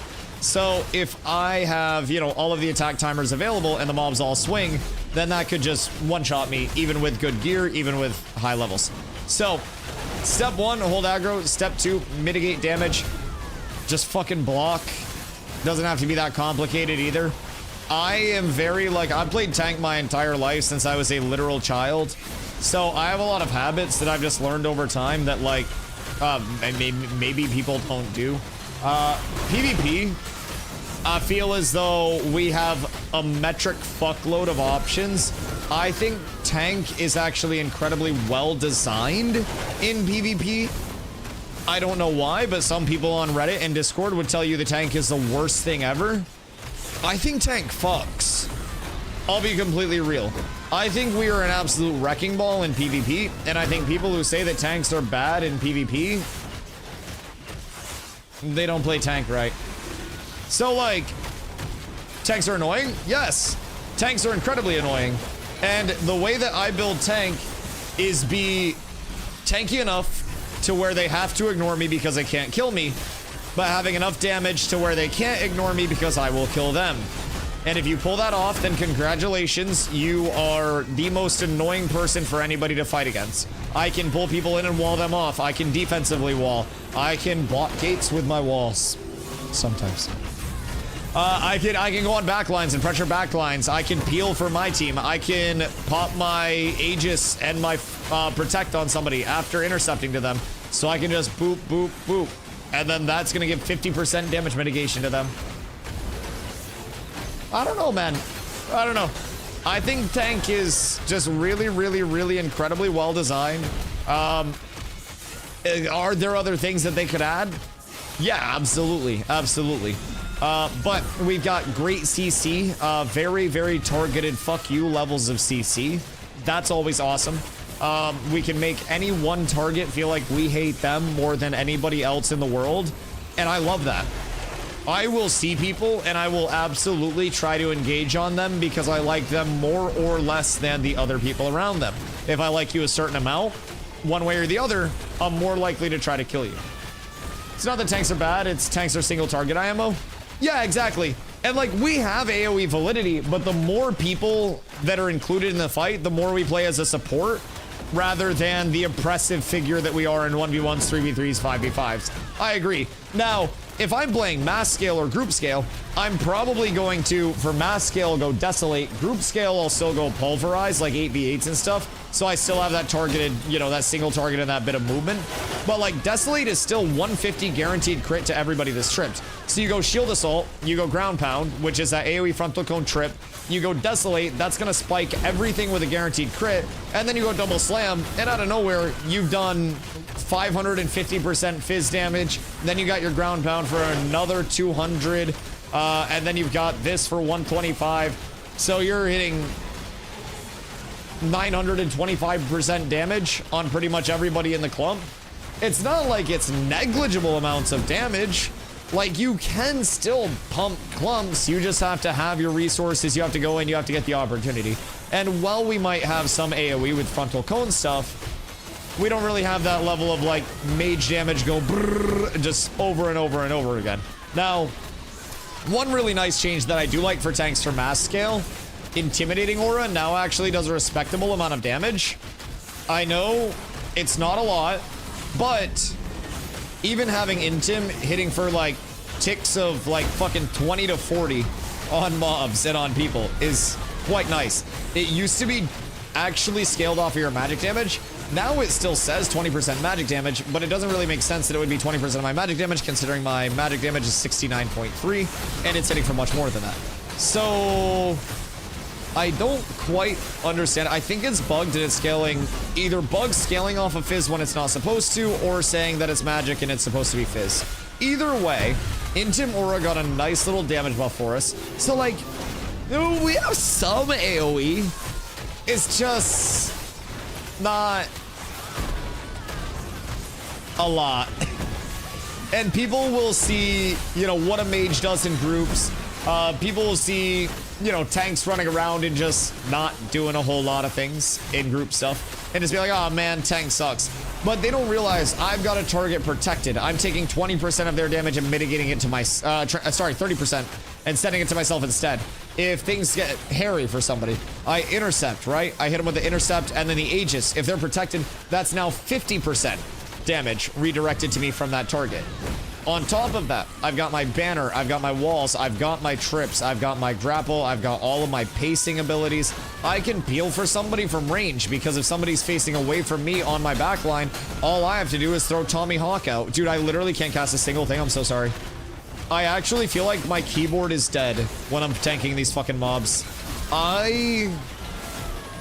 Every single day that I power level here, have to constantly remind myself mentally, it is worth it. Everybody really appreciates you right now, Dusty, because I want you guys to know, trying to tank and getting mini stunned once every second and a half actually makes me want to kick a puppy off of a bridge down onto a boat, which gets entirely swallowed by a kraken, which then gets obliterated by an intercontinental ballistic missile, which then sparks World War III, and then I just get to permasleep. This shit is infuriating. I hate the mini stun. It is toxic. This is a community built on hatred and negativity, and I won't stand for it. Hello, Hard. What up, dudes? What the heckington are these guys farming over here? But yeah, nah, I do really feel like tanks are good in pretty much every form of PvP. It's just about how you are utilizing them in that form of PvP. In 1v1s, you get to play as oppressive as you want to, or you can lean into a little bit more of that reactive defensive play style. I like to play very aggro. I still play very aggro in group stuff as well and try to make people hate their lives. That's my goal. If you hate playing against me, congratulations, I've done it. I win. So that's just kind of my playstyle. That's why when secondaries come out, I'm probably going tank rogue or tank fighter. And honestly, I lean more towards tank fighter every single day. I really do. Fighter's kind of looking smexy. So we may give that a look at some point. We have to make sure Carla doesn't AFK. And by we, I mean me. I might have to pop in and move her character soon. Either way, I've just really enjoyed tank since I started playing it. I was obviously PvEing before I PvP'd in Ashes. Got a PvE so you can PvP. When I was leveling, I wasn't just fucking squaring up, flagged up with everybody that was higher level than me. So I had to put in a good amount of time learning like what Ashes tank was from scratch. I wasn't really trying to ask everybody else how they played tank. I like to inform myself about things and make my own playstyle. So I very much came in and embraced like what tank was. It went through a couple small changes, embraced what the changes were. A lot of people said tank is actually cooked, tank is terrible, tank is awful, it's unplayable. I think it's great. I respect people's opinions, but I really enjoy it. Node War is cooking people for groups and healing.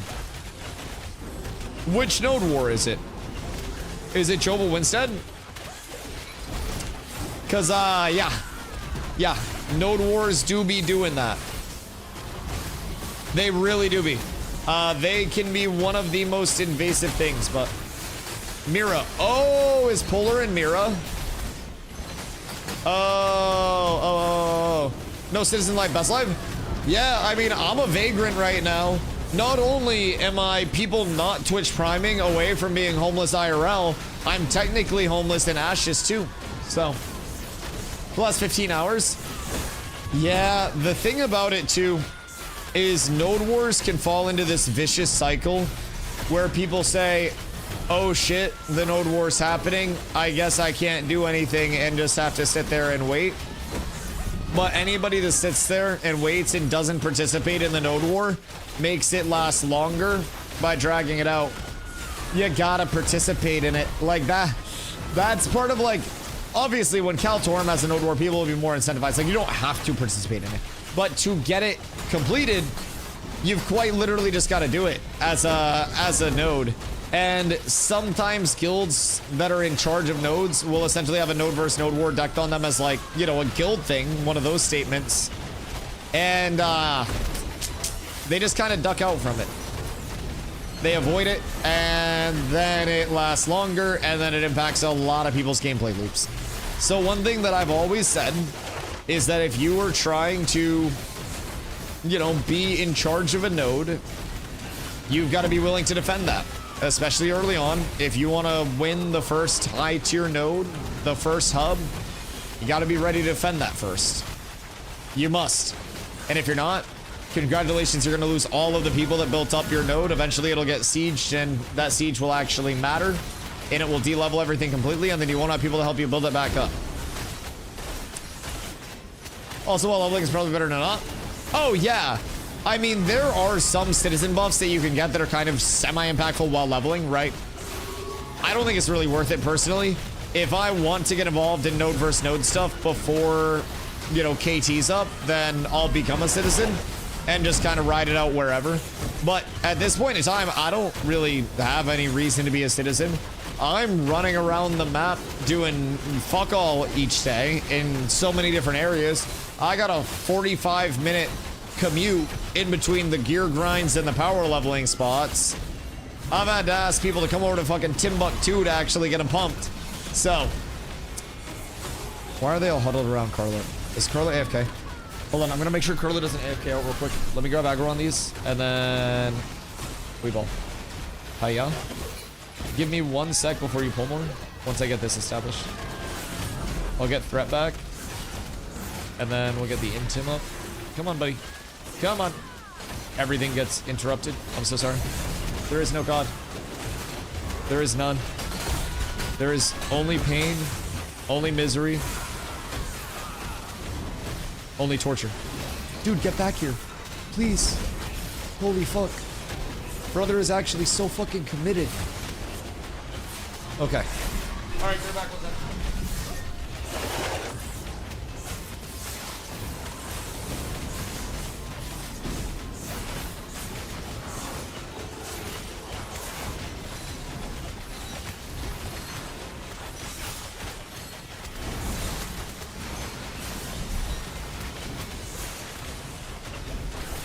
Oh yeah, she's bumping next me now. Alright, we're good. She's up over halfway. She'll come out of the shower to a pleasant surprise. And it's not gonna be me. That would be a very unpleasant surprise. This is the nicest thing I could ever come out of the shower to, honestly. Anyone hear my Jitsu album? New or the one that came out a little bit ago? Is there another new album? Pugs Blue Tick. Pugs are rough. Like, learning Ashes is really punishing, right? And I remember when I was new to Ashes, I wasn't a streamer that everyone in the community knew. I wasn't a part of the community the way that I am now.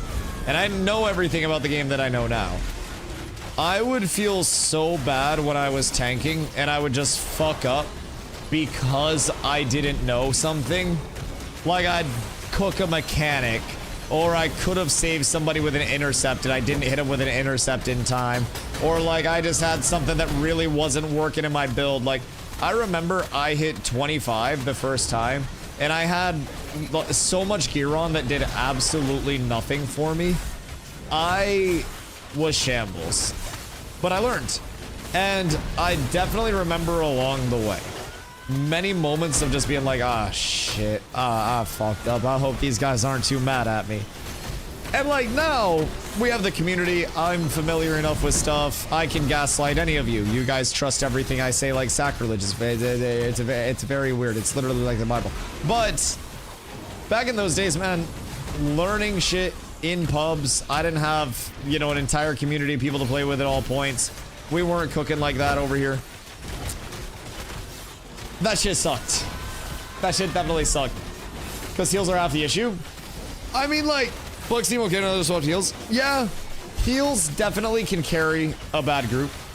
I think that bad DPS, the worst thing that happens is you kill things a little bit slower. Bad tanks and bad healers, everything is awful. Now, if you're in a really good group, then I think bards can be one of your biggest impacts as well, just from like the sustain that's offered. But like if you're not in a situation where you're just turbo pulling and you actually don't rely on that sustain from a bard, then it's also not going to be the largest deal. So caravans be zooming again. Oh no. What is this? Is that... This is a speed hack? Yeah, that looks a little peculiar. What the fuck? Wait.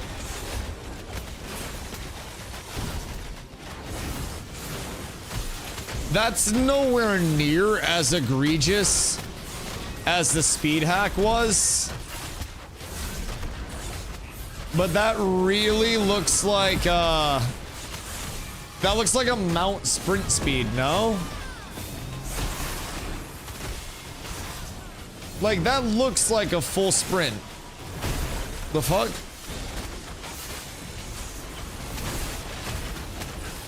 That's so much faster than a mount.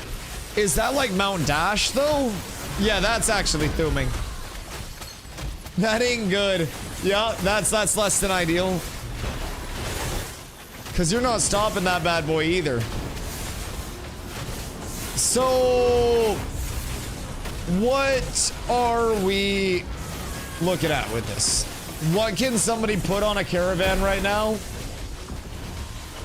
that is actually going to be massively impactful? Is it too early for this to cook the econ, or no? What are we actually looking at implication-wise? Because that's scary. That could cook the econ. Wonderful. How many crates could I put on a van?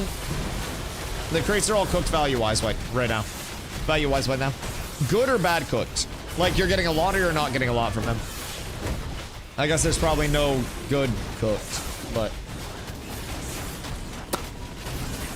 Can make like 12 gold per run. Oh. Oh. And what's the input for that? At max? Interesting. Is that max of what's available right now? Because that caravan did not have much HP. A lot of epic plus mats. Okay. Okay, so that's not going to be feasible unless people are actually duping shit. So realistically, a few gold to run really fast.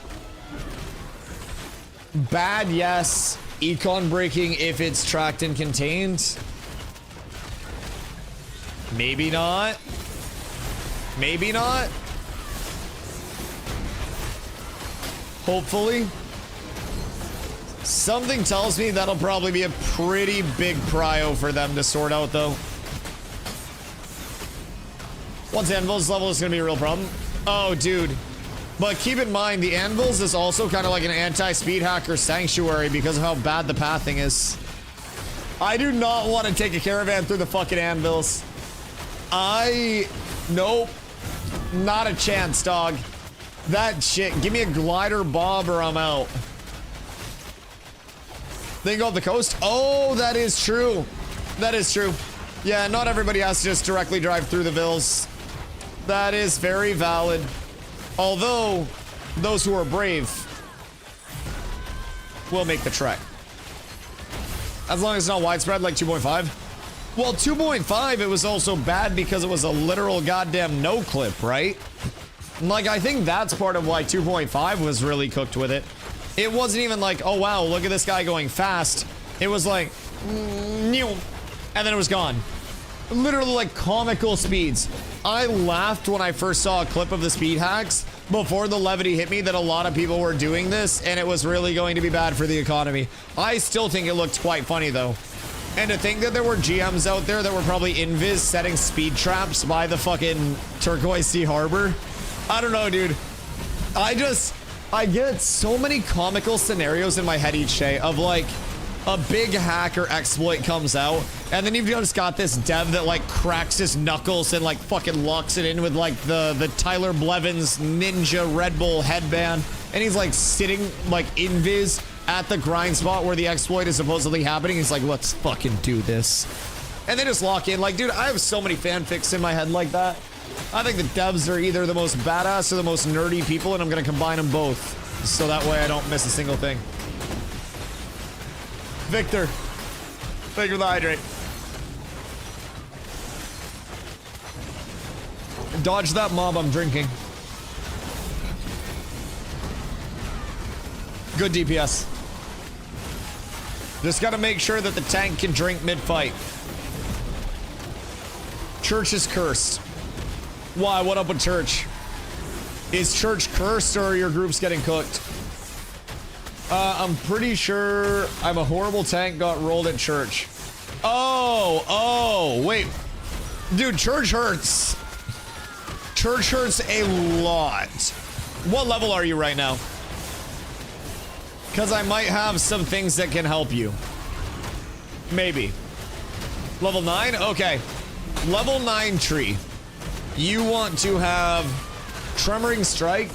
That's a trip. You want to have Shield Assault. That's an AoE Frontal Cone Stagger. Nice little bit of damage. Shake It Off. Desolate. Intimidating Aura. Supernatural Grit. Fortify. Let me know what that leaves you with for points. I think that might be all of them. I think I might have used one too many. Go with that for your abilities to start. That might help. But yeah, Church can hurt. Church can hurt a lot. Also, if you don't have a 5-piece armor set. I'm not spec like that at all. Alright, so depending on what you were rocking previously, this is what my current tree looks like. Now, this is something that I kind of like double up on for PvP a little bit as well, but I make changes to this pretty drastically, depending on like what mode I'm doing.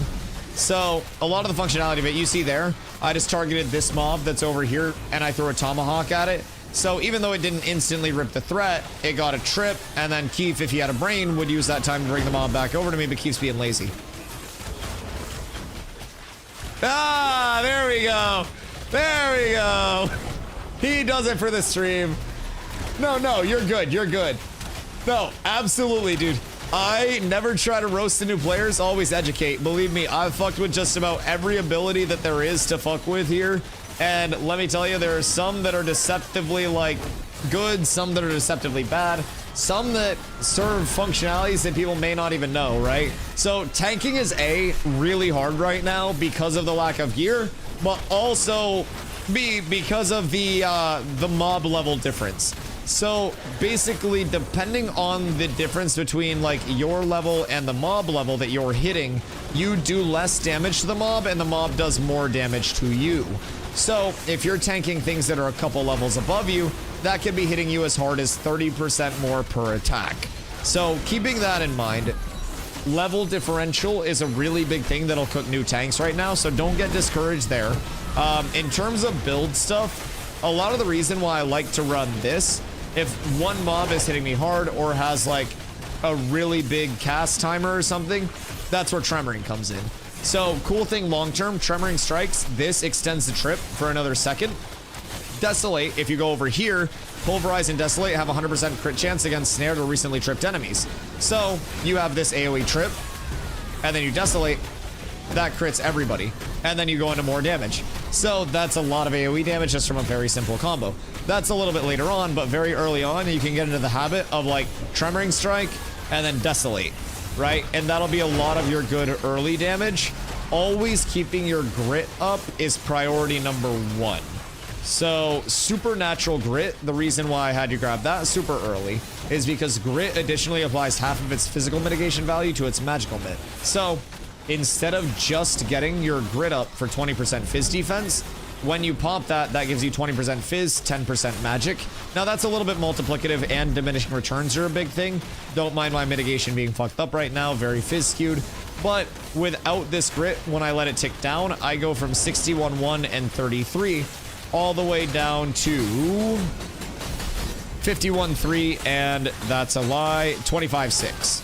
So I do gain some pretty solid mitigation from having that up all the time, and that's just going to be percent reduced damage taken from all of those mobs that are hitting you. So definitely solid to keep that up. That'll be absolutely huge. From there, Fortify is like your, oh shit, I need more mitigation.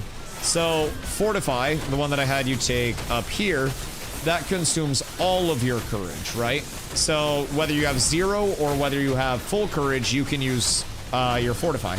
Grit is your upkeep. You want that every 20 seconds. Now, if you need more mitigation as an oh shit, Fortify, you pop that. If you pop it with no courage, it's 10% mitigation for 10 seconds. If you pop it with all of your courage, it's 20% mitigation for 10 seconds. Really solid oh shit ability, okay? So, that's another really useful one. That's why I have those right beside each other. I will always keep my grit up. I'm always spending my courage on that. But when I need it, whether I need it at full courage or at a little courage, I can always just pop Fortify and bonus mitigation when I'm getting into those oh shit moments. So you get more defensives like that later that are also quite nice. Colonel is AFK, she got DC'd. Oh fuck, did she really? My bad. I went to move her. I guess I missed the timer this time around. Gosh heckin' darn it. Alright, hold on. I'll get her log back in, 1 sec. I'm going.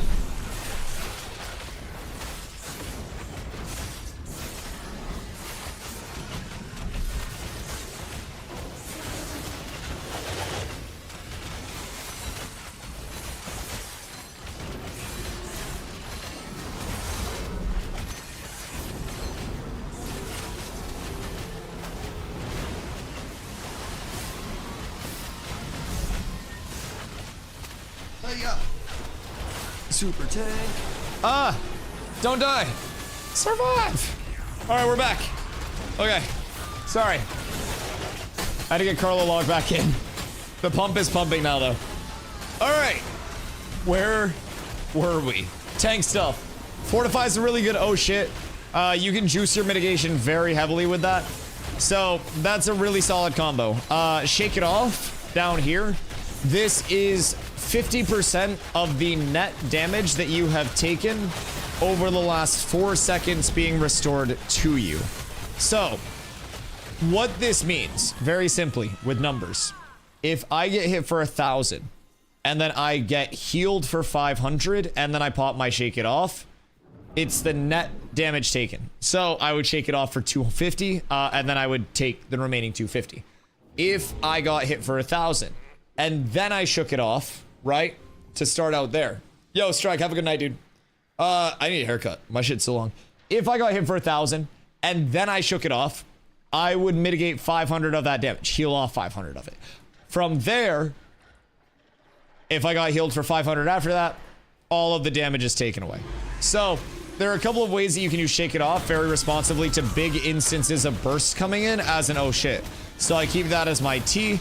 And you get a pretty cool combo long-term with Indom into Shake It Off as well. That's PvE and PvP valid at all points. But basically Indom, when you get that in your tree, that gives you 20% max health and 20% healing received. So you pop that, that increases your health pool and heals you for a good bit. Then you pop your Shake It Off.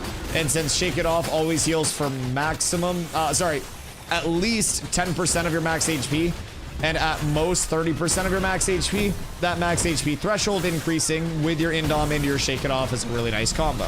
So another kind of like oh shit save there. Other than that, early when people aren't doing a lot of damage, you're not really going to need anything to hold aggro other than intimidating aura. So I would say work on first things first, just keeping up your grit all the time. And then from there, keep up your Intim aura off cooldown when mobs are around. don't be afraid to use your active block as well, because that's going to give you some good mitigation too. So they give you a shield, you better use it, in my opinion. I have my attack on my front thumb button on my mouse, right? I use a 2-button mouse. So front thumb button is attack, back button is block. So I move my thumb like that, and now I can block.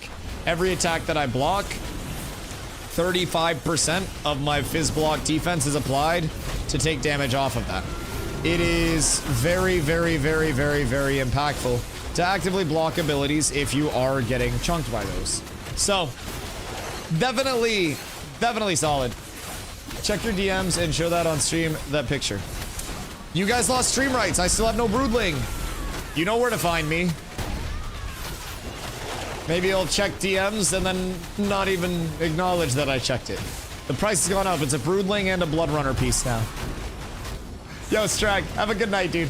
So, tank-wise, I would say PvE-wise, that's pretty much your roundup there.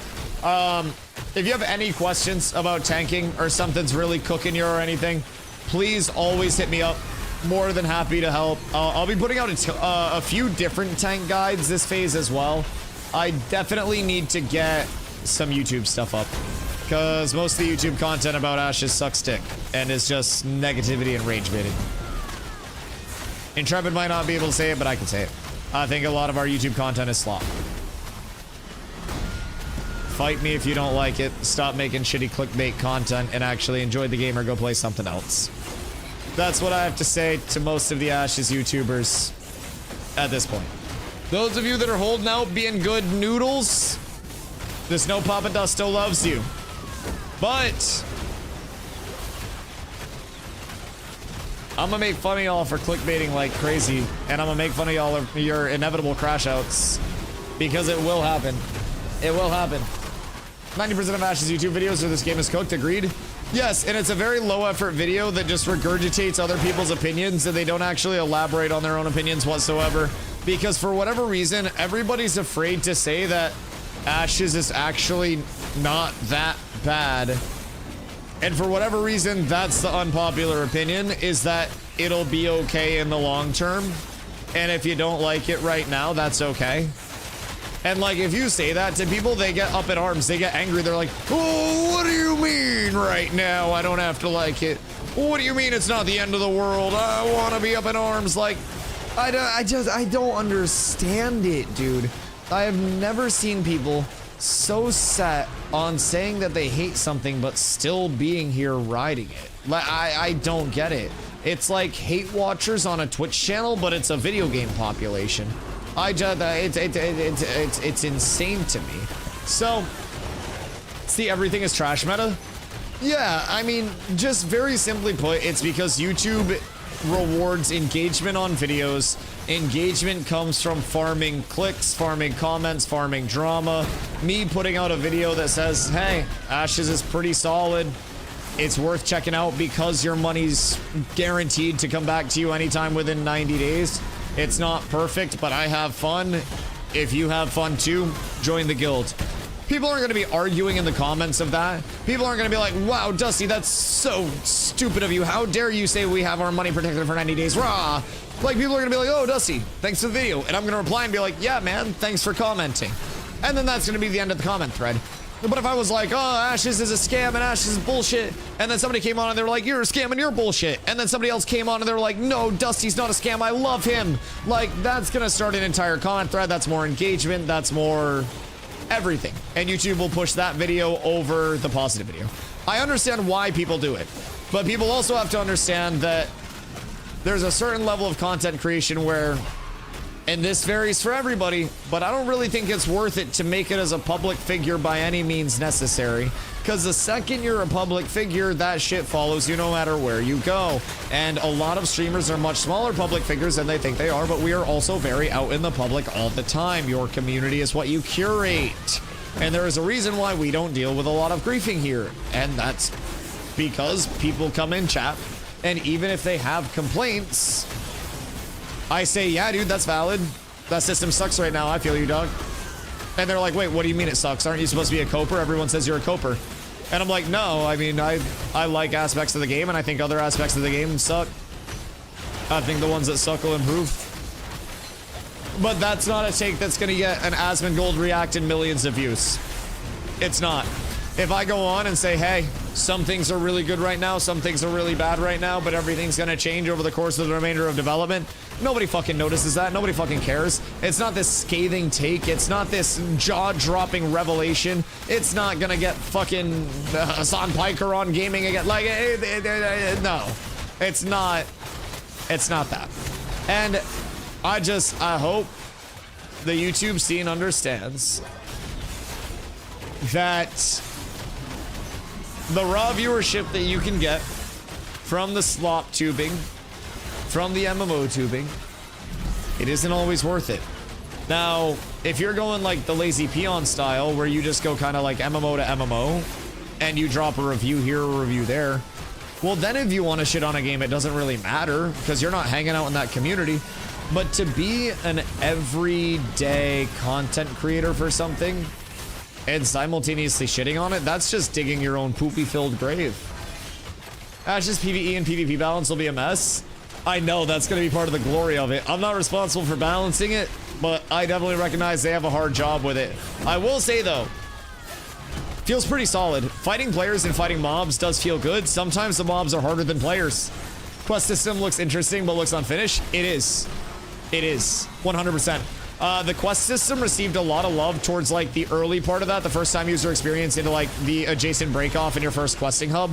But outside of that, like that first questing hub love for that initial area, it definitely is still a bit rudimentary. I tell my new players coming in that questing tends to fall off right now around like level 10, 12. Just right in that area. So, have you looked at the moon? Am I crazy or is it exploding more?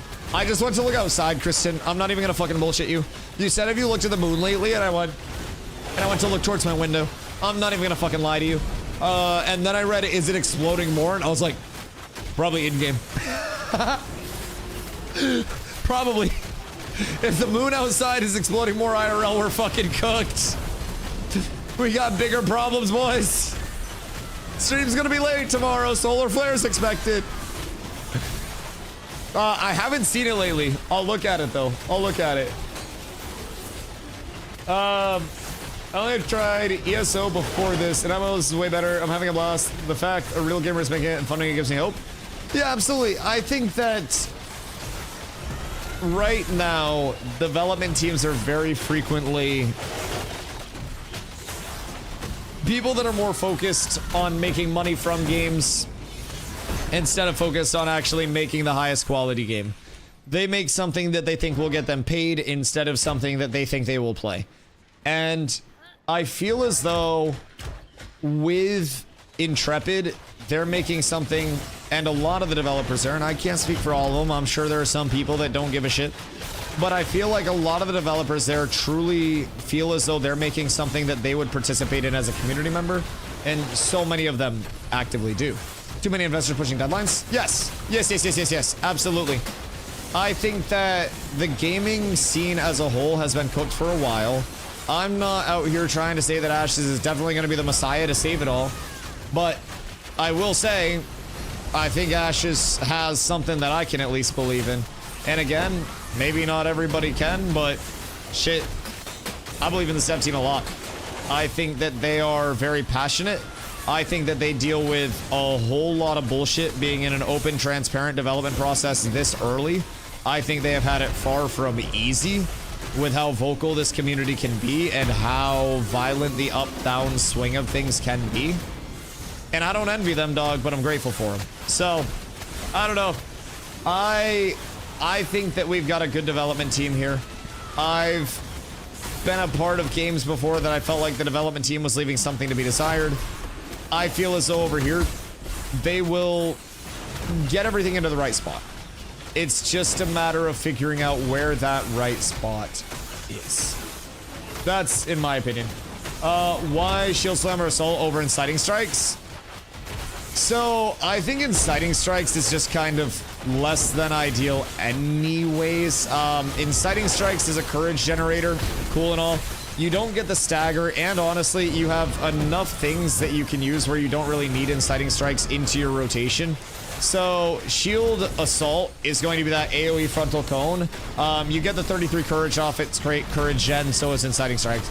The big thing is a guaranteed frontal cone stagger to pair with your ground pound. Your finishers also put out staggers on targets, but any target that doesn't have a stagger on them, if you do ground pound, won't be tripped.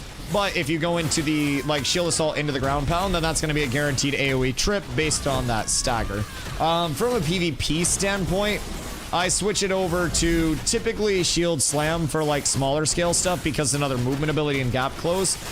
Shield assault, still a 7-meter range as well, so that can be quite nice.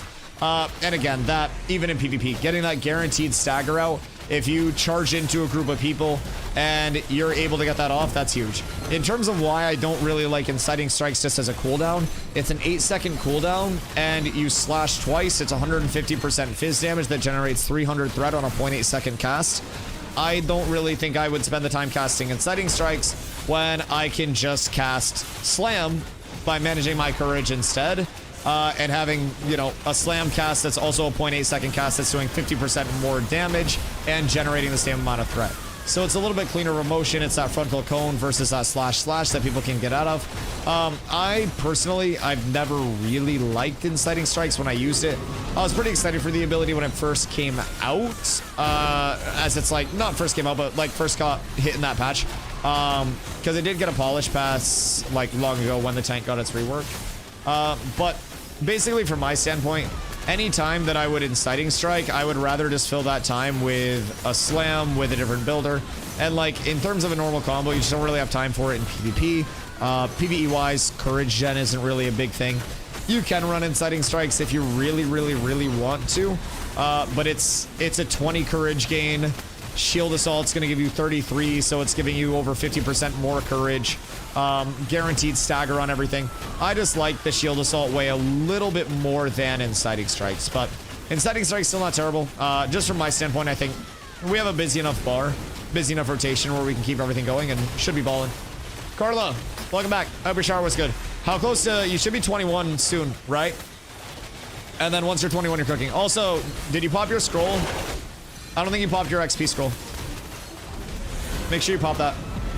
Probably would have been leveled already if you did. Either way, you should be pretty close. Yo, Crook, what up, dude? I like this area, looks nice. Oh, I love like the tropics and the anvils and like the more recent areas that they put out. I think the visual there is really good. I like the Riverlands is cool. I think the Riverlands aesthetically and the Riverlands in the desert are the least aesthetically pleasing, but they also have a lot. I mean, the desert doesn't have a lot going on. The Riverlands does have a good amount going on, but I really do like the look of the tropics. I like the June Dark. I like the anvils. I think the anvils is fucking beautiful. That shit just looks like it was carved by fucking glaciers and volcanoes, so that's awesome. But yeah, I love how the environmental aesthetics are shaping up. And again, visual, like, fidelity of everything is going to improve. It's not finished, nothing's expected to be finished. And the art style and the aesthetic of everything isn't going to be for everyone. Dude, I just always say, I really happened into a game in an environment that I really like being a part of. So I'm going to have a more positive take. But, like, I like the art style, I like the environmentalism, I like the difficulty of mobs, I like the PvP, I like the PvE, I like the grindiness of it, I like the non-linearity of it. I just really like Ashes, and not everybody is going to. But I have no problem saying I do. Even if that is, I don't know, the controversial take at this point. Even if that's the blasphemous take. Alright. How are we? Where's Jinso going? Jinso, we need your pump. Nowhere in there did I say I like my guild? Yeah, fuck y'all. Fuck y'all. Honestly, just to pull a recruitment funnel. Someday it'll all be revealed. Propaganda video coming soon. If this game stays true with... I love the typo. If this game stays true with pay to win. Fuck yeah, pay to win, baby! Oh, Carla, I'm so sorry. I might have killed her. But yeah, with the no pay to win being at the forefront, right? And Steven seems very, very, very adamant on that too. Like, Arcade was a big part of enjoyment for, like a big thing of enjoyment for Steven. And he loves Arcade, still probably does. But pay to win, from what I've gathered, I wasn't an Arcade player, but pay to win absolutely ravaged that shit. From what I have heard. Everybody that I've talked to that came over from Arcade is just like, yeah, man, great game. And then the pay to win nation attacked. The big Keith left. Oh wait, did Keith level? Oh, Keith said he has to go to work in the morning. Yo, Keith, GG's. Chat, does anybody want a little bit more grind? We do have a spot open in the leveling group for people that want to hop in. He hit 25? Okay, massive. So if a DPS wants to fill, or if anybody is right out here that's parked and wants to fill, we can definitely get another slot in for the rest of this grind tonight. XP should be pumping right along at this point. Bonus points if you're a mage. Maui, what up? Need a level? I've had the game for so long and hardly played. Come through, join cats. You know where to go. You know where to be. We have, like, I'm power leveling people right now, dog. I'm just trying to pump people as much as I can. Yo, Laz, what up, dude? Playing Arcade right now? So, how do you see Ashes as, you know, kind of like that Arcade, not necessarily a spiritual successor, right? But drawing a lot of heavy inspiration from Arcade. Do you see that carry over in a way that it's like taking the familiar systems and improving on those? Because I feel like that's what a lot of people get from Ashes. It's like, these are familiar systems that I remember from this game, that game, but it puts a fresh spin on it for me, right?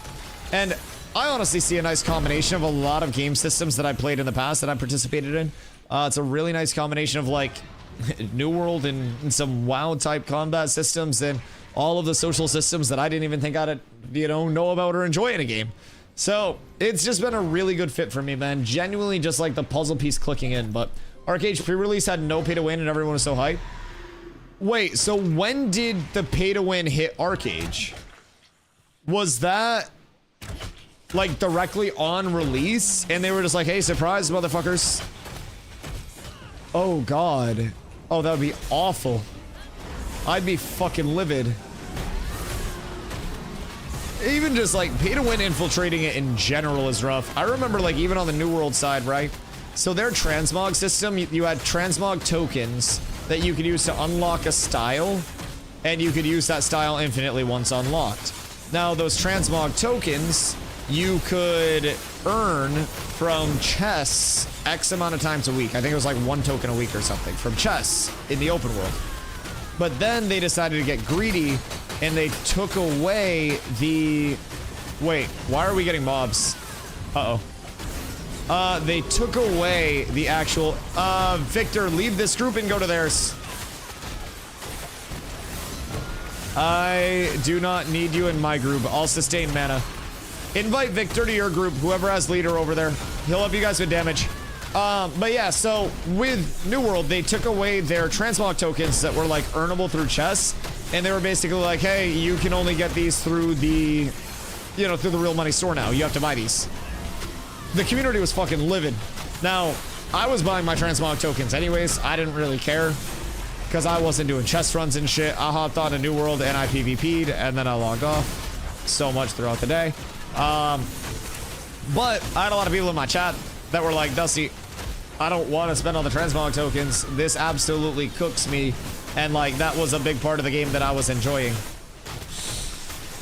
And that shit was detrimental as hell. Detrimental as hell. So, that is also one thing that really excites me about Ashes. No pay to win coming in. The game being a true level of like respecting the player's time. The time and effort investment into your power output. I like that shit. I like that shit a whole lot. And again, some people will like different systems. I enjoy it a whole lot. Money in Clint Farm, how? Min, wait, what? Are you, bro, honestly, I think if you're trying to make easy money, go to Steel Bloom and sell Steel Bloom jewelry sets. Just get an 8-person group for Steel Bloom, and then just sell gear sets. You could sell Rosarium Guard drops, you could sell level 10 drops, like, there are so many good pieces that you can sell out of there for most players right now. I think the average curve of players is just not 20 right now.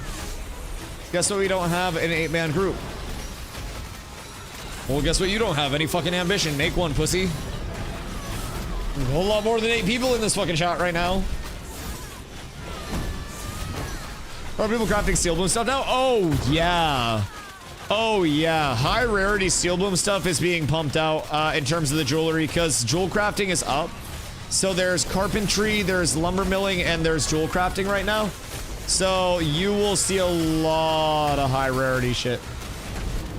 Lot of high rarity shit. Not sure what this is, but round 2. Oh, no. Yo, on God, I swear to God, if that's another exploit, pull the servers down. I'll just go to bed. Y'all can cook the servers. Oh no. Wait, what is this one? Speedy Caravan. Uh-oh. Like, why does Sword and Born have the best ability in the game now? Why did Firestaff get a 20% plague on the easiest ability to use? Oh, God Why the damn. fuck did I lose my grid? Wait, that thing's Thuman. Everything sucks and nothing makes sense. Now, have we considered that it's a road speed bug? Or something with trade bureaus? As trade bureaus were very recently put up, I think. Let's see. Mirrorleth buildings, trade bureaus 78%. I believe the trade bureau is up in Winstead. That was in Mirrorleth, though. It's always on the road? It is always on the road. I'm thinking it might be a road speed related buff, related bug. Thinking if I can find me a late night cleric, we can go farm named in the drops. Oh, I'm sure you can. I'm sure you can. I bet there's a lot of easy shit to get right now. Was it that fast the whole time or just bugged out in town? No, there was another video that we got earlier of the van also being bugged outside of towns too. So that's a little intriguing. That's unfortunate though. Yeah, that's really unfortunate, I will say. I'm hoping it's nothing econ breaking though. Somebody deploy a basic caravan and then just drive it on the road and see what it is.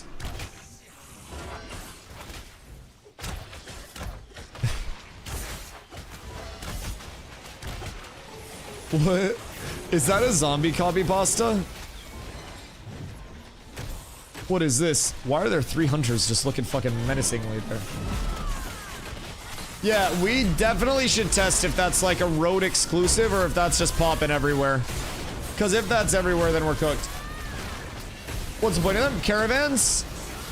Caravans, you put basically multiple crates on, and those like player carried crates that you can earn money off of. You can put multiple of those bad boys on a caravan for a larger risk, larger reward method of transportation.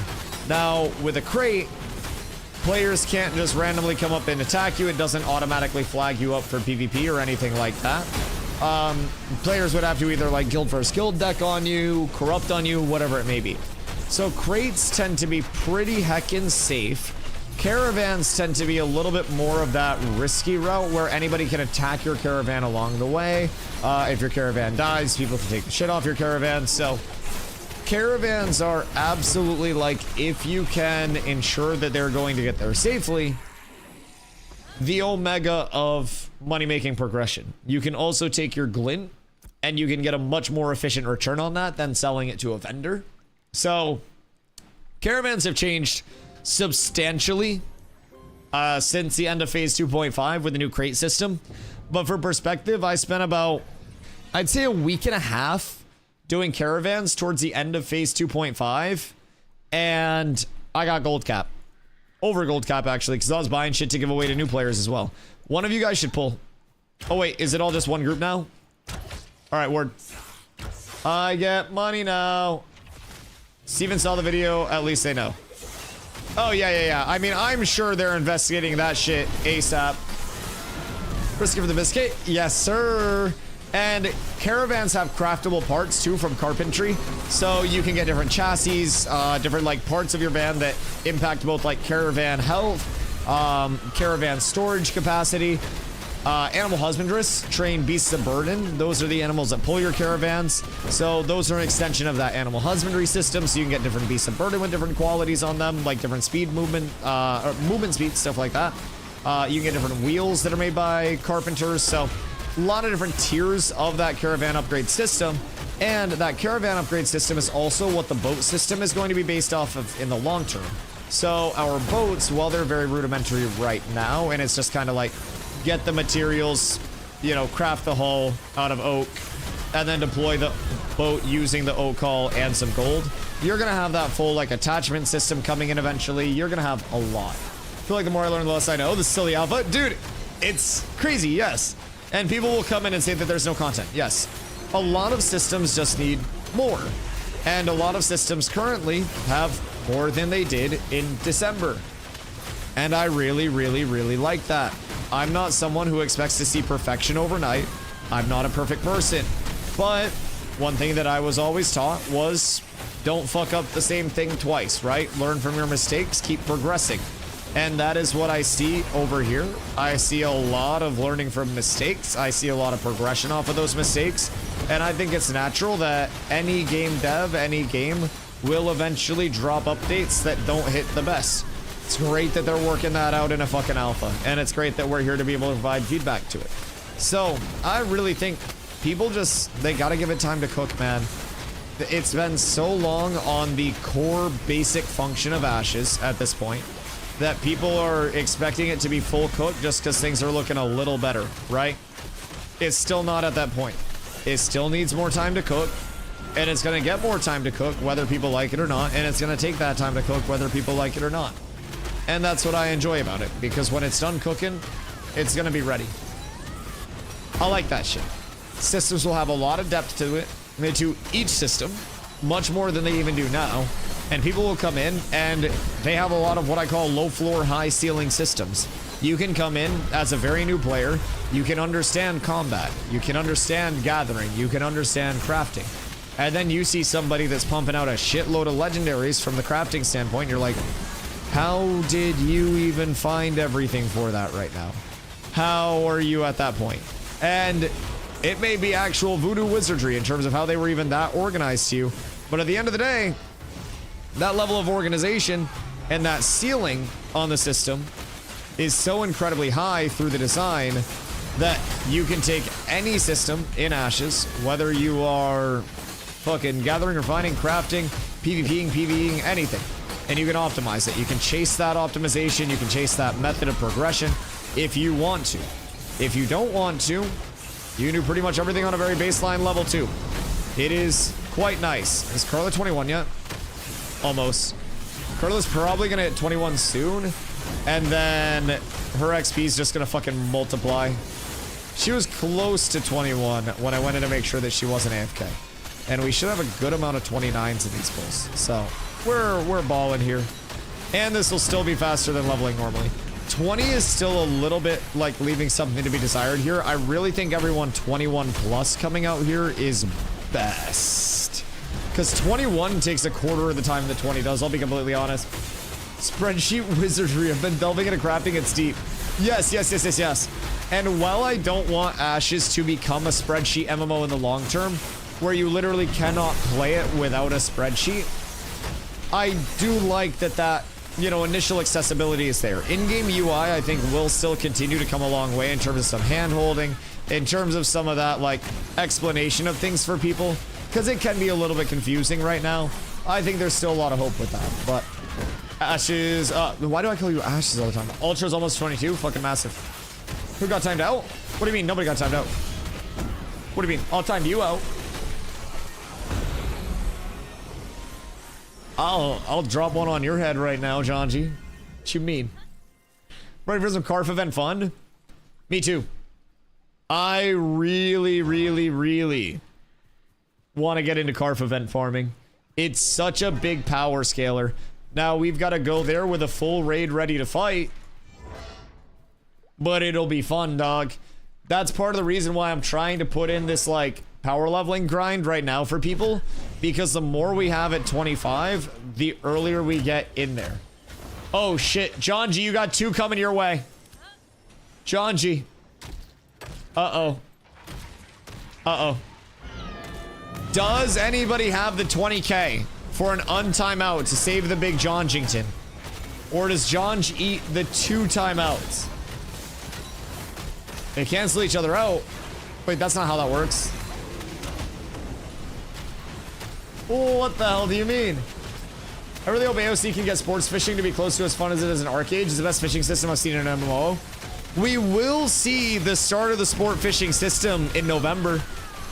I don't know if you heard that or not from the last dev stream, but if you really like the sport fishing mode, we're going to get the sport fishing in both like the deep sea and the freshwater variants. So that's kind of fucking cool. That's cool. I don't know what it is, man, but something about fishing in MMOs, it's just got such a dedicated following, man. You could go fish in IRL, I could go swing a mace around IRL, but something about doing it from the safety of your home is just that much better.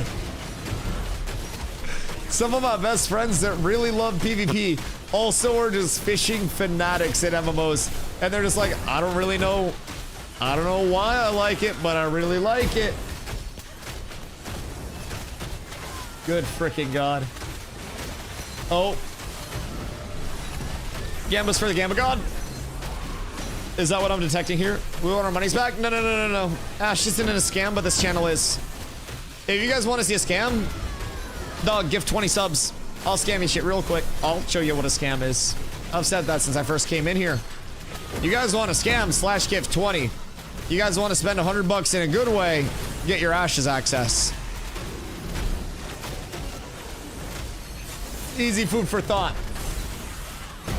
Very, very easy. Scam me by timing out John G. You're right, he's yapping too much. May he rest in peace. My chat metrics are down horrendous for the next 10 minutes. You yeet. You yeet. That's how I choose a map. Oh, that's gonna take a lot more than that. So, I'm actually going to make Polar pay to win to get Mav unbanned one day. They're either going to have to sacrifice us, sacrifice so many items to us, or actually gift a shitload of subs. I haven't decided which way I want it, but there will either be a literal price on his head or an item price on his head. One way or the other, yes. It will be done. It will be. Pretty sure that one needs at least 10. Oh, that's gonna take a lot more compensation than 10 on timeouts. Yeah. You gotta remember, like, the last person to get permabanned because of chat timeouts, they got like 30 timeouts dropped on them. That was a lot of timeouts for me to permaban somebody. Mav, he came in at a bad time. He was just fucking yapping when he shouldn't have been yapping. Brother literally just wanted to hear himself talk. And I'm the only one that can do that here. Throw anime on and get to AFK fishing? Or throw a Dusty stream on? Oh. Rip Jinso. Or throw a Dusty stream on and get to fishing? You know, that's also possible. I don't think that would be terrible at all. Could actually be quite fun, if I do say so myself. I think there's nothing wrong with it. Oh, Carla at 21. Fucking massive. So, once Carla's 21, she's gonna hit 22 so ungodly fast. Carla, did you just hit 21 or have you been 21 for a sec? Because I want you to see how much faster your XP is at 21 than it is at 20. It's fucking thuming. Just hit it? Oh my god, wait. Your XP bar is going to unironically start flying. Like you just leveled. Alright, yeah. Have somebody go around and pull. I think Jinso's pulling. Actually, we're good. Jinso's pulling. We should move up a little deeper so the pulls are easier for him. Like, move up to here so that way you can pull him in a more central area. That'll probably be a bit better. I want to steal one of them.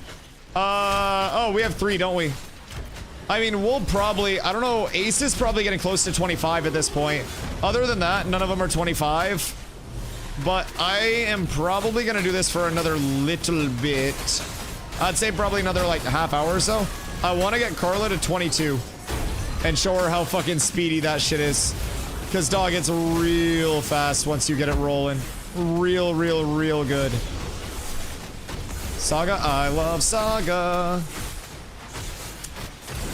As soon as you're 21, all of this XP, you're probably going to get like 10% of your level off of this pull, Carlo. I'm not even fucking with you. As long as I don't die. Uh-oh. Big swap. These guys are kind of assholes. I really hate them. With a burning passion sometimes. That silence is hitting though. I do love that shit. Oh, now we're good. Now we're good. Everything's all set up. Everything's in place. This is beautiful. We'll pop into that. Get a little nice healing tin. I can't cast anything, but all is well. That's going to be a huge AoE trip. I love mage damage. Mage damage is bailing me out so fucking much here. Why are these guys so tanky? I feel like I am not doing much damage. Oh, wait. I fucked up. I gotta put this back in. There we go. Everybody in the group does 15% more damage now. Congratulations. You're welcome. I do it all for you guys. That'll help us a little bit. I fucked up there. Oh, I actually got 2 abilities off in a row? Holy shit, it's a miracle. Oh my god. Nin, so what are you planning to farm out in the drops tonight? What do you think you could actually farm up for, like, drops that would be worthwhile? That would actually sell? Because it would have to be something that's, like, exempt I'm not very from smart. the crafting woes right now. Tide? Oh, are people still using Tide Wardens? Yeah, I guess that makes sense. Named shields, named focuses, named weapons, named accessories. I think named armor is probably going to be cooked, but it's not bis, but it's good.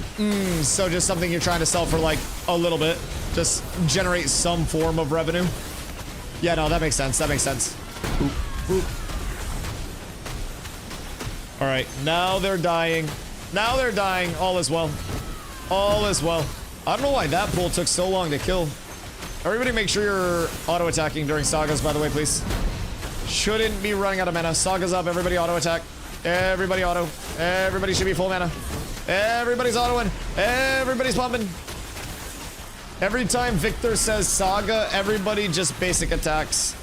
Healing each other? Oh, yeah, with the priests. Yeah, that makes sense. The priests are kind of assholes. Very assholey. They do be quite rude. We ball though. Now that it's dead, Cordless XP is probably thumbing. I need 30% to 25. You're gonna be out here for a while. Probably not tonight. I'll be around tomorrow doing this at the start of stream as well. I don't know what your schedule is tomorrow. I will say though, it is a heavy cat's prio. I typically make anybody else pay. Peep my DMs when you can. I blocked you on Discord long ago.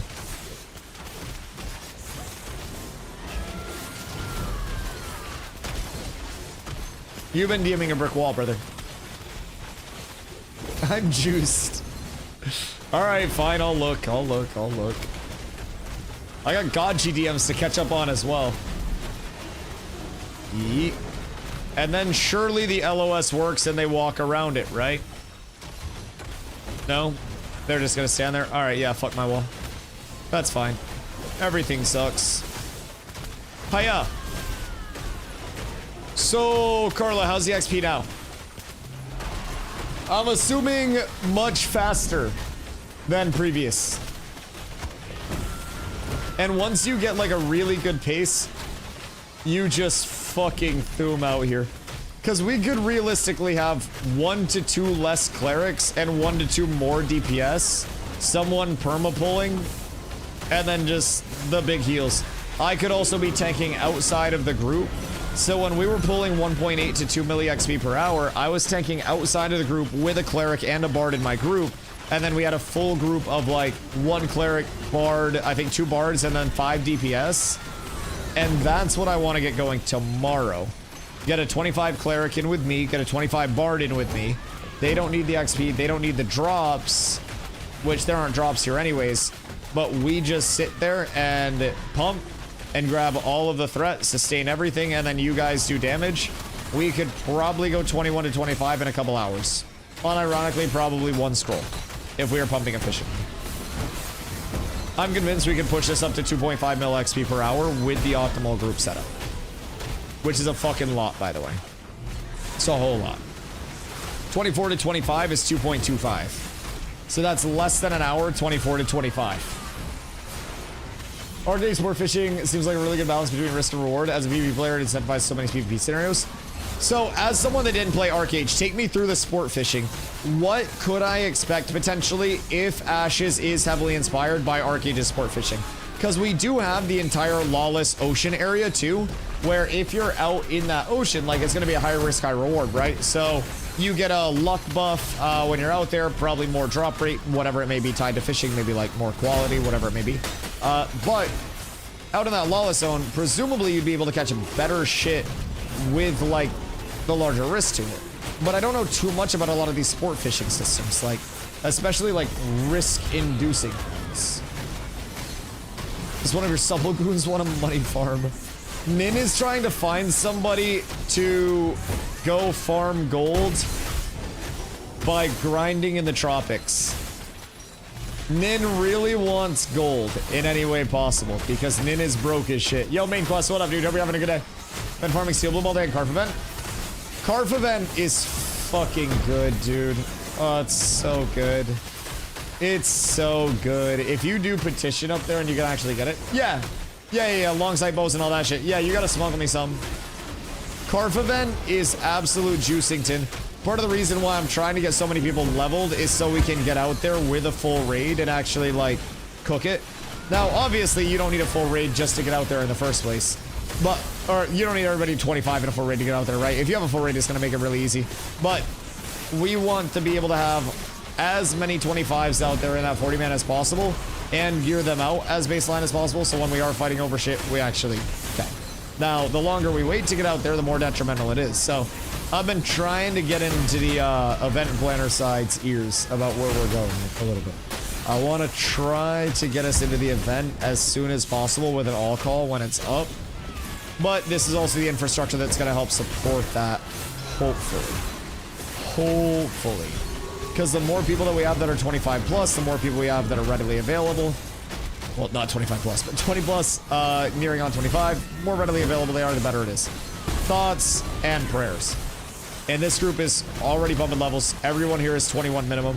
Ultra came here at 20. Carla came here at 20. So we're good. Tomorrow's grind, when we do finish that up, or when we do get that going, all of these 21s will be 25 tomorrow. These two 25s will hopefully... I mean, Jinzo might be in this group holding it down if they don't have mages to pump, because that's very good DPS boost. But all of those 21s are going to be 25 tomorrow. We'll be able to fill in a couple more slots with 21s and hopefully get them up to 25 as well. Like, the goals are there. The goals are there. They're being set. Put it in the boat and drive back to the city or a fishing stand to sell the fish. They act as trade packs that can be stolen. Oh, shit. Okay. So your boat storage would be used to get those, like, large fish. Interesting. Interesting. That would be really fucking cool, actually. Because a trade pack system is similar to, like, the crate system that we have and, like, the caravan system. That sounds kind of cool. Large fish went on hooks in the back. Wait, so could you visually see if somebody had some chonker fish on their boat? Like, could I pull up and do, like, a fish inspection? What? Oh, that would be so cool. That would be so fucking cool.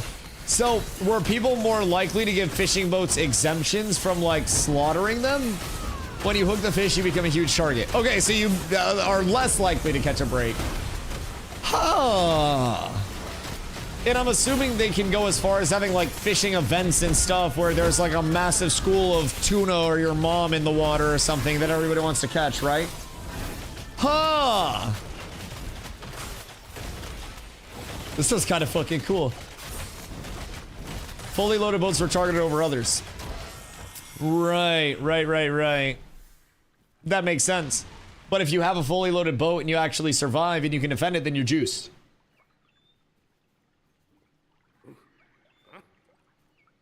So, I'm assuming you would have like fishing armadas of a bunch of groups of people that would all go out together and just kind of like try to mutually protect boats. That seems like the next logical step in that progression. We have fishing raids? Wait, that's so cool.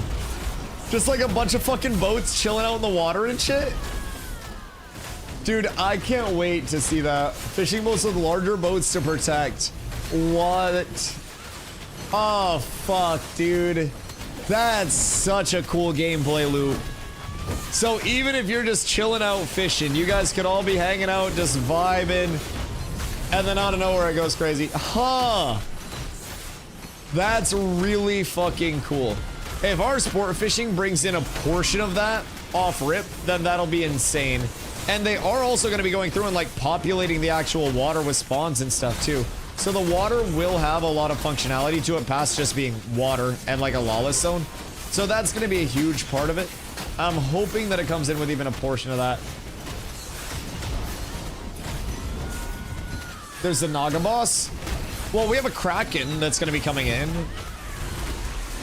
I don't think there's anything in the water right now, though. At least not that people have confirmed. Although, the rumors, the myths. The Megalith? Oh, yeah, we don't have that yet. We'll have the Kraken boss. We'll have... I believe that's a separate boss as well, right? So we should have many things. Calm was ready to just chat and have a good time until bam, full pirate raids attack you and you gotta fight for your fish. That's so fucking cool. Yeah, and I'm assuming most times you go out, it's perfectly calm. Perfectly all squared away. But that one time that you think it's gonna be calm and you go out is the time that it's not calm. It'd be such a relaxing gameplay loop, but such a fun one regardless. And I'm assuming at that point, right? So we always joke, but we're actually really serious. Cats with Pirate Hats is going to be our, like, naval guild with the emphasis on living life at sea and shit, right? So, if people are out sport fishing and their boats are getting hit, we would instantly all call with our entire community to go out and protect that shit. Like, we would literally full send for that. I'll be my guild, I call it. I want to say, like, Bad Dad and a few other people are also really excited for naval. Yo, Lass. I hope you have a beautiful day at work, my friend. Thanks for stopping in, dude. I stream literally every single day, starting around 2 p.m. EST, all Ashes all the time, so if you're looking for a lot of Ashes content, brother, you know where to go. I appreciate you. And thank you for the follow. Much love. I hope work is good for you today. My work day is finishing up here in a little bit, but it's been too good of a work day to call quits so far. Just one of those where you don't really want to go home. So we did an AA. Certain guilds would send out the troops when fishers were hit. See, that's what I love about Ashes, is even if a guild by themselves isn't necessarily a huge standalone, you could put out an all call in your Alliance Discord and instantly have 6 guilds show up and outnumber pretty much whoever. Like, alliances go very hard. Piss break and maybe smokable. Grind a little bit more. Don't be weak. Don't be weak. I believe in you. You too can be a man, Ultra. Carla, what percentage into 21 are you at this point? Out of curiosity. You're 21 into 21? 21. I still can't believe he's British. That was the M. Night Shyamalan twist that I could have never fucking expected. Absolutely never. But yeah, so I'm assuming this is really solid XP for you. What are you getting per kill now? Probably like just a straight 10k per kill type shit. Which, it's still a lot. Like, you still have to kill a large amount of these mobs. 7k? Yeah, that's good. You still have to kill a large amount of these mobs, but it's really not that bad, if I'm being honest. If I'm being completely real. And it makes it so much faster than doing it anywhere else. Even this pull alone, if it's 7k per mob, that's gonna give Carlo 21k XP. You're not getting that elsewhere. At this rate of kills, at this rate of consistency. And we don't even have a fully optimized group. We got 3 clerics in this bitch. We can be killing stuff so much faster without, you know, like without the 3 clerics, with another mage, with a ranger, whatever it may be. So, I'd do that with Menace. Menacing would also pump. Menacing would also pump. Hey, if you don't finish up before the end of the day, just come over at the start of stream tomorrow. I try to do power leveling for people as much as I physically can before the guild gear farms actually start up each day. That's my goal, is basically like hop on, power level, gear farm, power level, until I get to do fun stuff. Trade proposal, I come over and steal a cleric. What's the trade there? What am I getting? 172 with Carflon, Lowbro focus. I'm 189 Fizz with no Carf weapons. Dude, I'm literally so stout. I'm so formidable. I'm so juiced. I DPS. If you want to run over here right now and fill my slot in this route for like 30 fucking minutes, then you can have a cleric after. I will say. I don't know, like 30? It is already 12:30, huh? How long were you gonna stay on for? Were you saying 30 is too long or 30 is not long enough? Do you want more grind? I do still have to eat. Like way too long. Yeah, Nin, you may be able to steal one. Carla has to work. I also have to get food. I don't know who else is over here. Atlas. What the fuck are these guys? The fuck? What the Hellington? Can't win any mage here, but I'm 202, 2 for 2 on blue Carfin bows with 38 other people rolling need. I mean, hey, good for you. Wait, why do you need 2 bows? Give me one of them. That's fucking huge, though. I just Tim Tebow'd that bitch. Who's the more PvP inclined out of the 2? I don't know. I don't know. I'm not quite sure which one is. I don't know which one's staying. Now, I know Ace is probably close to 25 at this point, if I had to guess. I don't know how close Ace is, but you might be able to get Ace's 25 all finished up tonight. Ace, what percent are you? For reference, I'm 76% to 25 just from Carfin. Does the event completion actually give you anything, XP-wise? Like for the event firing itself? Last one I traded for a spellbook. This one I'll probably trade for a few armor pieces. Wait, so are you not using the bows when you get them? Are you rolling on long sight bows?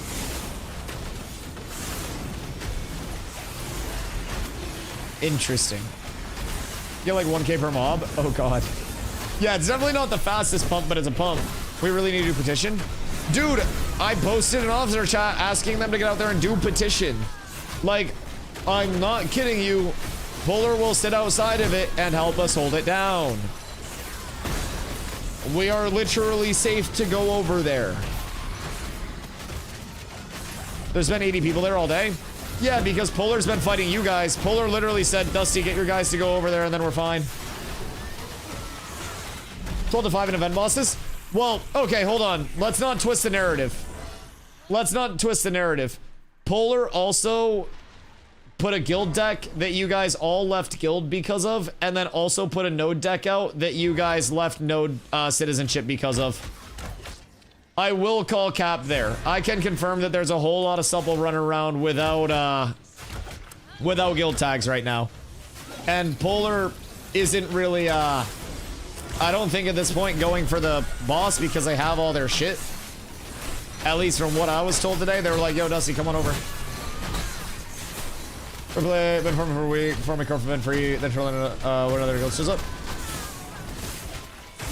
Who's been farming free for a week? Polar? Or Subble?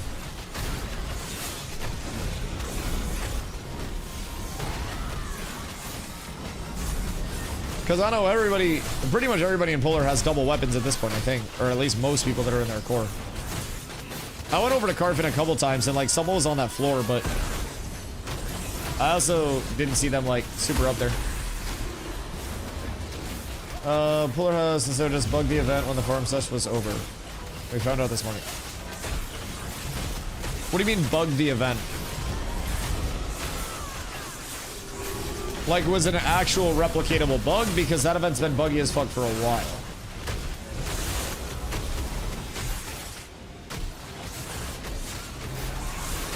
What's the bug? Does it just stop it from facilitating more?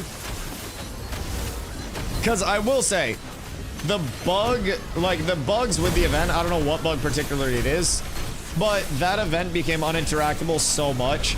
There were times where Cats was farming it. You can fail the event and bug it out to not get it to respawn. Interesting. I mean, I will say, that event's been buggy as fuck though, just from my personal experience. Not to like jump to anybody's defense or anything, but we have had that bug out on us before multiple times. I don't really know what the actual bug is, if they're replicating it, but I had a clip of Grappling putting mobs in the wall so the event goes incomplete. You know, I mean, I'm not gonna do shit with it, but post it in the Ashes Discord under bugs.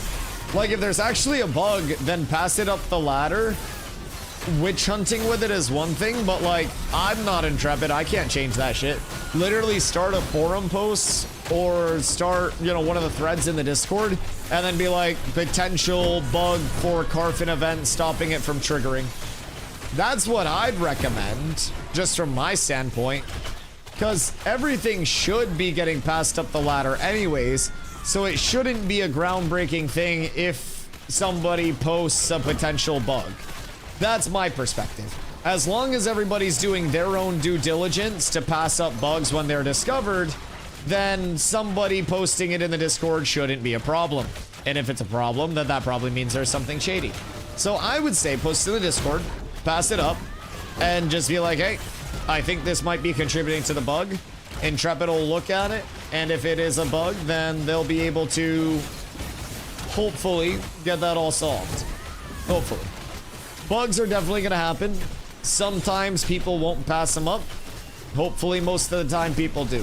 But keep in mind, Intrepid's also taking a much harsher stance on people knowingly exploiting things like that now. And have clarified multiple times that they'll be actioning accounts. I don't think a lot of people are going to be exploiting maliciously at this point without passing it up. Replicating something is one thing, but I think maliciously exploiting with that specific intent is a good way to actually get cooked right now. And not everybody will care about their account getting cooked. A lot of people will just be like, well, I'll just buy another one. You can't stop me. They'll probably find a way. I don't know. I'm not Intrepid, but everyone's free to do what they want. I don't make the rules. I would definitely just recommend passing up any potential exploits as soon as they are discovered. How much longer are you guys leveling here? Probably not long. Carla's got to work tomorrow. I got to get some food. I saw somebody ding. I don't know. Oh, Ultra at 22. Jesus. What the fuck? Wait, Ultra's actually pumping. Holy shit. Ultra's prog has been flying. I didn't want them to get banned. I just want to be the shit. It's not worth it. Well, no, but that's the thing that I'm saying. I don't think that anybody should be witch hunting with stuff like that with the intent to get people banned, because you never know if somebody has passed it up, right? So somebody could always record somebody bugging something out, but that person that was bugging it out was simultaneously recording their POV with the intent to pass it up, right? So I always do try to assume the best there. And like in terms of passing it up and like letting the bug be known, that's always what I try to say, right? Is just like, pass that up, let the bug be known. If the person that found the bug reported it, then they're at no risk of getting banned, right? That's the very simple aspect of it. As long as everyone's doing what they should be doing, then there's no risk of anyone getting banned. That shouldn't be the mentality, that shouldn't be the fear, that shouldn't be anything. People pass bugs up with the intent to make Ashes better. And if people aren't doing that, well then that's not on the person that does pass it up. That's on the person that found it and didn't pass it up in the first place. I'd say that about anyone. If roles were reversed, someone wouldn't have one person sitting in the room grieving others from getting here. We'd encourage it to have good comp.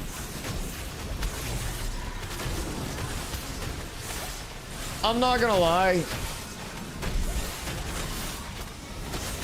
I've seen Polar mob train, I've seen Supple mob train, I've seen Polar abuse flagging exploits, I've seen Supple abuse flagging exploits.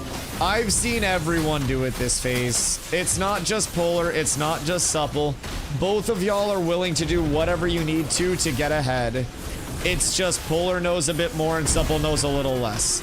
Believe me, I know Supple well. Supple would absolutely do what they can to hold other people out of content and fuck them down.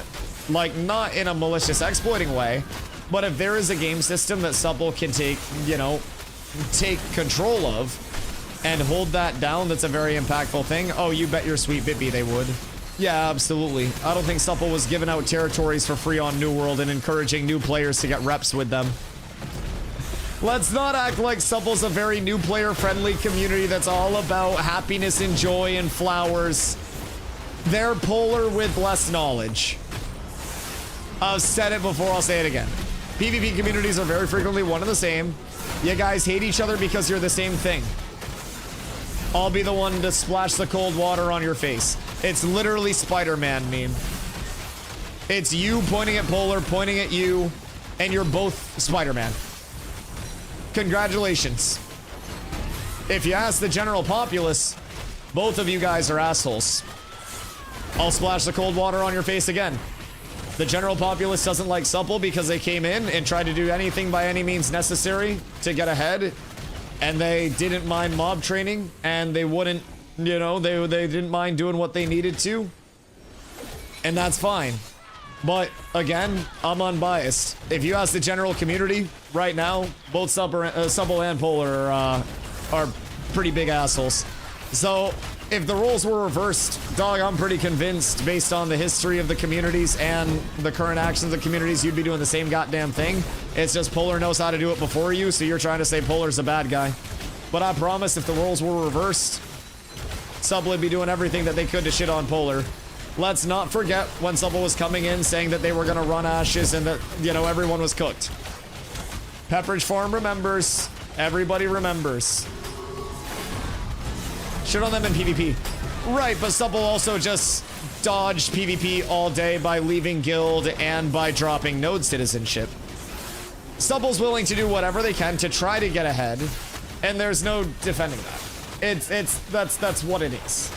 I hate to be the bearer of bad news, but if the roles were reversed, it'd be the exact same thing. You deny it all you want, but your community and their community are the exact same. You're both trying to figure out how you can get the cutting edge with the most cutting edge players in your community and how you can shit on the other community and try to force them off the game. Well, that's what it is. There's a video of them saying they're actively trying to make it harder for the guild to gear up, then complain there's no PvP. I mean, I think that in every game, it does make sense. Just gonna talk like we know everything? Brother, you asked my opinion. You got it. Like, I don't know if you didn't like hearing that, but it seems like you didn't like hearing the honest truth of what people think about the community that you're in. And if that's what you really don't like, brother, leave it and join a community that doesn't have that reputation. You know what people don't talk shit about? Us and the way we play the game. Cats has been here for multiple phases. Cats PvPs with and against Polar and everyone else. And we don't have that rep. I think you're clueless and dense. I think you're absolutely coping because you think your community is best community, but you don't realize that Supple was a big problem that was very hated in New World because they gated so many people out of content. Supple left TNL for the same reason, and Supple's doing the same thing over here. You're trying to defend Supple, and I'm giving you the truth about them, and I like a lot of people in Supple, but they are absolutely a PvP community that would do everything they could to get ahead. There's no lie, dog. If you don't like that, then just join a community that doesn't have that associated with it. I don't know what to tell you. If you don't like that, then don't ask people's opinions. Supple was gatekeeping people out of content. They would if they could. Oh, how many new guilds declared on Supple only to be told to literally kill themselves and uninstall their game? Oh, believe you me, Pepperidge Farm remembers. Oh, yes. People went to Amazon Games directly multiple times because Supple was incredibly toxic to new players simply trying to get content, because any new player declaring a war on Big Supple was wasting Supple's time. Oh, believe you me. Brother, reputations follow you everywhere. You might not like it, but brother, that's the community that you're in. I hate to break it to you, but that's what you do. I see you walking on eggshells? I don't. You realize I said you and Polar are the same group of people? Brother, I brought Polar in the exact same realm of things. Polar knows that if they're stepping out, I'll talk shit about them stepping out. I've got people from Polar banned in my chat. I'm an equal opportunity yapper. I have been very critical of Polar on multiple occasions. You don't like that since you said, Dusty, reverse the roles and we wouldn't be doing this? And I said, no, you absolutely would, and here's the supporting evidence of why you would. You didn't like that. And you didn't like hearing that the entire community already thinks that the community that you're in is bad for the game. Very simply put. You just don't like hearing that. And that's okay. But if you don't like hearing that, then be a part of a community that people think is good for the game. You're being a part of the problem that you think is a problem by being a part of one of the communities that is that problem. You're bad for the game. All you done is shit pulls like lock in. Brother, you're so mad right now. You can't even type properly. You're not even speaking proper English. You can't type properly, Char. What else about people not liking Supple being over here? Because they've been very oppressive to a lot of players. Do I need to reiterate for you? I'll say it 100 more times. The community as a whole doesn't really like Supple right now because they've been mob training and doing a lot of bad things. You guys are currently losing in the popularity contest to Aura, who was previously the bad guys of Phase 2 when they were Barcode. Everybody wanted Aura banned. Congratulations, your community has been here for a couple of months.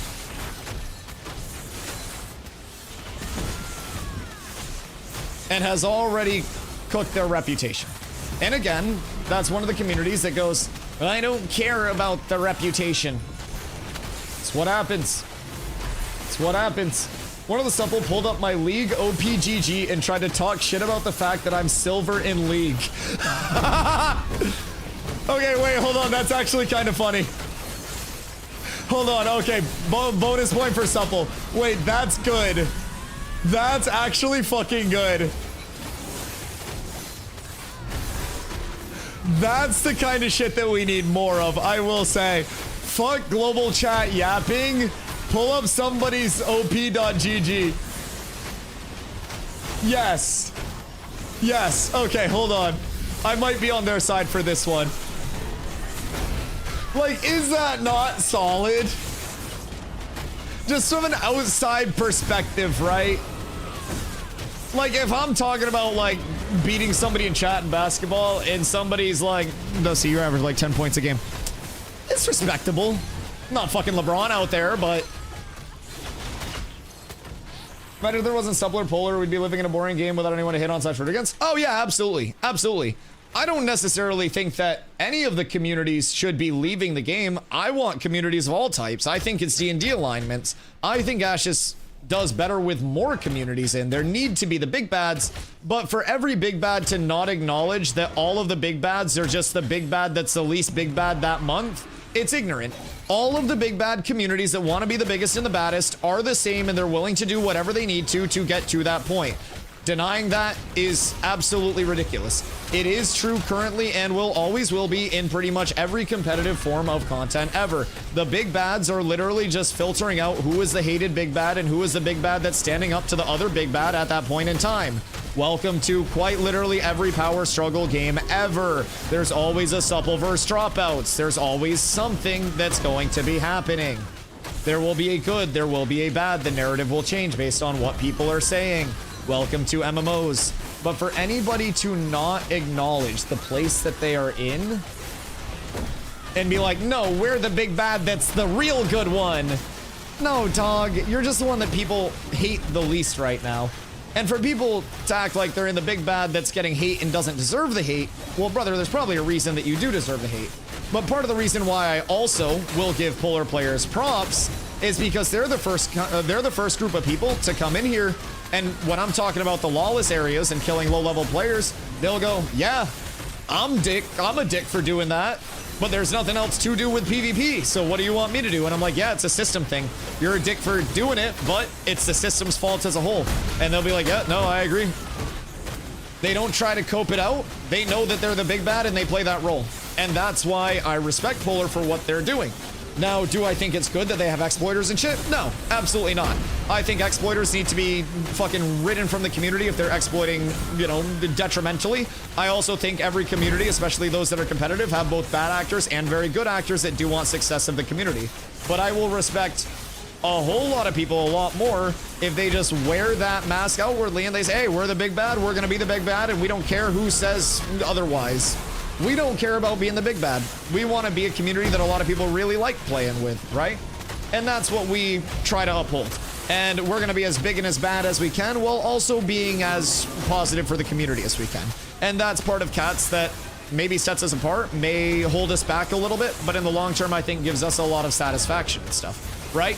But all of the big bads just need to acknowledge they're the big bads. Walk around with that shit. Community doesn't like you, fuck it, own it. But don't get upset when people say that you're one of the big bads. Like, you want that reputation, you want that badge, wear it. You want to have that aura of being, you know, being the big elite that people walk up to. Demand that respect. Do that shit. Wear it. Somebody says you're the big bad, say, hell yeah, we are. We'd be holding you out of the content the same way. GG's, you beat us to it. I don't think that's too crazy. Like, motherfucker, if we were ahead of content, we'd be holding people out. I'm just saying. I'm just saying.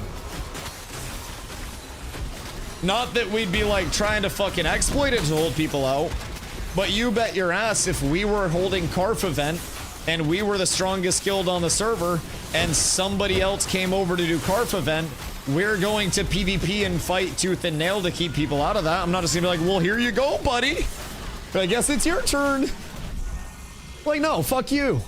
That's competitive gaming. That's competitive anything. It's primal and animalistic. Yes, you have to let the alpha wolf howl sometimes. Whoa! My voice is so cooked. I need throat coat tea. Oh, that was so sad. That was so sad. I can't hit the high notes anymore. Go ahead of everyone else. Competitive MMO. Why are the people crying over it? Exactly.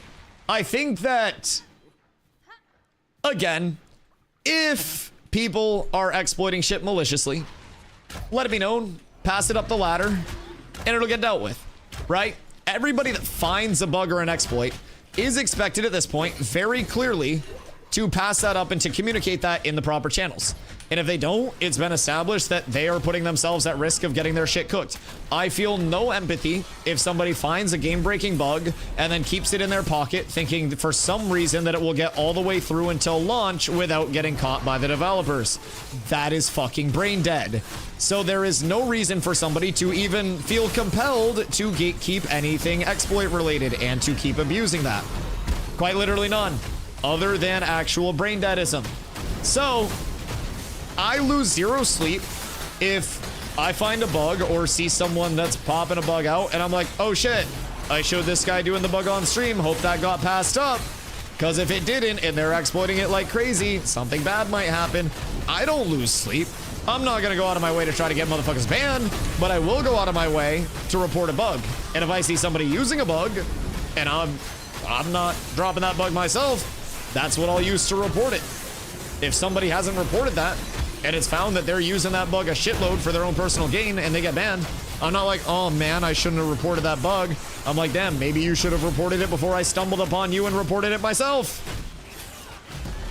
Kinda crazy. Maybe if everybody just does their role to make Ashes a better place, this game will actually be great when it launches. But maybe a whole lot of motherfuckers will just keep trying to think that their bugs are not going to be found all the way through launch. Brother, the playable map is not that large. The game is not that deep. Everything will get found out. Everything will. And I promise a lot of the bugs are shit that was known previously. It's just everything can't be instantly triaged. I like not being called a whale. You're a whale. I'm not gonna call you a whale for your monetary input, but I will body shame you. All right, back to the shore. It's bedtime. It's too late. I'm starting to call people whales. I'm starting to be mean. It's a good sleep time. Beta Howl, dude. Grant, my voice has been so cooked for the last 2 weeks. So since the 24-hour stream, like, dude, you know how this stream is. I don't fucking stop yapping. My vocal cords have actually physically felt tired. Tea and honey, I got throat coat tea out in the kitchen. I just been a little lazy with it the past few days because I haven't been howling to check how my voice was. Add some honey to that, yes, Sirski, and some Gretton special sauce. I got myself a fresh shipment in the mail. Delicious and creamy. Fucking phenomenal. This is better than having well people just use their credit cards to catch up to players that are putting in effort 24/7 and grinding. Yes! It's a totem pole game, is what I call it. You have to know where you're at on the totem pole at all times. You have to know who you can beat, who you can't beat, who you can yap to, who you gotta shut the fuck up against, all of that. What happened? Graphics seem better? Unreal Engine 5.6 for Phase 3 start, brother. Graphics are better. The game plays better. Everything plays better. And the streamer client, yes. Yo, Murillo on YouTube, what up, dude? Tell me your opinion about how Ash's Endgame is going. I mean, accessory systems are gonna start to come online in November, so you should have more replayable stuff coming online on that end. Right now, it's still very built in like the open world building aspect of like the, you know, the towns being constructed, built up, gathering, refining, crafting, mob grinding as the core loops. So it's still very, very, very core in terms of anything endgame. Endgame right now is level 25, not level 50. Level 50 will be the endgame on launch. So that's good. I think it'll improve a lot in terms of like full replayable content, like I mentioned in November with that patch that we're getting there. So should be a big patch with the Harbinger update. Really excited for that shit. Not only that, but also the fact that this is an alpha. Why making all that shit for staying ahead of an alpha? Yeah, no, absolutely. I mean, it's definitely an alpha, and people sometimes forget that. You have to anyone, you just have to be willing to accept the consequences of the yap. Yeah, that's very fair. There's always somebody out there that'll pop you in the mouth if you're talking too much. 1000%. I could get myself in a lot of trouble yapping on stream too much because some guild would get big and angry. But at the end of the day, I'm very confident that what I'm spitting is truth. And as mad as people want to be about it, sometimes they listen to the yaps and they're like, you know what? He's kind of right. I will hold motherfuckers accountable. I will give people praise when they're changing their ways. And I'll give everybody the same equal chance to be on my good side until they give me a reason to be on my bad side. I tend to evaluate everybody personally in terms of like my interactions with you, right? And so everybody, for me, if your interactions with me are good, then we got that level of communication and that level of understanding. It might be a different way of looking at it, but I don't agree with Dusty anymore because time keeps proving him right, and I don't like that. Listen, I'm not always right. I'm by no means always right. I've just seen a lot of social games, and I see how a lot of this shit shapes up. So I just try to yap my unbiased truth. I consider myself very lucky to be here yapping. And also, this is the internet. I have no reason to flex or front. Mwah. I have no reason to flex or front or anything like that just for the internet. Hold on, let me sit in your lap. I speak what I think is truth and yap what I think people would, appreciate hearing. My big Dommy Mommy healer. Oh no, she's gone. But yeah, man, I don't know. I spit what I believe, and I try to believe in that as much as I do. So, as one's the average to watch Asian Formula if it ain't broke. I yap better than Asmongold. Asmongold just talks about politics and dumb shit and actually doesn't provide any transformative content anymore. He's become lazy because he's a fucking multi-millionaire. Not just genuinely. His content's so fucking bad now, I will say. Because he knows he doesn't have to put in any effort to actually farm people anymore. He can just go, yeah, right? I know Asmon and Dad's pretty close. Hopefully his dad's good. Content stuff aside, I don't like that he does politics stuff, but yeah, hopefully his dad's good, dude. That shit's awful. Couldn't imagine. Hopefully Hopefully his dad comes out of it. Money cannot buy anything to stop that, no matter how rich you are. The inevitable is the inevitable, dog. So hopefully his dad's good. Hopefully his dad's good. But yeah, no, I mean, like, and keep in mind, I don't try to model my stream after anyone else's. I've streamed for 8 years now. When I started streaming, Asmongold was still doing video games. I started streaming because I love it. My stream's always been the same. My stream started out with me being like, hey, you know, friend one, playing Fortnite, come hang out, right? And that's, you know, that's a lot of the big thing, right? I've always just streamed for the fun of it. Everybody that comes in is a valued member of the community that is taking time out of their day where they could be doing quite literally anything else, and they're doing this instead. So I'm going to say some politics. I don't agree with anybody, like any politics, if I'm being completely real. I just hate politics. I don't hate anybody's views on politics. I recognize people think what they think. I don't fucking care. I just think politics is such a divisive thing that I choose not to engage in because I don't like divisive things. You'll notice in this stream, like, we don't tend to talk about very heavy shit because I don't like things that can put people on either side of, like, a fucking very hatred-filled room. There are things where people can debate in, you know, meaningful, healthy ways as people, but I feel like politics is one of those things that's gone so far down the spectrum of unfiltered hatred for the other side. And it's something that I don't like seeing between people. I don't like seeing people hate each other at all. I think that life is too short to hate motherfuckers. I think that filling your time, your energy, your body with that is negative. I think that that's something where it's only detrimental to yourself. And I think believe whatever you want to believe. I'm not a fucking agency on that at all. I'm some dude that sits in front of a camera all day. From my perspective, I just love having people here from many walks of life. Rich, poor, everything else. If you're rich, gift more subs. But people from all walks of life that do recognize what this place is and come in every day, and they don't bring that shit up. Barco, thank you for the follow. Like, we have people that come in here and they genuinely just want it to be a chill community. And that's what I'm the most grateful for. I know that outside of this stream, you guys are whoever you may be. Some of you may go into an Asmongold chat and yap about politics and say the R word all day. You guys don't do that when you're here. And that's what matters to me. And that's what this community is. It's a place for everybody to come hang out. It's a place for people to yap it out. It's a place for people to have their opinions. And as long as we keep that shit all respectful, then it's a vibe, man. And that's all I can ever ask for. Literally all I can ever ask for. So I'm grateful, man. I'm happy to be in the spot that I'm in. I'm grateful for my community being the way that it is. And I'm grateful that I don't have to model my stream after somebody else because I can simply press start streaming every single day. I can get on, go live, and know that people show up to hang out with me and not something that I pretend to be. So boys, to you, 07, thank you guys for allowing me to be here and do this every single day. It is truly an ungodly fucking pleasure.